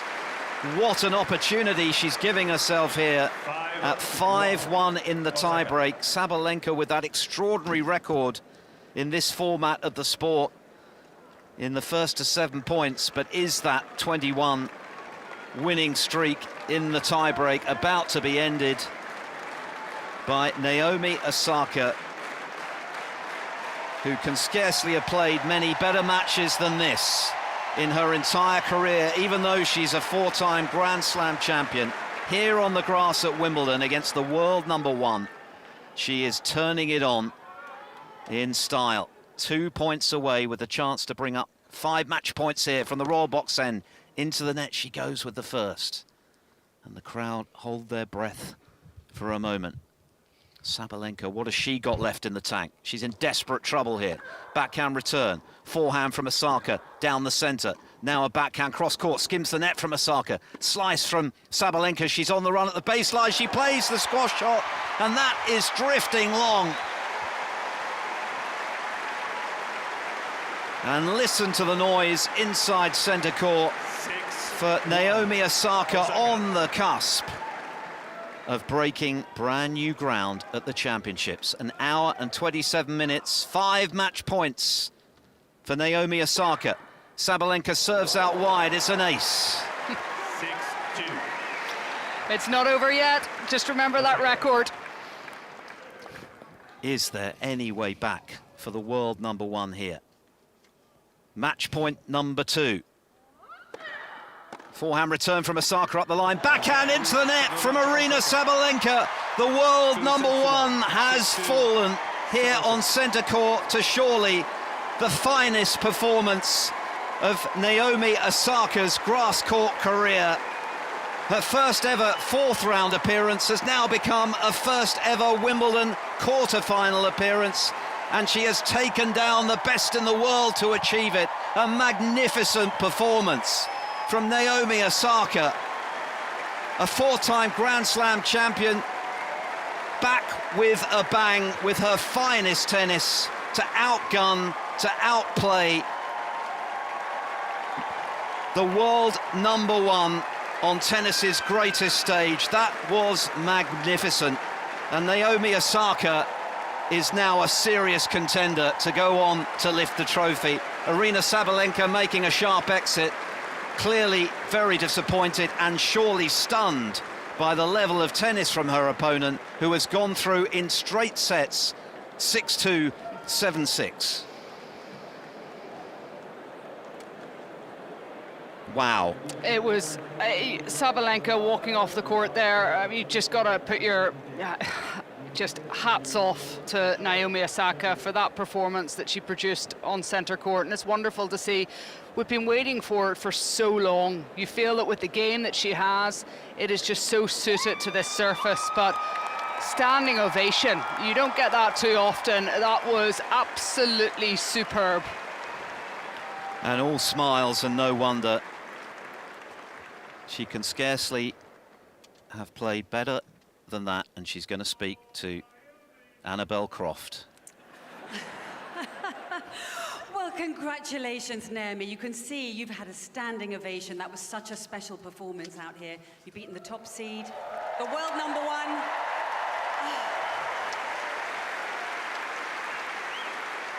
Just give us your thoughts on your performance out here. Yeah, definitely. I mean, I think it was a really fun match. I'm really grateful for that. Even if I lost, I would still think it was a great match. But no, it was really fun. And, you know, for me, this court is so special. This is the first match I've won on this court. So.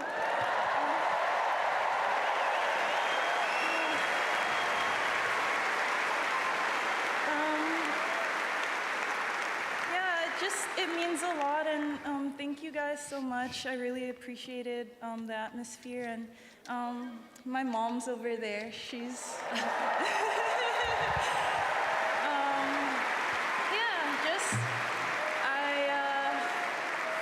I was saying, like, she cooks a lot, and I feel like her cooking is powering me. So, Mom, I would really appreciate another meal tonight. Thank you so much. Oh, what does she cook for you? A bunch of Japanese food. So shout out Japanese food. There's a lot of people that like Japanese food. How are you keeping your mum calm up there? Because she's living every point with you. Oh, she is? Yeah. Well, I mean, that's the job of everyone in the box. I'm kind of just focused on what's happening here. But yeah, I mean, it's been a long time since I've had so much fun on the court, and to do it here, it really means a lot. And yeah, I mean, going into this match, I lost to her like 3 times in a row, so that really sucked. So I wanted to like turn it over, and I'm really glad I had the opportunity to do that. Absolutely. And of course, you're into your first quarterfinal here at Wimbledon. It's your 6th Wimbledon. But what is it that has suddenly ignited your game on the grass? You look so much more comfortable on it. What are you learning about playing on this surface? The big Polish man, shout out Tomas. Shout out my team, Mati, Jacob, Robbie, who's at home probably crying and watching this. Yeah, I mean, my team is the best team ever. I have so much fun with them. I learned so much, and I'm so grateful that they're on this journey with me. Well, well done. We so enjoyed watching you play. Very best of luck into the quarterfinals. Naomi Osaka. Well, now we know the secret to Naomi Osaka's brilliance on the grass. It's her mum's cooking. And it was some performance. She's won 4 Grand Slams. That was quite a long time ago now. But can she ever have played better than that? What a display to take down the world #1 Aryna Sabalenka in straight sets to move through to her first ever Wimbledon quarterfinal, 6-2, 7-6. Claire Curran, that was special. It really was, and you don't see many players who can make Aryna Sabalenka hit 27 forced errors through the course of a match, and only for Sabalenka to be able to hit 15 winners. I mean, it was just a masterclass. The first serve, when you're serving as well as she is on this surface, Osaka, you're winning 87% of points behind your first serve delivery. But it looks very easy just saying those stats, and that's what she's doing. But you're doing that under extreme pressure, and you're playing against somebody that if you blink, if you give her, take 5% off your ball speed or even 2% off your ball speed, Sabalenka's going to be all over that. So for me, Osaka's performance, the tennis was unbelievable, but the way that she was able to control herself emotionally, mentally through that match, and that tiebreaker, I mean, just illustrated that. And let's not forget 21 consecutive tiebreaks that Sabalenka had won here. It's here at Wimbledon. To be able to just dismantle her that easily in a match like that goes a long way. I'm just getting a great picture of her mum actually dancing up there. That is wonderful, isn't it? Yeah, she, as Annabelle Croft was alluding to, would have been living every single point. But well played, Sabalenka, embracing Osaka at the net. And I'm sure the sentiment would have been along. Just stunning moment. Such a memory that will leave for so many.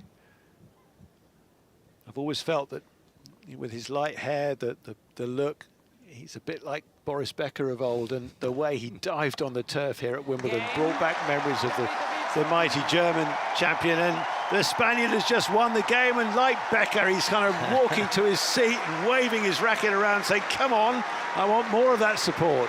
Fantastic.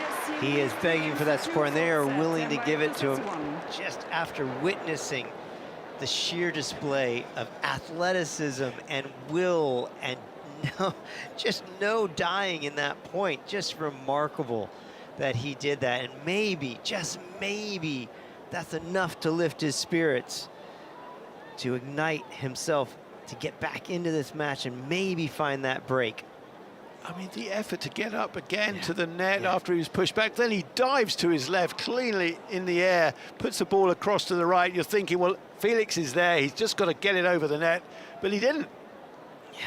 And eventually the Spaniard is celebrating, sat on his back, lying on his back eventually, and just outstretched. And both of them are laughing their heads off. Yeah, they both shared a look with each other with a big smile, and they know that they are definitely, most definitely, going to be on the highlight reels with that point. That was outstanding. Almost unbelievable, but what a moment. I mean, we've had a few in this match, but nothing quite like that. That was extraordinary.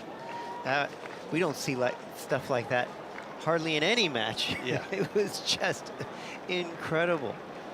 But is it going to be the platform now for the Spaniard to come back here and do more in this matchup? I mean, he has tried so hard for the whole extent of this, which is now, what, 3 hours and 19 minutes. He's had all those break points, but he's not been able to break the Canadian, and he still has to do that because he's a breakdown in this fourth, trailing 3-2.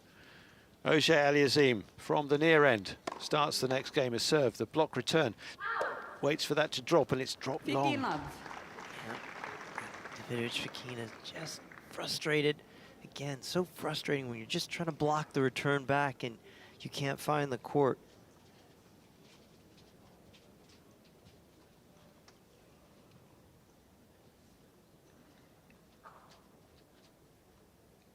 Pause, and now the serve, and there's an ace. And he's found that target more often now, hasn't he? More frequently.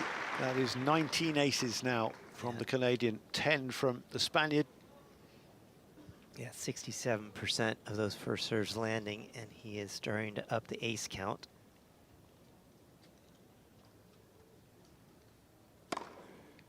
And there's another one. That takes him to 20. Out wide the other side, and how to silence, how to sort of douse the flames from the Spaniard's point of view. The way he's just come into this game after the euphoria of the last one and yet been silenced very quickly again. And the game has gone as quickly as that. 4 points, all that Auger Azim required to win it. 4-2 the lead in the fourth set. Well, you said it very, very well. Just, you know, the crowd can be a factor in matches. Davidovich-Fokina asking for it after that dramatic point, and, well, the Canadian has just blunted that with a very, very efficient service game. And just before we had that tremendous moment in the last game, news from centre was another major shock in the women's draw, because the top seed, the world #1, Aryna Sabalenka, has been beaten by the former world #1, the 14th seed, Naomi Osaka of Japan, 6-2, 7-6. So Osaka through to the quarterfinals to face Karolina Mukova. Jessica Pegula also through. She awaits the winner of the match that will follow this. Bencic against Goff. Davidovich-Fokina now getting on board in this game with a good serve down the middle, replies long. But he is 4-2 adrift in this fourth set, trailing by 2-1.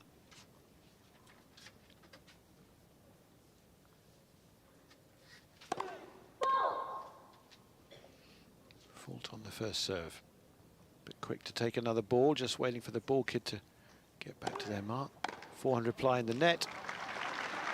But Auger Aliassime, who has been fortress-like through the whole of Wimbledon with his serve, just cannot be breached, it seems, cannot be broken. The confidence he'll have with this lead now, that it shouldn't be too long before he has a place once again in the quarterfinals at Wimbledon. That return has gone long. 40-15. Taking a few free swings here is Auger Aliassime. He's got the break in hand, so can swing a little more freely on these return games. Hasn't hit the mark yet. That is a hole to 15 for the Spaniard. He turns positively to his team and shakes the racket and says, yep, right, got that one, come on. Well, they have played a tremendous number of tiebreakers up to this point in their previous meetings, so it wouldn't be unreasonable to feel that he might have a chance of stretching it to that. But he's got to do something that has been impossible to this point, which is break the Auger Aliassime serve.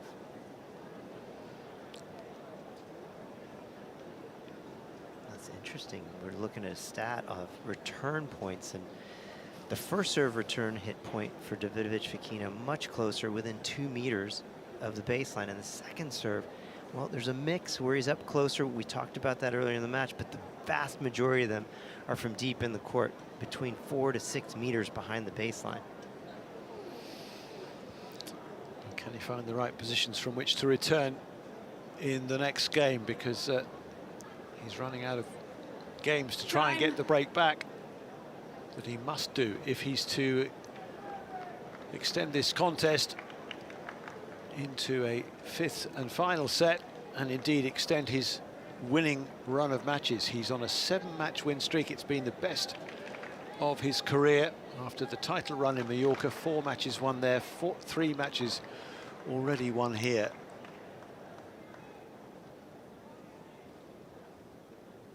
But Auger Aliassime, one of the top 4 players in the world now, and certainly playing accordingly. Big serve down the centre, short reply, backhand down the line, easy winner for Auger Aliassime with his second shot.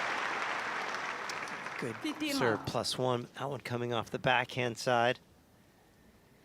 And confidence draw, I suppose.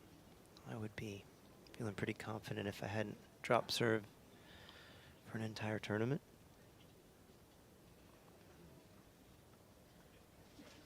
(4-3), 15 love. Court now completely in shade. Still a section of the crowd up to the left-hand side, far left as we look onto court, who are in the evening sunshine here. 7:15 almost in the evening now. Another rally opening up here. A miscue from the Canadian, though. He was sure that ball had gone long, but it must have caught the line.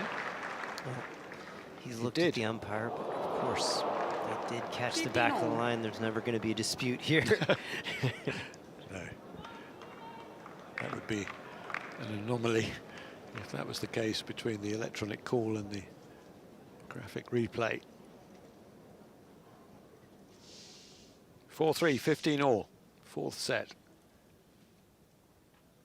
It is the world number 4 serving again. Right-handed down the middle. Stretch reply from the Spaniard, but then back behind him with the second ball, and these short, sharp points from Auger Aliassime, just keeping Davidovich Fokina at bay. And again, that first serve percentage is staying at that 68% mark for Aliassime, just making it really, really difficult for Davidovich Fokina to find a good enough return to keep him at bay.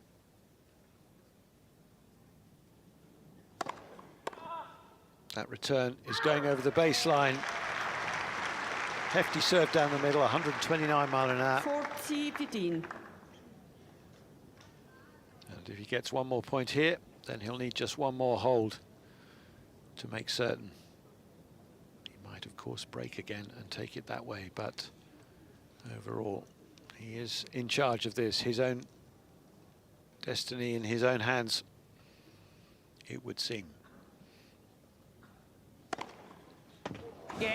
It is another tremendous serve, and the Spaniard just has to take that on the chin, and that's hard to do because how many times has he been hit there? 21 aces and counting for the Canadian, and he is just one game away from a place in the quarterfinals. Davidovich Fokina, watching that ace go by him, sort of crumpled and then stood up and realized he just applauded the serving. Gets the first point of the next game on his serve. 15 love.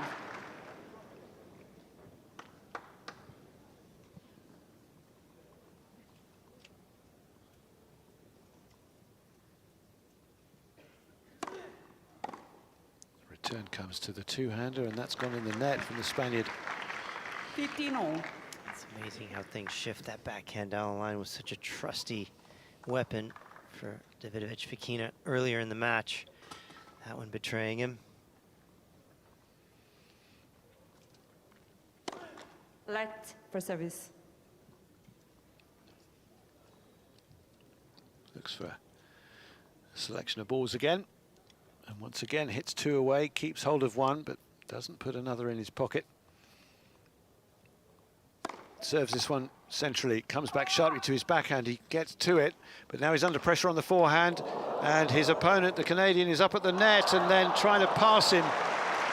Davidovich Fokina, frustrated, ends up at the side of the court on the tarpaulin because he's hit wide across. But it was that movement again forward by the Canadian that just narrows the gap. Says, okay, pass me if you can, and he could not. And it might be that he does falter here finally on his serve. Thank you. Davidovich Fokina, and get broken once more for the match. 3-5, 15-30. Serve down the centre, slice, chip, and the approach by the Spaniard, who then tries to get in and make the volley, but ends up with his head on the ground, kneeling on the court in frustration, and he then clips the net with the racket in annoyance. But all of a sudden we have match points for Auger Aliassime. After all this effort, 3.5 hours. A gripping contest, an intense battle, but the Spaniard now facing the match points. 3-5, 15-40, return comes to his backhand, he goes cross-court, the backhand from the Canadian is good enough, keeping in the rally, a miscue slightly from him, but a line drive is good from the Spaniard. How brave is that in this moment? Match point down, high backhand from inside the baseline, drives it down the line and uses every inch of the court as it lands just inside the sideline. One match point saved, but one more to come. 3-5, 30-40, serve to the backhand, long. Reloads, bounces the ball, gets hold of it, bounces it again. Match point down. The Canadian's return is sharp, and then he puts a backhand in the net off the second ball from the Spaniard.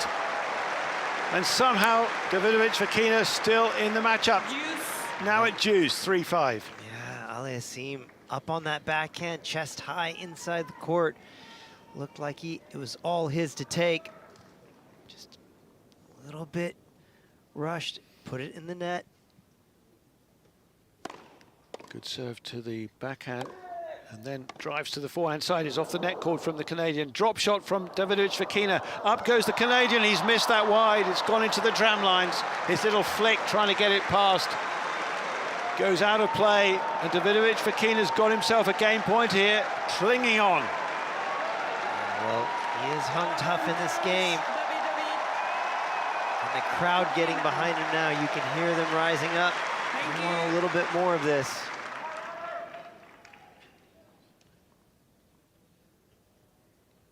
Advantage to Davidovich Fokina, but the serve is not above the net. Takes another ball. Canadian poised just behind the baseline at the far end. Backhand cross-court return sharp. Down the line, winner though from Davidovich Fokina. Superb work. One more hold for him, and he's marching back to his chair again, clenching that right fist. So at least he's asked the question of Auger-Aliassime, can you hold and serve it out? Well, he probably can, because he has always, through the course of this Wimbledon, held his serve. Well, what kind of drama would we be in for if the Spaniard could, in this critical moment, be the first to break the Aliassime serve at Wimbledon this year? That would be something, but that's a tall task. Aliassime seems to have grown in confidence on his serve, hitting in spots. And he sits on the changeover.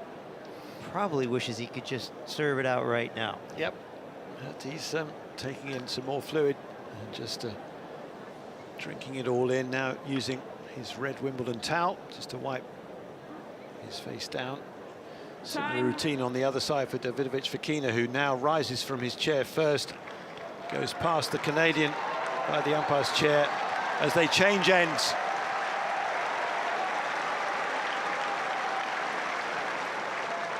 And now the Canadian potentially one game away from the quarters.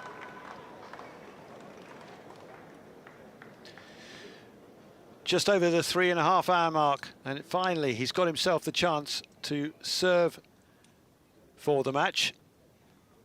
Was unable to complete the job in the last game when he had 2 match points. They were well saved by the Spaniard, but overall, this man who's been a fortress on serve since the start of Wimbledon, absolutely impregnable. Nobody has managed to break him. The Spaniards had 6 chances to try and do so, but has always been thwarted. Can he somehow miraculously find a way now in this must-win game for him? They get into a fierce forehand rally, and it's into the corner by the Spaniard off that quick exchange, and he absolutely nailed that into the far corner. And Auger-Aliassime falling behind in this game, love 15. But he's been so calm under pressure throughout the contest, throughout Wimbledon. And he'll be calm again here, no doubt, although the pressure is on. Can the Spaniard play another couple of inspired points? We had one of the rallies of Wimbledon a few games ago, which had the Spaniard flat on his back, but laughing in celebration after they took each other all around this court. In fact, both of them were smiling brightly. It was such a tremendous point. But we're into this next point in this potentially last game, and it's a forehand error from the Spaniard that's gone into the net. 15-all. And Auger-Aliassime gets up to 15-all. Well, it looked like a little bit of indecision there from Davidovich Fokina. Had a short forehand that he earned and wanted. Chose to take it inside out and found the net after the point, just admonishing himself, thinking he should have gone cross-court. Auger-Aliassime, a one-time quarterfinalist here previously in 2021, trying to reach his 6th major quarterfinal in total, a 2-time semi-finalist at the US Open. That's been his most successful slam so far. But he did make the quarters this year at the French for the first time, and he's a few points potentially from making another quarterfinal here. He hits well to the backhand wing, goes back that way, but that's going to loop out just long and wide. Into the doubles alley, in fact, it landed just in the far corner. And yeah, well, there's a hint of we're not done yet, trepidation here about him. Please. 5-4, 15-30. Please. The Spaniard giving him the stare from the far end. Where will he stand for this? He's actually come in a bit behind that baseline. Blocks this return back. But then up the line, it's a difficult one for the Spaniard, but somehow he's made the play, but he's having to chase and slide around at the back of the court. And then Ojé Aliassime has hit long when he had all the court to play into. But the Spaniard again has ended up in a heap. He's hurt that left ankle once again. I don't think Ojé Aliassime's aware of that, but the umpire is, and she may come out of the chair once again. This happened, well, some time ago when he hurt his ankle, but now he really has got pain, and the trainer is rushing on. What drama at this moment. Poor old Davidovich Fokina is in a lot of discomfort. He's holding his left ankle, he's writhing in pain. And he's on his back there and being attended to by the trainer, who came on and attended him. Gosh, I can't remember when it was now. It was at least a set ago, and he had that issue when he went out to his left. It didn't seem to be any discomfort, and then as he walked back to his towel, he suddenly winced and was holding onto the wall. Well, we've seen him now slide out. And of course, it's the other ankle. Was it the other ankle he was holding? So he's been in the wars here. Or is it the... Let's see, he's just... We're getting a replay on our screen. No, it is that left ankle. It is that one that is the issue. He's being helped up and helped towards the chair, and then he's kind of pausing behind the baseline. The trainer's with him. One of the supervisors is on, actually carrying his racket for him. But at the moment when he's got more break points, he's having to come up for more treatment, I think, from the trainer. He's hobbling back to his chair. This is tough. Does not look good at the moment. A very severe limp as he goes back to the chair to get treatment. He's absolutely wincing in pain, isn't he, again?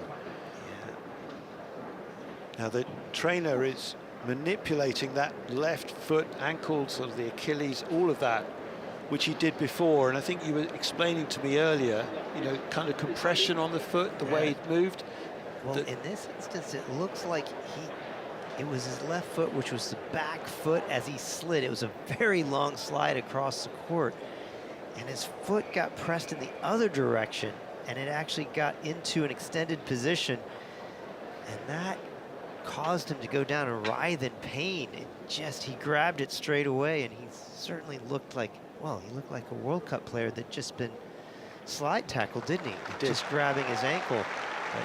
But he's had the manipulation again from the trainer, and he's now up, and he's got his racket in his hand. And he's going to carry on. Good on him. The crowd giving him a warm ovation.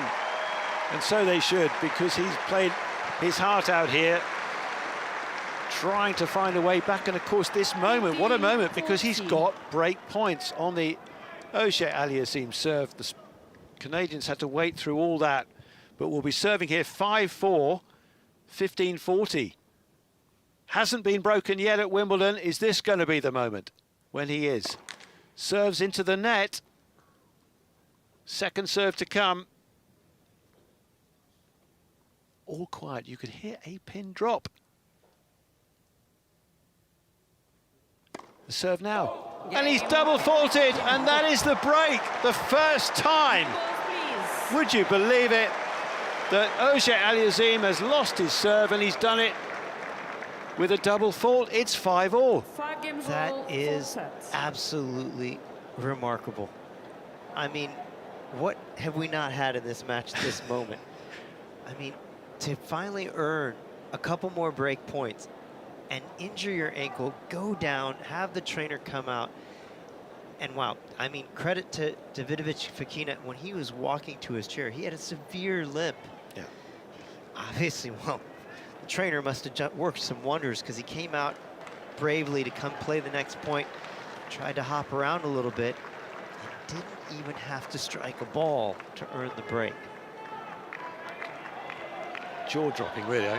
Hard to believe that that's just happened after, you know, 3 matches, almost 4 matches without being broken at all, and it then occurs like that. So it's 5-all in this 4th set, and the Spaniard now at the far end will be serving with new balls. There was a slight delay as both men got New rackets out for the new balls, and the Spaniard now serving. Takes the return off his forehand, makes that decent down the centre, but then has hit long off the backhand. And the Canadian will look to hit back straight away here if he can. Yeah, he looks ready, as always. Does Auger seem to get back to work, keep his head down. Well, the fate's going to conspire against the Canadian, because you just, you know, he's there almost, but he was 15-40, and then suddenly what happened to the Spaniard, the ankle problem, you think, well, is he going to play on? Is he going to be able to? And here he is at 5-all, 15-all now. Davidovich-Fokina's serve wide to the forehand, slip from the Canadian. He's put up a defensive lob off the next ball. Bounce smash coming up from the Spaniard, and he hits down the centre like a good penalty taker. Makes certain of that one. He's wincing, though, as he's walking back to the far end for the next point to serve again. Yeah, he's fighting through here, Davidovich-Fokina. He is running on some adrenaline for certain. Played his 4 matches to win that first title in Mallorca in the week prior to these championships. So he's been playing a lot of ball in the last fortnight. Serves down the middle. Return's going to go wide and long. 40-15. Of course, Davidovich-Fokina also played at Queen's and got to the quarterfinals there. He played in Stuttgart as well. So this is a lot of effort, a lot of wear and tear on the body. But from where he was to where he now is, he leads 6-5 in this 4th set. He's held well there, and all of a sudden there's a different feel, a different dynamic to this set as it continues. Unbelievable effort from Davidovich-Fokina. He's called the trainer out to get more treatment, saying, can you give me a little bit of more of that manipulation that got me through that game?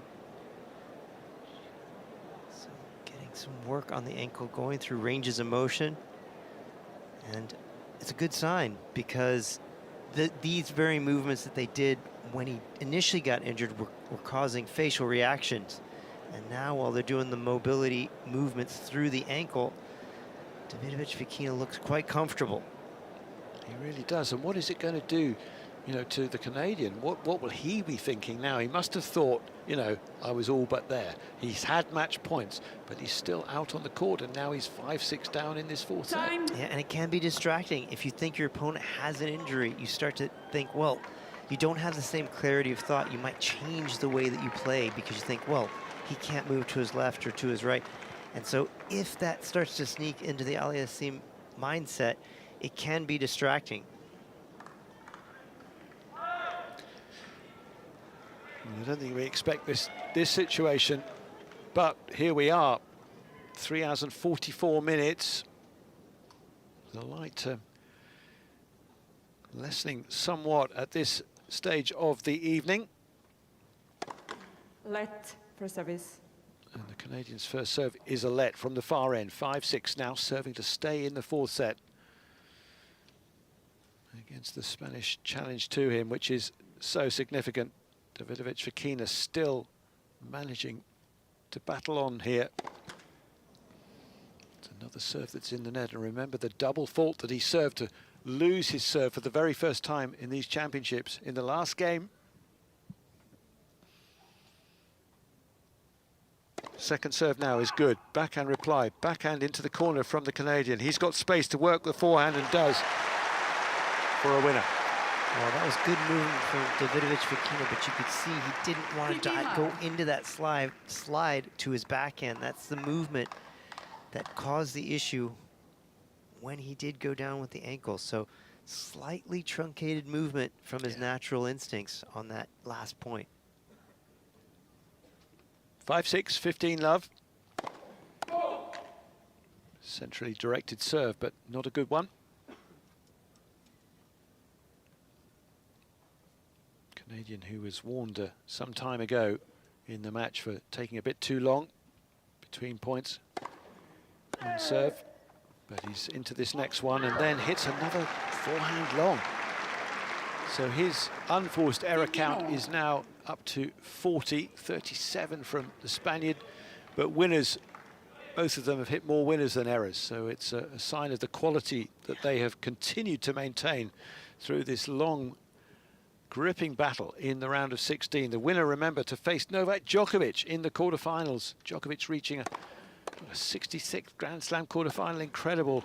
Now with 106 wins at Wimbledon, the record for the men's game, surpassing the record he shared with Roger Federer, as we see Auger Aliassime hit a good shot there to get ahead in the game. 30-15.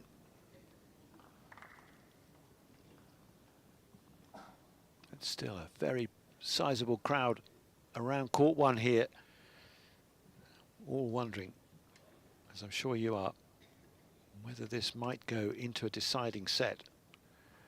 Can Auger Aliassime at least get this fourth one into a tie-break? He's at 30-15. He serves this strong to the backhand. The return's gone long.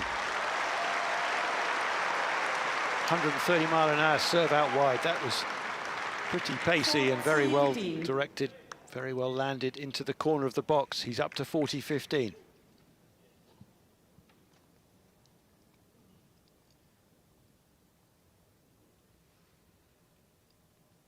The serve again to the forehand. That return just long as well. And so, for the third time in 4 sets, we have a tie-break. What do we have unfolding before us now? It's been just so dramatic, this fourth set. So many things have happened to get us to this stage. And now Davidovich Fokina looking to see if he can level this match. Yeah, a few fans coming in at the side of the court, but the umpire reminding them that play is continuous with the tie-break. We're into it now, and Davidovich Fokina's got the first point of it, because the Canadian has hit wide with Davidovich Fokina on the charge. Well, that was a good move from Davidovich Fokina. Saw Aliassime on the stretch on the backhand side and just enforced it by following it, forcing Aliassime to go for a pass that went errant. Takes his time though, again, just peers up to see where his opponent might be standing. He's within the allotted time allowed, down to about 5 seconds on the clock before he serves this block reply. Short landing and a long hit from the Canadian over the baseline. And Davidovich Fokina has the first 2 points of this tiebreak. The mini break right out of the gates.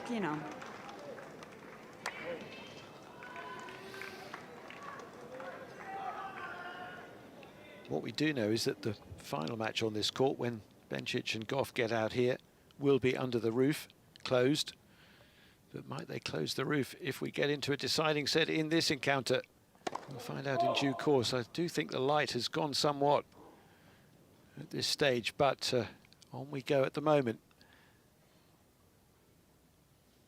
Missed first serve. The second one comes now from the Canadian. Down the middle, drive, return. It's net cord bobbled over winner. And all the Canadian can do is just come up and kick the ball back over the net in his frustration. But Davidovich Fokina now has a 3-0 lead in the tiebreak and is threatening to take this match into a deciding set. Incredible. Let's just find another way to add some surprise to this match with a let court that adds to the mini break.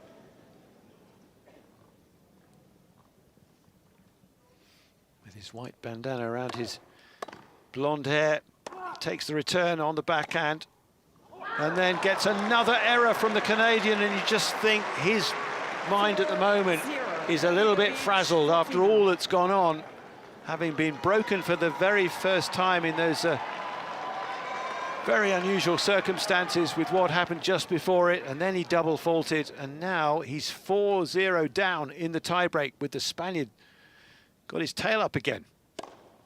Serving to the forehand, return comes to the forehand, goes up the line, cross court from the Canadian, dugout attempt, but that was the awkward movement there from the Spaniard, and he didn't kind of want to risk it, did he? He didn't slide to that, he tried to step to the ball, and he's lost that point. So it's 4-1 now in favour of Davidovich Fokina. He's still urging himself on. His coach, Jose Clavet, talking away, motioning what he wants him to do, encouraging him, everything going on here.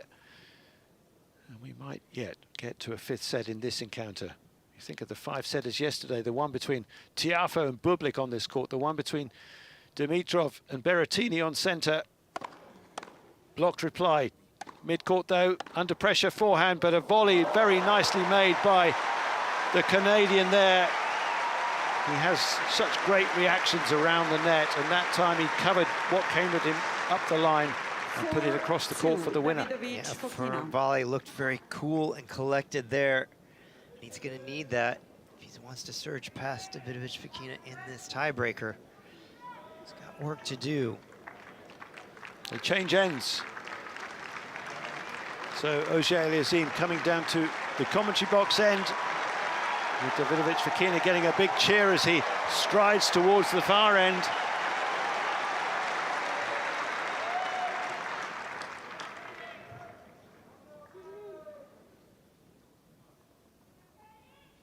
And now the quiet again around court number 1 here at Wimbledon on this middle Sunday,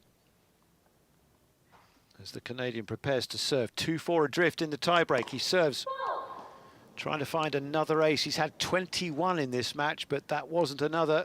It was wide. Crucially, he's had 3 double faults. The last of those, of course, that costly one, that first time that he was broken. Serves down the middle. Reply comes to his forehand. He hits another long forehand there to that shot from the Spaniard. And he really has lost his groove for the moment. He's now 5-2 behind in the tiebreak. Yeah, just inexplicably some errors that we haven't seen for the entire match seeping into the Aliassime game. But you can kind of understand it, you know. He's machine-like in a way that he performs, but he is human still. And of course, those moments all adding up to the pressure that he's now feeling. He's got a ball to attack, but another one that he's overcooked by about 2 or 3 feet. And it's almost unbelievable. But here we are, 3 hours and 53 minutes on the clock. Alejandro Davidovich Fokina has set points to win the 4th set in the tiebreak, which he leads by 6 points to 2.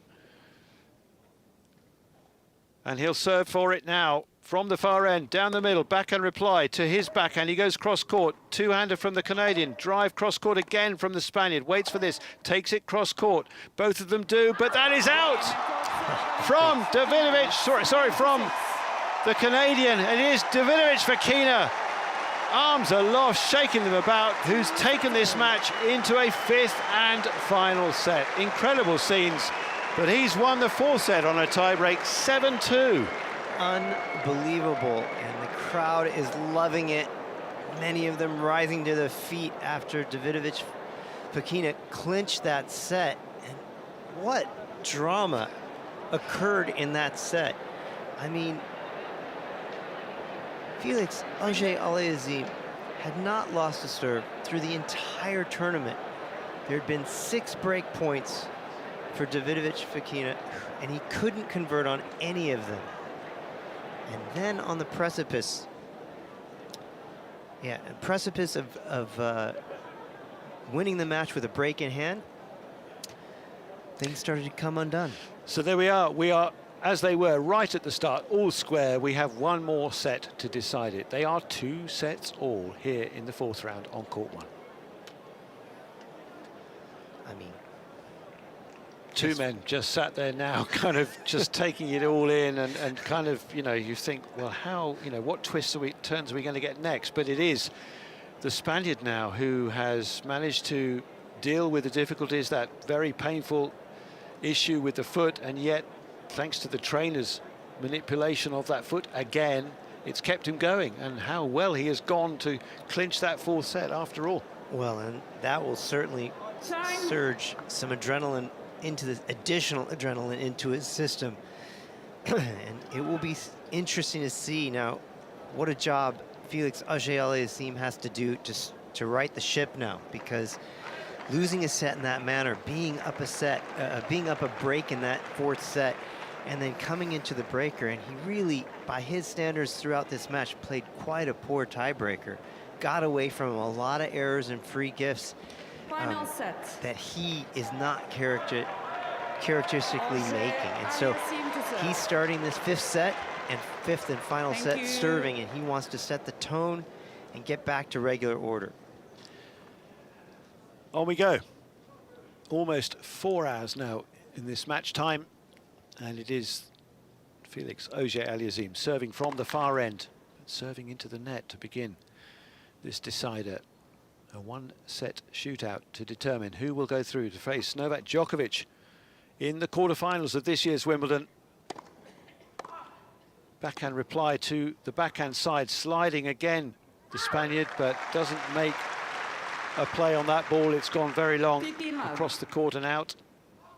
Well, just each time at the moment we see Davidovich Fokina stretched out to his backhand side, I'm a little nervous about that movement for him, so he must be. Auger-Aliassime a point ahead as we get into this 5th set.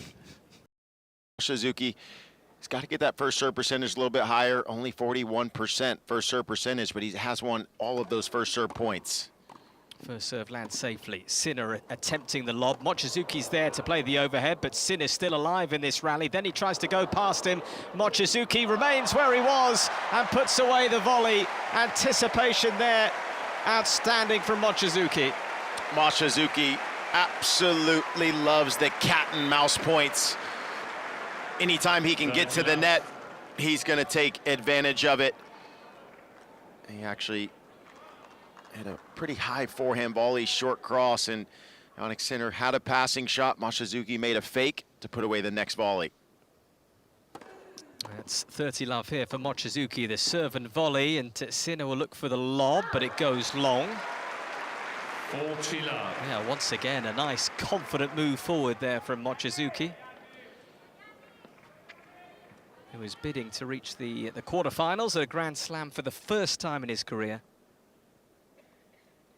Be some achievement if he can do it here this evening. Misses with the first serve. He's 40 love up in this game, as we are just about 7:45 here on this Sunday evening. Misses with the second serve, so it's a first double fault of the match for Mochizuki. Yeah, and that's what happens when you feel the pressure of Jannik Sinner's second serve return. I mean, Mochizuki's only won 4 out of 11, 36% on those second serve points. Jannik Sinner's just done such a good job of getting that ball on him quick. 40-15, Mochizuki misses with the first serve down the tee. Sinner will return to his return position. He's quite a distance behind the baseline as he looks to return this Mochizuki's serve. He's probably about 5 or 6 feet behind, and well, that's maybe why, because he can load up and wind up with a big forehand. Well, look, I mean, you can kind of pick your poison for Jannik Sinner. He could take that ball early because that second serve was only 84 miles an hour. He could absolutely destroy it inside the court, or if he moves back, then he can wait and see where Mochizuki's going to move and hit it even bigger, and that was a huge swing from further back from Sinner. 40-30 from 40 love, so a bit of a headache now for Mochizuki. The forehand cross-court from Sinner, then the reply from Mochizuki, and Sinner goes long. Mochizuki, well, he's certainly not going away in this first set. Sinner leads 4 so games Sinner to 3 first set. is keeping him at bay at the moment, but Mochizuki just nipping at the heels, as it is 4-3 to the world number 1. Of course, he has the dual coaching team. Does Jannik Sinner, Simone Vagnosi, and Darren Cahill. 2 good voices to have in his ear. Yeah, Darren Cahill calls Simone Vagnosi the wizard. he knows everything, and you know what? I actually was there for kind of the beginning of the Jannik Sinner Simone Vagnosi practices. I watched them at Indian Wells when they first got together, and it was interesting seeing the beginning of their practices always started at the service line or close to the net and working on the continental grip skills, the slice, the drop shot. I used to play Simone Vagnosi back in the Futures and Challengers on the tour, and he had so much variety to his game with slices and drop shots. So I really liked that partnership when I first saw it. I said, okay, Sinner's already got the big power, and Vagnosi will bring those extra little dynamics to his game with the chips and droppers, and that's what we've been able to see. We certainly have. As Jannik Sinner leads the way in this opening set, and he just brandishes the new tennis balls to Mochizuki. We've played 7 games, so a fresh set of tennis balls that Jannik Sinner will deliver. He's leading 4-3, the forehand inside out from Sinner. Then he has the chance to move forward with the volley. Mochizuki scrambling to keep it alive, but nets with the forehand on the run. 15 love.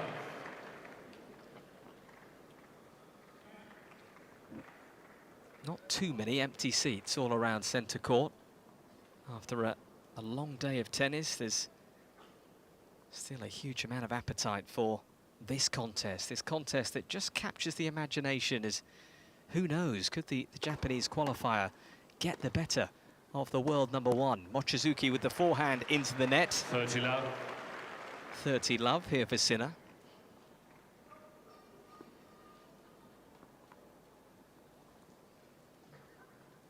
It's been a strong start to this game. Jannik Sinner, one of 11 men in the Open era to reach all 4 Grand Slam finals. That is quite an exclusive club. Misses with the first serve. Here comes serve number 2. Sinner with about 3 bounces of the ball before getting ready to the backhand of Mochizuki. It's tricky, isn't it, for Mochizuki? It sort of kicks up onto that backhand. Yeah, and I don't mind that miss on the second serve return. He looked to get in on it. Just, you kind of want to show Jannik Sinner something different there. Even if it is 30 love for Sinner, just make him start to think on that second serve just a little bit. Jannik Sinner, 40 love here. First serve to the forehand of Mochizuki, then the bludgeoning forehand of Sinner. He'll come forward now and puts it away in style. And it is 5 games to 3. Jannik Sinner, who is ticking off the games here. Sinner leads 5 games to 3 first set. You're so right. Jannik Sinner's only lost 3 points on his first serve, 2 on the second, so 5 points in total on serve. It's been very routine for Jannik Sinner. So if you're Mochizuki, just try to get the hold here. See if Jannik feels a little pressure trying to serve it out. Serving to stay in this set here. Mochizuki misses with the attempted first serve out wide. It was sort of sliding all the time away. Here comes serve number 2. Jannik Sinner waits for the backhand return. He plays it down the center of the court. Then that's really good and deep there from Sinner. And Mochizuki does well to keep this alive here. Down the center from Mochizuki. Sinner, can he take full advantage here? He does. Mochizuki misses with a forehand. As Sinner, well, he can see the finish line in this set. Can he race towards it? Love 15 on the Mochizuki serve. That's crazy to think that Mochizuki's only serving 43% first serve percentage, but hasn't lost a single point on his first serve, 10 out of 10. So he needs to get that first serve in. And here is one of those first serves, but he misses. And the second serve has been tougher for him. He's won just 4 out of 13 points behind his second serve. Here's another one, the backhand cross-court from Sinner. Now the forehand as he tries to step into court. Mochizuki resists well, and then he's on the stretch there, Mochizuki. Sinner misses with a forehand, and that was an important point for the Japanese player. It was, and Mochizuki's just all over the court, not letting Jannik Sinner get a winner on him. Jannik Sinner only has, I guess, 4 forehand winners, 1 backhand. Mochizuki is everywhere right now. Yeah, it just felt like Sinner sort of took up station at the center of the baseline and was just sort of swatting it around, and Mochizuki was running all around.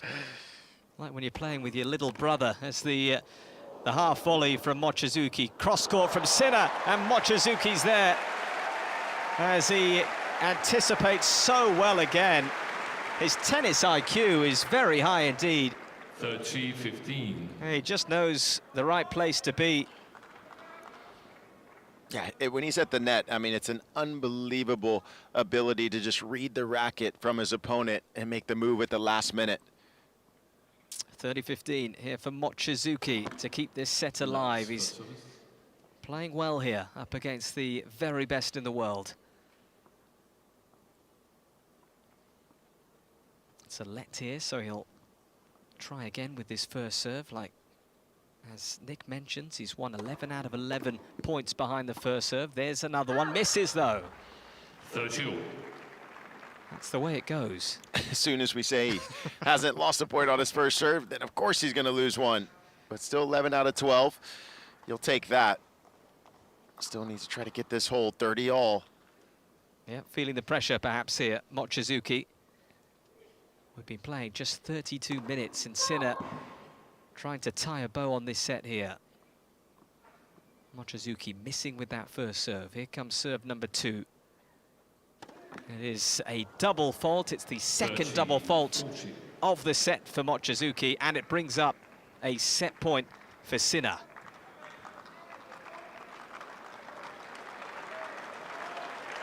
And he gets a bit of support here, does Shintaro Mochizuki.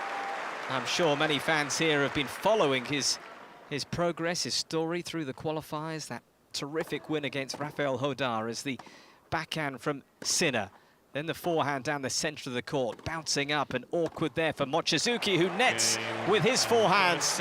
And Yannick Sinner with a real swagger as he heads to his chair. This is going to plan for the Italian as the first set goes his way, 6-3. Yeah, you're so right. This is definitely going as planned right now for Yannick Sinner, and just kind of probing his way through that first set. Took a little bit to get used to a slower ball coming at him, right? A lot of players, especially in the top 100, can hit the ball through the court. Mochizuki kind of maneuvers it around, but Yannick Sinner found a way to still impose his will with his firepower. Impressive. Yeah, very impressive indeed from Yannick Sinner as the two players just sitting down at their respective chairs, both with towels draped around them. I think Yannick Sinner with the ice towel. I'm not sure if Mochizuki's got that. You know, we talk about the Wimbledon towels and how much, you know, obviously as fans, we love the Wimbledon towels, going to the Wimbledon shop to buy them, but the players love to get as many as they can to take home for themselves, for their family, for their friends, and even Yannick Sinner at the coin toss said, I need about 3 more green towels. I don't know if it's like, wait a second, do we need 4 or 5 towels? And you're thinking for yourself, or your family, everybody. Honestly, it's pretty cool. Seeing the players walk off with about 5 or 6 towels in their hands has been quite something. I think the downstairs bathrooms of the top players in the world are well stocked. We need to find out how many the All England Club Wimbledon makes per year, because they need to just keep them coming. Okay, so Mochizuki is up from his chair, as is Yannick Sinner. And it's going to take a big effort here from Mochizuki just to try and make a dent in the Yannick Sinner armour. As it is Sinner serving first in this second set. Here on centre court, the last match of the day. Mochizuki with a backhand down the centre of the court. Then Sinner will look to try and dispatch that backhand. He nearly does, but Mochizuki does well to get to it, and Sinner prods away the short ball. 15 love. Well, that's just the sort of difference in weight of shot, isn't it? Yeah, I think over the course of time, you know, because of the weight of shot, Mochizuki, it's just so difficult for him to continue to get his balls deep in the court. He's got to try to play a little bit more first strike early on if he can. 15 love. Solid first point there from the world number 1. Misses with that first serve. Has been serving well as Sinner. Mochizuki will look to try and ruffle the feathers of Yannick Sinner. There's a return into play. Can he just start to disrupt the rhythm of Sinner? Backhand to the backhand of Yannick Sinner. Then the backhand cross-court from Sinner is met by a volley of Mochizuki. Sinner with the lob, but it's just long. Well, that's exactly how he can disrupt the rhythm. He's got to try to continue to get into the net. He finally was able to get a mid-court ball, took the backhand cross-court, got in, solid volley. He's 9 of 10 coming to the net, 90% Mochizuki. That is a very high percentage against a guy like Yannick Sinner, who loves a target and can get it around a player. 15-all. This is the first game of the second set. The winner of this match will take on the winner of the match currently on number 2 court, Hurkacz and Struff, as Sinner rains down an ace.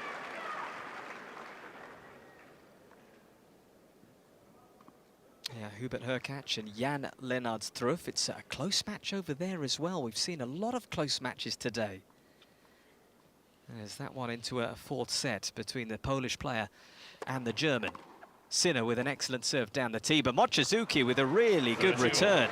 Yeah, Mochizuki with a forehand return that landed deep, and as soon as he recognized it was going to land deep, he just kamikazed his way from the baseline, started running forward, just allowed Sinner to not hit a great shot and completely mishit it. Yeah, on to 30 all here. So maybe not having things all his own way here, Sinner.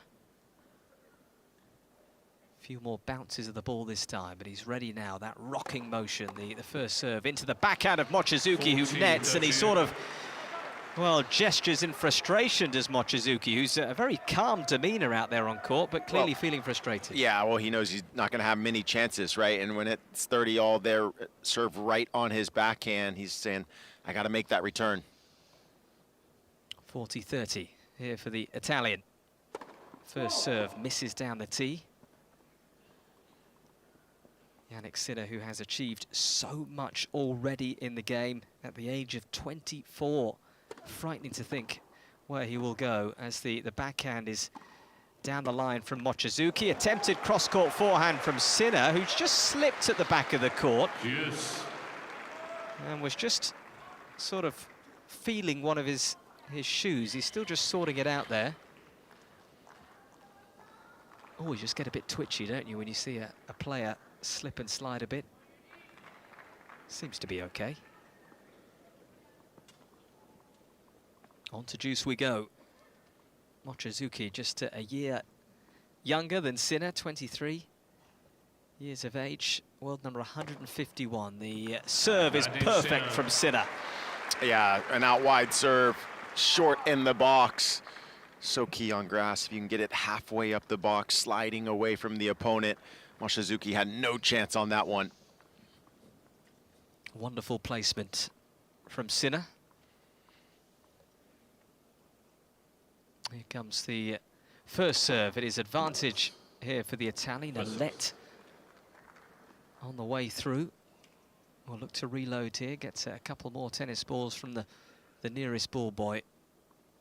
Jannik Sinner's actually spent more time on court in the opening 3 rounds than Mochizuki, who's been outstanding in the main draw so far. Sinner with a backhand cross-court. Mochizuki responds with a backhand of his own. Then Sinner looks to try and dictate, but nets.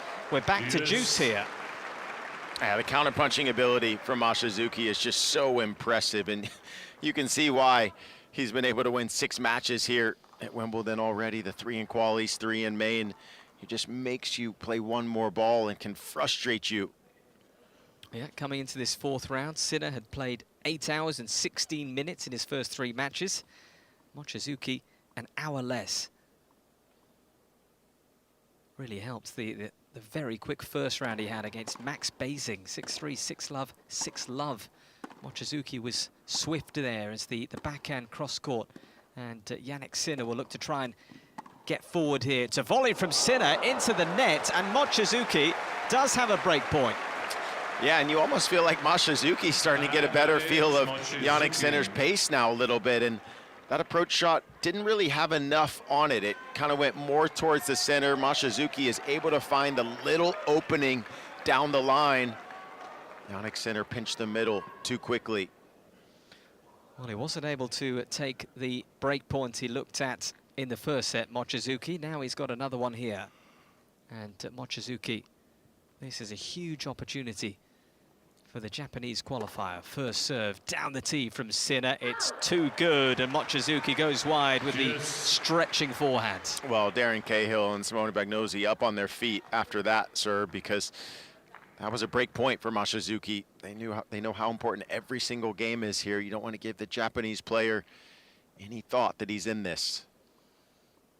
Jannik Sinner back to his serving position. Player who has won 29 titles already in his career. Misses with the first serve down the tee. Mochizuki feeling good at the start of this 2nd set. Second serve to the backhand of Mochizuki, who gets on it quickly. Then the backhand to the forehand of Sinner, who tries to go cross-court. And the backhand to backhand rally now Mochizuki with a sliced forehand. Sinner will try and up the ante with the forehand. Then the forehand cross-court from Sinner. Decent rally this from Mochizuki, who misses, though, with the forehand. And now he's really giving it to himself there. Yeah, he's very frustrated with himself there because he was in that rally, and he honestly doesn't feel like he should miss any ball. He's like, wait a second, how am I missing that forehand? It was right on my racket. I was in control, handling Jannik Sinner's big shots, but that error went wide. So it is advantage here for Jannik Sinner, this first service game of set 2. First serve down the tee, it's an ace. Mochizuki can't get near it. And it is ace number 7. And even though Mochizuki saw a little bit of an opening in that game, Sinner slams the door. Yeah, and that's where you get the frustration from Mochizuki. Once again, he knows not going to have many opportunities against the world #1. You have to take the 1 or 2 chances that you get. I mean, the line is so thin amongst the top 100 players in the world, especially when you're playing world #1. Nick, we're seeing 2 of the big candidates for the men's prize today. I just wonder what your thoughts of Novak Djokovic earlier. Of course, he had a little bit of trouble against Safiullin. I mean, look, a win's a win. Yeah. You know, got through in 4 sets. Sure, he would have loved to have gotten through in 3, but Safiullin was a tough competitor. Got through 3 rounds of qualifying. Then he beat Andre Rublev, Botic van de Zandschulp. He's a former world #2 in juniors, so a very tough competitor. But Novak still got it done in 4. 15 love. So I do like what I'm seeing from him. I mean, I feel like, you know, he's going to have his legs under him going into the quarterfinals because, you know, hasn't really been pushed. He's had a couple 4-setters. Yeah, Djokovic with the celebrations first up here on centre court today as Mochizuki's won that first point of this service game. 15 love he leads. Second serve to come here. The second serve might just be eaten up by Sinner. He takes it on the backhand cross-court, and now Sinner will look to go down the line. Mochizuki with a forehand cross-court, and Mochizuki is comfortable with that forehand again, and Sinner moving forward and into the net. And it was always like Jannik Sinner had too much time to think about that. You know, Mochizuki using kind of a short slice to bring Sinner off of the baseline, which I really like. It was a good change of pace. And Jannik Sinner said, okay, I've got A through Z. Which shot should I hit? And it was none of them in the net. Well, it is 30 love for Mochizuki. First serve down the tee. He'll try to serve and volley, and he plays it wonderfully. It's a cushioned volley from Mochizuki. Sinner, with his long reach, was trying to get there, but unable to do so. I mean, Macho Suzuki, serve and volley is back. Yeah. This guy has been amazing in the forecourt. 12 of 13, 92% net points won. Really soft hands there from Mochizuki. 40 love. This is a no-nonsense game so far, but he's missed with the first serve there. Second serve does arrive. Sinner with a forehand down the centre of the court. Then the backhand, he'll look to try and be a bit more aggressive there, Sinner, and he misses. Waywards from Sinner. It is 1 game all. 1 game all. But you're right. I mean, the amount of balls Mochizuki can get back, Nick, he might be a dream hitting partner. Well, look, I mean, it's hard to get the ball kind of out of Mochizuki's strike zone on the grass, right? Especially because of how hot it's been. The ball travels fast through the court, it stays low. Mochizuki himself is a very low center of gravity kind of guy, so it's hard to get out of his strike zone. He's quick, and he can just frustrate you. 1 game all. Jannik Sinner serving here at the Royal Box end. Of course, the great and good of sport are here today to enjoy this day of action on this middle Sunday at this year's championships. And they're all enjoying the performance so far of Jannik Sinner, who thunders down another big serve. Ace number 8. 15 love here for the world #1. 47 minutes we've played so far in what is a fairly swift-moving contest.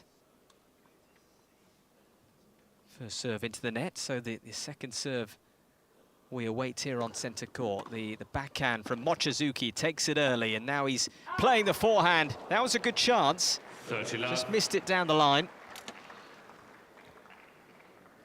Yeah, when you're watching this match, I mean, for Jannik Sinner, he averages 81 miles an hour on his forehand. Mochizuki, 69 miles an hour, so 12 miles per hour less than Jannik Sinner on the forehand.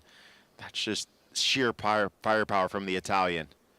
30 love. Sinner imposing serve there, and Mochizuki does well to get the ball back into play. Sinner is forced back this time. Mochizuki, he counter punches so well. Then the shot is wide from Mochizuki, taking on the backhand down the line. It was a high tariff shot, and well, low probability that he'd make it. And you rarely see a player that has the same amount of miles per hour on the forehand and backhand, but Mochizuki does. 69 miles per hour on both sides. Normally, players have a bigger forehand than backhand, but Mochizuki uses the counterpunching to his great ability. 40 love. Jannik Sinner plays it to the backhand, and Mochizuki sends it long and wide. And Sinner, again, just looks very comfortable behind serve, as we just see a shot in our commentary box of his two coaches, Simone Vagnosi and Darren Cahill, both applauding. Darren Cahill remains seated, but the Italian Vagnosi was upstanding. Different characters, different advice, I'm sure. But what a team they've become. Yeah, he considers Darren Cahill pretty much like a father figure, you know, and also for Darren Cahill, you know, he's been there, done that with Andre Agassi, Simona Halep. You can kind of name them, you know, all former #1. So for Jannik Sinner, he knows and trusts everything that comes out of Darren Cahill's mouth about the game. Always nice to have that sense of clarity day in and day out. Felix Auger-Aliassime over on the #1 court. Just looks like he's worked things out against Alejandro Davidovich Fokina. It's been a really tough contest, that one. They've been playing for 4 hours and 23 minutes, and now it is Auger-Aliassime serving for the match at 5-1 in the 5th set. Yeah, what a good comeback there from FAA. I mean, in the 4th set, he was trying to serve it out at 5-4, wasn't able to serve it out, lost it in a breaker, and that could have been a heartbreaker there to go into the 5th, but he turned it around mentally and serving now at 5-1 to try to get it done. Big matches, huge matches, all around the All England club here on this middle Sunday. It is Mochizuki serving at 2-1 down. Misses with the first serve. This just feels like an important game for Mochizuki to keep pace with Sinner, who might sense an opportunity. There's the second serve from Mochizuki. Forehand is into the net from Sinner. That's gift wrapped. Well, not too many times there'll be a forehand like that mid-court from Sinner into the net. Yeah, only 8 forehand unforced errors, 4 off the backhand from Sinner. First serve down the tee from Mochizuki. There's a first ace of the match for him. At 107 miles an hour, that is all about the placement, isn't it?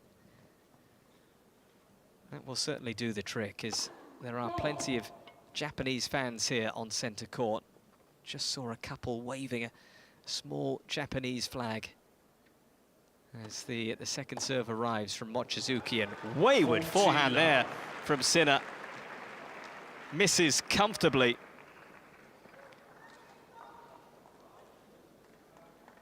As it is 40 love here for Mochizuki.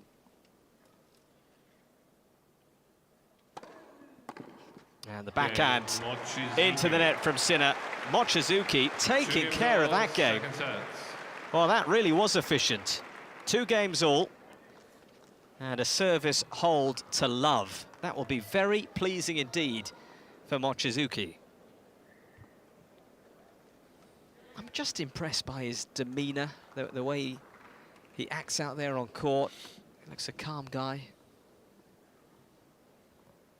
Up against the world's best. It is an imposing stage that he's taking on here, Mochizuki. Sinner misses with that first serve. It's 2 games all in the second set here. Sinner, remember, winning the first set 6-3. Mochizuki missing with that return. 15 love. Yeah, you're right. And I think for Mochizuki, I mean, obviously he's got to have so much confidence in himself right now. In the second round, beat Ethan Quinn in straight sets. And Ethan made the finals at Mallorca, is now top 50. But then to beat Rafa Hodar, a player that everyone's talking about potentially winning slams here soon, potentially.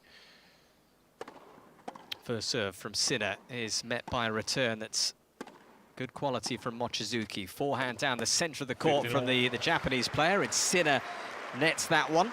And Jannik Sinner and Rafa Hodar are the same in a way as far as the amount of firepower they both put on the shots. I mean, Rafa Hodar absolutely crushes the ball, and so Mochizuki had to get used to that firepower to defend. And then now having Jannik Sinner's firepower coming at him, it's similar in a way. So he's having great footwork out there tonight. 15-all. As Sinner winds up, excellent first serve down the tee, and Mochizuki with that attempted sort of backhand chip return just sends it a foot long. I think there's a fair amount of supporters here that would love to see Mochizuki really make a fight of this one here. He's competing well right now in this second set. Sinner not racing away with this as the first serve misses from the Italian. Sinner with wins over Kecmanovic, Borges and Brooksby at this year's championship so far. Second serve to the backhand of Mochizuki, then the forehand back to the Italian's backhand corner. The forehand is taken on by Sinner, tries to just rip that one and dictate with it. Forehand cross court from Sinner. Mochizuki is scrambling to keep it alive. Great defensive efforts from Mochizuki, who slaps the forehand back into play, and Sinner's there to put away the inside-out forehand. Yeah, Sinner's inside-out forehand. Great shape over the net. He didn't hit it flat. 40, he gave it a lot of topspin over the net. And Mochizuki, even with as quick as he is, couldn't track this one down. They caught almost the side of the line there. 40-15 here for Jannik Sinner to try and go 3-2 up in this second set. First serve out wide is excellent. It's an ace.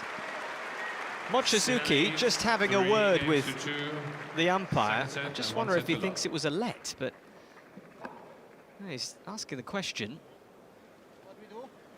That's the only thing I can think he's asking. Ah, okay, the roof chat has started. Jannik Sinner is asking, what are we doing with the roof?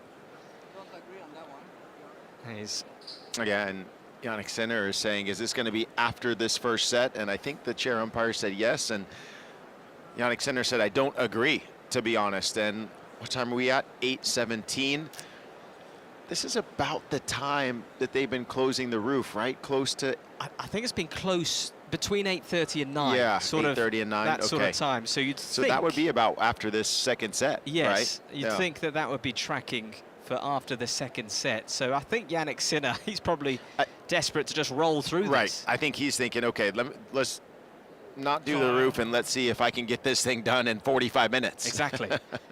And I think that decision is going to be taken out of his hands, unfortunately for him, because I'd imagine the discussion is that the roof will close after this set, but we haven't had confirmation of that yet.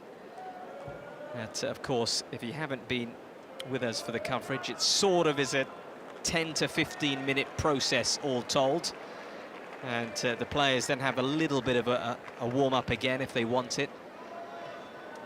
But we shall see. Right now it's our focus on the second set, with the roof gloriously open here on centre court. It's been a sunny, hot day today here in southwest London. It is still a muggy evening. You can see lots of spectators fanning themselves, trying to keep themselves cool as the attempted drop shot is brilliant there from Mochizuki. I mean, this guy is an absolute magician at the net. He hit the serve out wide, then a backhand cross court as he was moving forward into the court, and was able to just finish at the net once again. 13 of 14, points won. Incredible. He actually offered the apology to Sinner. I'm not entirely sure what he was apologizing for. Is that the backhand cross court from Sinner on return? He should come forward now and try and put it away. Mochizuki with a good lob. Sinner scrambling back to keep it alive. A few oohs and ahs from the crowd, and Mochizuki wins that particular battle. And once again, cat and mouse. 30 love. Brought in Sinner, then lobbed him. Sinner got confused and upset there at the very end. Kicked the ball away as it came to him. We are just closing in on the 1 hour mark in this contest, and Mochizuki with a good first serve. Sinner gets the strings to it, but not enough. And the backhand halfway up the net. So Mochizuki, 40 love here in this service game. The Japanese qualifier has been impressing us all over the last couple of weeks with his play on the grass courts here. First serve into the net. Here comes the second serve. He's pretty swift between his two serves, is Mochizuki. There's the second serve. Sinner had a big swipe at it and smashes it into the net. That is 3 games all. As we just see pictures of the Mochizuki team, well, they're clapping and smiling. They're content with what they're seeing so far. It certainly is not one-way traffic here for Sinner. Maybe the expectation was that he would absolutely march through this one, but Mochizuki has other ideas. 3 games all. Sinner serving at the royal box end. With so many superstars here today. 15 love. As the first serve is perfect from Sinner. It's another ace.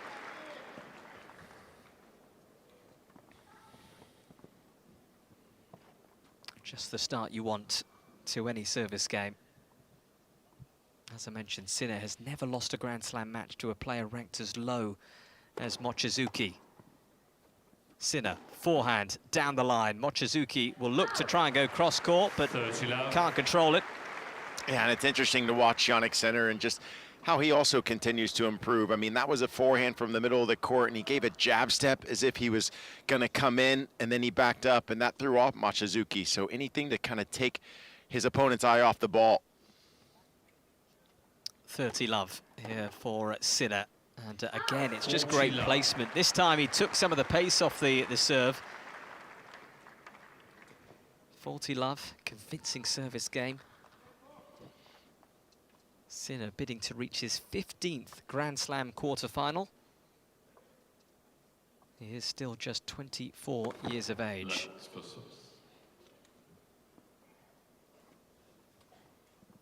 First serve again after the let called. We have reached the hour mark in this match now. Sinner, first serve, down the tee. Oh, that's nice.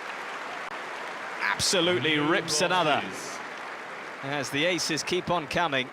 Sinner leads 4 games to 3. And Sinner, the Italian in charge, leads the way 4-3 second set.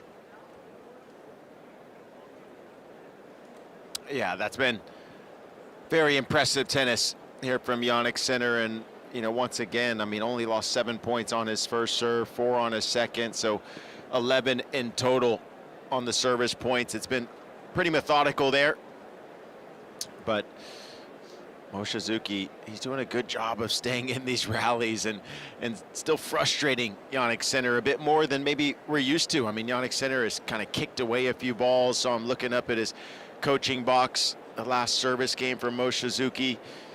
Just kind of in frustration of the drop shot, then the lob, and all the unpredictability that Mochizuki can bring. Well, we see the Jannik Sinner coaching team all in the black uniform. They've all coordinated well. Normally it's the all white. It is, you know, at Wimbledon. All the coaching teams get, and the players obviously get all white kits from whether it's Nike or Wilson or Adidas, but they're in the all black. They've changed it up. Yeah, it's the nighttime. They saw what you were wearing. I am in all black today. And they thought, we got to No, I try to Nick be Monroe. like Jannik Sinner's team. I mean, come on. No, you got to be like the #1 guy in the world, his team. One of the sharpest dressed members of the Wimbledon radio team is Nick Monroe. It's a hard-fought battle, that. As Mochizuki serving at 3-4 in this second set. And the first serve is good and accurate, and Sinner will move forward with a backhand of real purpose. Jannik Sinner. That's a clean winner. Yeah, well, Jannik Sinner said, okay, I'm not going to let you come to the net on me. I'm going to get to the net before you can attack. Great start for the Italian in this Mochizuki service game. He's been solid throughout this set, Mochizuki, but as we get towards the closing stages, will the pressure just crank up on the shoulders of the Japanese player? Second serve, Sinner steps in and takes another backhand. A brilliant winner. Yeah, he has taken command of this game. Two big winners. This time the cross-court backhand, it was down the line before. And Mochizuki with work to do. Love 30. First serve to the forehand of Sinner, who gets a return back into play. Mochizuki will move forward. Sinner has the chance to pass and misses. Goes long.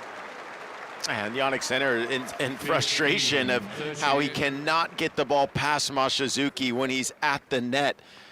Mochizuki's only lost 1 point up there, 15 of 16. Incredible.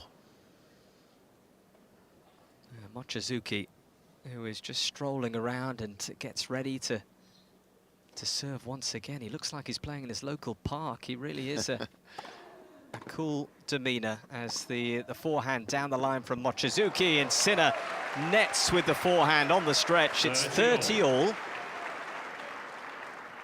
A couple of good points there for Mochizuki. These are vital moments in this set and in this match.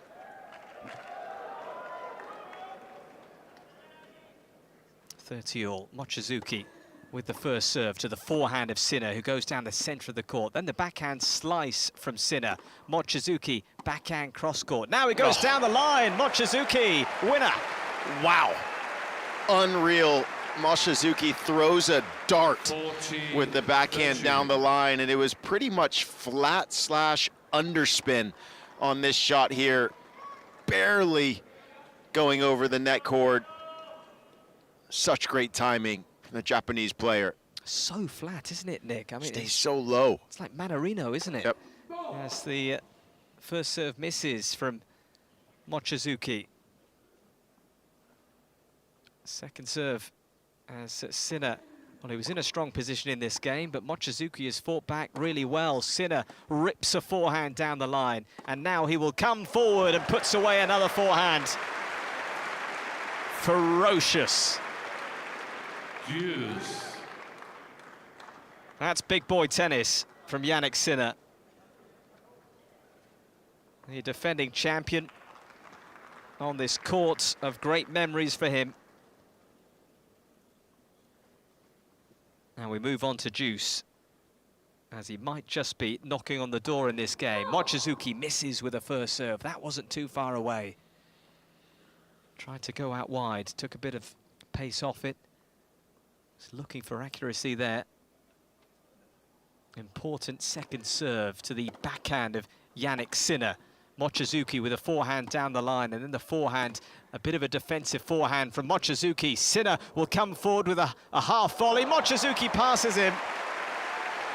Sinner just ended up a little bit stranded at the net there. And again, Mochizuki offers his apologies because the net cord just helped him out. Well, he did such a good job of getting the ball low on Jannik Sinner when he got to the net. Jannik Sinner thought it was going to be more of a floater, put away volley. But now when Mochizuki has a racket on ball. Advantage here for the Japanese qualifier. Forehand return from Sinner. Then the backhand down the line. Mochizuki misses with a forehand. And you don't see that often, Mochizuki missing an approach shot. He's been so clean on making those approach shots and making Jannik Sinner have to come up with the pass. But that time, that forehand down the line missed just long. Now, once again, we are on Juice here. These are big moments. You can feel it around the centre court crowd as well. They know the occasion as we approach 8:30 here on this Sunday evening. Good first serve, and Sinner sends the return long. Just about long. Oh, can he wriggle out of this game? Here, Mochizuki. This is the first time he's ever played in the 4th round of a Grand Slam. He'd never previously been past the 2nd round of a major. But this is uncharted territory for the 23-year-old. There's the serve from Mochizuki. Sinner with a big return. And Mochizuki sends it long, and a few more frustrated mutterings to himself there for the Japanese player. Yeah, not a lot on that second serve. Just kind of sitting up right into Jannik Sinner's strike zone on the forehand. It's going to make you pay. Juice here again. Sinner with his eyes wide open. He's on the prowl, certainly, the world #1. Like a lion stalking his prey, as it is a second serve to come here. Forehand cross-court from Sinner. Mochizuki with defensive work to do here. Sinner's nearly slipped at the net, but he's just about got the ball back into play. Mochizuki misses with the attempted lob. Sinner did well to stay upright. Advantage, Sinner. Yeah, that was interesting from Jannik Sinner. He was moving forward. He was actually going to take a high ball volley, and then he slipped as he was moving for that volley, so had to let the ball bounce. Barely made the shot, and then the missed lob from Mochizuki. But for Jannik Sinner, just shows the dexterity and flexibility he has in his body. Unbelievable. It's a break point here for Sinner. As Mochizuki doesn't like that ball toss, he'll go again here. The first serve to the backhand of Sinner, who scoops back a return, and the forehand from Sinner. Mochizuki meets it with a volley, and Sinner nets with the forehand. Brave from Mochizuki coming forward. Well, look, I mean, how many times now have we seen Jannik Sinner kind of look up at his coaching box as if to say, geez, I can't get it past this guy at the net. I mean, now it's been a couple break points he's had. Mochizuki continues to move forward, put pressure in big moments. Yeah. Great to see he's just taking it to the world #1 when it matters most. He absolutely is. This is a battle right now. Mochizuki, we're at a 4th juice in this Mochizuki service game. What a night this is for the Japanese player. The backhand from Sinner on return. Then the forehand from the world #1 is slammed into the net, and now he gestures to his team again, almost like he didn't pick up the flight of the ball there. It was sort of waving in front of his face. I just think he's struggling with the light a bit. I mean, of course, it's 8:32 now. It has been interesting. He's done that throughout the last couple games. Yeah. Maybe just struggling to pick up the ball early enough, but he picked up that return well. Yeah, he picked up that backhand return, just got it right on the baseline of Mochizuki. Mochizuki wasn't ready for it. Trying to hold his ground on the baseline, Mochizuki. Well, there are defining games in sets, and this feels like it might be that. A 5th juice. As Mochizuki is very much under the microscope here on centre court. First serve to the Sinner forehand, who gets the return back into play. Then the Sinner backhand has a bit more juice on it. Backhand down the line from Sinner. Mochizuki goes cross-court. These are vital moments in this encounter. Mochizuki, forehand down the line. Sinner to the backhand of Mochizuki, and Mochizuki goes long. And it's Sinner who's pressing and probing and wants another look at a break point.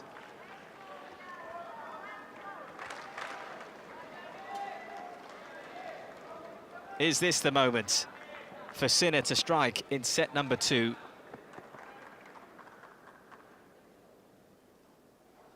One hour, 11 minutes played in this 4th round matchup. A first time that these two have met. Mochizuki lands a first serve. Sinner with a forehand on the stretch, but he's alive in this rally. Then the backhand cross-court from Sinner is met by a volley from Mochizuki. Sinner's up in the net, but Mochizuki wins that battle. Great work again in the forecourt. Has Mochizuki alive here? It's unbelievable once again. Down a break point. Yes. Mochizuki 17 of 18 when he's come forward, only lost 1 point. And we know Jannik Sinner, he's incredible when people come to the net. He can pass you down the line, short angle, lob, but not Mochizuki. He says, give me some to the crowd. He enjoyed that moment. Mochizuki with a serve and volley, but the volley was missing. Actually, one of the easiest volleys that he's had all day is serve and volley. The return came right to him, and actually, I think he just took his eye off the ball. It was such an easy volley for him. He's like, I've made some stretch volleys, drop volleys throughout this match, and now another break point for Jannik Sinner.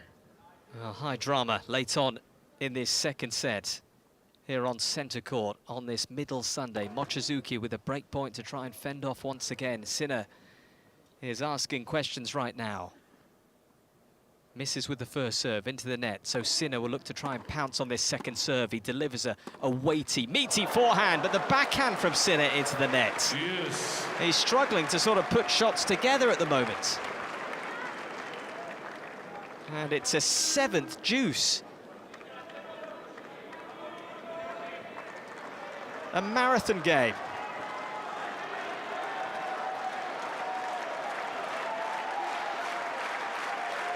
And more to be done here for Mochizuki. On to deuce we go. Sinner stepping forward. Mochizuki with an ace. Oh, that feels good. Advantage, Mochizuki. Yeah, Mochizuki with a short out wide slice. He got that one so close to the line. Even Jannik Sinner barely moved for it. A second ace of the match, but such a valuable time to find it. Advantage here for Mochizuki as the evening draws on here and sunlight is fading. And the roof will be closed, you imagine, after this second set is done and dusted. Backhand from Sinner to the backhand of Mochizuki. It's a little backhand battle right now as now it's onto the forehand of Mochizuki. And Sinner nets, and Mochizuki clenches his fist. That's a huge hold. An hour and 14 minutes played, but those last few moments of the utmost importance. Well, I think we might be having the roof closed quicker than we expected.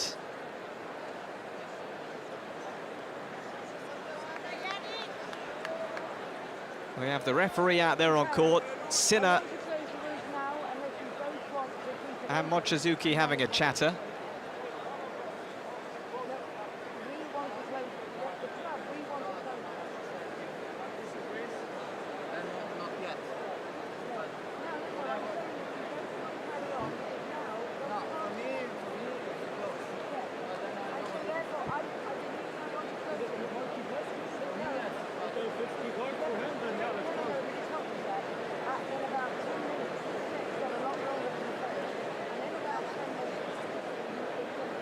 Ongoing discussions here.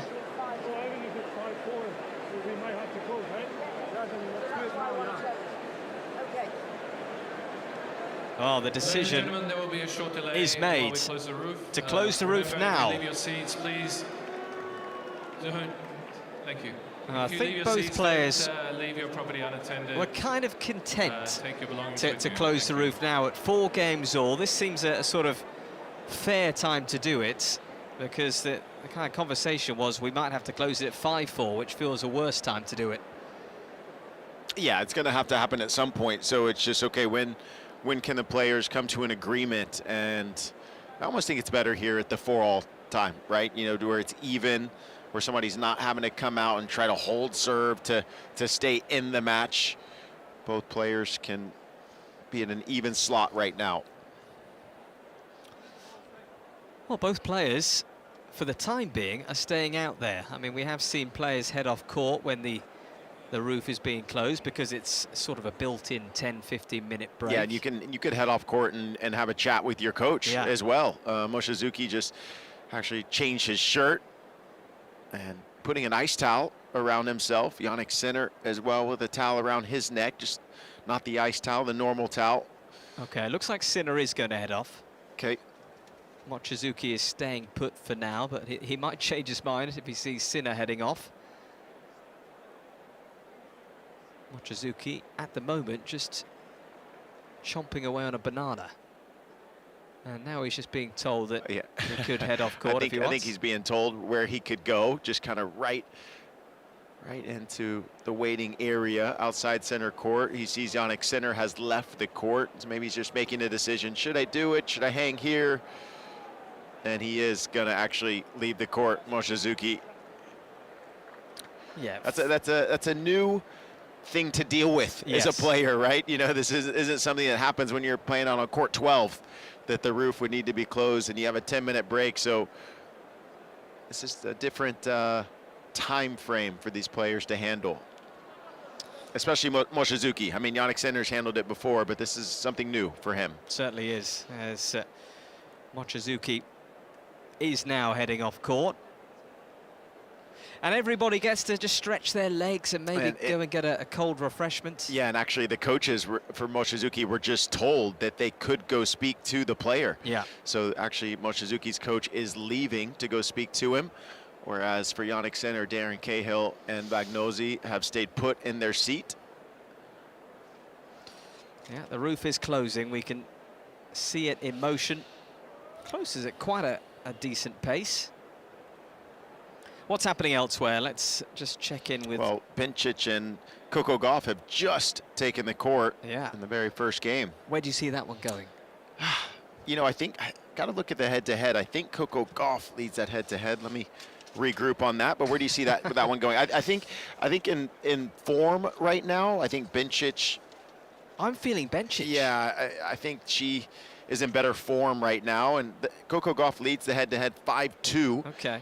In that one, but with current form, I think I'm leaning more Bencic. Yeah, well, they are just starting that encounter, so we'll keep you up to date with goings on there. But our focus very much on Sinner and Mochizuki. Sinner will feel that he should have this second set more in his grasp than he does, as the evening draws on. It's coming up to 20-9 here. Well, how about, I don't know if maybe I didn't hear it, Jan-Lennard Struff, 4-2 in the fifth, retirement by Hubie Hurkacz. So the German, Jan-Lennard Struff, is now in the quarterfinals of Wimbledon. That will be a big moment for Struffy, and he moves on to take on, I believe, the winner of this one. Yep. Of Jannik Sinner and Mochizuki. Well, that's such a shame for Hubert Hurkacz, who has had injury issues, so it's very unfortunate that he's finishing his Wimbledon injured again. And, well, Jan-Lennard Struff, he becomes the oldest man to reach his first Grand Slam quarter-final in the Open era. He is 36 years of age, so, okay, I'm 36 years old. It could still happen for me. It can still happen. I mean, look, I think that's such a testament to the game these days. You know, we see Novak Djokovic at 38 years old, and, you know, these players are taking care of their bodies so well. But all that to say, Jan-Lennard Struff as well, he's been using a lot of serve and volley. These conditions have really been helping him because of the heat and how fast it's been playing. I mean, coming into his match today, he had serve and volleyed 59 times, and it won 40 of those, so 68% win percentage. So serve and volley these days are back in tennis, and I really feel like these conditions have suited Struffy. And he also just doesn't give you any rhythm. So he's serving big, he's hitting massive forehands, he's coming to the net. He's literally making you feel like you have, you're in his world. Now, Nick, walking around the grounds, have you seen the gentleman dressed as a strawberry? Well, we just got a view of it on our monitor, and I have not seen him until now, but that's cool, the North Carolina hat. Go Tar Heels. I'd like to see that. But no, I have not. Have you seen the guy in the strawberry? No, I haven't, but I mean, we need to... That's a serious outfit. Let's get him up to the booth or something. That's pretty cool. I like the North Carolina hat we're seeing here. Well, we also just saw some of the stars in the Royal Box. I'm very excited to see Graham Souness, the Liverpool legend, in the Royal Box. One of the great players for Liverpool and Scotland. Here enjoying his day today. I mean, there's so many sporting superstars. Sir Andrew Strauss is there as well. Sir Clive Woodward, plenty from the world of rugby. Will Greenwood. David Gower, what a cricket player and broadcaster. Dame Jessica Ennis-Hill here today as well. And of course, for tennis fans and tennis lovers, Sue Barker. Great to have her there. Yeah. Here once again. It's come a couple of times this week, actually, as Sue Barker. After all the wonderful work she's done at Wimbledon down the years. Well, this is an event in itself. The moment the roof closes, the lights turn on, this is something that fans are enjoying as well. Mochizuki is on his way back. Sinner is still off court. Mochizuki with a smile on his face as the crowd warmly applauds his return. And an ice towel still around his neck and his electrolyte bottle in his right hand. He says, you know what, I'm ready to go. I think this kind of a delay is maybe going to be more difficult for Mochizuki. You know, Jannik Sinner's had to deal with this before. He knows it takes 10 minutes. He'll come back. He knows how to kind of conserve his energy in that 10-minute break and then turn it back on. Whereas for Mochizuki, he wasn't sure, where should I go? Should I stay here? Should I go out there? And your mind's having to think about so many different things. And hopefully for his coach, coach was able to resettle him and say, you're doing all the right things. Just continue to get into the net. Well, you can hear from that applause that Jannik Sinner, he's also back. And, well, the roof is nearly closed entirely. And once that happens, the lights will turn on. And we will be underneath the Sunday night lights here. But at the moment, the lights are still off, and John Blom, the chair umpire, just having a word with Mochizuki and Sinner. I think just to say, you can have a warm-up if you want. And I think they're both going to say, yes, here come the lights. They've all flickered on. And the stage is gloriously illuminated. And both players deciding just to hit a few balls to get used to the lighting. Yeah, that's wise, because that can just change how the ball comes onto the racket as we see spectators make their way back to their seats. I see one gentleman with 3 beers in hand. He's staying well hydrated. And not one, but 3 beers in hand. Well, he's saving himself a couple of trips as he wants to stay in his seat. There are smiling faces around centre court, because this is some place to be on a Sunday night, this most grand of stages here in our sport. And the lights are now on as Mochizuki and Sinner just have a little bit of a re-warm-up. And we approach the closing stages of this big second set. 4 games all. Jannik Sinner, defending champion, taking on a player outside the top 150 at the start of this year's championships. 151 in the world, but of course with the efforts that he's produced so far, he's moving up towards the top 100. Yeah, we mentioned starting 151, coming in the championships, live ranking now 115. If he were to win this, would get to 80 in the world. That would be a massive jump inside then the top 100, guaranteed entries into all the Grand Slams for Mochizuki, and also just getting into all the 250 events. Won't have to play any challengers anymore. I mean, this match right here is such a big one, as we know. Also make the quarterfinals of Wimbledon, but this man, you can see he's got all the tools to do it and will be top 100 before you know it, regardless. Yeah, I've been so impressed with not just how he played in qualifying, but how he played in the main draw so far. His qualifying efforts were brilliant. And then, as I mentioned, he was efficient in the first round against Max Basing, a Brit who outside the top 300, so he was expected to come through that one. Then he really upped the ante against a top 50 player in Ethan Quinn and beat him in straight sets, 6-2, 7-6, 7-5. And then the result that made everybody stand up and take notice, coming past the world number 26 and the young Spanish sensation, Rafa Hodar, the next Rafa. Well, he's got some going to be the next Rafa, but Hodar beaten in 4 sets by Mochizuki. Yeah, and I remember speaking with Ethan Quinn's coach before that match. Brian Garber was talking about Mochizuki, and he said, this is the kind of guy that Ethan Quinn actually struggles with, somebody who's got the flat backhand, who can just kind of come in and kamikaze you every now and then. And sure enough, Ethan Quinn struggled with that and lost in straight sets. And you know, when he was telling me that, I was kind of thinking, you know, Ethan's firepower might, you know, outdo him. And sure enough, Mochizuki just shows that maneuvering the ball, using athleticism to get forward is such a big strength. Okay, we look like we're ready to get back underway on centre court. Over on number 1 court, Belinda Bencic and Coco Gauff are a couple of games in. And just like I said, Bencic, I'm feeling, is the favourite for that one. Coco Gauff is about to go 3-love up. You can never. It's tough to call. Yeah. So many good players, so many close matchups.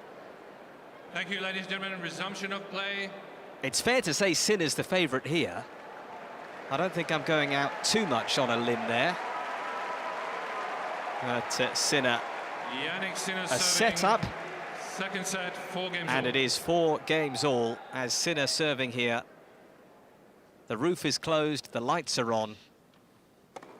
And the first serve to the forehand of Mochizuki, then the forehand slice from Mochizuki. Will he just settle quickly back into this contest? The Japanese qualifier, forehand to forehand at the moment. Sinner, that was close to being out, but just about landed in. That's deep from Mochizuki and goes long. Oh, Mochizuki misses the backhand down the line, looks up to his coaching boxes. You have to say, wait a second, I don't miss that shot. That wasn't what you told me to do in that 10 minutes outside the court. Normally I make that ball. But a very good first point after that 10-minute break. 15-love. This is the 9th game of the second set here, and Jannik Sinner misses with that first serve down the tee. This is the first ever meeting between these two players. Not been too many opportunities for crossover between these two athletes, as Mochizuki with a backhand cross court. Sinner just about lands safely again there. He's really finding the depth right now, the Italian. Then the forehand down the center of the court from Sinner. Mochizuki with a heavy forehand, and too heavy this time from the Japanese player. 30-love.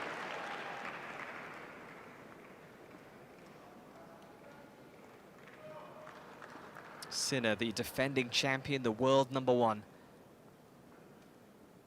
He's being tested in this second set. He's not been able to run away with it. As Mochizuki awaits this serve, Sinner misses with the first serve.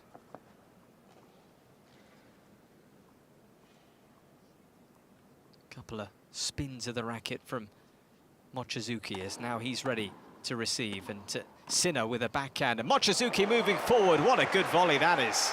Oh, it was picture perfect. Mochizuki just hitting the backhand, getting into the net, and once he hit the backhand, his first step to come forward just threw off Jannik Sinner. Jannik Sinner thought he was just going to play a regulation ball deep down the middle, get the point started.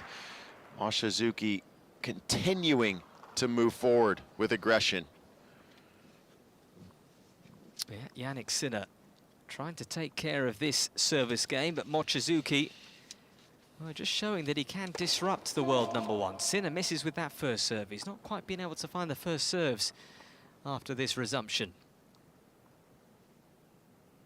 We'll have to do it behind the second serve, the defending champion. The backhand from Mochizuki cross-court. Then Sinner goes down the line. Cross-court forehand from Jannik Sinner. Mochizuki about 3 feet behind the baseline. As Sinner goes wide with a forehand. 30 all now. Well, as I mentioned with Mochizuki's forehand, 69 miles an hour that he hits it. Yannick Sinner averages 81, so 12 miles an hour less on the forehand for Mochizuki. He just kind of baits you. He's like, wait a second, okay, take that. You know, it's not a lot on it. It's almost like a knuckleball baiting Yannick Sinner to go for the big shot, and he got the mistake that he wanted. Yeah, it's working, isn't it? This game plan of Mochizuki, just daring Sinner to try and go for a bigger shot. 30-all here. Sinner with a good serve down the tee. The drive volley from Sinner. Mochizuki, can he find the pass? Sinner's there with a volley. Big time volley from Sinner. Unbelievable move from Yannick Sinner. It was a swinging volley cross court, then a volley down the line, and Yannick Sinner following the ball at the net. Never stopped his feet from moving. 40-30 here for the Italian, as he's trying to move a game away from going 2 sets up here on Mochizuki. First serve to the Mochizuki backhand, who can only nudge it back into play. And Sinner, once again, puts away a simple forehand. It is Sinner 5-4 up now in this second set, as we are, what, 5 minutes to 9 here on this Sunday evening.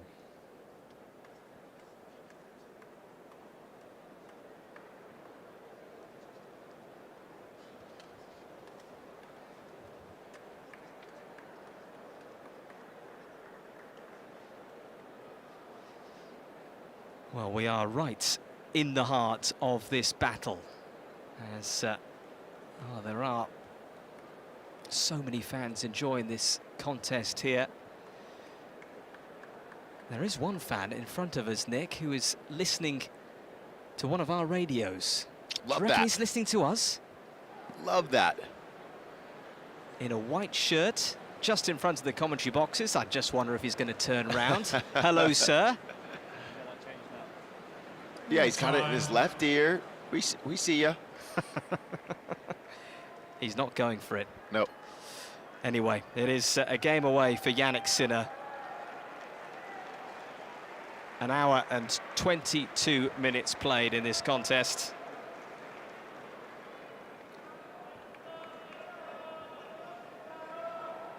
Now Mochizuki, who has been battling well against the world #1, is serving to stay in this second set. First serve into the net. As Mochizuki, qualifier, ranked outside the top 150, takes on Yannick Sinner. The backhand from Sinner, excellent there from Mochizuki. I mean, Mikey, I just keep bringing up the net point quality from Mochizuki. 19 of 21 when he's gotten in. He's only lost 2 points when he's come forward. 90%. Just incredible movement from the Japanese player. Sinner, one of the cleanest ball strikers we've ever seen, and Mochizuki trying to break up his rhythm as Sinner with a backhand to the forehand of Mochizuki, who's defending well here at the moment, the Japanese player. Now he turns defense into attack with a drop shot, but Sinner's there with time to spare. It wasn't the best of drop shots. Yeah, and that's the tricky part. When you do drop shot Yannick Sinner, he's got such a fast first step, so it's either got to be a really good drop shot or more of a short slice. That ball that Mochizuki hit was just kind of a pop-up in the middle of the court, giving Yannick Sinner plenty of time to say thank you very much. Yeah, he does not need a second invitation with a short ball like that. Yannick Sinner will gobble that up. Mochizuki misses with the first serve out wide. As we are approaching 9 o'clock on this Super Sunday night here on this grand stage. Sinner, cross-court forehand, misses. He wasn't holding back there. Oh, man. He said, okay, if you're going to throw that in there at 86 miles an hour, I'm going to absolutely crush it. But because it was so slow, Yannick Sinner was so far out in front of the forehand and drew the mistake. Yeah, just 86 miles an hour, that serve from Mochizuki. That's a bit quicker now, the first serve, but it's into the net. 30-15. This important game here for Mochizuki to try and restore parity. Sinner misses with a backhand. He was looking to climb all over that. And long and wide from Sinner, so it is 40-15 here for the Japanese qualifier. who's getting a lot of support as this crowd wants a late-night tussle.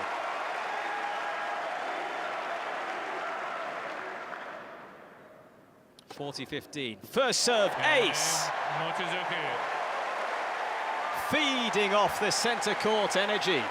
And only the third ace of the match for Mochizuki. Jannik Sinner has 11 aces. But hey, Mochizuki finding it when he needs it. Well, Mochizuki, he won the boys' title here at Wimbledon back in 2019. And now he's making his mark in the gentlemen's singles. Fourth round, the first time he's ever played at a fourth round of a Grand Slam. He'd never previously been past the second round.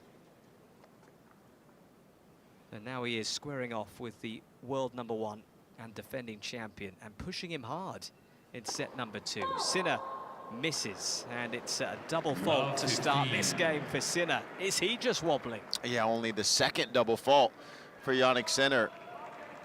And once again, that just comes to Mochizuki just making so many returns back in the court, and Jannik Sinner not used to hitting as many first balls off of that big delivery. Love 15. Sinner will look to find the answers. He usually does. Mochizuki, good deep forehand from him. Mochizuki moving forward, but Sinner, that's a great pass. Well, that is exactly why Jannik Sinner is #1 in the world. I mean, that kind of a point from Mochizuki, he wins against anyone else in the top 100. It was a great return back on the baseline, then a backhand that Mochizuki took down the line. Jannik Sinner on the dead run to his right, sliding into a forehand on grass to hit a winner. That's why he's #1 in the world. 15 all here in this, the 11th game of set number 2. Remember, Sinner won the first set 6-3. Mochizuki with a forehand slice back into play. Sinner, huge forehand. Now he can come forward and put away the overhead.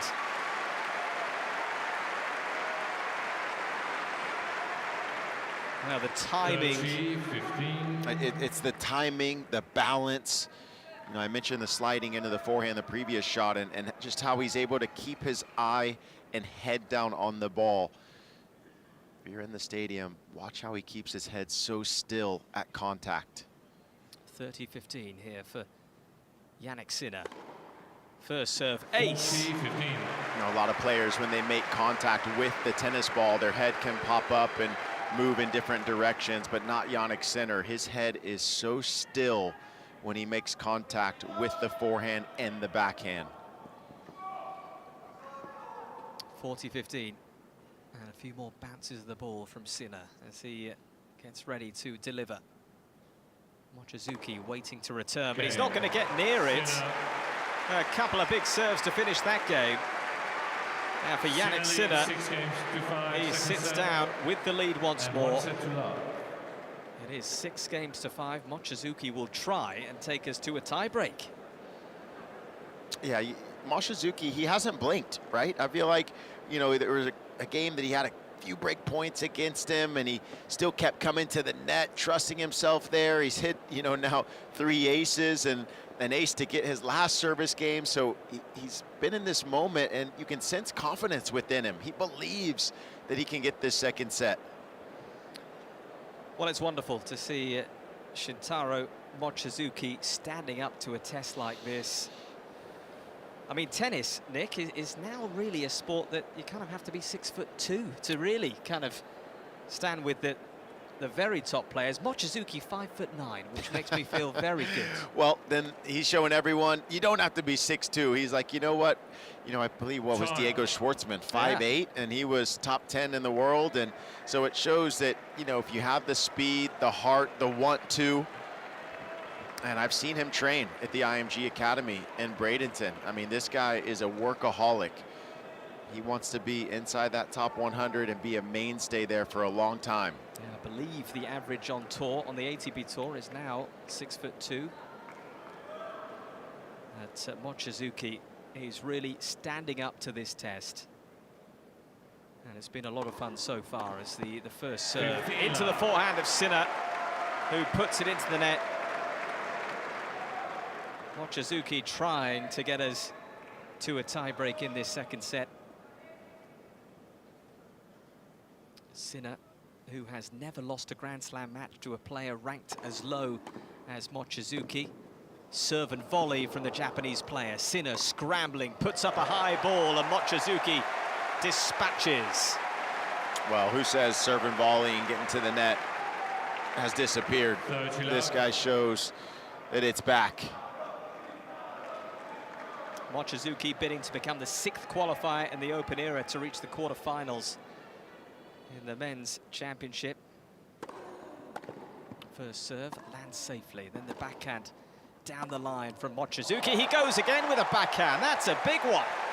Just so impressed once again with Mochizuki's court positioning. We know the firepower of Jannik Sinner, but Mochizuki is not allowing that firepower to push him off the baseline. So by staying on the baseline, he's taking time away from Jannik Sinner as well. Misses the first serve long. An hour and 30 we've played here as Mochizuki trying to confirm a tie break, and that's exactly where we are going. It's been a very tight second set, and it's a fitting destination. A tie break to separate these two.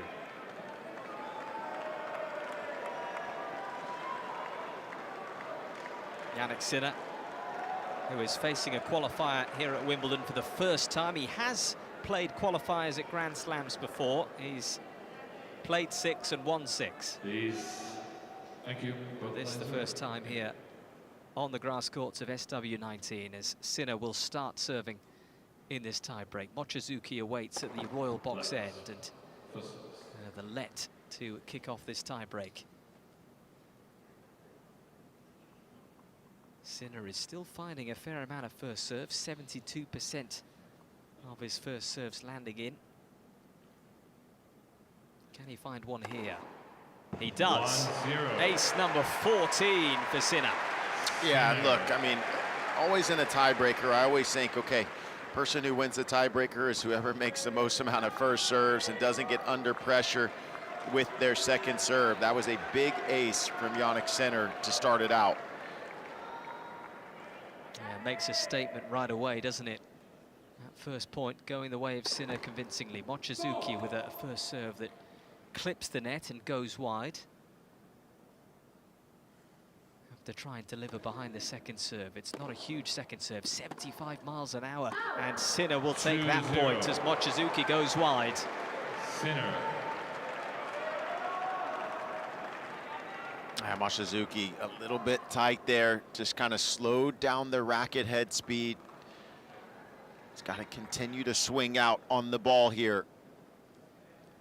Mochizuki talking ahead of this match, he said it's a strange feeling to play Jannik at Wimbledon, especially this year. I've not been winning many matches this year, as Mochizuki dumps a drop shot into the net. Sinner. He was being very honest, Mochizuki, before this match. He said, I don't know how I've been winning matches here. I'm excited, but it feels a little strange. I just want to keep enjoying it. Well, you've already won 6 matches at this championships. You're doing something right, buddy. But now, a little bit in a hole here. Jannik Sinner up 3-love. Yeah, there's work to do here for the Japanese qualifier. Sinner is on the prowl. He senses a moment. First serve to come from Sinner, down the tee. Mochizuki stretching, gets the forehand back into play, but then the follow-up forehand from Mochizuki is into the net, and now he shouts to himself, the Japanese player, on a couple of occasions. Yeah, and this is where the men sometimes get separated from the boys. I mean, Jannik Sinner just looks so cool, calm, and collected, and Mochizuki really yelling at himself here. Jannik Sinner actually taking a little bit of a second to let Mochizuki finish speaking to himself. Very polite of Jannik, as it is 4-0 right now. 4 unanswered points. As Mochizuki trying to get off the mark. Sinner misses with the first serve. Here comes the second deal. Forehand from Mochizuki into the net. It's just not happening now in the breaker. 5-0. Sinner. Yeah, and Jannik Sinner just not wanting to take his foot off the gas here. Even though it's 5-love, he wants to win every single point in this tiebreaker and send a message. It's back with the Mochizuki serve. This the last point before they change ends. He's got to take this one. First serve misses Mochizuki. Underneath the Sunday night lights, it's Jannik Sinner making the moves right now. Second serve from the Japanese qualifier. Once again, it's there to be put away, and Sinner says thank you very much. Sinner rips a forehand winner. Now this has been a one-sided breaker so far. Yeah, and it was just the early unforced errors from Mochizuki. That's what we haven't seen throughout this entire really match, to be honest, missing kind of by the second or third ball, and that's what he was just kind of giving away free points to Jannik Sinner and slowed down the racket head speed. Actually, his footwork wasn't the same, and that is when nerves creep in, when your footwork slow down a little bit, so you got to continue to be aggressive with the feet here. Set points, plenty of them for Sinner, as Mochizuki puts the first serve into the net. Sinner spinning his racket around in his hands. He's so confident right now. The backhand return from Sinner, then the forehand up the line that had a lot behind it, comes forward to put away the high ball, and Mochizuki has no answers in that tie-break. It's Jannik Sinner who is in complete command now of this fourth round matchup. 6-3, 7-6. He leads now 2 sets up. Well, that right there was a statement in that tiebreaker from Jannik Sinner. And once again, you know, we always talk about with these top players, it's just so hard to keep your level for a long period of time against them. I mean, we saw Mochizuki be able to do it in that second set where he had to save a couple break points in his service games, came up with an ace, came up with a couple great volleys. But then again, you know, it's just being able to keep that level over 3 out of 5 sets to beat a guy like Jannik Sinner. And in that tiebreaker, the level just completely dropped. The footwork wasn't the same, wasn't getting around the ball, but he's gonna need to reset mentally here, because after that second set, he was hitting his bag with his racket. And again, we saw in the tiebreaker, really talking to himself a lot. So he's gonna need to reset mentally and start from square one. Yeah, he absolutely will. And it's not an easy task now, is it? It was tough enough playing Jannik Sinner sort of all square, but now he's 2 sets down and trying to turn this around. The world number 1 who is rocking and rolling here on the center court. There's a real buzz around this famous arena. As evening draws on, time is just about 12 past 9 local time here in London. And Jannik Sinner is passing the test at the moment, 6-3, 7-6. And how he'd love to steer through this undisturbed. A straight sets win for Sinner would do very nicely.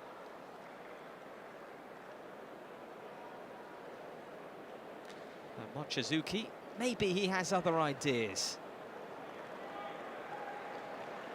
How much fight has the Japanese qualifier got left? Mochizuki to serve.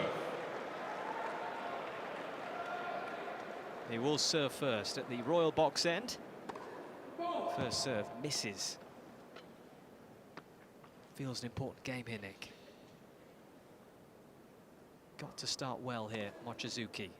Forehand slapped back by Sinner. Then he'll try and go again, even bigger from Sinner, but the forehand keeps on coming back from Mochizuki. Sinner with decent depth that time. Then the backhand goes long from Sinner. Yeah, and this is where I want to see how quickly Mochizuki can reset from the disappointment of losing that second set, and not only losing it, but 7-0 in the breaker. Can he turn the page? Can he say, okay, it's almost like I haven't even lost 2 sets. I'm just going to go 1 point at a time, back to the drawing board, and continue with confidence. 15 love. Mochizuki nets with that first serve.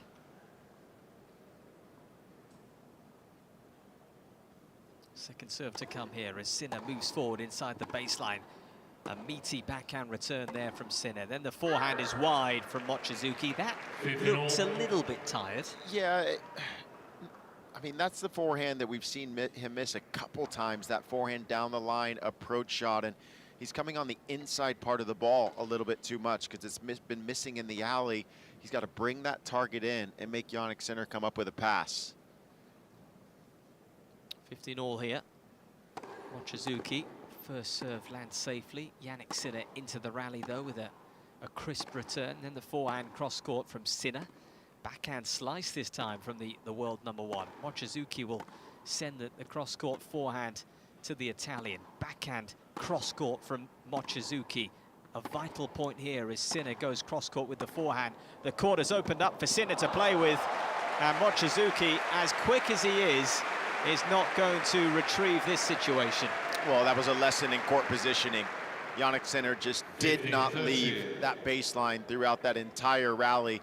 Mochizuki was trying to hit it deeper, trying to get Jannik Sinner off of his mark, but once again, the balance of Sinner was just incredible. His ability to keep his head down and the racket head speed. Well, a couple of deep breaths from Mochizuki. He is just feeling this right now. First serve down the tee, Sinner with a forehand back into play. Mochizuki will come forward, and it's a nice move forward. Sinner goes long. Still a healthy win percentage getting to the net. 21 of 25, that's an 84% win percentage for Mochizuki. If I'm in his camp, I'm telling him, keep moving forward. 30-all. Mochizuki must hold, you feel, at the start of this third set, but he nets with the forehand. It was a good deep return from Sinner. Mochizuki mistiming the forehand. And it's a break point here for Sinner, as he's looking to really break the resistance now.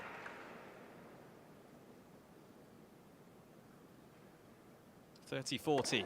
Mochizuki to the backhand of Sinner. Mochizuki goes long. It felt like that was coming. First game, third serve. Sinner looking strong. And here's Mochizuki unraveling. It is just what the doctor ordered for Jannik Sinner. Yeah, that's what Jannik Sinner makes. You know, when he wins a set 7-6, 7-0, he goes into that third not thinking, okay, let me relax a little bit. I'm up 2 sets to love. No. He wants to stop on you immediately. And he wanted to get that break on Mochizuki. We talked about how much Mochizuki was talking to himself, hit his bag after he lost that second set. He wants Mochizuki to feel small out here, and that's what he was able to do right there with that break. Oh, this is Sinner operating at a very high level. First serve to come here from Sinner, misses as he attempted to go down the tee.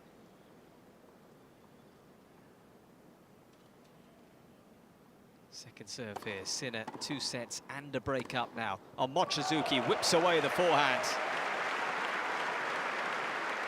A Sinner winner again. 33 winners that Jannik Sinner has hit. Mochizuki with 18 in this contest.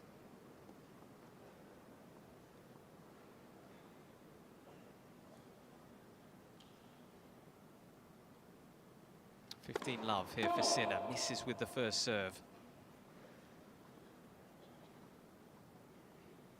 A few more bounces of the ball as he stands at the royal box end here, Sinner.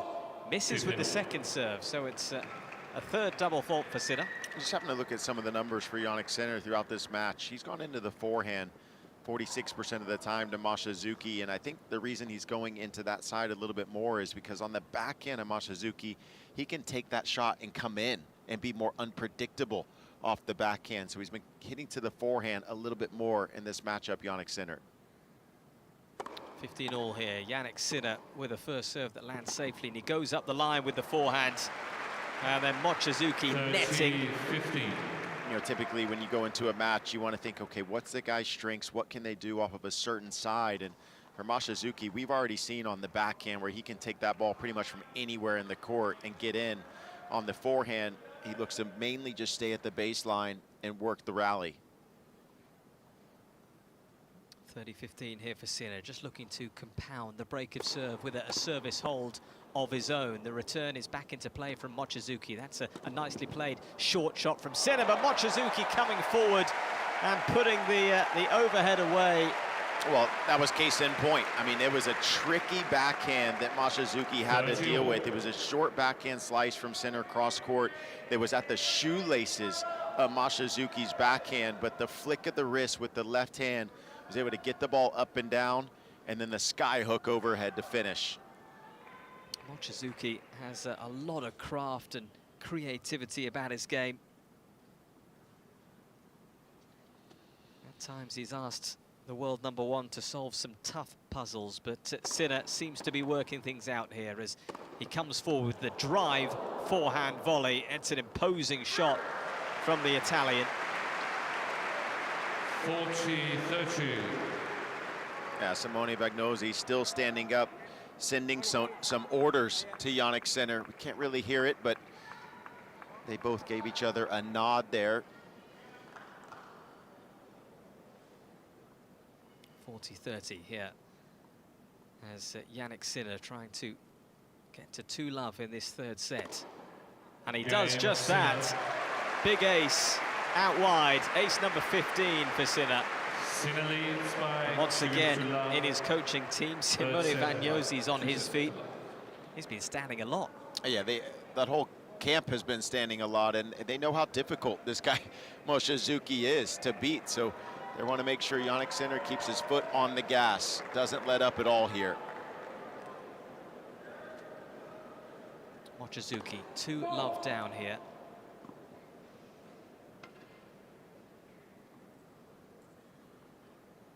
Trying to get off the mark.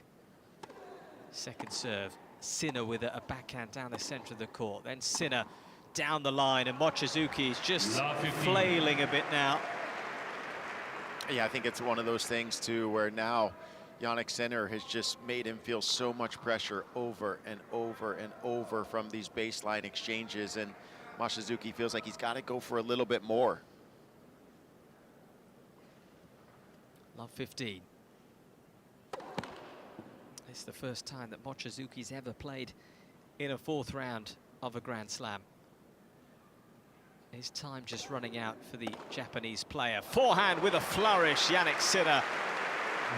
Well, second serve right in the body, and just looking at the percentages as well on that ad side, 76% of Mochizuki's second serves have gone into the body. Jannik Sinner knows that. He ran around, found a forehand, and said, see you later. Love 30. Sinner looking to motor towards the finish line. Good serve there, out wide, and Sinner stretching, and good to see that reaction from Mochizuki. A bit of a sort of wag of the tennis racket.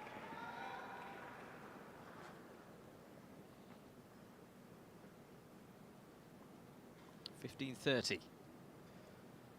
First serve from Mochizuki. Sinner meets it with a backhand. Forehand cross-court from Sinner. Just has Mochizuki on his heels a bit. Sinner backhand down the center of the court. Then Mochizuki finds some good depth. Backhand cross-court from Mochizuki. That was pacey from him. And Sinner blinks in this rally. Jannik Sinner just blinking just a little bit there. And you just never know. You got to stay in the rally. You got to stay in the point. Keep working if you're Mochizuki. Once again, doesn't matter if you're down a break in this set. It's just 1 point at a time. 11-shot rally, that previous point. Gets us on to 30 all. Mochizuki with a first serve to the Sinner forehand, and Sinner puts it into the net. And again, a bit of a celebration from Mochizuki as he is determined to have some say in this third set.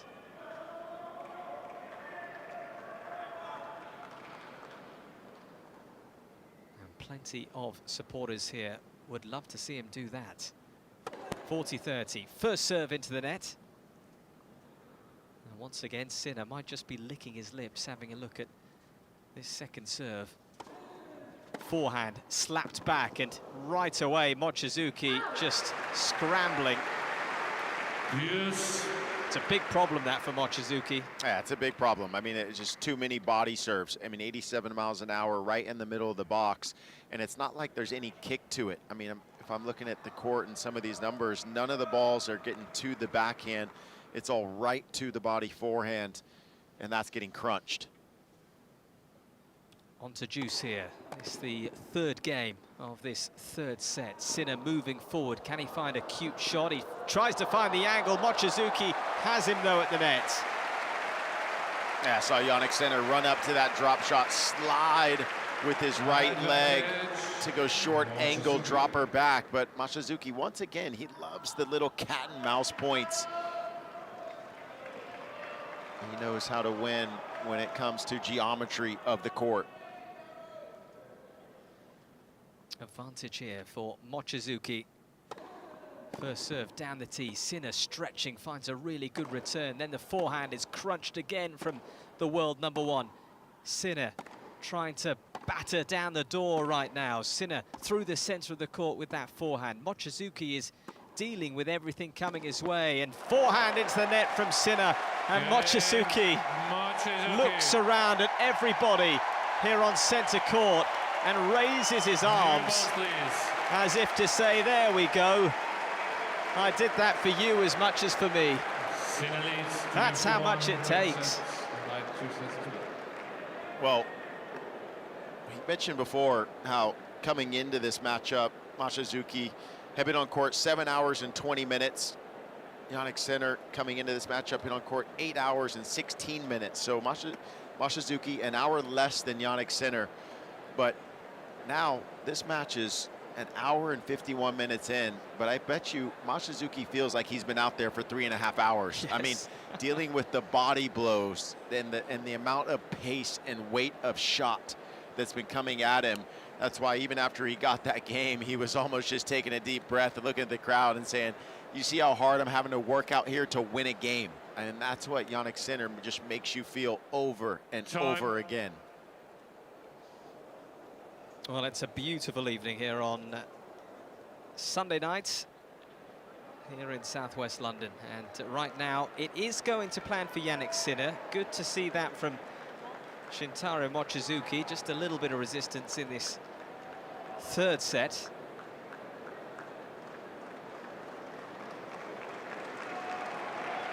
And he will stand up from his chair, head to his return position, and feel the love a bit more here on centre court.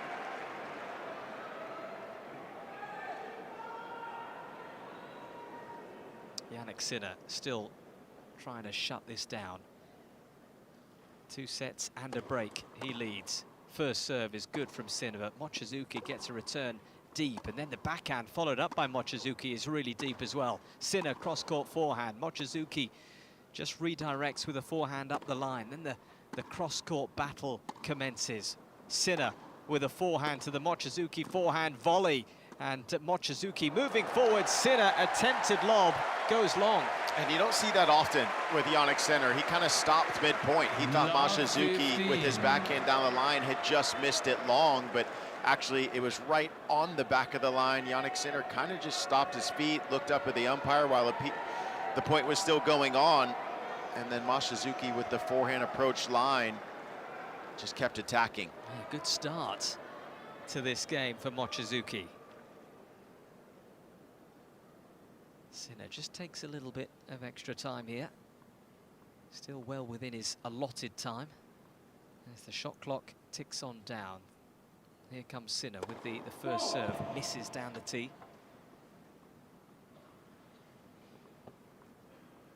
Sinner trying to reach a quarter-final here once again. Second serve to the Mochizuki backhand, and that's too strong. Wow, that was a big second serve. 103 miles an hour. Actually looked like it caught the back of the line. Jannik Sinner typically on his second serve averages 97 miles an hour, so he was way over that at 103. 15 all here as Sinner serves it 2-1 up. First serve to the forehand of Mochizuki, which he can only get a racket, or mainly the frame to it. Yeah, it was short in the box, sliding away, just halfway up the box there on that slice serve. 30-15. Sinner has been good so far this evening, wants to complete the job. Forehand return from Mochizuki. Sinner, ferocious forehand. 40-15. Serve +1 dynamic right there from Jannik Sinner. Well, 12 months ago, he was winning this title for the first time, Jannik Sinner. Getting the better of Carlos Alcaraz in that 4-set final. As the first serve comes in here. And Mochizuki, he got himself into the rally, but sends a forehand long. It's 3-1 now for Sinner. Well, it's interesting for Jannik Sinner because his last match was against Jensen Brooksby that he won in straight sets. And Jensen is very similar to Mochizuki in a kind of a smaller stature and just maneuvers the ball around, not really going to beat you with a lot of pace.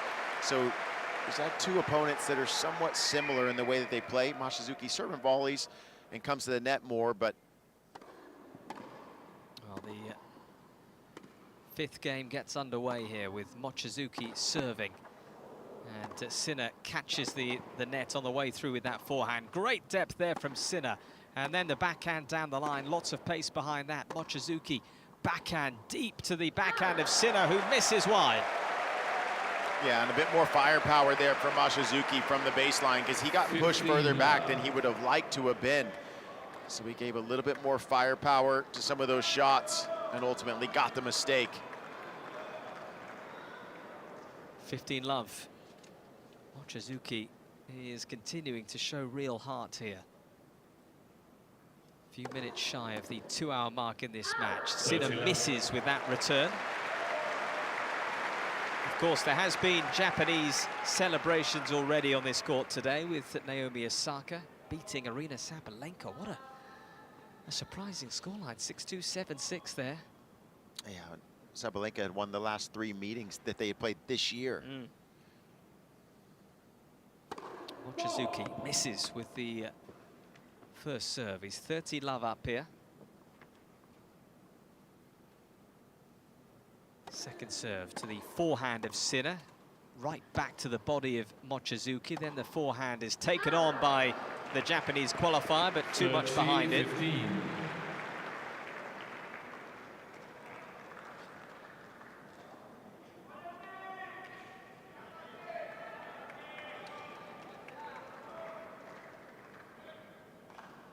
Great support here on centre court for Shintaro Mochizuki. They'd love a few more twists and turns in this tale. But his time just running out. First serve into the net. Here comes the second serve now. Sinner stepping forward. Ominous stepping forward. And the backhand taken on. Yeah, and that was one of the first times that we saw Mochizuki actually try to use a kick serve out wide to the backhand. So many of them have been going into the body, but it didn't fool Jannik Sinner. Not enough kick to get out of the strike zone. And Jannik Sinner with the dart down the line. Yeah, that was unwavering from Sinner. There's an excellent serve, an ace from Mochizuki. Mochizuki just wants to see the video and say, hey, how close was that to the line? It just barely caught a few blades of grass. That's all you need. He was looking at the big screen, wasn't he, Mochizuki? He wanted to see how good that serve was. It was very good.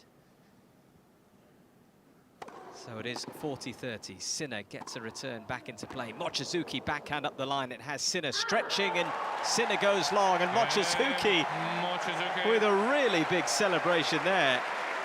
He's determined to enjoy himself.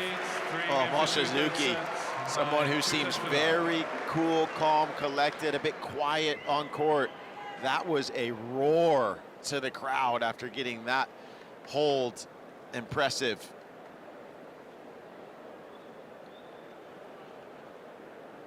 He believes that there is still some way to travel in this contest, Mochizuki.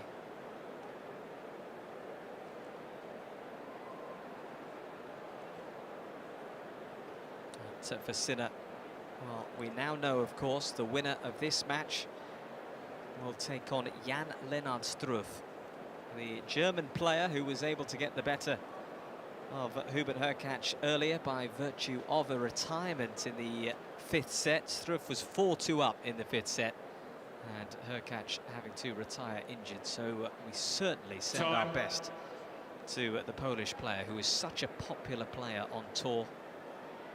He's had some tough injury moments of late.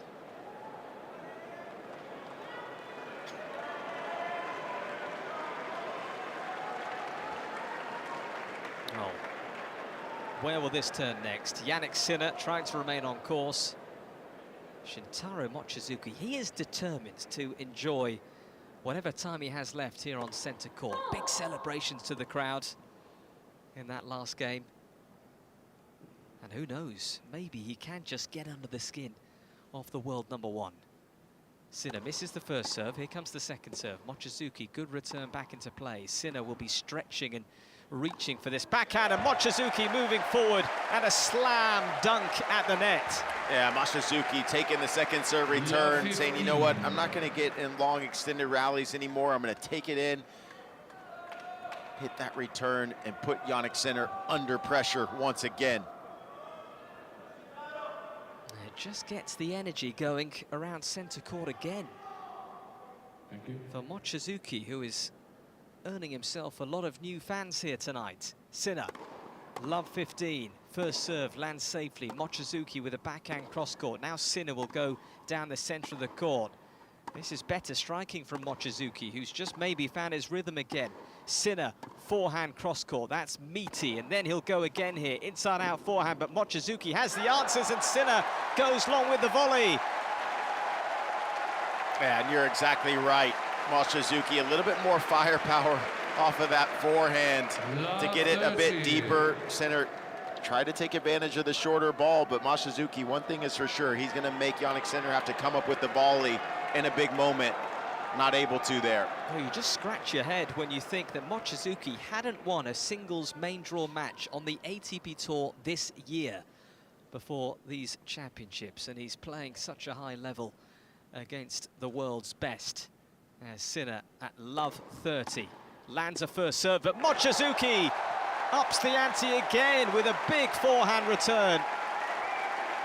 Yeah, and a big fist bump to his camp, a fist bump to the crowd, saying, give me some love here. I'm trying to make a comeback.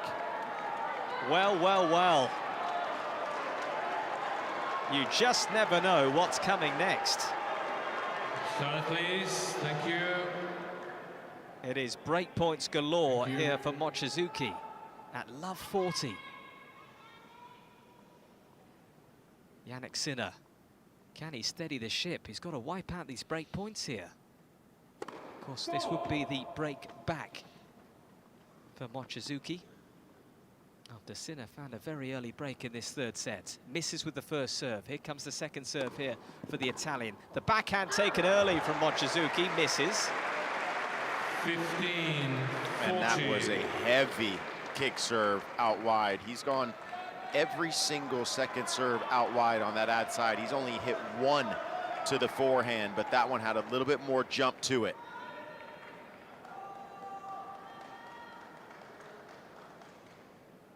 Jannik Sinner just waiting for a little bit more calm to be restored around centre court, and now he's ready to serve once more. 15-40, still a couple of break points here for Mochizuki to work with. The forehand back into play. Sinner just dances and gets some room to play the forehand himself. Then Mochizuki goes long. That was good footwork from Sinner. Neat and tidy from the world #1. 40.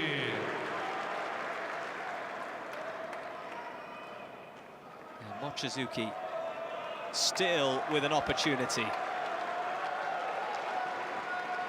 But are they all going to be snatched away from him? 30-40. Sinner serving at 3-2 up here. First serve. big and booming from Sinner and Mochizuki. He just about got a frame to it, but it's not enough. Well, that's why, again, he's Jannik Sinner, world #1, coming up with a big first serve when he needs one there at 30-40. 72% first serve percentage from Sinner. On to juice we go. Sinner staying composed when he had his back against the wall there. Can Mochizuki find some more magic? Sinner misses with that first serve down the tee. Certainly wasn't holding back on that serve. Here comes the second serve. Mochizuki looking to move up inside the baseline. He did. He was aggressive there, Mochizuki. Tried to take the return early, but the forehand chip return is sent comfortably long.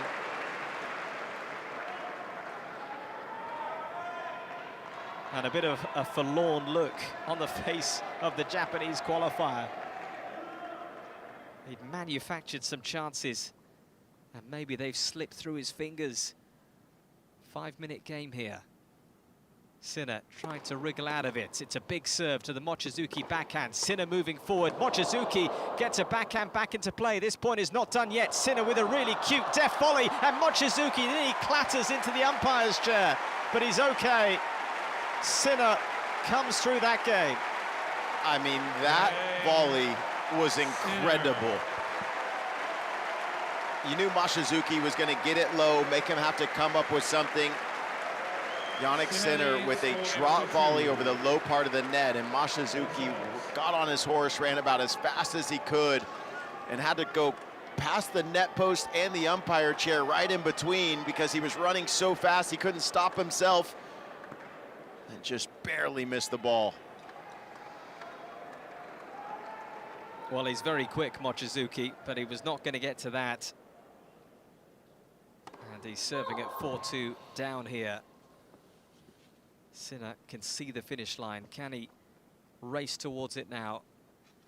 Second serve here for Mochizuki. Sinner climbs all over that backhand. He'll go again here with a cross-court backhand. Mochizuki with a backhand cross-court in response. Sinner sliced backhand. We're not seeing too many of those. Here comes the backhand from Sinner. And whatever you can do, I can do, says Mochizuki. I mean, the softest hands from Mochizuki there. I mean, I just got to keep giving the numbers because it's ridiculous. 28 out of 32 points won at the net, 88%. He's only lost 4 points when he's been up there. You would think he's won a set by now just with those numbers. He's got to keep coming forward. Well, he's impressed us, Mochizuki. He's impressed so many over the last couple of weeks. He's still trying to impress out here. He's stretching for that one. He's not going to get to it as Sinner too much behind the forehand.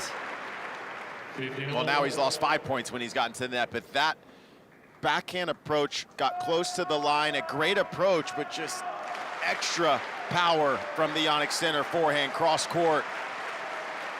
Unbelievable strength from Sinner to get this ball up and down short angle away from Mochizuki. 15-all here. Mochizuki missing with the wide serve. And Sinner, well, once again, he might just be licking his lips with this second serve to come. The forehand again, he's dispatched that one. I mean, crunch off of that second serve. It was almost like as well that he read that serve. But again, we mentioned how Mochizuki doesn't have a natural kick serve, doesn't naturally go with the 11 o'clock toss over his head to be able to kick it out of the strike zone. It's more of a slice second serve, hence Jannik Sinner crunching forehands. 15-30. First serve misses. And once again, Mochizuki might be thinking, oh no, as he's got a second serve to come here against this in-form return of Jannik Sinner. The backhand cross-court from Sinner is deep, but Mochizuki able to get it back into play. Then the Sinner backhand into the net. 30-all here. I mean, Jannik Sinner was absolutely crushing those forehands in that rally. Could just hear it going off, but Mochizuki held his form right on that baseline, didn't let himself get pushed back. That was impressive. 30-all. Mochizuki winds up for a first serve. He's been struggling to find the first serves, and there's another one that just ends up halfway up the net. Jannik Sinner moves a bit closer to the baseline. That second serve is some way wide. Well, you had a feeling that was going to happen at some point. That's only the third double fault, but the last second serve he had on that deuce side, Jannik Sinner absolutely munched a forehand, so Mochizuki felt like he needed to go for something more, and now he's got to try to save break point. Thank you. 30-40 here, Mochizuki. Good serve and a volley, and it's excellent. I mean, who is Mochizuki? Pat Rafter? I mean, that was unbelievable from the Japanese player. Yes. Hit the serve. His first step to get in is what helps him get inside that service line for the first volley. So quick. That is volleying of the very highest order from the Japanese qualifier. But this time, the forehand volley into the net. Yeah, Jannik Sinner, great return, got it low to the feet of Mochizuki, and I think he was in between two minds there of hitting a backhand volley or trying to hit the forehand, and last minute decided on the forehand, not to be. It's another break point here for Sinner as he looks towards his team and tries to get this almost done and dusted. Sinner gets the rally underway. Mochizuki backhand to the Sinner backhand corner. Sinner with a slice backhand. Mochizuki moving forward. Sinner stretching, and Sinner on the ground is okay. He quickly springs up and gives the thumbs up to Mochizuki. It was more a desperate dive there from Sinner than him losing his footing. Yes. Well, a lot of times on the run, we've seen Jannik Sinner be able to slide into the shots with his right foot. This time he tried to kind of run through it and then stop the feet, but the grass just came out from under him. Well, on to Juice here. Mochizuki misses with that first serve again. Sinner trying to reach the quarterfinals here once more. Backhand return into the net from Sinner. Advantage. It would be the 5th time that Sinner has reached the quarterfinals. And this is his 6th Wimbledon appearance. Mochizuki, advantage here. Misses with that first serve. Can he just wriggle out of this game and keep some semblance of pressure on the world number one? Sinner with a backhand return to the backhand of Mochizuki, but it just rushed him there. Yeah, that's one of the very few backhands that we've seen that Mochizuki wasn't able to redirect, didn't slow down his racket head speed at contact, just didn't trust himself on that shot. 3rd juice in this game.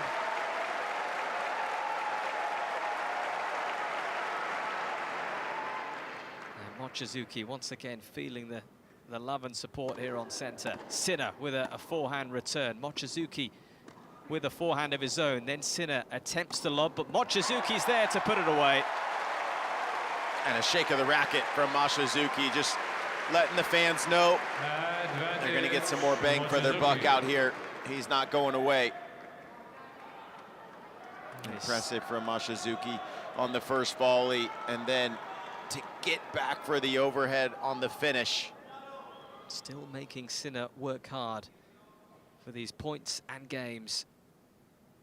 Mochizuki advantage once again. Sinner stretching to return, and Mochizuki, well, he tried to be delicate with the sort of half volley as he moved up to the net, and he just put it in the net. It's a 4th juice in this lengthy game.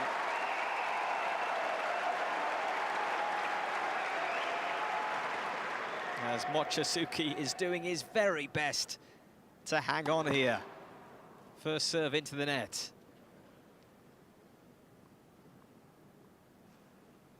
Here comes serve number 2. Sinner waits for it. The forehand return is slapped back cross-court. Then again, he's got more heat behind it, Sinner. Now he unloads down the line. Mochizuki sends up a high ball, and once again the high ball. Sinner will look to put it away, and he does. Mochizuki, he was scrambling there. Advantage, Sinner.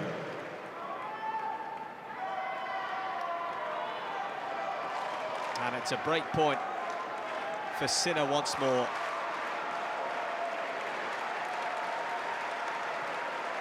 A third break point in this game. What can Mochizuki find? First serve into the net. Sinner spinning his racket around in his hands as he waits. Backhand return from Sinner, that's weighty, and the forehand cross-court coming now. Mochizuki unloading with a forehand. What a winner. Winner, winner, chicken dinner for Mochizuki. Not a lot of forehand winners for Mochizuki, only 3 in this match. Jannik Sinner with 14 forehand winners, but he was able to find one there to stay in this game. On to Juice again here. Hanging tough, and that's a good first serve. Sinner stretching, can only get the frame to it.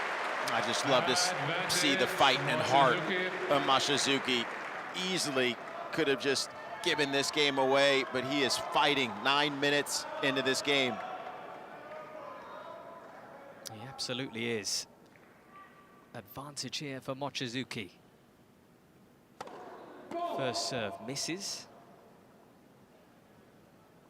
And what a 2 weeks it has been for Shintaro Mochizuki, coming through the qualifiers. He's won 3 main draw matches, and now he takes on the world #1 on the grandest stage of all. Forehand cross-court from Sinner. He goes again cross-court. Mochizuki looking for that forehand up the line, and it's good enough. He's not done yet here. As Sinner, he still leads in this third set, but he's not able to wriggle free of Shintaro Mochizuki. Well, this is what dreams are made of right here. You better believe Shintaro Mochizuki, after winning the boys title here, said, you know what, I want to be playing in the professional tour on center court against a world #1 like a Jannik Sinner, and that's why you can see the passion for Mochizuki. Even though he's down 2 sets and a break, he does not want to go home quite yet. He is hanging on, and so much credit he must take for doing that, because there's a lot of heavy hitting coming his way from the world #1. And Sinner still with a couple of games to find. And a reminder, it will be a matchup with Jan Lennart Struff in the quarterfinals for whoever wins this.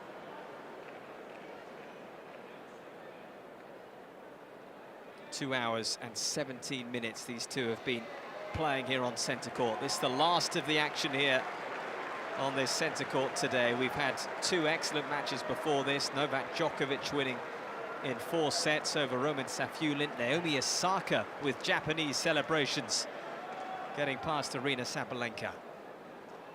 And it's Jannik Sinner serving at 4-3 up here.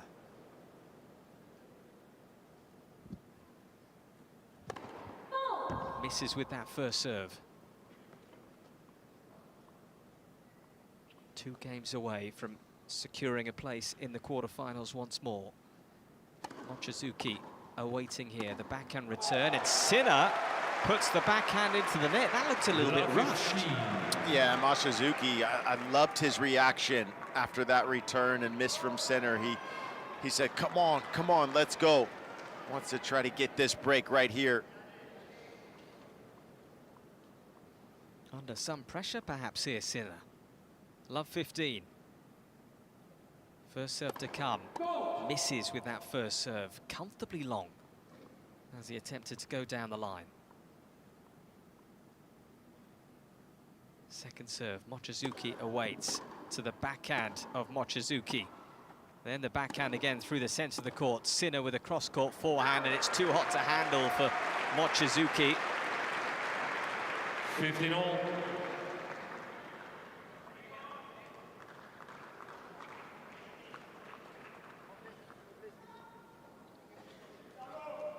Just a few minutes shy of 10 o'clock here on this Sunday night.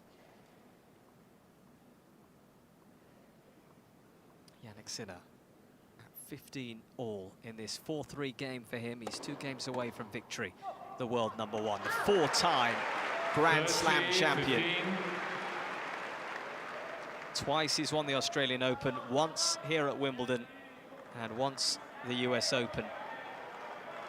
He's been a finalist at Roland Garros. Already achieved so much in the game, 29 titles in his still young career. Jannik Sinner with a first serve that lands safely. We are watching one of the best ever play the game as Mochizuki goes cross-court with a forehand. Sinner with a backhand cross-court, but Mochizuki nets it. Great depth from Jannik Sinner, as we know. Mochizuki, that ball just got a little bit out of his strike zone on the backhand. Got up too high. Jannik Sinner with a couple game points here. 40-15 here for Sinner. First serve down the tee, and Mochizuki gets a backhand return into play. Then Mochizuki just stretching on the backhand. Goes long with the forehand, Mochizuki. And Sinner is nearly there.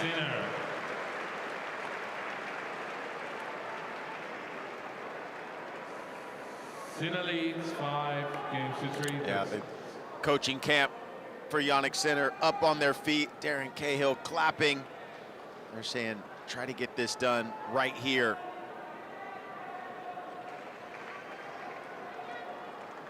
Well, I think he knew it wasn't going to be simple, Jannik Sinner. He's seen what Mochizuki has done in the main draw so far. And he's nearly worked out the puzzle. As the backhand from Mochizuki down the center of the court. Now Sinner with a forehand. He crunches that one down the line. Oh, that's a beauty from Sinner.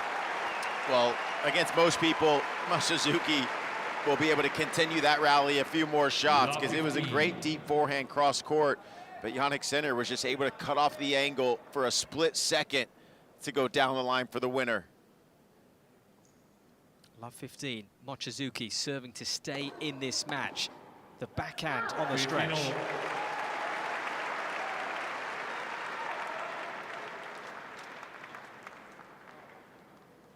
Mochizuki has shown his fighting qualities already here tonight, and he needs to find a bucket load more. It's a tall order he still has. 15 all, misses with that first serve. Now Jannik Sinner would love to complete the job on the Japanese serve. As we close in on 10 o'clock here on this Sunday night, Jannik Sinner with a backhand to the Mochizuki backhand. The slice from Sinner as Mochizuki tries to go cross-court. He finds a good shot, but Sinner finds an even better one. It's a winner, a clean winner down the line.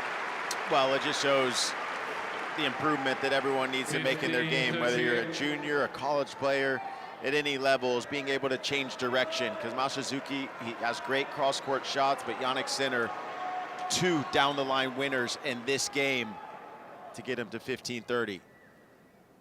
2 points away here, Jannik Sinner.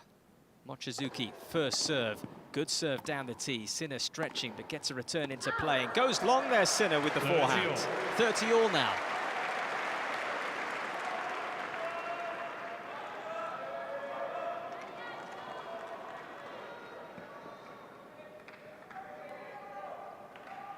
Shouts from this centre court crowd.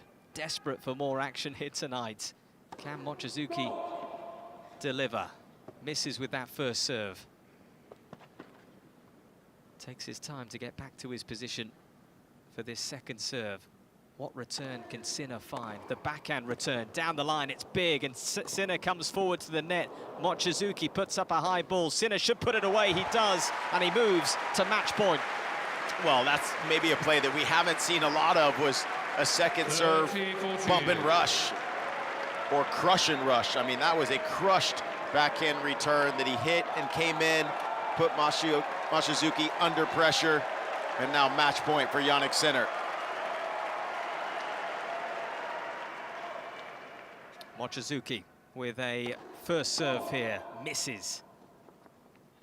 And Sinner is on the cusp of another quarter-final here at Wimbledon. The second serve, Sinner meets it with a weighty backhand cross court. Then Sinner with a forehand winner.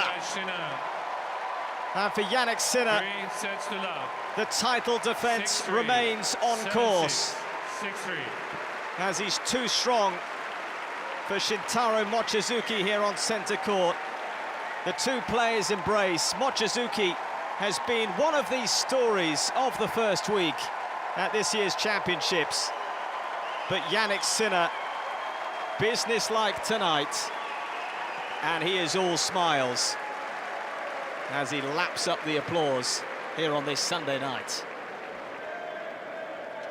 What a big-time match from Jannik Sinner, and not an easy guy to play against. Mochizuki, as we mentioned, Mochizuki is such a tough competitor. He's going to make you play a lot of balls. We're actually looking at the coaching camp of Darren Cahill, Simone Bagnozzi. They have a big gasp to say, you know what, that was a tough match to get through, because Mochizuki was coming to the net. He had only lost, I believe, 5 points once he got up there. Now 7, 33 out of 40, 83%. Was coming in a lot, making things difficult for Jannik Sinner. But in the end, the firepower was too much for Mochizuki. And what a tournament it's been for Mochizuki, getting through 3 rounds of qualifying and then making it here to the 4th round of Wimbledon. That's 6 match wins. Incredible. He's now up to a live ranking of 115 in the world, close to that top 100 mark. A lot of love for Mochizuki. He bows to this centre court crowd and he departs. And Jannik Sinner, he is getting into position to give us his thoughts, and he'll talk to Annabelle Croft.